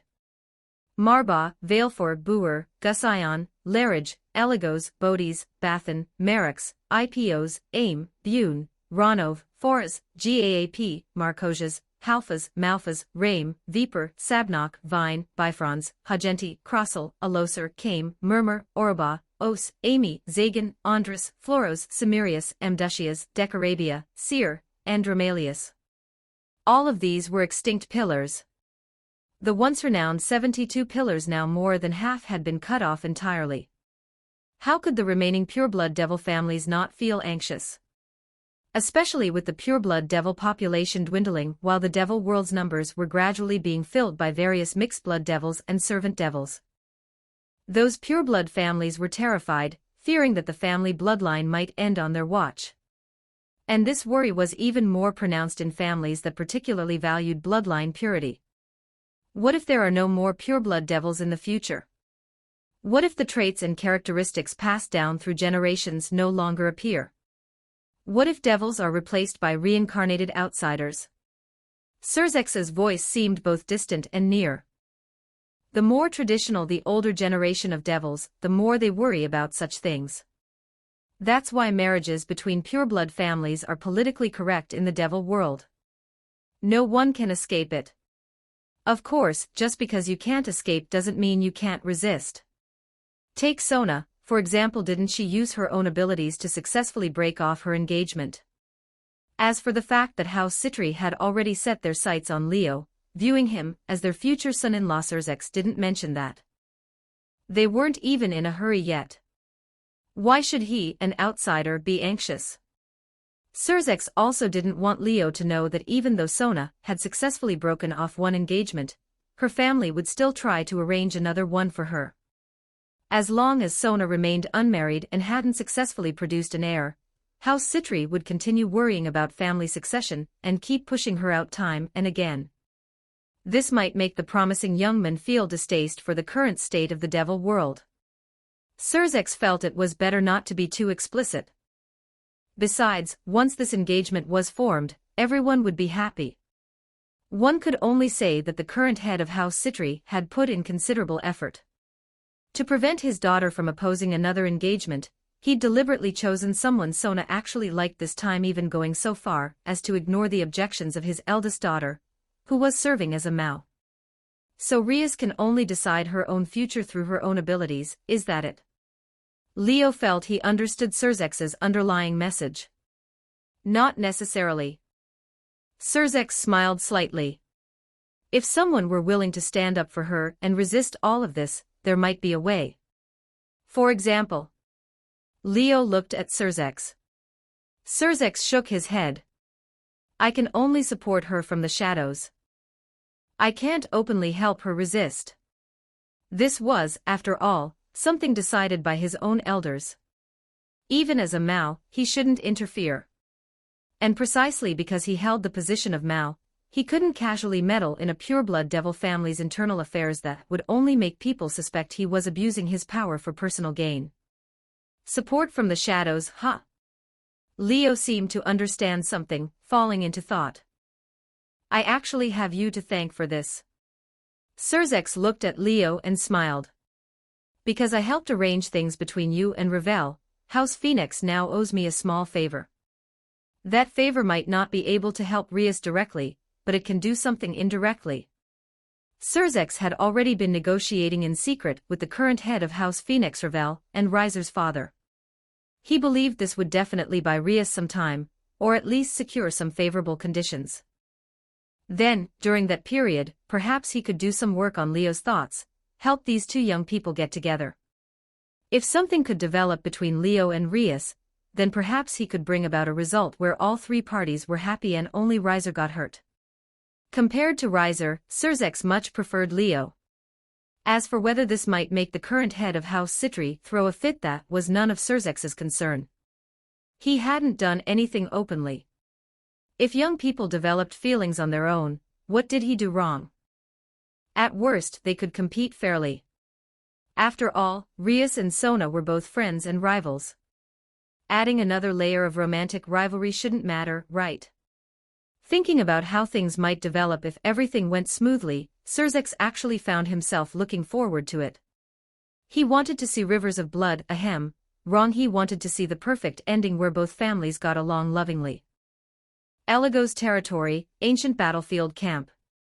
When the magic circle appeared before the bonfire, Leo's group returned not only unscathed, but with one additional person, making the place livelier. All right, everything's been taken care of. You all continue your special training. Leo clapped his hands, drawing the girls' attention, and made this announcement. Special training. Ravel clearly didn't know about the Eligos Peerage's group training here. Her eyes, which had been surveying the surroundings, returned to focus on Leo. Should I be doing special training too, Leo-sama? Leo looked Ravel over, rubbing his chin, then said, for now, come with me somewhere first. Ravel was puzzled. Seeing this, Leo uttered two words. You can read up to chapter 186 on Patreon. com/NIAXD. Chapter 148, Chapter 147, Try making contact 2138 words Tokyo, Chiyoda Ward. If Tokyo was the heart of the country, then Chiyoda was the heart of Tokyo.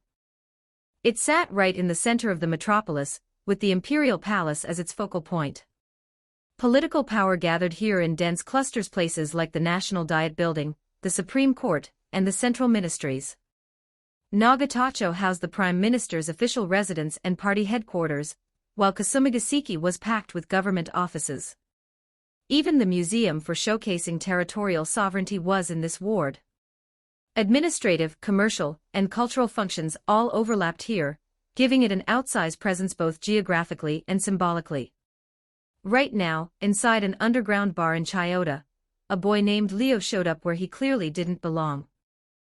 The place was full of middle-aged men drinking and talking.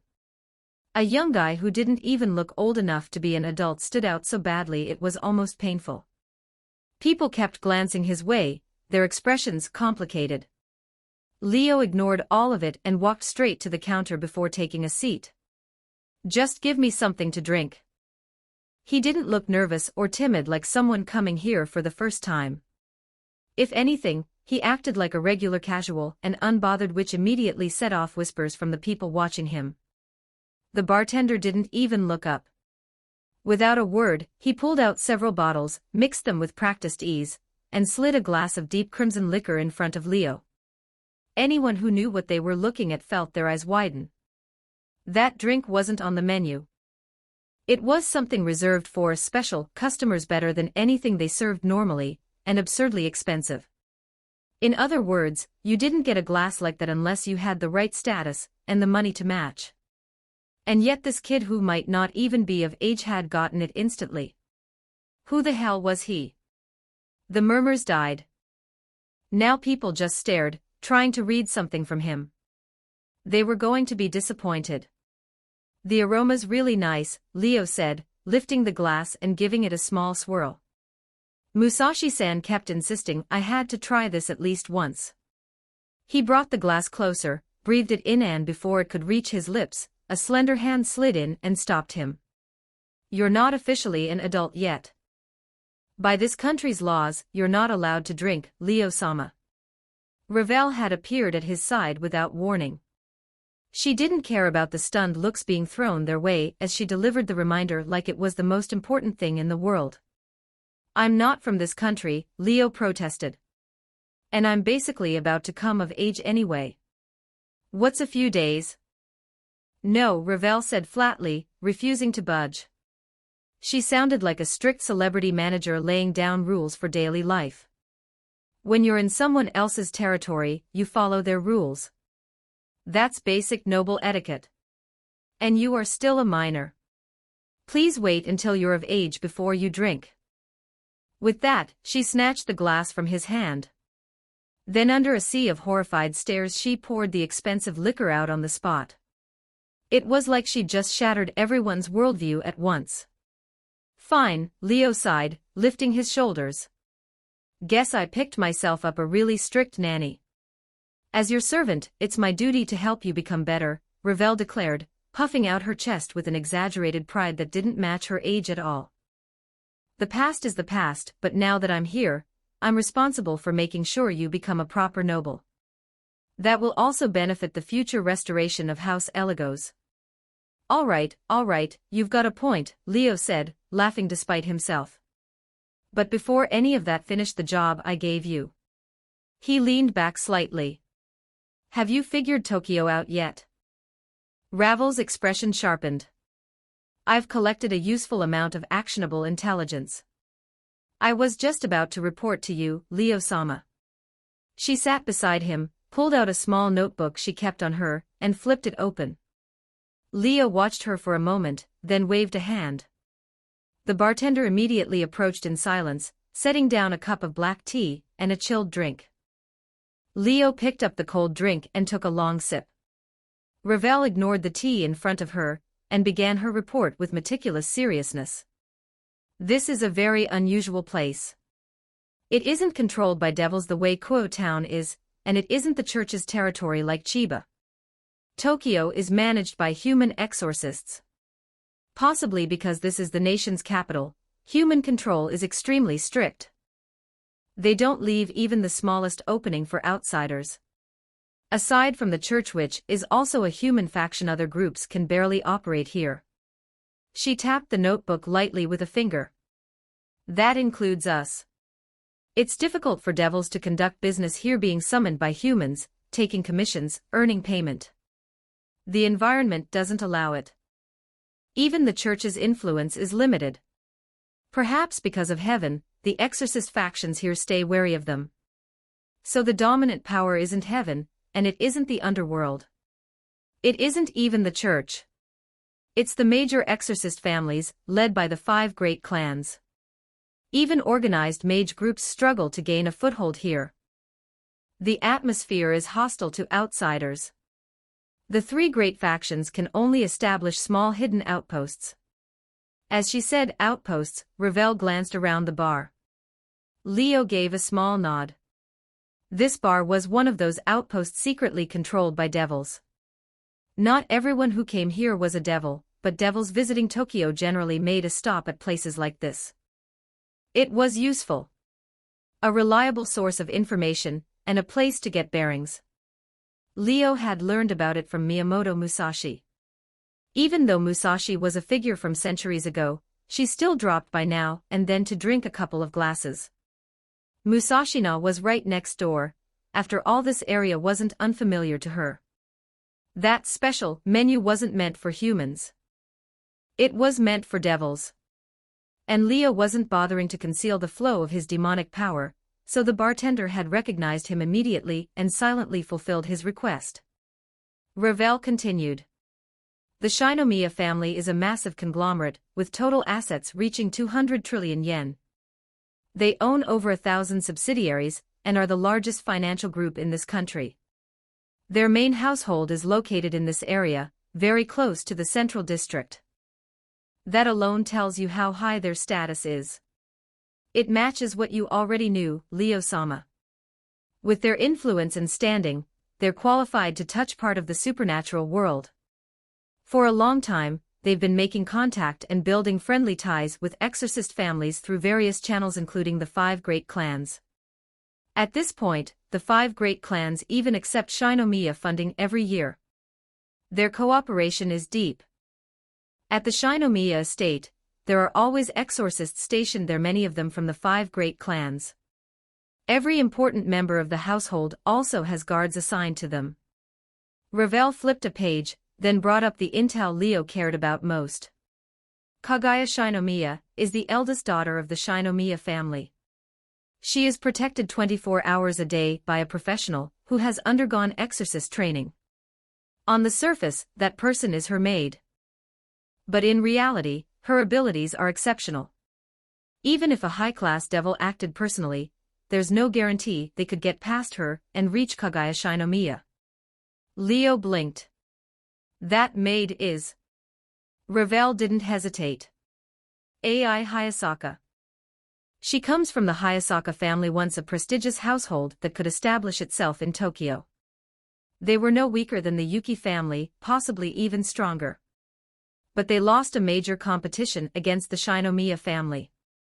From that point on, they fell into decline, became a ruined house, and were absorbed by Shinomiya. Ai Hayasaka, as part of the Hayasaka family, became spoils of war. Ravel's eyes stayed steady as she spoke. Fortunately, she has 1/4 exorcist blood. The Shinomiya family valued that. They brought her under their wing, and entrusted her training to the 5 great clans. After receiving exorcist education since childhood, she returned to the Shinomiya household once she completed her training. In the end, she was assigned to Kagaya Shinomiya as her maid and close attendant. It was obvious Ravel had dug deeply into Ai Hayasaka. And her tone turned even more serious. This Ai Hayasaka only has 1/4 exorcist blood, but her talent seems extremely high. After graduating her training, she reportedly hunted down many outsiders, including some with high-class devil-level strength. She's not easy to deal with. For Ravel to say that meant she genuinely considered Ai Hayasaka dangerous. At the very least, she didn't believe she could beat her. And then? Leo asked, thoughtful. Aside from Ai Hayasaka, is there any other force protecting Kaguya Shinomiya? No, Ravel said, shaking her head. Ai Hayasaka is the only exorcist with supernatural power at her side. Everyone else is just ordinary people. That's bold, Leo muttered, lips twitching.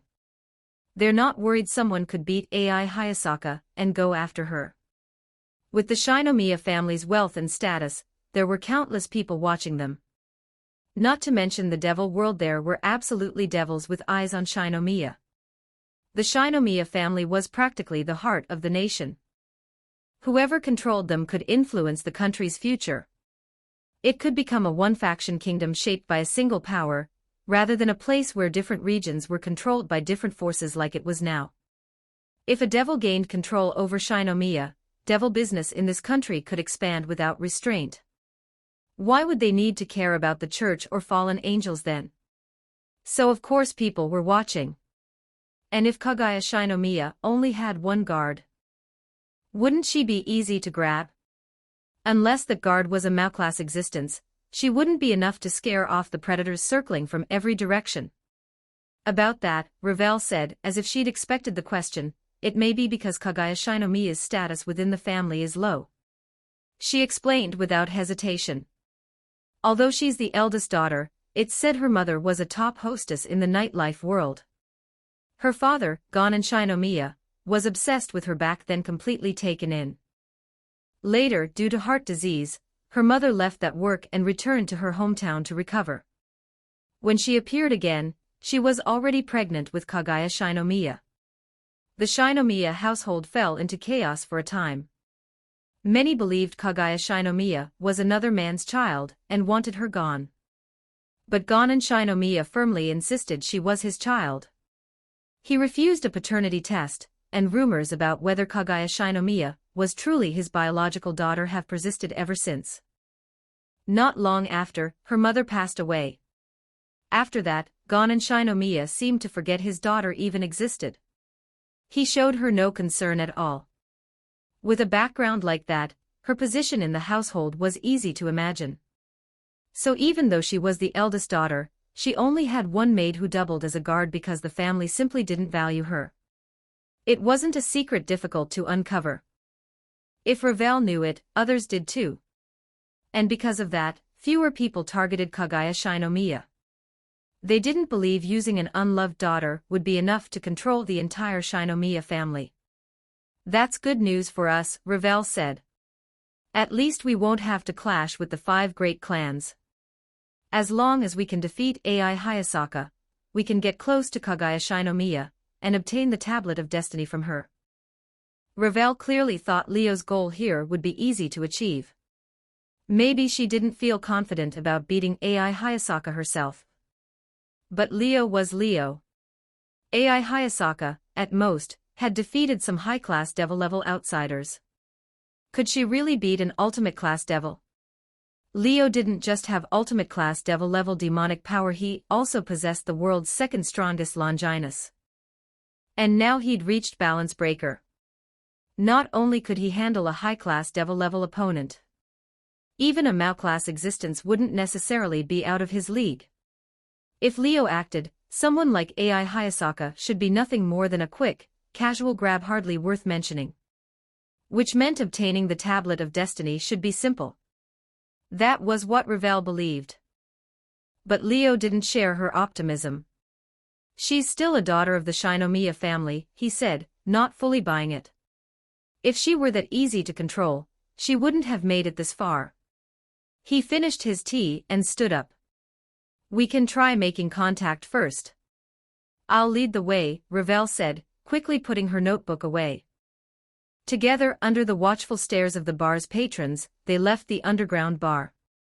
You can read up to chapter 187 on Patreon. com/NiaXD. Chapter 149, Chapter 148, 1840 words. The biggest difference between the human world and the underworld was that when night fell in the underworld, there was no moon.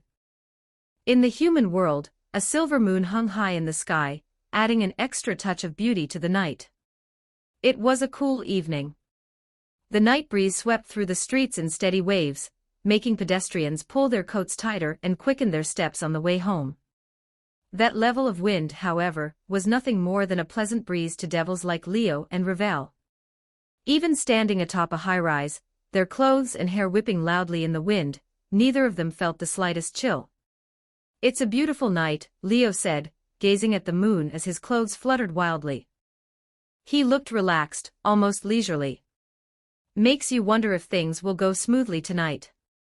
Standing beside him at the very edge of the rooftop, one step forward and she'd fall. Ravel pressed one hand to her skirt and the other to her hair, then asked calmly, "Why are we waiting for Kaguya Shinomiya here?" She didn't quite understand. "Didn't you say this street is part of her daily route home after school?" Leo nodded toward the road below, hands in his pockets, completely at ease. "But there's no need to wait on the street, is there?" Ravel frowned slightly. "If you want to see her, Leo-sama, wouldn't it be easier to go directly to her house?" The Shinomiya family's main estate was packed with experts, with exorcists from the 5 great clans stationed there year-round. But Kaguya didn't live at the main house. Instead, she stayed in a standalone Western-style mansion far away from it. Given her situation, if she had remained at the main estate, conflict would have been inevitable. The family didn't like her either, so once she entered high school, she moved out. And that mansion didn't have nearly as many experts guarding it. "So," Ravel continued, "wouldn't it be enough to just walk in?" Leo shot her a glance and chuckled. "You think I should just barge in? Shouldn't you?" Ravel said matter-of-factly. "With your strength, Leo-sama, as long as you don't run into a middle-class existence, you'd be unstoppable here. Forget her house, even the Shinomiya main estate wouldn't be able to stop you. If you gave the order, even the Shinomiya family and the 5 great clans wouldn't dare make things difficult over a mere treasure. So whether you meet Kaguya Shinomiya or not doesn't really matter. Make the Shinomiya family submit, and your goal is achieved." Leo stared at her in silence. For a moment, Lady Phoenix's evaluation of her daughter from the original story surfaced in his mind. Ravel's true nature is domination, ruling the world through force and intellect. It's a path that easily breeds resentment. Despite her delicate looks and graceful demeanor, Ravel was, at her core, a proud and willful conqueror. In the original story, after becoming the protagonist's servant and chief strategist, she supported the entire team, with her outstanding tactical mind. Yet her style remained aggressive and domineering, favoring bold strategies that flipped battles on their heads. She was the complete opposite of the cautious and meticulous Sona Citri. Because of that, Lady Phoenix had once warned the protagonist, "If you rely on Ravel too much, you'll inevitably fall into domination." How you rein her in, don't get that wrong. Thinking back on it, Leo almost wanted to complain. "And I didn't get a single word of advice," he thought. "No wonder I almost forgot all about this." If Ravel hadn't just revealed her true colors, he might have been fooled by the obedient young lady act. What Leo didn't know was that Lady Phoenix had considered warning him, then decided against it. She had already looked into him thoroughly. On the surface, he seemed carefree and flippant, but in reality, he had a strong sense of self and wasn't easily influenced by others. Especially by bad influences. Where others relied on ironclad willpower to resist temptation, Leo was different. He wasn't a rock, he was cotton. He looked soft and easy to grasp, yet could deflect any force effortlessly, staying true to himself. After becoming a devil, he really had let himself go, but only in personality, not in humanity. He wanted to enjoy life and freedom, but not at the cost of others. Minor mischief was one thing. Truly vile acts made even him uncomfortable. Otherwise, he wouldn't have wiped out so many terrible people after being summoned by them in the past. Lady Phoenix had only met him once, but she knew exactly what kind of person he was. That was why she hadn't said anything. She believed that even her own daughter would have a hard time influencing someone as free-spirited as Leo, and with his strong personality, she wasn't worried he'd lose control of Ravel either. Unaware of all this, Leo kept his expression neutral despite his inner grumbling. "Do you know about the attack we suffered from the old malfaction?" he asked suddenly. Of course. Ravel paused, then nodded.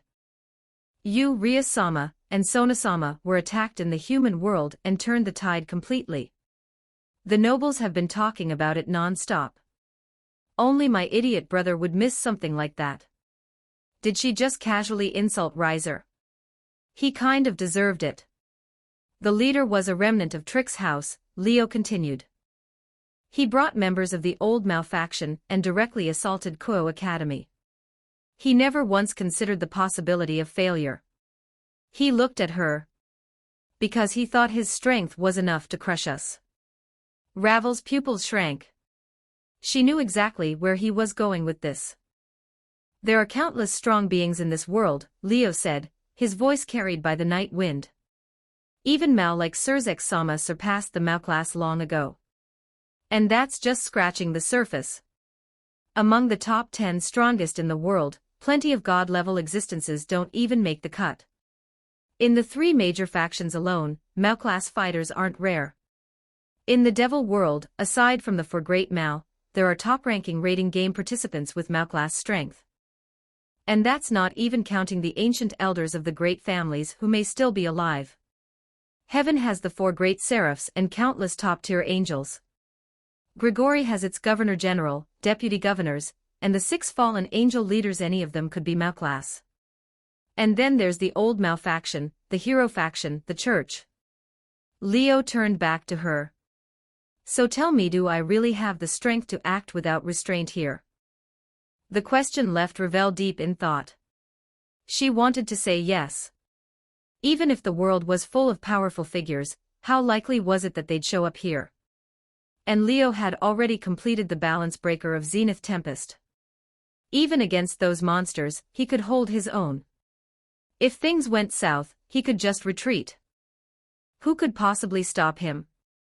Underestimating an 8-winged ultimate-class devil wielding the world's 2nd strongest sacred gear would be ridiculous. As long as no one above Mao class intervened or multiple Mao class fighters ganged up on him, there was nowhere he couldn't go. But Ravel knew that wasn't the answer Leo wanted.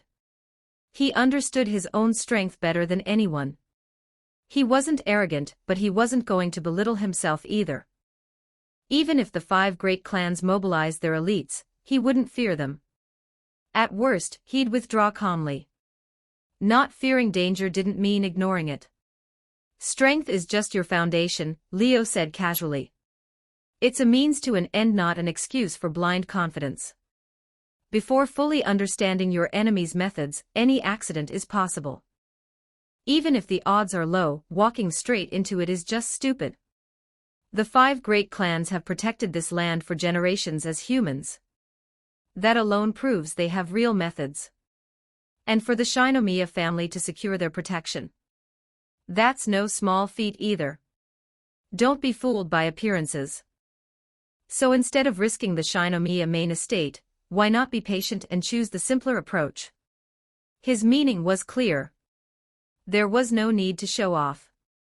Since the tablet of destiny was in Kaguya Shinomiya's hands, approaching her discreetly was enough. Waiting on the street also had a reason. Leo suspected her mansion might not be as unguarded as it seemed. In her story, Kaguya's father wasn't indifferent, he was afraid. Afraid she wasn't his child. Afraid the woman he loved had been unfaithful. He was so terrified of the truth that he couldn't even bring himself to do a DNA test. So he kept his distance, pretending not to care, all to protect her. If he showed too much concern, countless eyes would turn toward her and danger would follow. Under those circumstances, Leo doubted Hayasaka AI was her only protection. There might be people guarding her that even Kaguya herself didn't know about. Even if that wasn't a serious threat to him, the question remained, why not choose the easier path? Waiting by the road was far safer than walking into a potential ambush. That wasn't cowardice. It was simply weighing the pros and cons. Do you understand now, Ravel? Leo asked. She thought for a moment, then nodded. But from her expression, Leo could tell she understood his reasoning, yet still believed her own approach wasn't wrong. From her perspective, ruling through strength and intellect was only natural. I hope she really gets it someday, Leo thought. He wasn't expecting an instant revelation. He didn't have protagonist-level talk no jutsu. Still, he wasn't worried. This kind of thing could be handled slowly, subtly. Once Ravel was influenced by him and those around him, her mindset would change naturally. He had time. And patience. Looks like it's time to get to work, Leo said, turning his gaze toward the far end of the road. A luxurious limousine rolled into view, its golden emblem gleaming under the streetlights. Whoever was inside was clearly someone of status. That should be the car we're waiting for, Ravel said, pointing toward it. The target's inside, Leo replied. His magic detection had already spread out. He raised an eyebrow, a faint smile forming. Just like I thought. Nothing should ever be judged at face value. He had noticed something. I'll take the lead, Leo-sama, Ravel said. She didn't have his level of perception, but she didn't hesitate. Go ahead, Leo replied, curious to see what she could do. Ravel smiled, her eyes igniting with flame. This was her first battle since joining Leo's servants. She had to make it count. Flaming wings burst open behind her, not the wings of a devil, but those of a phoenix. The phoenix family was different from other devils. As masters of flame, they preferred wings formed from fire rather than demonic wings. With a beat of her blazing wings, Ravel leapt from the rooftop, transforming into a streak of fire as she flew straight toward the limousine. You can read up to chapter 188 on Patreon. com/NIAXD. Chapter 150, Chapter 149. 1740 for words. As if sensing the storm about to break, dark clouds suddenly drifted across the once clear night sky, blotting out the full moon, and plunging everything into gloom. The road beneath was still brightly lit as the luxury car sped along, but even so, it was impossible to miss the streak of fire tearing through the dark sky like a meteor, plunging straight toward the vehicle. Ravel Phoenix spread her flaming wings and shot forward, a humanoid phoenix blazing through the night as she rapidly closed the distance. Before she could reach the car, several streaks of light burst out from within. They transformed into translucent birds overflowing with radiance and swooped straight at her. What are those? Ravel froze for only an instant. Flames immediately erupted from her entire body, and she charged straight into them. Boom boom. The moment the transparent birds touched her, they were incinerated by the raging fire around her, exploding into ash with dull bursts. They didn't slow her down in the slightest. Ravel kept flying toward the luxury car, and the people inside clearly couldn't sit still anymore. The window slid open, and a figure leapt out with agile movements, landing on the roof. She was a girl about Ravel's age, perhaps a year or two older at most. Slender and poised, with blonde hair and blue eyes, she was dressed like a maid. Her long hair was tied into a side ponytail, her calm blue eyes fixed on Ravel without a ripple.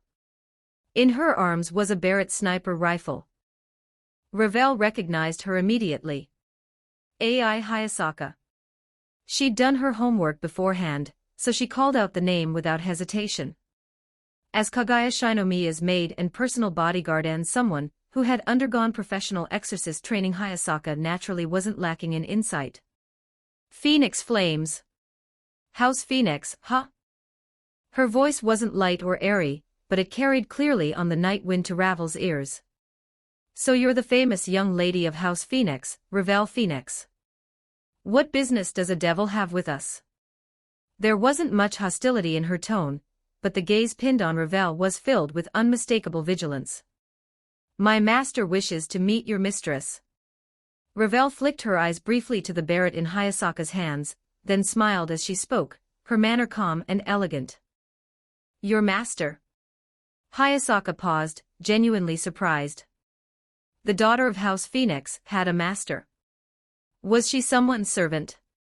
Who could possibly have the ability to make a phoenix serve them?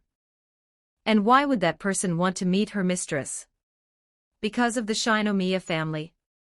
Shock and confusion surged through her, but Hayasaka quickly pressed them down. If you want to meet my mistress, you should send a formal request. Not attack us like this. That rebuke wiped the smile from Ravel's face. So you're saying that my master Ravel Phoenix's master needs to submit a calling card and pay a polite visit just to meet a human tycoon's daughter? Her voice sharpened. A mere Shinomiya heir, with such a dubious background, thinks she's worth that. Are you looking down on House Phoenix, or are you looking down on my master? Answer me, exorcist. The flames around Ravel surged hotter and hotter, driving away the chill of night, and replacing it with stifling heat. Hayasaka's expression grew grave as she watched. Phoenix flames could burn through even a dragon's scales. A human body was nothing more than dry paper before them touch it once, and it would turn to ash instantly. These flames were nothing like Mahiru's violet fire, nor Leo's raging blaze. The violet flames released by Incinerate Anthem were extremely hot, but their essence was holy power and purification power. The appearance of fire was merely superficial. The true danger lay in those forces. The flames unleashed by Zenith Tempest, on the other hand, were an expression of natural power.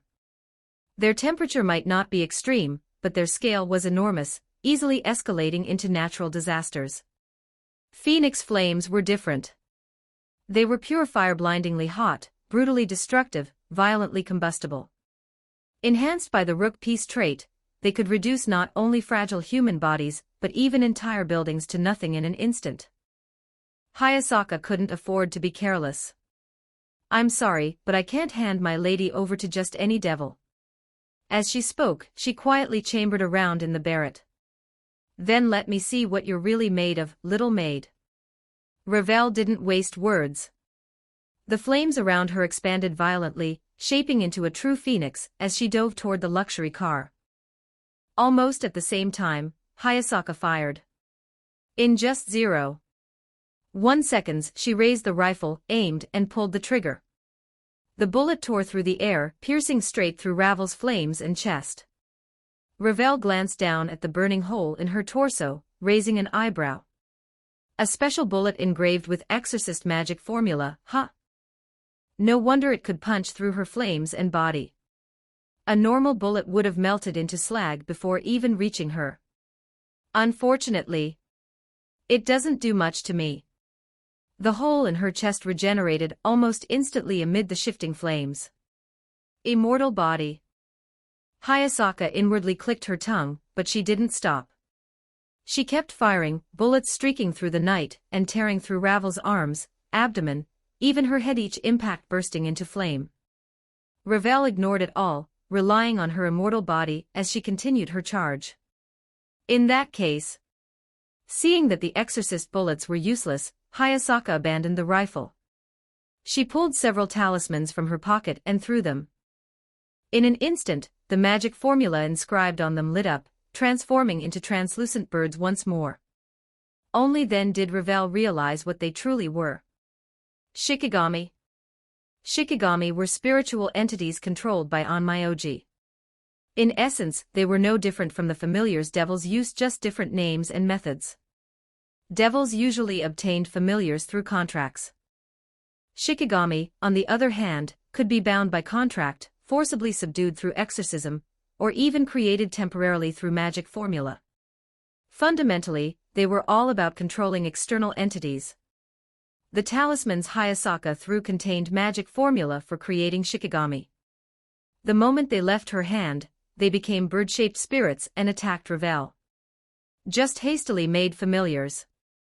You think they can stop me? Ravel tried the same trick as before, releasing flames to burn them away. But the moment she did, the translucent birds scattered, circling around her. As they flew, they traced glowing paths through the air, forming a transparent barrier that sealed her inside. Realizing she was restrained, Ravel unleashed her flames in full. A violent explosion of fire blasted outward, crashing against the barrier. To her surprise, even the overwhelming phoenix flames failed to break through. They were stopped cold. This is a special barrier designed for devils, Hayasaka explained calmly, pulling out more talismans. The moment it forms, it creates a space that suppresses demonic power, weakening devils and preventing them from escaping. Even a high-class devil would need time to break free. That's more than enough for me to counterattack. She threw the talismans. They turned into translucent birds again, flying above the barrier and circling until they traced a glowing magic circle in midair. Exorcist magic formula, maximum output. As Hayasaka chanted, blinding lightning erupted from the magic circle, converging into a single bolt. Thunder crashed down. The lightning capable of dealing massive damage to devils shattered the barrier and struck Ravel directly, engulfing her completely. Her flames fluctuated wildly as her body collapsed, as if blown apart. Did I win? Hayasaka murmured. This was her trump card. Many devils had fallen to it before, 2 high-class devils among them. Still, she didn't truly believe it would threaten a phoenix of House Phoenix. And as expected, impressive. A genius who made it this far with only 1/4 exorcist blood. That actually hurt. As the lightning faded, countless flames gathered together, reconstructing Ravel's body. She emerged completely unharmed. Hayasaka's heart sank, and she couldn't help but sigh. Isn't that immortal body just cheating? Can't help it. Family inheritance. A gift from our ancestors. Ravel looked down at her confidently. We descendants just have to accept it. Their brief exchange had already let Ravel gauge Hayasaka's full strength. Simply put, she was strong on par with a high-class devil, comparable to elite warriors of the church or exorcist families. Against Ravel herself, she was evenly matched. But immortal body was unfair. Even opponents stronger than Ravel would struggle to deal real damage to her. At most, Hayasaka's exorcist techniques and weapons could cause pain not enough to crush her spirit or body. Unless she wielded a holy sword or holy relics capable of erasing a devil's soul, like those that once made even an immortal being feel death's shadow. Otherwise, ordinary exorcist power wasn't something Ravel took seriously. Once more, Ravel declared. Have your mistress come out and come with me to meet my master. It was a final ultimatum, domineering and absolute. Hayasaka said nothing. She simply drew more talismans and stared back at Ravel, silently refusing. Ravel stopped talking as well. Flames surged around her as she charged. Firelight flared, and a fierce battle erupted on the dark highway. Inside the luxury car. The moment Hayasaka left to confront Ravel, the air inside the cabin turned colder than ice, heavy and suffocating. Kaguya Shinomiya sat in the center seat, arms crossed, her expression as frigid as frost. An invisible barrier seemed to form around her, repelling anyone who tried to approach. She had long black hair with bangs framing her face, crimson irises, and a figure even more slender than Hayasaka's. Despite being the eldest daughter of the Shinomiya family, she wore simple, unfashionable clothes. Yet even that simplicity couldn't hide her nobility or her icy aloofness. It made people instinctively want to keep their distance. There was no doubt she was a cold girl, perhaps even colder than Yukinoshita Yukino. And yet, in the cabin of someone so unapproachable, an uninvited guest had appeared at some point. I didn't interrupt your little show, did I? Leo Eligos sat casually across from her, leaning into the soft seat. He smiled as he met her icy gaze, completely unfazed by the chilling pressure around her. Kaguya's crimson eyes rippled slightly as she looked at the man who had suddenly appeared. Who are you? Leo Eligos. He gave his name without hesitation. Pleasure to meet you, princess. You can read up to chapter 189 on patreon.com/NiaXD. Don't forget to like and subscribe to Novels Wonderland.